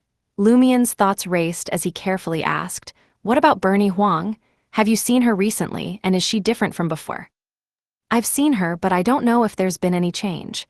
She never ate the mushrooms I sent before," Linkage answered honestly. In other words, Linkage can't distinguish the difference between external consciousnesses and dream manifestations, nor does he have the observational ability to do so. However, he can determine whether the person in front of him has eaten the mushrooms he created. Taken together, did he mean that Huang Jiajia and others at star tutoring classes had eaten them before, leaving corresponding traces, but recently they hadn't? Had Huang Jiajia and the others been replaced? Lumien had already been surprised when he heard Linkage say that Huang Jiajia and the others seemed to have become different people. But now, he felt more confused and alert. He was currently inclined to believe Linkage's statement, thinking that the Mushroom King, who was confined to the psychiatric ward and hadn't yet given birth, had not been completely corrupted and wouldn't be experiencing hallucinations or have his personality twisted to enjoy lying. Moreover, in the Dream City, based on Mr. Fool's subconscious cognition, Linkage had a certain uniqueness and could indeed possibly discover anomalies. Who replaced Huang Jiajia and the others? Why replace them? Lumien pondered these questions. Suddenly, he thought of one person, Zarathustra. When Lumien first discovered that Zarathustra had visited star tutoring classes, his initial reaction was that this angel wanted to do something to the dream manifestation of Ma'am Hermit. But later, as events unfolded with Linkage being arrested and sent to the psychiatric ward, this led him to overturn his original suspicions and stop thinking in that direction. Now, the new discovery made him reconsider his earliest guess. Zarathustra likes to exert force on both overt and covert lines simultaneously. On the surface, he was helping the Great Mother control Linkage and eliminating the hidden dangers brought by mushrooms, while secretly taking advantage of opportunities like visits to target Huang Jiajia and other teachers at star tutoring classes, replacing these dream manifestations. The benefit of doing this would be that the attention of covert saboteurs would be focused on Linkage's matter, overlooking the key point that star tutoring classes itself was also a target. Lumien only now realized that Zarathustra's plan was far more extensive than what he and his team had previously analyzed. Based on this, he believed that Zarathustra should have chosen the Conspirer pathway rather than being a seer. His experience, knowledge, intellect, and style are truly worthy of a real angel, Lumien inwardly sighed, continuing to question Linkage, wanting to understand more details. But apart from knowing whether those colleagues had eaten the mushrooms he gave them, Linkage shook his head in ignorance to all other questions. Finally, Lumien could only caution, "You must come up with a plan in these 2 days, otherwise the minions of the evil god will take action against you again, causing the child to be born in the near future." This referred to his and Grimm's previous agreement to take action again in a week to help the fetus in Linkage's body develop rapidly. "All right," Linkage answered, touching his belly. Lumien looked at him deeply, forming a new idea. After Grimm confirms that Linkage is truly pregnant and helps the fetus gain growth, momentum, with the help of Mushu Hospital's obstetrics department, I'll secretly return and complete the abortion. At Xinheng District, in the rented apartment, Lumien's team gathered again to hear him talk about Linkage's pregnancy and the suspected replacement of Huang Jiajia and others. If we assume the culprit is Zarathustra or his accomplices, then we can't just look at star tutoring classes for the replacements, Jenna expressed her thoughts. Doesn't this remind you of anything? Franca had a sudden realization, the death of the Oracle. Yes, Lumion had already connected this incident with the replacement of Huang Jiajia and other star tutoring classes members. If Anderson hadn't interfered, if we hadn't discovered the Oracle's body in time, he would have definitely been sent to the morgue in Mushu Hospital B1, gaining a rebirth. After that, wouldn't it count as the reborn him replacing the original him? Did Huang Jiajia and the others experience something similar? Was Zarathustra targeting not just star tutoring classes, but also dream tutoring classes? The more Franca spoke, the more shocked she became. On the surface, he was seeking opportunities to contact Zhou Mingrui through visits to dream tutoring classes, but secretly he was replacing the teachers at dream tutoring classes. How damn insidious. 2151. Did Huang Jiajia and the others experience something similar? Was Zarathustra targeting not just star tutoring classes, but also dream tutoring classes? The more Franca spoke, the more shocked she became. On the surface, he was seeking opportunities to contact Zhou Mingrui through visits to dream tutoring classes, but secretly he was replacing the teachers at dream tutoring classes. How damn insidious. At this point, Franca sincerely sighed. Who knows what else Zarathustra has done in secret? It's probably not just this one thing. Fortunately, we chose to eliminate the hidden danger in advance, kicking Zarathustra out of the dream and killing his dream manifestation. Otherwise, if his overt stratagem and covert scheme were to be launched simultaneously, both reaching the brink of success, the situation would be unimaginable. Perhaps the whole affair would have ended there, with our complete failure as the conclusion. Now, without the leadership of Zarathustra and Mr. Qi, their subordinates will find it difficult to consider the overall situation. We can take this opportunity to dismantle the bombs one by one and eliminate the hidden problems. Anthony agreed with Franca's sentiments. Lumion nodded slightly and solemnly reminded, this is both good news and bad news. I believe you can all see that a seer is more suited to hiding in the shadows, directing the play, rather than directly stepping onto the stage and exposing themselves to the audience's view. Zarathustra previously needed to advance overt matters to obtain money and resources, to openly contact Zhou Mingrui, so he couldn't hide his identity and stay in the shadows. The same goes for Mr. Qi. This gave us the opportunity to set traps and make good use of the dream rules. Once Zarathustra and Mr. Qi obtain new identities and return, they will surely hide behind the scenes, covertly advancing their own agendas. At that time, the roles of hunter and prey will be reversed. Even if we show just a slight flaw, we will immediately be discovered and face deadly assassination. Once attacked, the best outcome would be the person being kicked out of the dream, with the dream manifestation most likely destroyed. Yes, at that time the enemy will be in the dark, and I'm in the light, with the danger level skyrocketing. Franca nodded in agreement.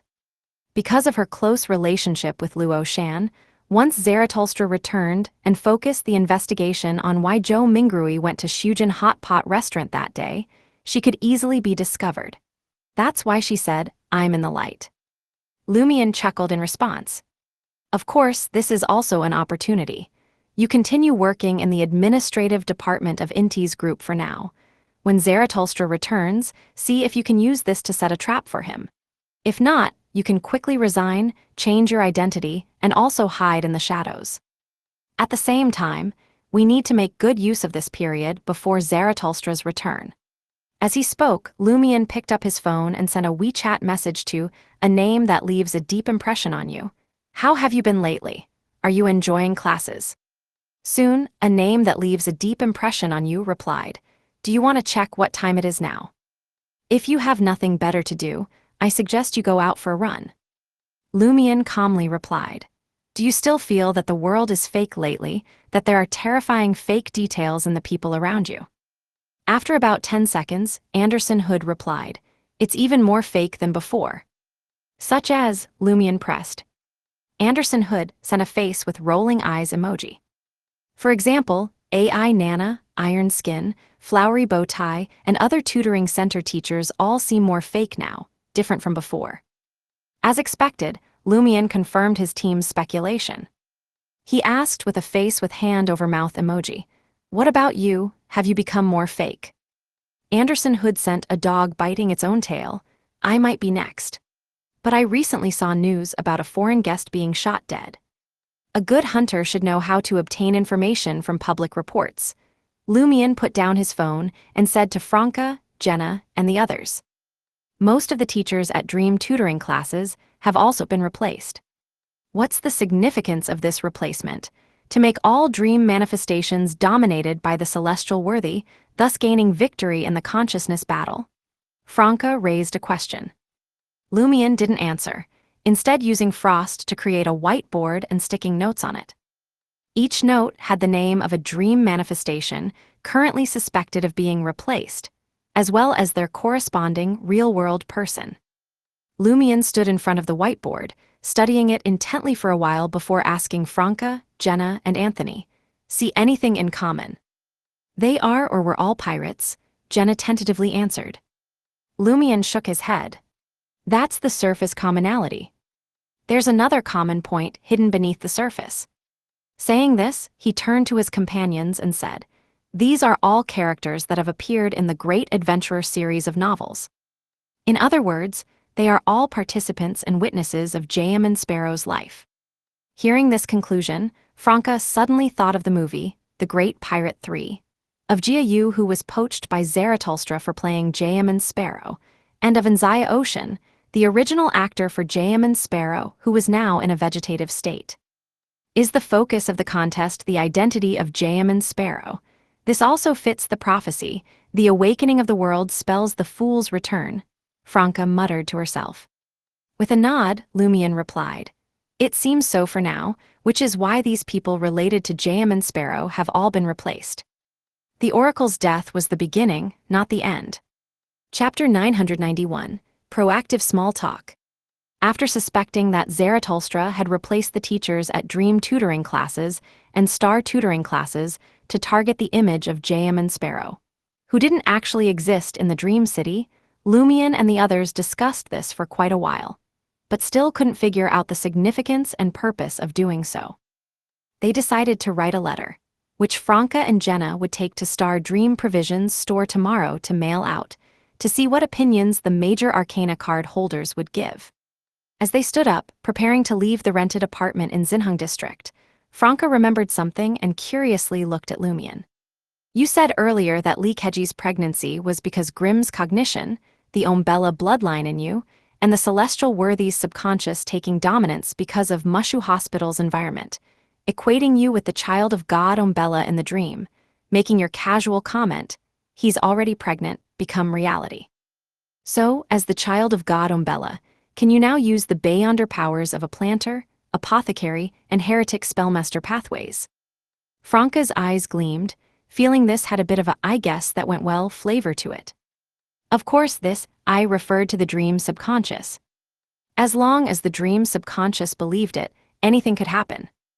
Lumion tried to see if he could use the abilities related to vampire, harvest priest, and heretic spellmaster, but all attempts failed. "It doesn't work," he shook his head. Before Franca could respond, he added thoughtfully, "Maybe it's possible in Mushu Hospital." As Franca nodded in agreement, Jenna reminded Lumion, "If that's really the case, frequent visits to Mushu Hospital might cause you to become more and more like Umbella, until you're completely equivalent." Lumion pondered for a few seconds, then said gravely, "It's a possibility." Franca immediately hissed, "How sinister is the Great Mother's style, always making people fall into traps unknowingly? Sometimes, being vigilant seems useless." At this point, Franca answered her own question. Judging by the name, perhaps the Great Mother symbolizes the yin, darkness in the term yin-yang. The next day, which was Sunday, Lumion again brought Ludwig to dream tutoring classes.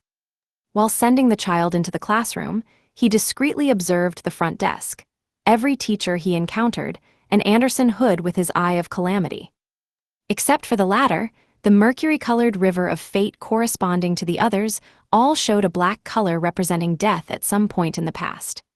Some of these black patches had become blurred, while others were still relatively clear, flowing forward with the illusory river, getting further and further behind, becoming harder to see. They are indeed reborn people. Lumion didn't engage in conversation with Anderson Hood, but stepped back and sat in his usual spot. Just as he was about to contemplate how to handle this situation, he suddenly saw Joe Mingrui, wearing a loose sky blue t-shirt, walking towards him. How dedicated, to still remember to come for business English class after witnessing Zarathustra being shot, and observing Mr. Q. Lumion mused, standing up to greet Joe Mingrui. As fellow employees of Inti's group who had met more than once, this was expected courtesy. Seeing this, Joe Mingrui returned the greeting. Just when Lumion thought he would smoothly turn into the classroom, Joe Mingrui stopped, right in front of him. Joe Mingrui looked around and asked, "Has Mr. De resigned? I haven't seen him every time I've come recently." "You know Mr. De, right?" "Yes, Denizzi. I brought my child here to enroll after seeing the flyer he handed out," Lumion answered simply.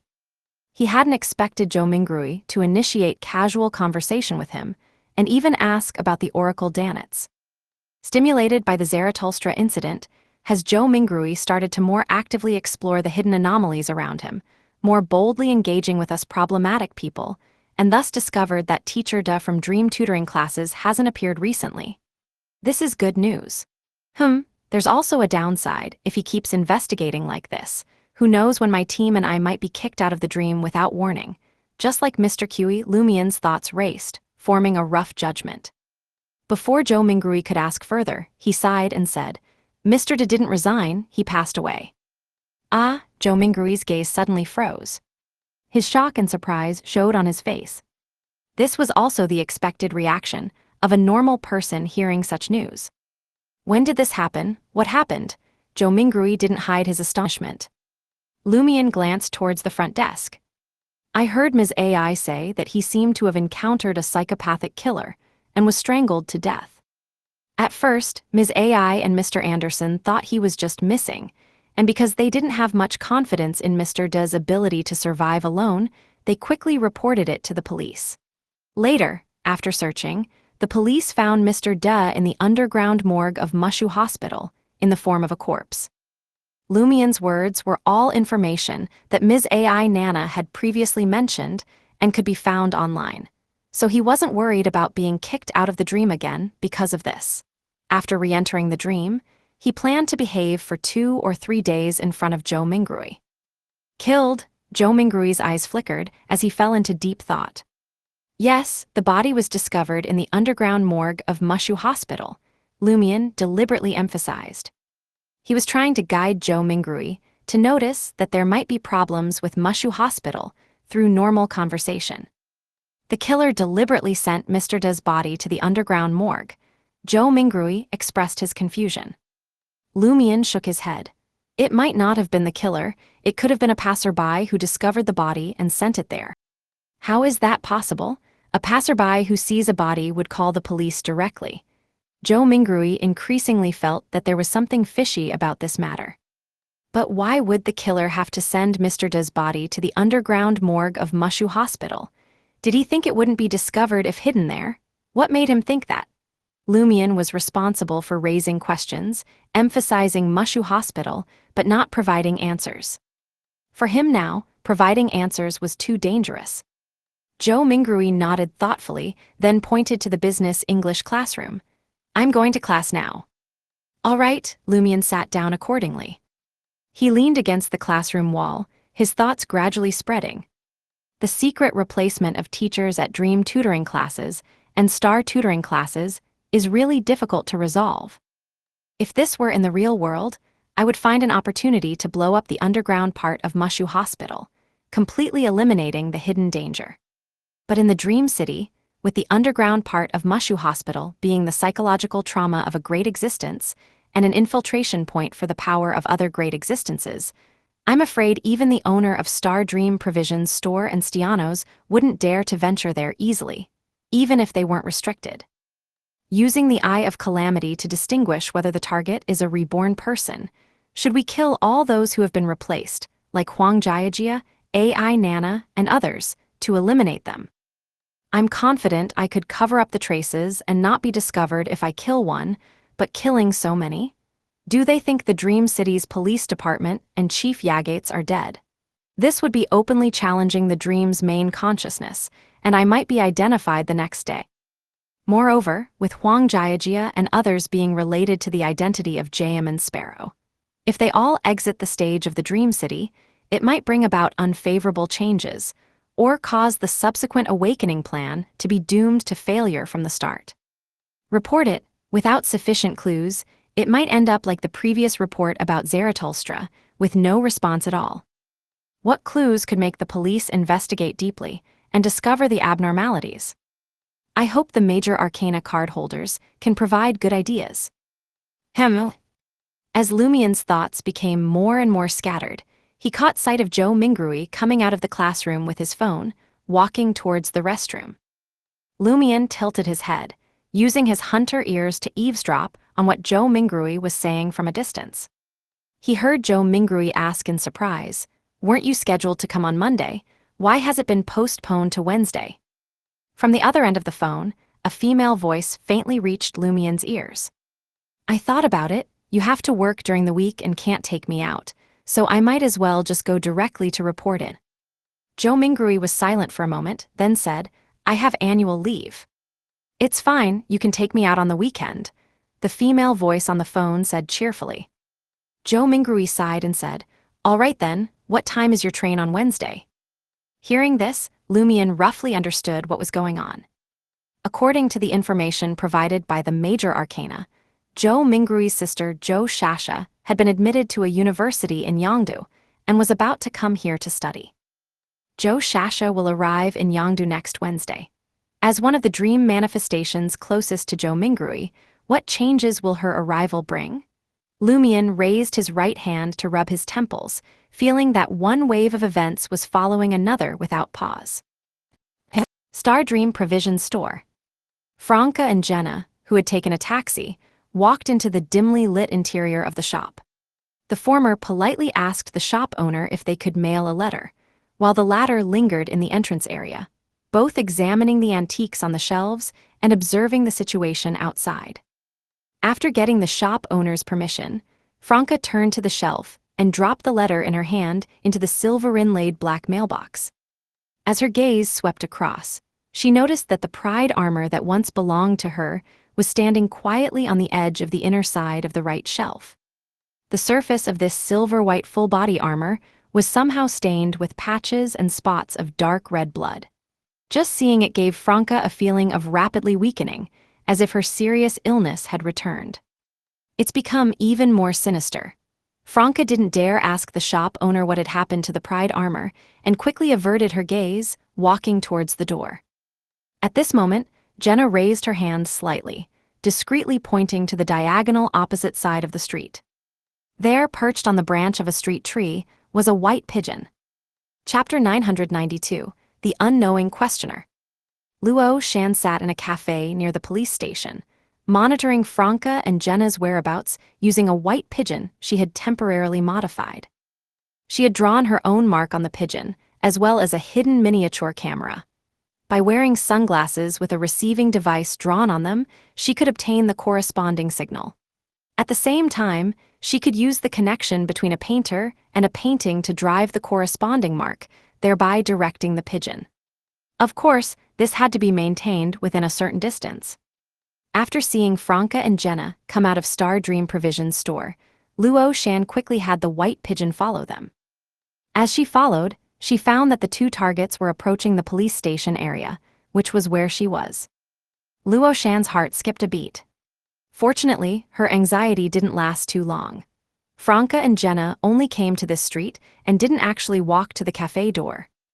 Phew, just as Luo Shan breathed a sigh of relief, she saw Franca and Jenna, who were already 5 or 6 steps away from the cafe, disappear into thin air simultaneously. Luo Shan's pupils suddenly dilated. The next second, 2 people sat down opposite her. One was Luo Fu, the other was Jian Na. Luo Shan's movements froze instantly, as if she had turned into a statue. "Were you monitoring us?" Jenna asked in a friendly manner. Franca put the 2 mirrors in her hand on the coffee table, creating a mirror maze. I wanted to see what you were really doing, if you were deceiving me, if you were bad people." Luo Shan's voice gradually rose. "It's still the aftereffects of the talk about the dreamscape. I wonder if the mirror maze can deceive a reporter's ability to explore the truth? Probably not. How to guard against this kind of prying in the future? Communicate important things via phone and delete chat records afterwards using the information shredder. No, except for me, Lumion, Jenna, Anthony, and Ludwig don't speak Chinese. Phone communication is done through voice conversion, which can also be heard. The bottle of fiction probably can't isolate it either, unless it's the realm of mysteries. Can we only communicate in places far away from a reporter in the future? Franca thought of many things in an instant. Suddenly, she had a flash of inspiration and looked at Luo Shan. You can follow us openly if you want, you can watch from the side if you want to see, it's just that some things will be more dangerous, we may not even be able to protect ourselves well.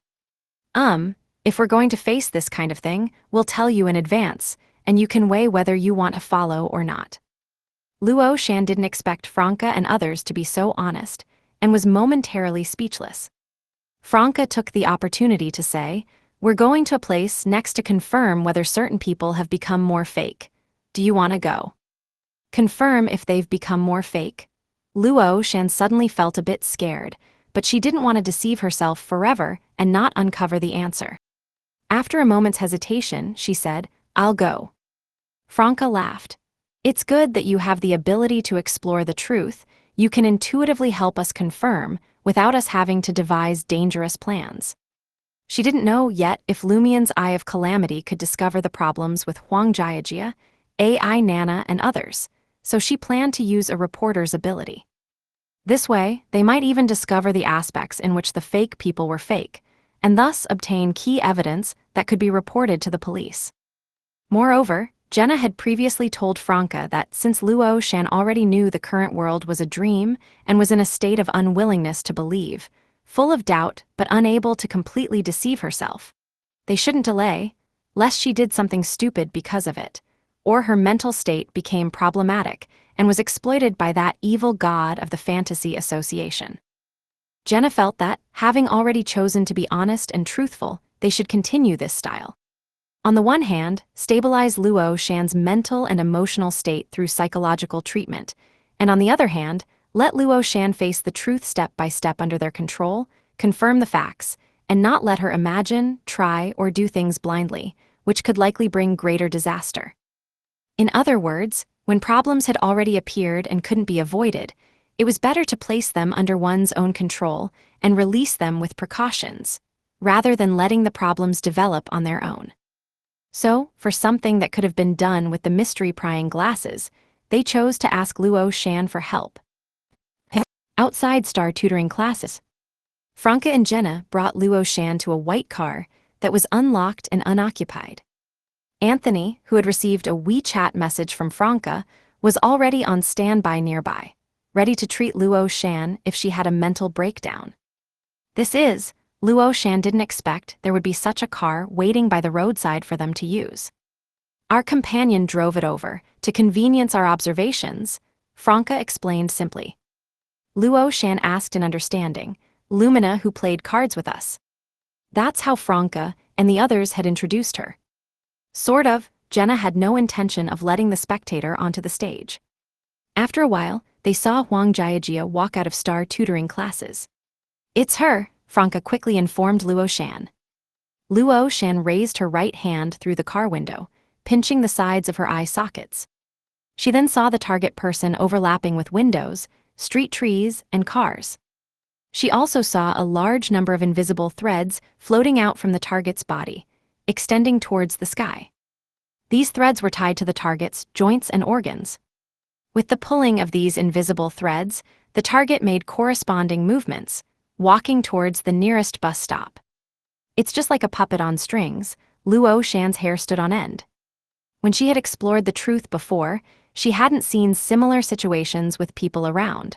Or rather, similar situations weren't obvious enough to be noticed by her. Taking advantage of the time she had, Luo Shan observed the passing pedestrians.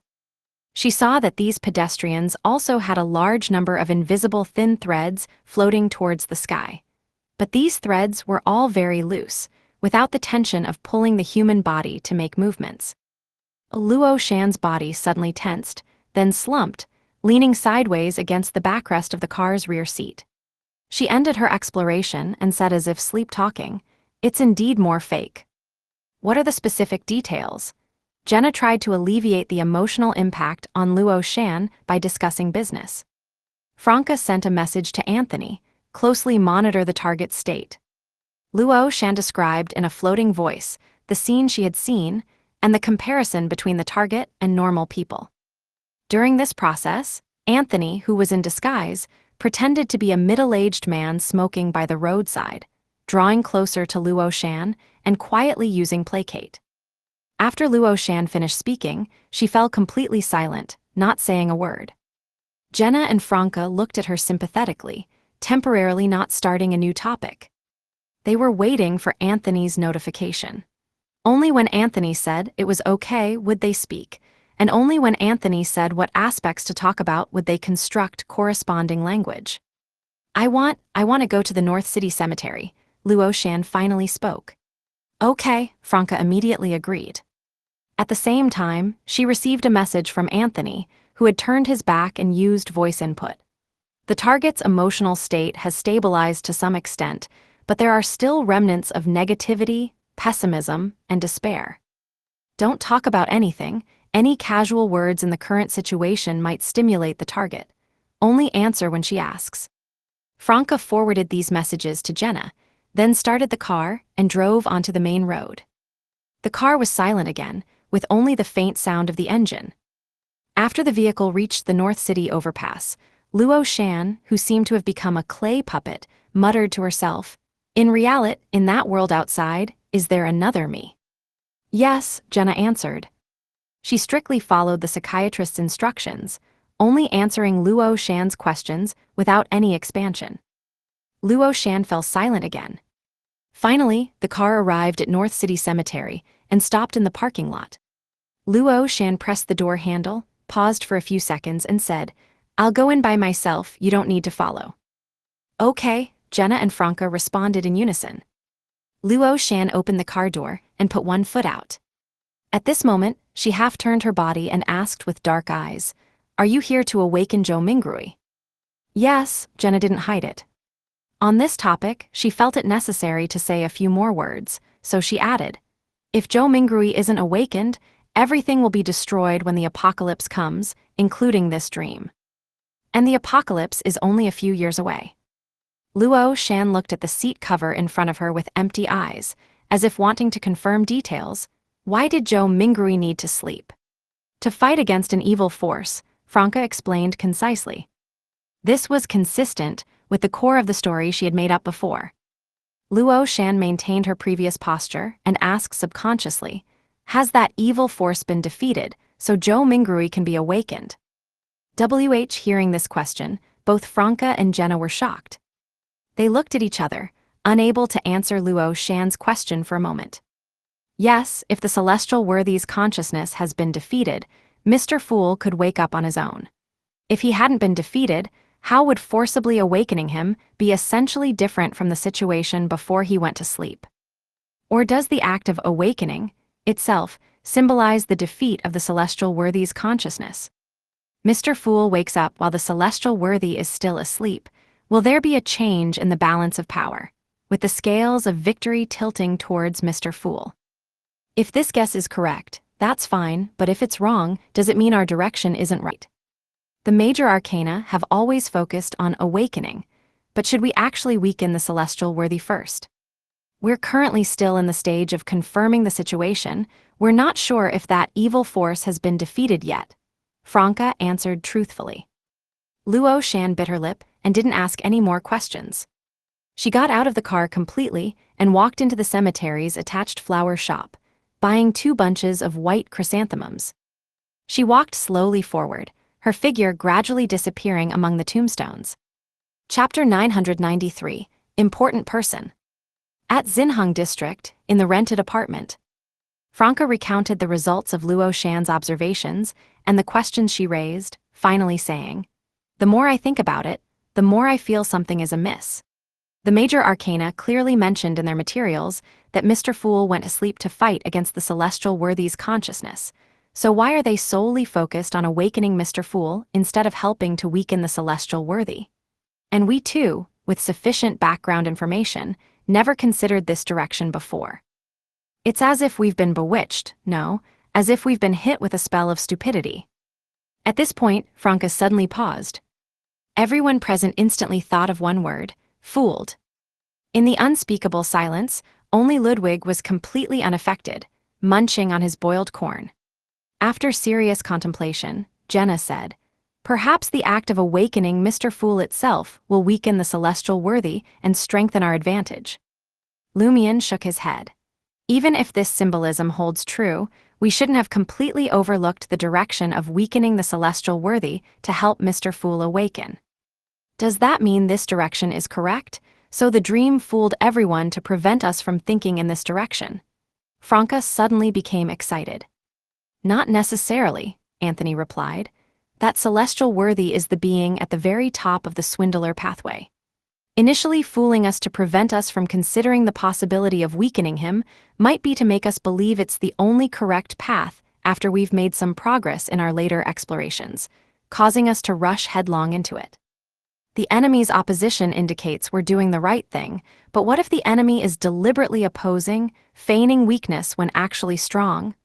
Franca understood Anthony's meaning and said frustratedly, "How should we choose?" "Why choose?" Lumion laughed. "Awakening Mr. Fool and weakening the celestial worthy are two things we can do simultaneously." He stood up and began pacing in the small living room, speaking as he walked. "Let's reanalyze the possible goals Zarathustra wanted to achieve with those actions. Contacting Joe Mingrui was likely to find a way to make Joe Mingrui drink the subsequent potion, become a witch, thus creating a fixed, long-term mirror person, and to some extent shake Joe Mingrui's self-perception. The merger and restructuring negotiations with the Intis group were to obtain more money and resources, and using the mirrored Roselle to erode and influence Huang Tao was likely for the same purpose. Eliminating and replacing the dream manifestations related to JM and Sparrow's life experiences might be to weaken the world, indirectly weakening Mr. Fool. These actions currently don't show any intent to awaken the celestial worthy, though accumulating money and resources could barely count." As Jenna, Franca, and Anthony nodded slightly, Lumion began to contradict himself. No, creating a fixed mirror person for Joe Mingrui could also be for the celestial worthy to gain more initiative through the mirror person, gradually gain the upper hand, and thus awaken. Eliminating the dream manifestations related to JM and Sparrow is to weaken Mr. Fool, but replacing them with his own people and taking away Jia Yu is to later confuse the real with the fake, making the world identity point to the celestial worthy instead of Mr. Fool. This is also a kind of awakening. However, these awakenings all come with weakening Mr. Fool. The two can't be separated. Lumion's point was that both weakening the celestial worthy and awakening Mr. Fool need to be done, and sometimes they are actually different aspects of the same thing. Franca concurred succinctly, but how can we weaken the celestial worthy? The major arcana card holders didn't know about the celestial worthy's past situation, nor did they mention which character in the Dream City was closely related to the celestial worthy. Franca couldn't find a target to weaken the celestial worthy. There was no starting point. Currently, only Peng Deng is suspected to be related to the celestial worthy, but it can't be confirmed yet, Anthony said. What can be confirmed is that Peng Deng definitely has a special status in the Dream City. Lumion nodded slightly. This conclusion was drawn from Anthony's encounter and Peng Deng's rental of the magic mirror arrows. Lumion then said, "Actually, there is one place that can be confirmed to be closely related to the celestial worthy." Seeing Franca and Jenna's thoughtful expressions, Lumion directly gave the answer. Mushu Hospital. Without a close relationship, without a prior cooperation intention, the celestial worthy wouldn't send the corpses of Jayaman Sparrow-related dream manifestations to the underground morgue of Mushu Hospital, letting them reborn there. And that kind of rebirth would also cause the corresponding manifestation to completely become the celestial worthy's soul puppet. "The underground part of Mushu Hospital," Franca said, unable to help but draw in a sharp breath. That was where the psychological trauma of a great existence materialized, the key node for other great existences to infiltrate their power. The place where the celestial worthy created exclusive marionettes. A place that even sequence zero true gods dared not easily intrude. Lumion chuckled in response. I'll be contacting an important person from Mushu Hospital tonight to see if I can obtain any useful intelligence. Late at night, Luo Shan still chose to lie down on the bed, trying to enter deep sleep. If the world doesn't explode, I won't take a holiday. Even if this is really a dream, before the dream shatters, I still have to go to work when I need to, Luo Shan murmured, half self-mockingly and half self-comfortingly. Then she closed her eyes, and after a long while, finally suppressed her troubled thoughts and emotions, falling asleep. This time, after falling asleep, she didn't immediately enter her shaman world to continue guarding the semi-transparent barrier, but became muddle-headed, just like when she slept before becoming a Beyonder. She vaguely heard a voice echoing in her ears. Truth can become false, falsehood can become true. The celestial worthy of heaven and earth for blessings. Truth can become false, falsehood can become true. The celestial worthy of heaven and earth for blessings. At the edge of Crimson Moon Hospital, in a secluded corner growing many mushrooms, Lumion, transformed into a demoness of despair and dressed in a blouse, patiently waited for a while. He saw Grimm suddenly appear not far ahead with a person, as if walking into the real area from another world. Respected child of God, this is Lu Yang'an, the Dean of Obstetrics at Mushu Hospital. Grimm introduced his companion. She is also a child of the mother. Lu Yang'an appeared to be in her 40s, with fair skin and a beautiful face, round like the full moon, looking gentle and motherly. She was carrying a medical box and bowed slightly to Lumion, saying, "Praise the mother and praise you, child of God." The important person from Mushu Hospital that Lumion had previously said he wanted to meet was precisely this obstetrics dean. Lu Yang'an, Grimm was very true to his word. As soon as the 1-week deadline was met, he sent a message to Lumion, reminding him that tonight he should go help Linkage with reproduction, both mystically and scientifically. Lumion hadn't rushed to abort the fetus in Linkage's belly, precisely because he wanted to fool Grimm first, to avoid reaching the point of needing to put on an act to cover up. After this, he would have at least 2 to 3 weeks to perform the abortion.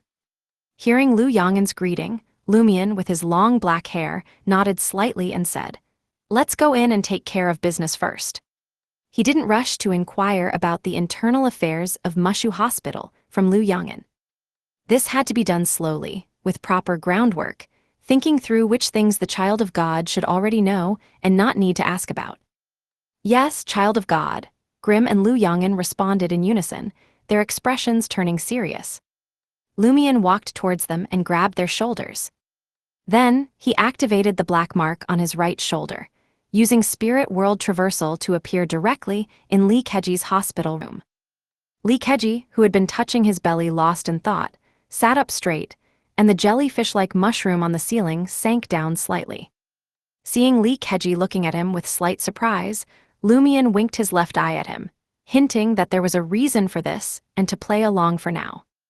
Linkage showed an expression of sudden realization. "You're here to help me." Hearing these words, Grimm couldn't help but turn his head to look at the child of God's stunningly beautiful face. When did she manage to deceive Linkage? Grimm and Lu Yang'an had both anticipated needing to use their abilities to control the target. Lu Yang'an sat down beside Linkage's bed with her medical box and began a serious examination. After nearly a minute, she turned her head and said, "The fetus is very healthy and developing well and quickly." Grimm immediately gave a thumbs up to the child of God, praising again, "As expected of you."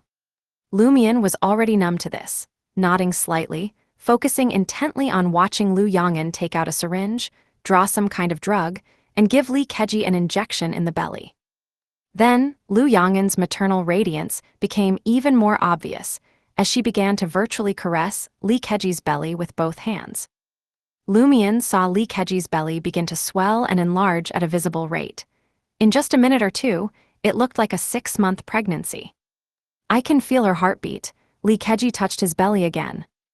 Lu Yong'an put away her instruments and drugs and smiled at Lumion. Child of God, come again in 2 weeks, and we can enter the stage of imminent birth. Excellent, Lumion nodded insincerely. I'll abort it shortly. The earlier it's aborted, the safer. We'll be leaving now. Lumion gave Linkage another meaningful look. Then he teleported back to the previous secluded corner with Lu Yong'an, who had walked back, and Grim, who was already by his side. Lumion didn't give Grim and Lu Yong'an a chance to say goodbye and leave. He looked at the latter, slightly raising his chin, and said, "How are things going inside Mushu Hospital?" He planned to ask vaguely at first, in the tone of a child of God wanting to get feedback from his subordinates, and then selectively delve deeper based on Lu Yong'an's response. Lu Yong'an replied with a kindly manner mixed with obvious respect. The underground area is almost finished being renovated, and above ground, it's still just us few and those who frequently enter and exit the underground. The underground is almost renovated. Those who frequently enter and exit the underground don't count as people. Lumion raised an eyebrow. Chapter 994, Dean.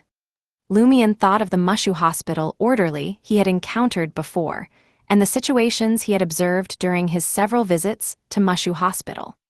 He felt that those who frequently entered and exited the underground of Mushu Hospital might truly no longer be considered human.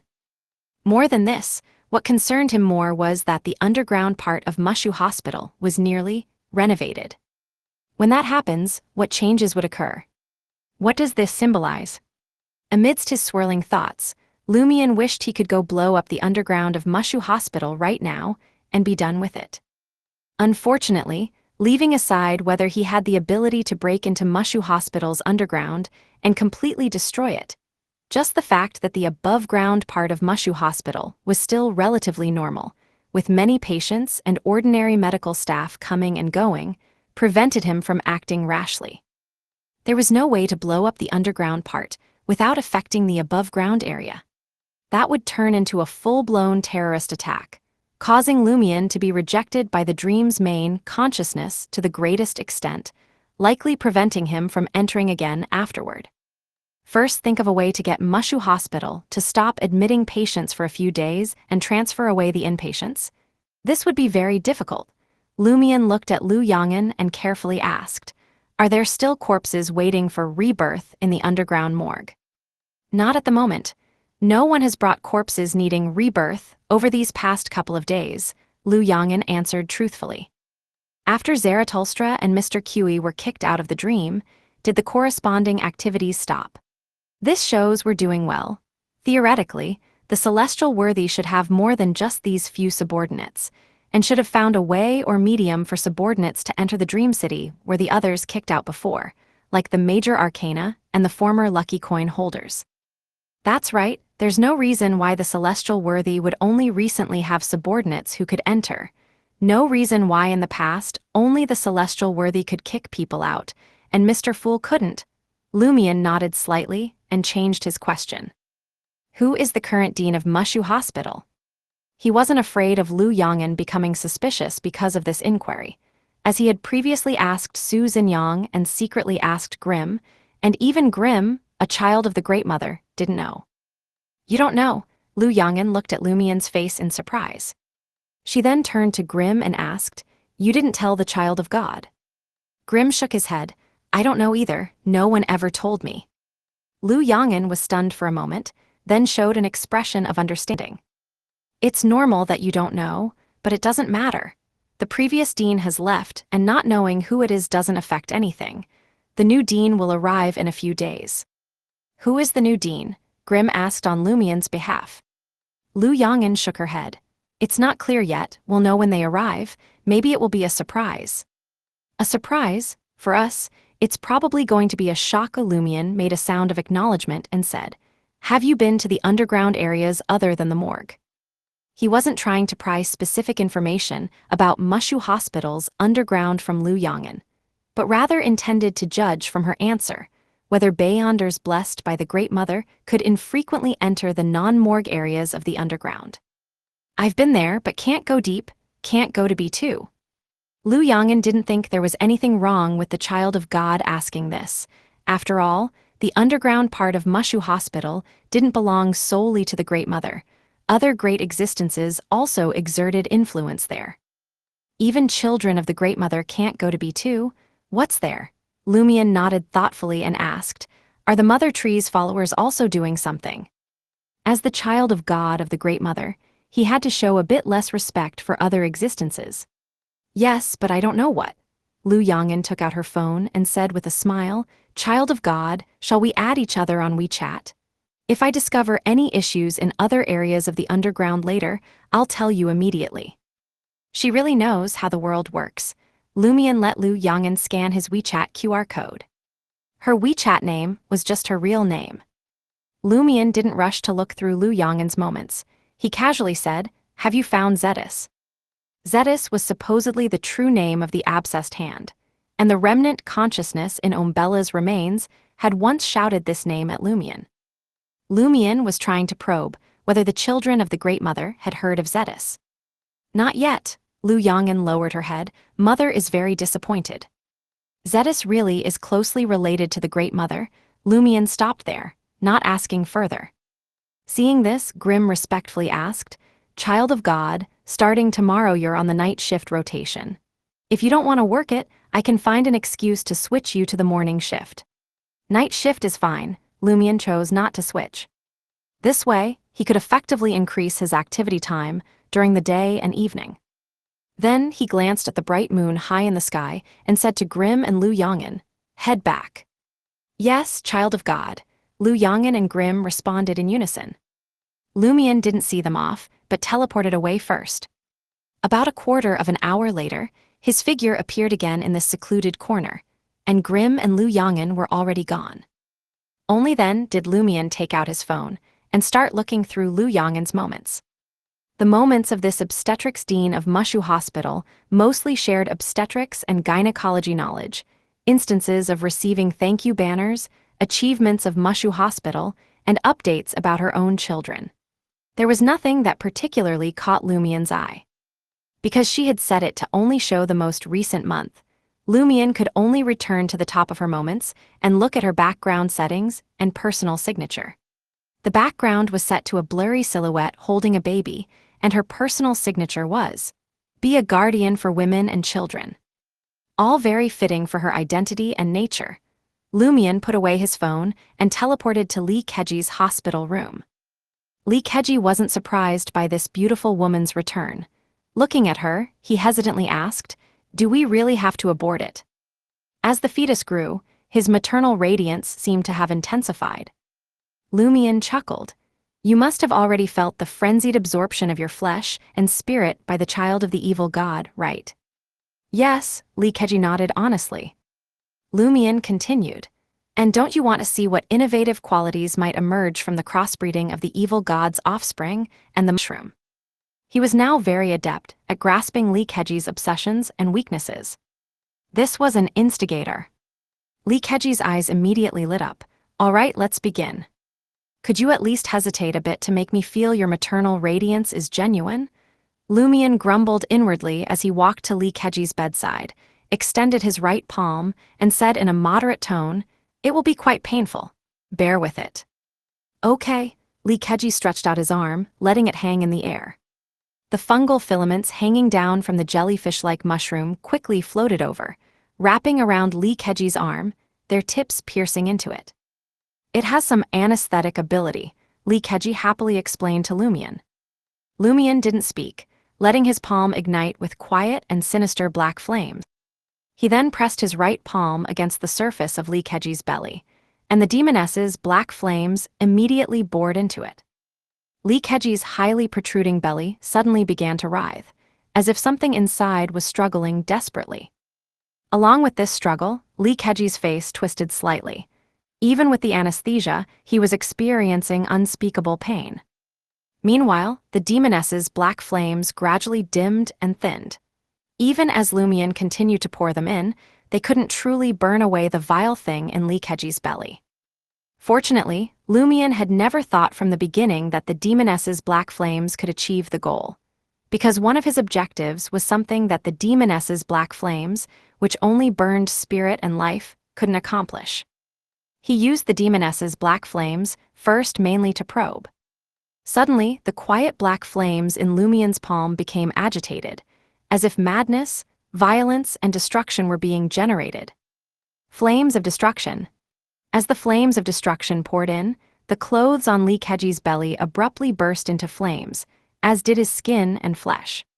The fetus in his belly pushed upwards, as if trying to escape the burning of the flames of destruction, but currently unable to break free from the constraints of the mother's body. It ultimately collapsed back down. Almost simultaneously, Lumien heard illusory sounds of weeping and screaming.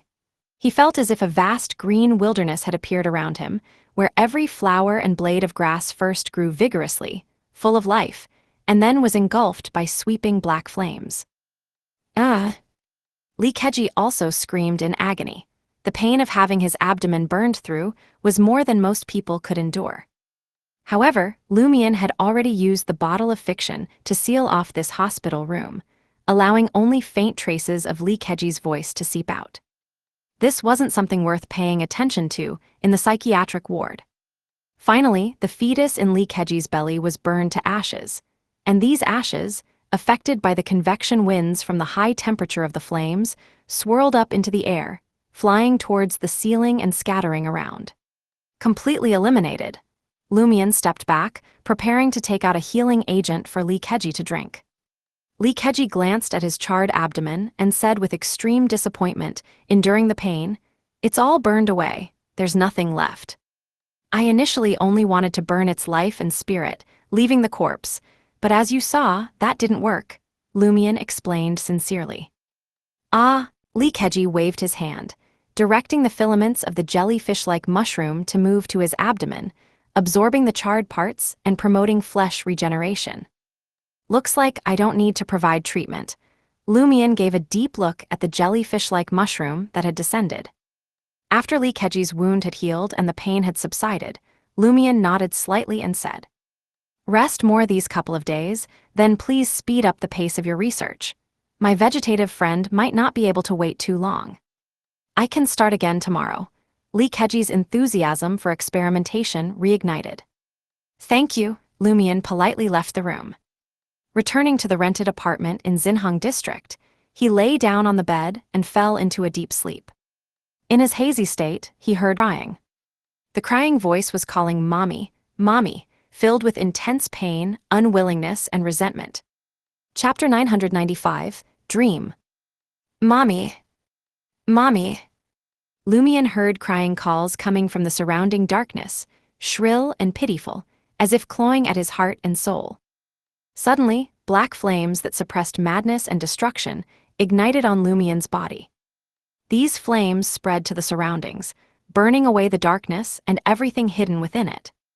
The crying calls abruptly became piercing, then quickly dissipated. Lumien let out a cold laugh.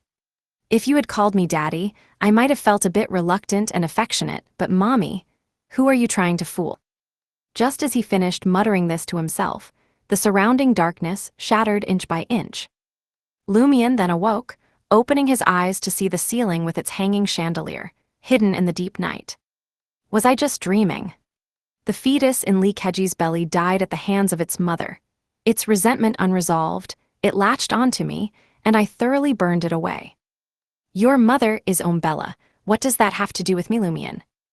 Lumien grumbled a few words, reached for his phone, selected Inti's group Grim, and used voice input to say, "I heard the cries of my child, who encountered a disaster leading to death. Someone must have helped Linkage abort." After sending this WeChat message, Lumien copied the content and sent it to Lu Yong'an as well. Within 10 to 20 seconds, Lu Yong'an replied, "Should we go to Crimson Moon Hospital now?" Lumien brought the phone to his mouth, shook his head and said, "It's too late, the matter is already over. Rushing over now could very likely lead us into a trap set by the enemy. Since the matter can't be undone, let's wait until tomorrow or the day after, until we're sure there's no ambush around Linkage, then go investigate the situation, find the culprit, and think of ways to remedy this." "Wise of you, child of God," Lu Yong'an replied in a formal tone. At this time, Grim also responded, expressing the same meaning as Lu Yong'an. Lumion chose to copy and paste what he had said. After reassuring Grimm, Lumion was about to go back to sleep when he suddenly saw a new message from Lu Yong'an. "Child of God, I just saw someone standing outside the hospital from my window." Who? Lumion understood that the reason Lu Yong'an mentioned this must be because she recognized the person, or they were very important. After a few seconds, Lu Yong'an replied, "It's Zhou Mingrui." Zhou Mingrui? Such a strong initiative, only learning about the Oracle's corpse appearing in Mushu Hospital's underground morgue during the day and wanting to sneak in to investigate at night. Isn't this too rash, or is it just a preliminary observation? Lumion became fully alert, all traces of sleepiness gone. He brought the phone to his mouth again and used voice input to say, "Don't worry about it for now, notify me when Zhou Mingrui enters the hospital." Outside Mushu Hospital, Zhou Mingrui, still wearing a sky blue t-shirt, pretended to make a phone call while casually surveying his surroundings, focusing on the emergency center. After learning about Denizzi's death and confirming the relevant details through public reports, Zhou Mingrui felt that Mushu Hospital seemed to have significant issues, especially the underground morgue. So, when night fell deeper, he took a taxi here, planning to pretend to seek emergency treatment while actually taking a tour of Mushu Hospital to see if he could discover anything. He hadn't planned to investigate the underground morgue today. He didn't want to take potentially significant risks before gathering sufficient information. While saying words like "okay," "no problem," "all right," "can do," and "that's it," Zhou Mingrui's gaze swept across the emergency center, across the patients and family members coming and going, but he couldn't see anything unusual. This wasn't actually his first time at Mushu Hospital. He had come for treatment twice before, as it was one of the closest hospitals to Inti's group and his residence. It had only been open for a few years, so whether for emergency or outpatient services, there weren't many people, no need to queue for long, and no worries about not being able to make appointments online. The district-level hospital closer to his residence, he felt, wasn't very reliable, while the other well-established hospitals were always overcrowded.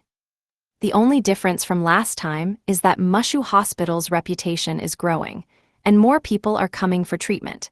It's a good thing I recovered midway from having some health issues after listening to heavy metal and was thinking of coming here for treatment because there weren't many people. Zhou Mingrui recalled his experience of seeking emergency treatment half a year ago, as well as the incident a few weeks ago when he took sick leave to come to Mushu Hospital. But his illness got better before he even reached his destination. Thinking of this, he suddenly had a realization. That sick leave made me miss the formal meeting with Zarathustra. And I didn't actually enter Mushu Hospital. My hearing that song Advance wasn't a coincidence. The melody and sound of that song were mixed with mystical powers. Does this mean that Zarathustra and Mushu Hospital really have issues? But when I came half a year ago, nothing happened. I didn't notice anything unusual. Are the problems at Mushu Hospital gradually worsening? As Zhou Mingrui muttered to himself, his gaze moved up from the emergency center to the entire building. Suddenly, he heard his own heartbeat. Thump. Thump. Zhou Mingrui inexplicably felt fear, making his heart feel as if it had been violently squeezed by an invisible hand, uncontrollably speeding up its beating. Thump. Thump. He felt as if something he feared and dreaded most was hidden in that building, as if it were the source of his fear. There really is a problem. Zhou Mingrui's pupils rapidly dilated. Half a year ago, he had also come for emergency treatment at night, and had also looked at Mushu Hospital's main building. But at that time, he didn't have any feeling that terrifying things were hiding inside. Zhou Mingrui steadied himself, closed his eyes, and regulated his breathing. When his heartbeat calmed down, he looked at the Mushu Hospital building again. Thump. Thump. He once again experienced a sudden burst of fear, instinctively believing that deep inside Mushu Hospital were things he didn't want to face and was afraid to encounter. Zhou Mingrui subconsciously wanted to turn and leave, but ultimately endured. Just do a preliminary observation. Just do a preliminary observation. Avoiding won't solve the problem. Avoiding won't solve the problem. As he muttered to himself, Zhou Mingrui's right palm, not holding the phone, naturally hung down, clenching and unclenching, unclenching and clenching. After about 10 seconds, he hung up the phone, took a step forward, and walked towards the entrance of the emergency center. In room 2303 of Dichuang Garden. After Franca and Jenna fell asleep, they quickly gained lucidity. This was something that inevitably happened when Beyonders entered Luo Shan's shaman world, and neither of them was surprised. But in the next second, what met their eyes was not the frozen storm, wandering astral projections and semi-transparent barriers, but a dimly lit corridor. The walls of the corridor were painted white, giving off a slight green tinge under the dim light. "Where is this?" Franca blurted out in astonishment. "Where has Luo Shan's shaman world gone?" Amidst her surprise, Jenna thought of a possibility. Could something have happened to Luo Shan because of confirming that Huang Jiajia and others were more fake? That would make Luo Shan further face the fact that this was a dream. But didn't Anthony say that Luo Shan's emotions had stabilized to some extent? Did she experience some shock after going home? Franca responded with confusion. "Anyway, let's find Luo Shan first. This might be the shaman world after some change." Jenna looked around and concentrated on listening. Faced with a situation different from usual, Franca instinctively put her hand into her traveler's bag, preparing to take out her Beyonder items. Suddenly she paused. "No, that's not right." Seeing Jenna turn her gaze towards her, Franca said with a serious expression, "The traveler's bag is still here, and the items inside are still there." Jenna's gaze instantly froze, understanding what Franca meant. Only astral projectioness could enter Luo Shan's shaman world to fight monsters, and astral projections obviously wouldn't carry a traveler's bag and corresponding items. Even if they did, it would only be something conjured by the dream, with no actual ability. "This isn't Luo Shan's shaman world. What exactly have we encountered?" Jenna furrowed her brow. She tried to leave this place through cogitation, to make her astral projection return to her body. But this had no effect. "We're not astral projections on an excursion, entering Luo Shan's dream or shaman world. We've been directly transferred to this place." Franca gave her conclusion. "How is this possible? I didn't feel anything at all." Just as she finished speaking, she suddenly heard Luo Shan's voice coming from a room ahead. "No, I refuse." A few seconds later, the door of that room was pulled open, and Luo Shan, wearing pajamas, rushed out. Luo Shan saw Franca and Jenna, stopped in her tracks and asked in surprise, "You're here too?" Franca and Jenna first lowered their heads, examining their own clothes, finding that they were both wearing nightgowns. Then Franca addressed Luo Shan, "Where is this? Why shouldn't we be here?" "This is my dream. Did I dream about you?" Luo Shan looked bewildered and confused. Franca and Jenna exchanged a glance, then carefully asked, "What did you dream about?" "I dreamed that someone was whispering strange words in my ear, and I dreamed of many fragmented scenes. There was a pregnant woman with a big belly. It seemed like the flesh on her face and one eyeball had been clawed off, with head-like lumps growing on both sides of her shoulders. There was also a man whose heart had been dug out, and the cries of infants. Finally, I dreamed of this corridor, dreamed that I was in a room, and a voice told me." Luo Shan suddenly stopped as she recalled her dream. "Told you what?" Jenna pressed.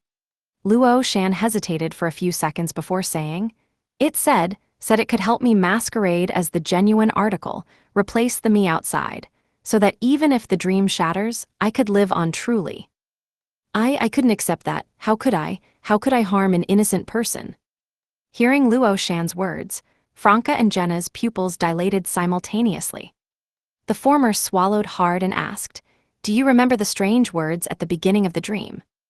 Luo Shan tried her best to recall. "It seemed to be truth can become false, falsehood can become true, the celestial worthy of heaven and earth for blessings." At this moment, Jenna and Franca both seemed to turn into statues. Franca suddenly woke up and said in a deep voice, "Quickly, let's confirm where this place is." "Isn't this my dream?" Luo Shan said softly. "Are you usually this lucid in your dreams?" Jenna asked rhetorically while looking for identifiable signs. "That's true," as Luo Shan muttered in confusion. Franca and Jenna simultaneously discovered a bulletin board on the wall ahead. The two strode forward, rushing over, and with the help of the dim light, they immediately saw large characters in a certain part of the bulletin board. Mushu Hospital. Chapter 996, Psychological Trauma. Mushu Hospital. Franca and Jenna suddenly felt as if they had been struck by lightning, a tingling sensation rapidly shooting up from their tailbones to the backs of their heads. How did they end up at Mushu Hospital? Was this real or fake? Franca didn't need to take out a mirror and use magic mirror divination to get an answer. Her spiritual intuition had already told her that this was most likely the real Mushu Hospital. Although she didn't understand how she and Jenna had been sleeping peacefully in room 2303 of Dechuang Garden and then unknowingly arrived at Mushu Hospital, she chose to trust her spiritual intuition. Jenna had a similar judgment. After exchanging a glance with Franca, she stood still, closed her eyes, and quickly entered a cogitative state, imagining herself standing on the edge of a cliff. In her imagination, she leaped off, jumping towards a bottomless abyss. She fell faster and faster, but there was no shattering of darkness, no waking up startled from a dream. Jenna opened her eyes and slowly shook her head at Franca. Her meaning was clear. Here, they couldn't exit the dream city and return to the real world. Would the above-ground floors of Mushu Hospital have similar restrictions? This might be in the underground area of Mushu Hospital. Franca instantly came up with a new speculation.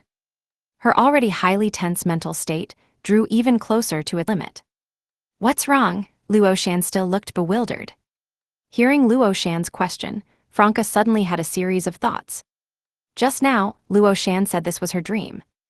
But this is the real Mushu Hospital, quite possibly the underground part of Mushu Hospital. Did her dream connect to this place, transferring Beyonders within a certain range here? Why could it connect? Why could it transfer us? Wait, according to our previous judgment, every character in the Dream City is constructed by the dream subconscious based on its own cognition and social relationships. Luo Shan is the same, and the dream subconscious is a blend of Mr. Fool's subconscious and the celestial worthy's subconscious. In other words, Luo Shan is equivalent to a part of the dream subconscious, equivalent to a division of Mr. Fool's subconscious.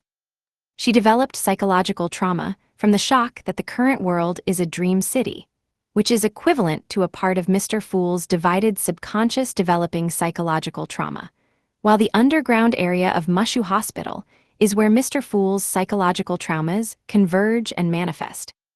This connects everything together. The psychological traumas manifesting in the underground area of Mushu Hospital should not only be from Mr. Fool, but also include those of the celestial worthy. More accurately, they come from the dream subconscious, which is formed by blending Mr. Fool's and the celestial worthy's subconsciouses. My goodness, will we encounter the celestial worthy's psychological traumas later? However, this also has a good side. If we know what the celestial worthy's psychological traumas are and can escape alive, we could deduce ways to weaken the celestial worthy. Purely having mystical similarities and close mystical connections is not enough for Luo Shan to bring me and Jenna to appear out of thin air in the underground area of Mushu Hospital. There needs to be a force to push, to utilize. At first, Luo Shan heard truth can become false, falsehood can become true. The celestial worthy of heaven and earth for blessings. This indicates that she has actually been targeted by some faction. The problem has been identified, but that faction wanted to fish or wait for an opportunity before taking action. Zaratulstra's group?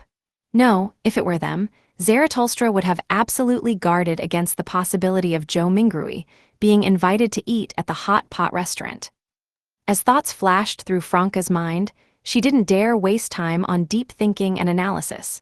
She carefully chose her words and said to Luo Shan, "This might be the underground part of Mushu Hospital, and it's not something you dreamed up, it's real." Without waiting for Luo Shan to ask further questions, Franca made up a reason based on her recent speculation. There's likely an enemy hidden in or near your room who, while you were sleeping, exerted influence and used your shaman world to transfer us here out of thin air. Luo Shan blinked and said, "No wonder at first it was like my usual dreams, but then I became more and more lucid. Why bring us to the underground of Mushu Hospital? Is there a big problem here? As the two conversed, Jenna searched through her traveler's bag. She originally wanted to make a phone call or send a WeChat message to try to call for help or contact Lumion, but she and Franca had put their phones beside their pillows before sleeping, not holding them tightly or carrying them on their persons. Therefore, they were both currently phoneless. Jenna took out the ice mirror charm with only one use left and held it in her palm. She had another ice mirror charm that could be used 4 times, which Lumion had found an opportunity to remake for all team members after being kicked out of the dream the day before yesterday. I don't know, I'm only sure that it's very dangerous here. We need to leave as soon as possible, Franca replied to Luo Shan, looking back and forth. Let's quickly find the elevator lobby and go up to the first floor by elevator or stairs. Luo Shan's spirits also tensed up as she followed Franca's actions, surveying their surroundings. At this moment, Jenna activated the ice mirror charm to see if she could leave the current area through the mirror she carried. But after being enveloped by the charm's light, she found that the world behind the mirror was deep and dark, giving her an extremely dangerous feeling. She didn't dare to pass through the glass mirror surface and enter the mirror world.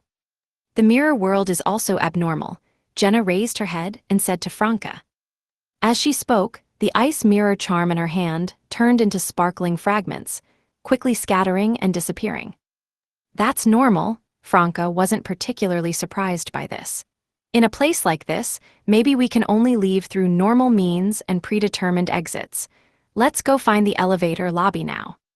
Luo Shan first made a sound of agreement, then remembered her ability and asked with some expectation, "Do you have any paint and brushes? Pencils or pens would work too." "You want to draw a door to get out," Jenna understood. "Yes," Luo Shan nodded heavily. Franca frowned slightly and said, "Are you sure the door you draw will lead to the upper levels of Mushu Hospital or the entrance, and not to other areas of the underground part?" "I can draw the door of my home, that way we can return home, but there's a distance limit. I'm not sure if the distance between Mushu Hospital and Dechuang Garden meets the conditions." Luo Shan's voice gradually lowered. Franca quickly made a decision. "Let's first look for a real exit, first find the elevator lobby. If we can't find it, or if we're trapped, then we'll risk using your drawn door." Seeing Jenna nod in agreement, Luo Shan could only temporarily abandon the idea of drawing a door to exit. After giving Luo Shan a fountain pen and a sharpened pencil, Franca turned around, partly relying on observing the environment and partly following her spiritual intuition, and walked towards the other end of the corridor. Soon the three saw a door, a double wooden door with glass. Franca, walking in front, brought her face close to the glass on the door, trying to observe the situation behind it. But beyond the glass was pitch black. Even with a demoness's night vision, she couldn't clearly see what was hidden inside. Franca felt as if her eyes were covered by a black cloth, rather than the corresponding environment losing light. After performing a simple magic mirror divination, Franca stretched out both hands and pushed open the large double wooden doors. What lay ahead was not an extension of the corridor, but a dimly lit hall with similar double wooden doors at the far end. What Franca, Jenna, and Luo Shan noticed first was not these, but the corpses hanging from the ceiling. They were gently swaying. As they swayed, some of the bodies half-turned, allowing Franca and the others to clearly see their appearances. There was AI Nana, the principal of dream tutoring classes, Huang Jiajia, and other teachers from the dream tutoring classes that Jenna had seen before. MMPH, Luo Shan instinctively wanted to scream, but was quickly muffled by Jenna's hand. How is this possible? Franca's scalp tingled. She knew that the dream manifestations of AI Nana and Huang Jiajia had essentially died, and might have been hung up like the Oracle de Nizi before. But she never imagined they would still be hanging together, densely packed like wind-dried cured meat. They're hanging here, then who are the ones outside? Didn't their corpses gain new life and run out? Lumion said their fates were also connected. Jenna had similar questions, and she thought of a possibility. Manifestation of psychological trauma. Yes, the underground area of Mushu Hospital is where the dream's subconscious's psychological traumas manifest. The psychological trauma created by AI Nana and Huang Jiajia being hung up, and the rebirth of corpses running out could exist simultaneously and occur in parallel. Franca accepted this explanation and had no intention of delving deeper into the truth right now. She said to Jenna and Luo Shan, "Let's go through to the door on the other side." Luo Shan, encountering such a horrifying scene for the first time, was completely at a loss and could only choose to follow Franca and Jenna's lead, passing through where the hanging corpses were less dense. Wind occasionally blew through the hall, causing the corpses to sway back and forth, sometimes swinging left and right, nearly brushing against Luo Shan's head several times. Luo Shan used all her strength to keep herself from reacting excessively. Finally, they squeezed through the hanging corpses and reached the double wooden doors representing the exit. After going through the process and getting the same result as before, Franca once again stretched out both hands and pushed open the doors. Ahead was a corridor, an extremely dimly lit corridor. At the end of the corridor stood a blurry figure. Franca and the others simultaneously raised their guard, carefully passing through the wooden doors and entering the corridor. The scene before their eyes gradually became clear. They could now clearly see that blurry figure. It was a giant mushroom, over 2 meters tall. The top of the giant mushroom was blood red, interspersed with white patterns. Its body was composed of countless similar small mushrooms, their patterns collectively depicting a handsome yet strange face. On each side, identical mushrooms extended out, forming slender arms. Smack! The double wooden doors behind Franca, Jenna, and Luo Shan closed. Chapter 997, Different Regions. Seeing that bizarrely shaped giant mushroom person, even Franca, a veteran gamer, felt a sense of morbid curiosity and horror. My goodness, what kind of monstrosity is this? As expected of something evolved from a great existence's psychological trauma, who knows if it's from Mr. Fool or the celestial worthy? As similar thoughts flashed through her mind, Franca and Jenna tacitly split to the sides, one hiding in the shadows, the other concealing her form. Luo Shan had never cooperated with them in Beyonder combat before, and this was her first time encountering a monster without barriers separating them. Moreover, this wasn't the domain of her shaman abilities, so she was momentarily at a loss. She instinctively turned around, wanting to run back to the previous hall, moving so fast she left an afterimage in place. However, although she chose the double doors behind her, she was shocked to find herself rapidly approaching the blood-red giant mushroom person with white patterns. At the same time, Franca emerged from the shadows. She felt the shadows she was hiding in strangely come alive, as if trying to control and erode her. The next second, she and Luo Shan saw the giant mushroom person suddenly swell and grow larger. A giant lava sword burning with pale blue flames coalescing in its hand. The giant mushroom person took a step closer, swinging down the great sword that seemed formed of red-hot lava. Franca didn't dodge backward, but instead shot forward, lowering her body. Before the lava sword could strike, she darted past the scorching heat waves to the mushroom person's side. Jenna's body quickly outlined against the ceiling position, holding a brass-colored revolver aimed at the giant mushroom's head. Bang! The giant mushroom person's sword strike hit the inexperienced Luo Shan, shattering this painter like a mirror. The mirror substitution that Jenna and Franca had previously made for Luo Shan finally came in handy. The lava sword didn't stop after shattering Luo Shan, heavily striking the corridor floor and sending out pale blue sulfur fireballs. Rumble! Jenna had just pulled the trigger, firing a bright yellow bullet at the giant mushroom person's head, when she was engulfed by the chain reaction of explosions.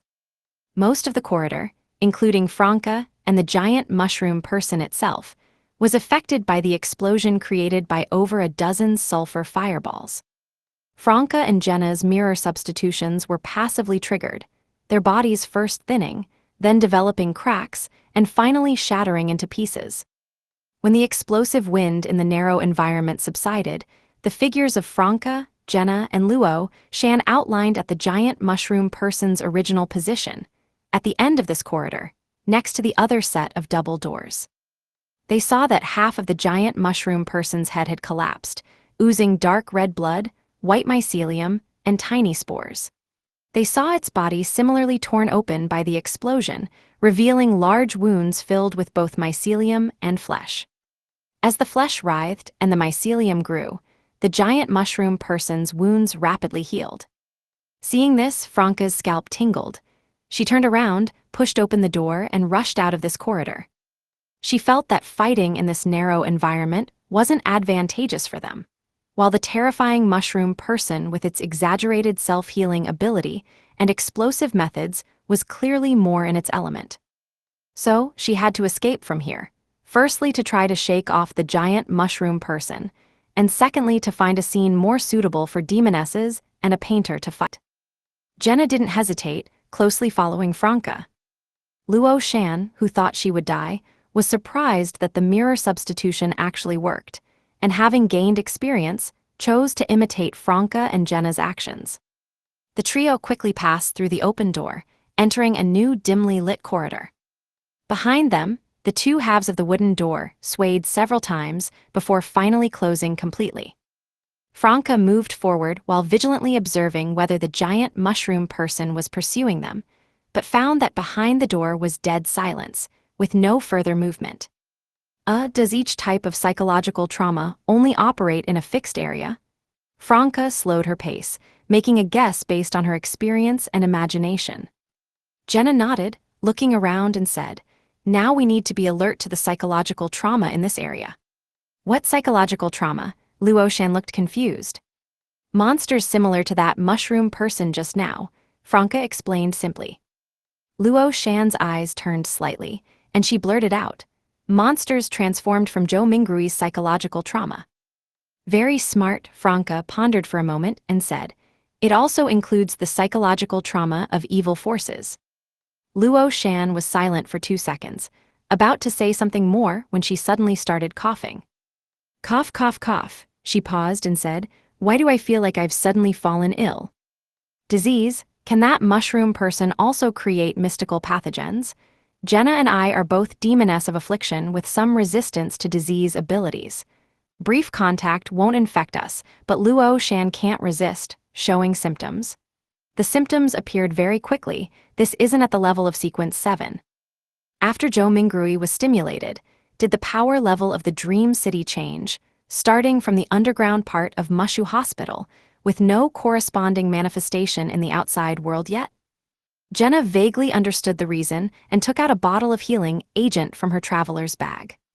She didn't rush to provide treatment for Luo Shan, but pondered and asked, "Can you draw efficacious medicine for yourself?" Even if the drawn medicine had a limited duration, it could truly cure diseases. As long as all the mystical pathogens were eliminated before the effect wore off, it would work. At this time, Franca had also figured out the reason and muttered, "That mushroom person is too terrifying. What kind of monster is this exactly?" Luo Shan already felt her forehead burning up. She shook her head and said, "I don't know exactly what this disease is, nor do I know what medicine to draw to cure it." "Then drink this." Jenna handed the healing agent to Luo Shan. She and Franca always maintained a state of having 2 bottles of healing agent on them, with previously consumed ones either coming from Lumion or being replenished by him. After experiencing the substitute's death, Luo Shan now fully trusted Franca and Jenna. She took the healing agent, immediately unscrewed the cap, and gulped it down. In just about 10 seconds, she blinked and said, "I think I'm fine now, the illness is gone." "It's really amazing." "Your ability to draw is also amazing," Franca said humbly, pointing to the end of the current corridor. "Let's continue forward. We need to find the elevator lobby quickly, otherwise who knows what we'll encounter." She was still shaken by that giant mushroom person. Jenna and Luo Shan felt the same, quickening their pace to follow behind Franca. They had just taken 2 or 3 steps when the double doors at the end of the corridor suddenly swung open. Franca and Jenna reflexively used invisibility, then considered how to help Luo Shan hide. Luo Shan had somewhat adapted to the current situation. Using a pencil, she quickly drew a simple, inconspicuous, childlike doodle of a door on the side wall in just 2 seconds. This door had no markings and wouldn't lead anywhere. Luo Shan placed her palm on the handle and yanked it backward sharply. The door, just drawn on the wall, miraculously opened, revealing a dark area about the size of room 2303's bathroom. Luo Shan hid inside, then carefully closed the paper-thin door. The wall surface was left with only a few faint, barely noticeable pencil marks, resembling a door outline. By this time, the double doors at the end of the corridor had fully opened, and an orderly wearing light blue clothing and a white mask slowly entered the current area, pushing a transfer bed. Franca held her breath and turned her gaze towards the orderly and the transfer bed. She saw that the orderly's eyes were both empty and wooden, yet seemed to hide deep malice. She saw that the surface of the transfer bed was covered with a thin blanket, but there was no patient or corpse sleeping on it. What made the back of Franca's neck go cold was that the thin blanket appeared to be in a bulging state, yet there was clearly nothing underneath it. Covering an invisible object. Franca and Jenna pressed their backs tightly against the side wall, trying hard to increase the distance between themselves and the orderly and the transfer bed. Amidst the sound of wheels rolling over floor cracks, the orderly maintained a slow, stiff posture, pushing the transfer bed past Franca and Jenna towards the double doors leading to the corridor with the giant mushroom person. Only when this transfer bed had pushed open the doors, slowly left the current area, and disappeared from their sight did Franca and Jenna end their invisibility and return to the middle of the corridor. Luo Shan also opened the door on the wall and nimbly leaped out. She didn't forget to casually close the door. "How did you know it was safe to come out?" Jenna, who was about to knock on the door, asked. Luo Shan raised the pencil in her hand and said with a smile, "I drew a peephole inside." "Let's continue looking for the elevator lobby." Franca took the lead without hesitation. Just as they reached the exit at the end of the corridor, that set of double doors suddenly swung open. It had opened again when Franca, Jenna, and Luo Shan were less than 3 meters away from it. Mushu Hospital, Emergency Center. Based on his experience from the last hospital visit, Zhou Mingrui described the symptoms of acute gastroenteritis and successfully obtained a lab test order from the doctor. He took this order and turned into the right passageway, heading towards the emergency blood drawing area. While waiting for his number to be called at the blood drawing area, he clutched his stomach, pretending he could no longer hold on, and quickly left the area, entering the first-floor lobby and walking towards the nearest public restroom. During this process, he naturally looked around, seeing if he could find any odd details. He hadn't discovered anything in the emergency center before. The nearest public restroom was adjacent to elevators 6 to 10. In the dim light, Zhou Mingrui quickly circled to the elevator lobby. He pressed both up and down simultaneously, observing the elevator's operation. Soon, 2 elevators arrived on the first floor, their doors opening almost simultaneously. Zhou Mingrui glanced left and right, finding nothing unusual about the upward elevator, but the downward one gave him a feeling of leading to hell, to the source of fear. Is Mushu Hospital's problem underground? Zhou Mingrui silently mused to himself. Chapter 998, Tremor. Zhou Mingrui stared at the downward elevator until its doors closed. He suppressed the urge within him, choosing not to take the elevator now to explore the underground area of Mushu Hospital. He needed more intelligence. Zhou Mingrui withdrew his gaze and walked towards the elevator lobby exit, intending to go to the nearby public restroom as he had pretended earlier.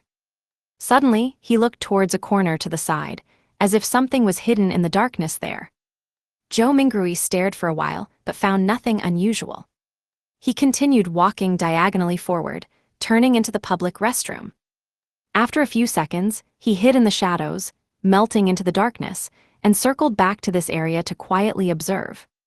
After patiently waiting for nearly 5 minutes and confirming there were no potential observers in the corresponding corner, he returned to the public restroom, feigning the appearance of having just finished his business, and slowly walked out towards the emergency blood drawing area.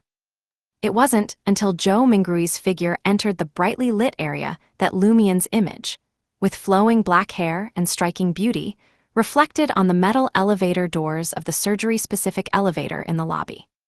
He wore a light gray t-shirt, a jacket slightly lighter than black water, and off-white trousers that were a bit short due to his height, revealing the edges of his socks.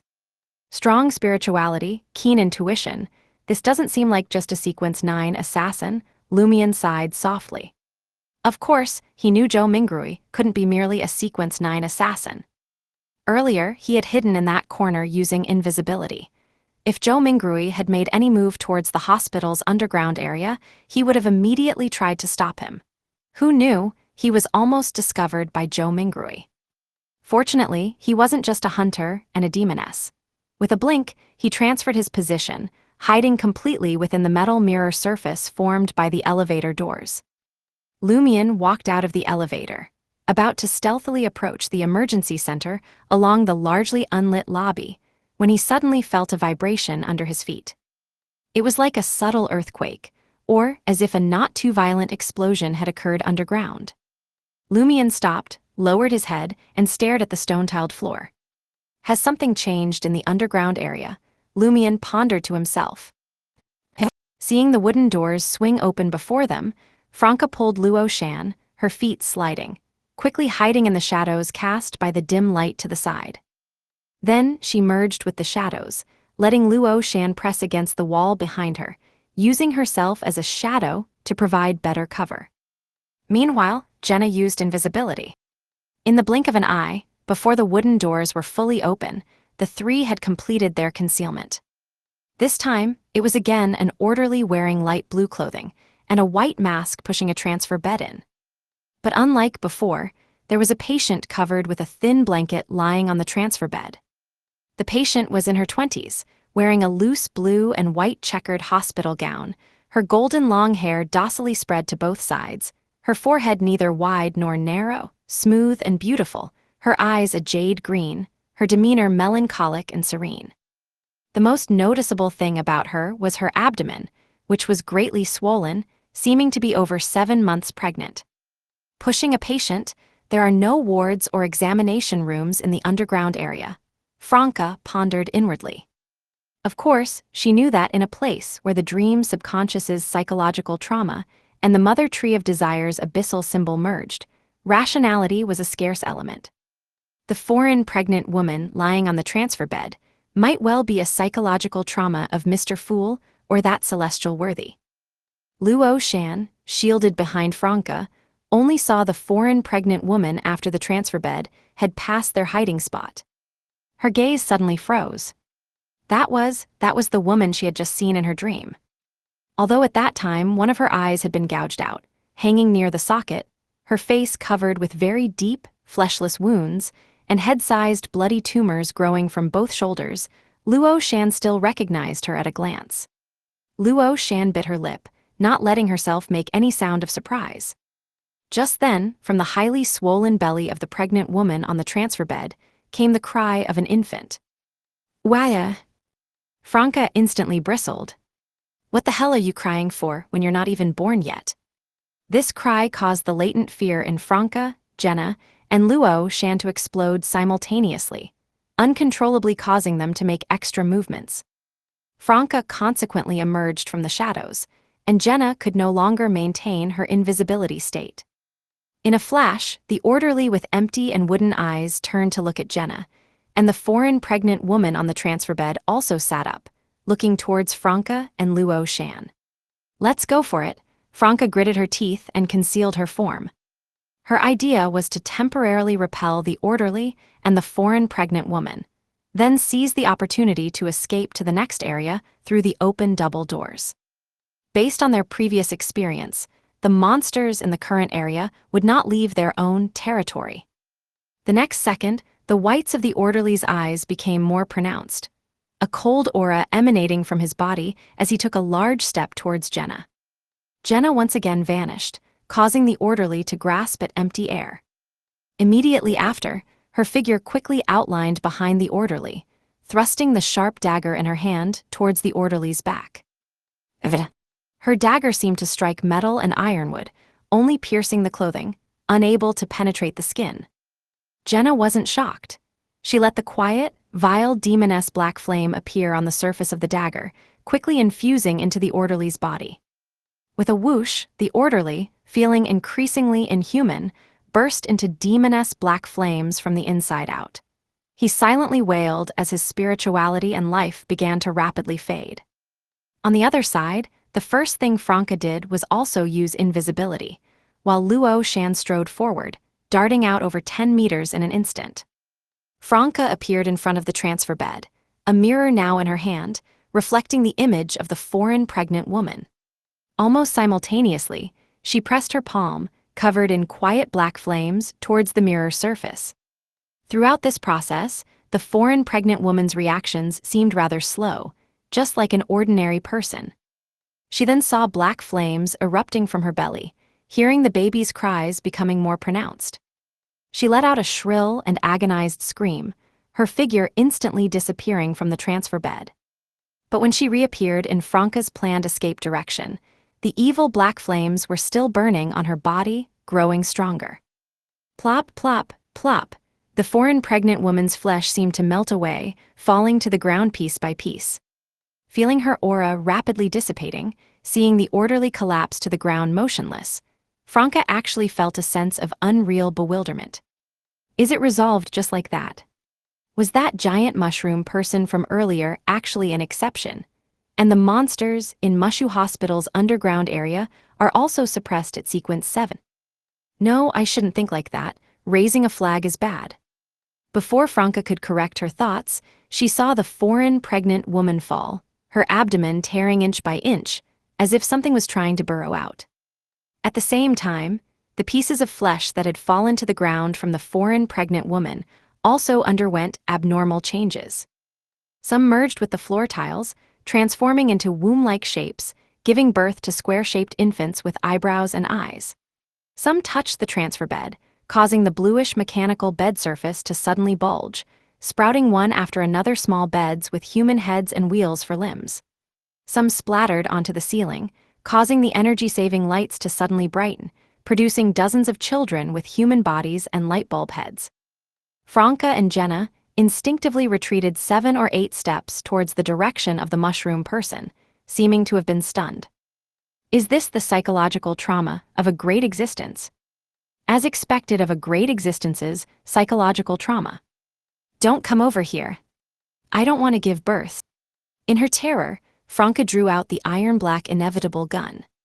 She found that the foreign pregnant woman was not completely dead yet, still producing more flesh, and those pieces of flesh were wriggling, seeking new wombs or fathers, constantly giving birth, constantly reproducing. Moreover, the foreign pregnant woman's abdomen had completely torn open, and the fetus inside was about to crawl out. Franca forced herself to calm down, aimed at the foreign pregnant woman's abdomen, and pulled the trigger. Bang! A bullet exuding a dim blue-green color shot out, passing through the numerous, oddly shaped infants, accurately hitting the target, burrowing into the foreign pregnant woman's abdomen. Certain death. The cry of the baby in the foreign pregnant woman's belly suddenly became intense and resentful, but it ceased abruptly in the blink of an eye. Similarly, the foreign pregnant woman stopped secreting flesh, and those that had already separated also withered after giving birth to a new fetus. Thankfully, certain death worked. Seeing this, Franca secretly let out a sigh of relief. Just then, she, Jenna, and Luo Shan felt the earth tremble. The tremor only lasted for a second, but Franca and the others saw the new corridor outside the double doors collapsing inch by inch. The walls, rooms, and ceiling there were also falling into an abyss of dense blackness with no visible bottom.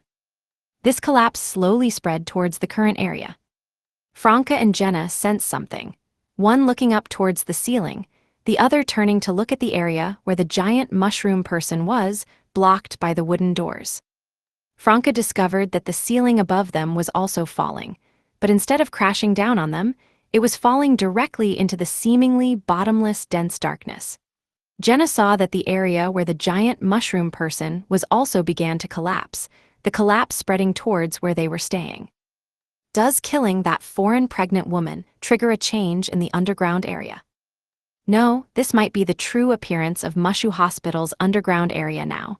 A dark abyss containing various psychological traumas. What we walked through and saw earlier was just a disguise influenced by the Dream City, with corridors and some rooms symbolizing safe zones. Franca suddenly had this realization. What should we do? Luo Shan finally overcame her terror. She had first needed eye bleach from the sight of hundreds and thousands of monster infants and their birth process. It shocked her mind before she realized that she and the others seemed to have nowhere to go. Chapter 999, Opportunity. Seeing the collapse gradually spreading towards their area and hearing Luo Shan's question filled with obvious terror, Franca and Jenna exchanged a glance before decisively telling Luo Shan, "Quick, draw a door that can lead to the outside world." Clearly, they could no longer continue forward to find the elevator lobby and emergency exits. Okay, Luo Shan nodded vigorously. She turned around, holding a pen in one hand and a pencil in the other, and began sketching on the wall. At this moment, Franca and Jenna noticed that the monster children born from the foreign pregnant woman and various objects were all surging towards them. They seemed to fear falling into the bottomless abyss and were desperately trying to avoid it, to the point of forgetting their goal of attacking enemies. Being close to Jenna and the others, the monster children quickly reduced the distance between them to 2 meters. Some of their eyes once again reflected the figures of Franca, Jenna, and Luo Shan, with their desire to attack growing fierce and violent. Just then, a thick ice wall appeared before them. A translucent layer of ice, in the shape of a hemisphere, enveloped Franca and the others inside. This was created by Demoness of Affliction Jenna. Seeing the densely packed monsters, some square-shaped, some like small beds, some with light bulb-shaped heads, crawling on the surface of the hemispherical ice wall, trying various ways to break through this barrier, Franca felt her fear of clustered objects and humanoid creatures about to explode simultaneously. She condensed quiet and sinister demoness black flames around her, waiting for the moment the first layer of ice wall would shatter. In just 7 or 8 seconds, the beautiful crystalline ice wall made a crisp shattering sound under the attack of numerous monster children. Black flames quickly flew out from around Franca and Jenna, passing through the rapidly expanding cracks, igniting nearly 20 monster children. They burst into flames all over, wailing and rolling on the spot, obstructing many of their siblings' advance and igniting those around them. Seizing this opportunity, before the hemispherical ice wall completely collapsed, Franca and Jenna joined forces to create a second layer of ice wall, only 10 centimeters apart from the previous one. "It's done," Luo Shan's voice rang out. While continuing to delay the approach of the monster children, Franca and Jenna expectantly glanced at the pattern on the wall with their peripheral vision. It was a vivid door outlined by pencil marks and blue ink, with a doorplate at the top bearing the numbers 1502. This was the door to Luo Shan's home, almost identical to what Franca and Jenna remembered, except for the color difference. The current one was closer to a sketch. Luo Shan pressed her thumb to the position corresponding to the door lock, making the fake door on the wall emit an unlocking sound. Then, she turned the handle and pushed open the door she had drawn to her own home. The light behind the door was dim, outlining all the items in room 1502, but they appeared unusually illusory. As the illusion gradually solidified into reality, Luo Shan's joyful gaze suddenly froze. She saw her windows collapsing, her balcony collapsing, all of them falling towards an abyss filled with dense darkness. The door Luo Shan had drawn and the passage she had established also collapsed inch by inch, just like the surrounding environment. "It doesn't work," Luo Shan uttered, almost in a delirium. She turned her gaze, filled with undisguised despair yet brimming with hope, towards Franca and Jenna, hoping they could come up with a new solution. At this moment, the nearest collapse had already swallowed the original corridor, causing the double doors separating the two sides to sway and fall. This was already inches from Franca and company. Through the gaps between the monster children, Franca could see more clearly the bottomless dense darkness, and something seemingly hidden in its depths. That figure, apparently wrapped in a robe, or perhaps the robe itself blown up by the wind. Even just vaguely glimpsing the outline from a distance, the fear in Franca's heart exploded without warning. The skin on her face became semi-transparent, and the flesh beneath began to writhe, as if it had gained a certain life of its own. Instinctively, reflexively, Franca averted her gaze, withdrawing her line of sight. She suddenly had a realization. What she had just seen was the thing Mr. Fool's subconscious, or the celestial worthies' subconscious, feared most, their strongest psychological trauma. It was clearly not subject to the dream's suppression of power levels. If they couldn't escape and fell into the abyss along with the collapsing corridor, falling towards that place, death might be the gentlest and most beautiful outcome. Franca shook her head violently, shaking off the small amount of glue that was clouding part of her thoughts. As Jenna used a third layer of ice wall to block those monster children, she took out the ice amulet and a mirror. She said to Jenna and Luo Shan, "We'll go through the mirror world. No matter how terrifying the hidden dangers in the mirror world are, they can't be more horrifying than the psychological trauma at the bottom of this abyss. Of two evils, choose the lesser." Okay. Jenna didn't object, and Luo Shan, lacking experience, chose to trust her two companions. The ice amulet in Franca's hand rapidly lit up with a crystalline glow. The next second, Franca found that the glass surface of the mirror had somehow already turned pitch black, as solid as rock, impenetrable. "We can't get in, it's different from before the collapse." Franca felt a surge of uncontrollable despair. Were they really going to fall into that bottomless abyss and face the strongest part of a great existence's psychological trauma? "Can't get in." Jenna's action of shooting Demoness black flames to ignite the monster children noticeably slowed for a second.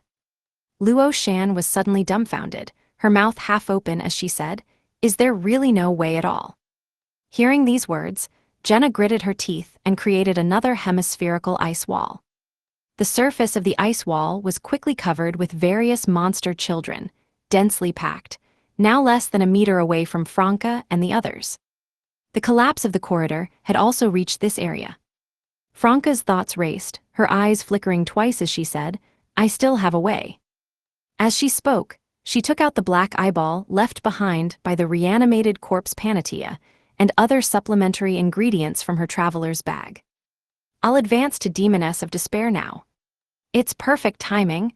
I've been using disease to secretly influence the monsters in this corridor, which can save a lot of time." The monster children crawling all over Jenna's ice wall and their companions behind were all within 3 meters of Franca, numbering close to 1,000. It's useless, even a Demoness of Despair is now suppressed to sequence 7 level, at most sequence 6, it can't forcibly open a path to the mirror world. Jenna instinctively refuted Franca. She wanted to stay calm, but was overwhelmed by the monster children breaking through the ice wall, barely managing to establish a new hemispherical ice wall 60 centimeters away from them.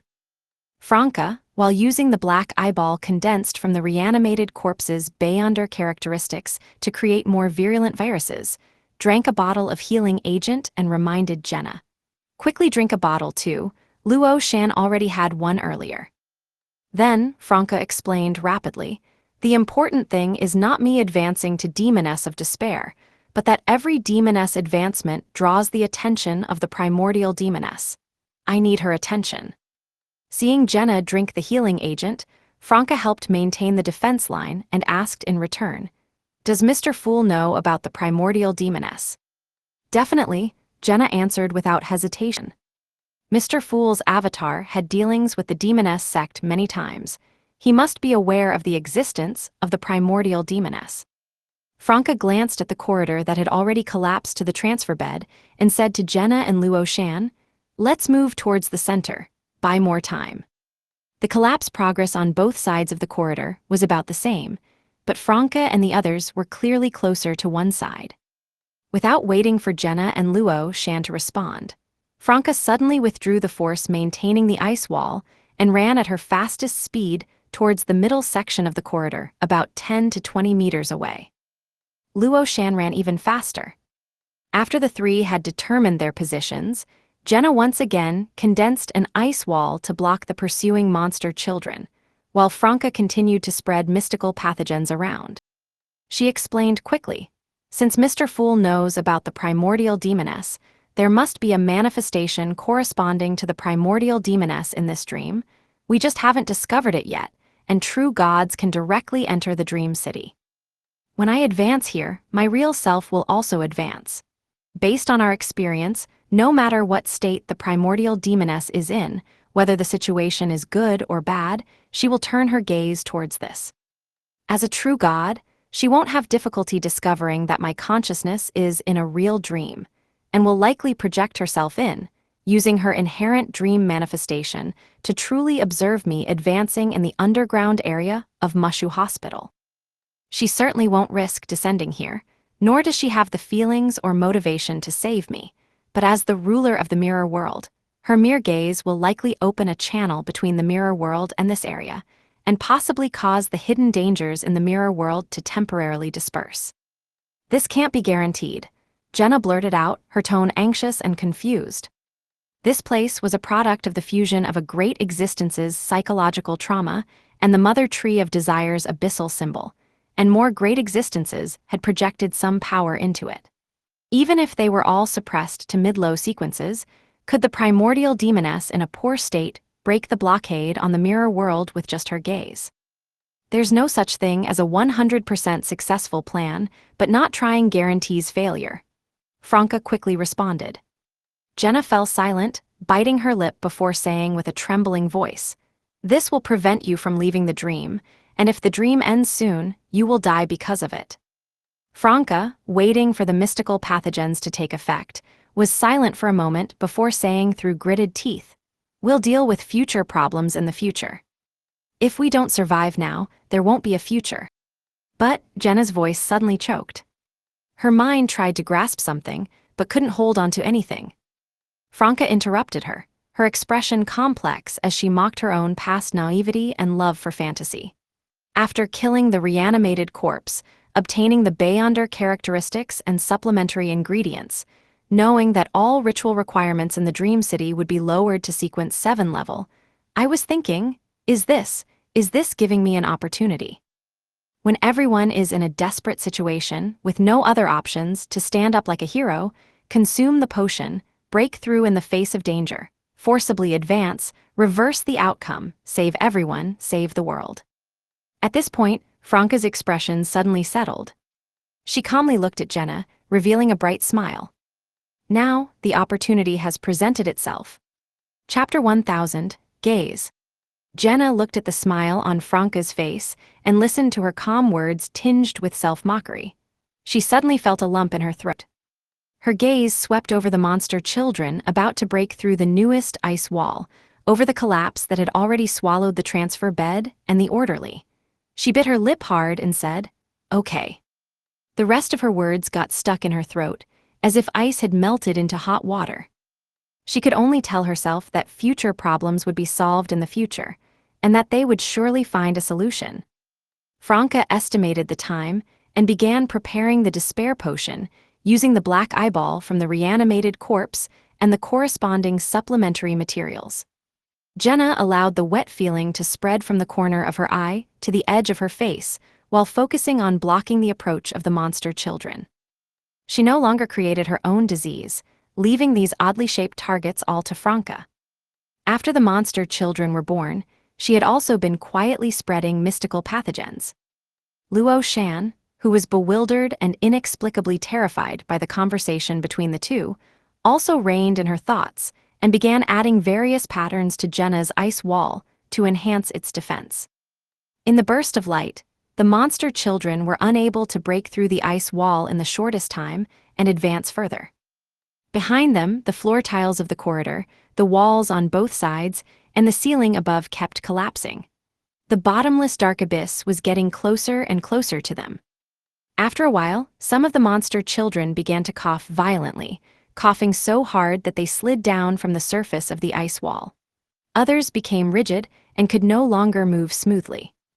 Those crowded outside the ice wall, separated from Jenna and the others by several meters, were finally caught up by the collapse.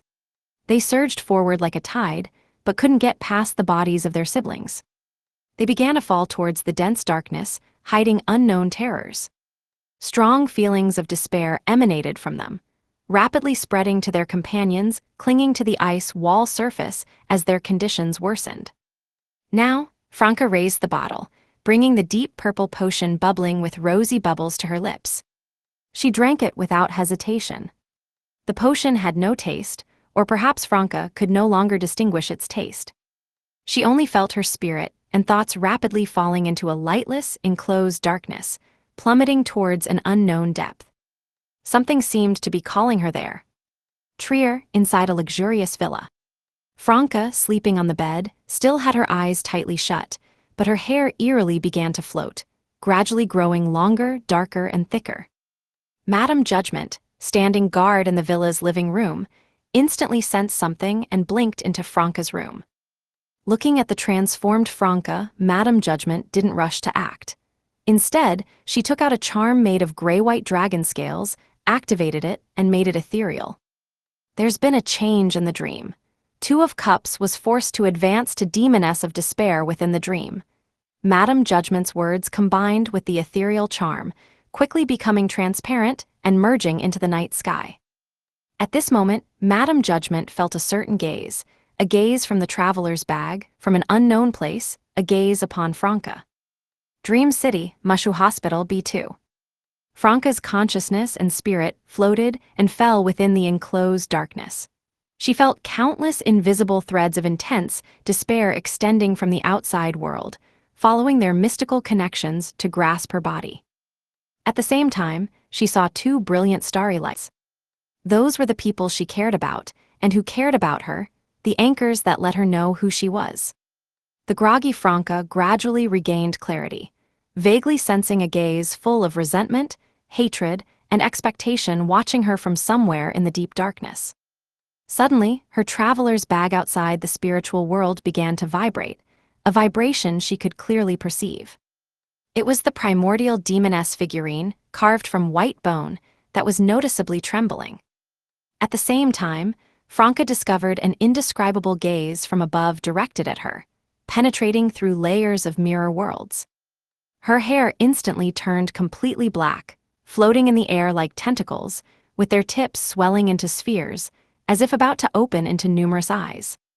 Franca's face became even more beautiful, emanating a charm that even made Luo Shan, a girl who preferred the opposite sex, unable to look away, her heart pounding, like a moth throwing itself into the fire. Franca struggled to open her eyes and spoke in a voice that seemed to pluck at the strings of the soul. "It's done." Jenna stopped maintaining the ice wall and activated the ice mirror charm she had been holding. In the crystalline light, she felt the surface of the mirror in her other hand ripple with a faint glow, losing its rock-solid texture. They really could pass through and leave via the mirror world. The barrier had been broken. Moreover, Jenna discovered that the dangers previously hidden in the mirror world had also disappeared. This was beyond her expectations. She had originally thought that the primordial Demoness's gaze could break through the obstacles and connect to the mirror world, which would have been impressive enough. She never imagined it could actually dispel the hidden dangers. This was also Franca's confusion. She struggled to tell Jenna and Luo Shan, "Both of you go first." She was still fighting against the potion's impact, transforming her body and temporarily unable to move. If the mirror world hadn't suppressed this advancement to sequence 7 level, she wouldn't even have been able to speak at this stage. Jenna didn't hesitate. She gave Franca a deep look, grabbed Luo Shan's arm, and plunged into the compact mirror in her hand. The compact mirror then fell to the ground as the surrounding ice wall completely collapsed. However, the monster children closest to Franca had all been infected with severe illness and were no longer able to approach or attack. In the mirror world, Jenna led Luo Shan through a surreal tunnel, heading towards a corresponding mirror guided by their spirituality. In the blink of an eye, they reached a new area behind the mirror, able to leave the current world. Jenna suddenly sensed something and turned her head to look into the depths of the mirror world. It seemed that some dangerous entity had awakened slightly there, instantly filling the entire mirror world with a sense of terror. Silently, the mirror world completely collapsed. Franca, Jenna's pupils dilated as she softly called out her companion's name. The scene before her eyes meant that Franca would temporarily be unable to escape via the mirror world.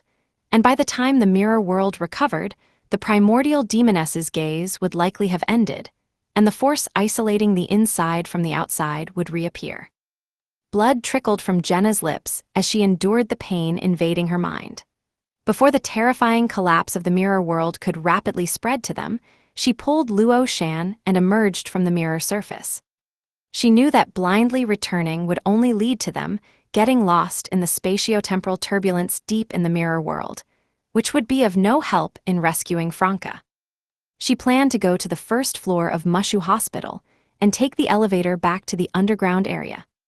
At this moment, Franca, still in the process of advancing, also discovered the collapse of the mirror world. She then felt violent tremors like an earthquake at the bottom of the dark abyss. It was as if certain entities hidden in the dark abyss had been stimulated by the collapsing force of the mirror world and were reacting.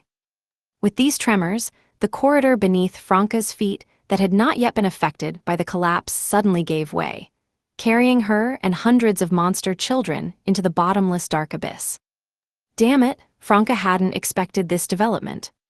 The despair of those monster children became even more intense, solidifying into substance. Franca was also uncontrollably enveloped by the emotions of despair. This helped her through the final stage of her advancement, causing her floating, thick black hair to fall back around her, no longer abnormal and restoring some of its flaxen color. Gritting her teeth, Franca used the Demoness's feather fall technique to slow her descent, allowing her some degree of control. She chose to move away from the intense psychological shadow she had sensed earlier, that thing resembling a giant shroud, which would surely make her wish for death. She drifted towards other areas, taking a gamble. What if the psychological traumas in other parts of the abyss, though intense, aren't fatally dangerous? As a human, one must hold on to some hope, not give up entirely and fall into complete despair. Jenna emerged from the metal mirror surface of the elevator lobby doors with Luo Shan, immediately seeing the female version of Lumion, who had just lifted her gaze from the shaking ground. She wasn't surprised to see Lumion here and blurted out, "Franca is below, not at B1. The mirror world has collapsed." Lumion's eyes instantly narrowed. He didn't ask for details but said directly, "Go to the emergency center and find Joe Mingrui. See if you can get him to help and go to the underground area. As for the rest, leave it to me, I'll handle it." Joe Mingrui is at Mushu Hospital now. Both Jenna and Luo Shan were shocked. Before Jenna could speak, Lumion added in a deep voice, "I had anticipated scenarios where we might have to enter the bottom of Mushu Hospital to attempt sabotage and made some preparations. Everyone has their own task. Finding Joe Mingrui is equally important." As he spoke, Lumion had already reached the elevator and pressed the down arrow. Jenna's vision suddenly blurred. She didn't stubbornly insist, but gave a terse response and pulled Luo Shan towards the emergency center.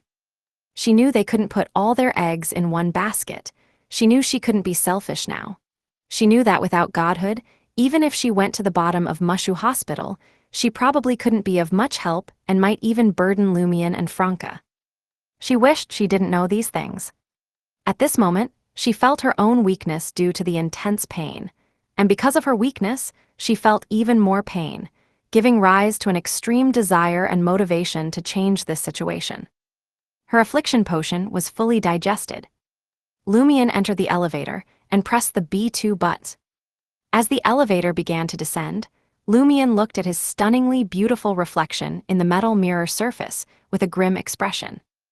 When the elevator stopped and the doors opened, he quickly stepped out and looked towards the area outside the elevator. What met his eyes was a darkness as black as an abyss with no visible bottom. Lumion's gaze instantly froze. Suddenly, a voice sounded from a dark corner of the elevator lobby. "Child of God." Lumion abruptly turned his head to see a person standing in the shadows by the emergency exit. It was Lu Yang'an, the Dean of Obstetrics at Mushu Hospital and a bestowed of the Great Mother. Lu Yang'an's face was shrouded in darkness. She looked at Lumion and said in a low voice, To save someone from there, one can only beseech the mother's help. You've reached the end of the book.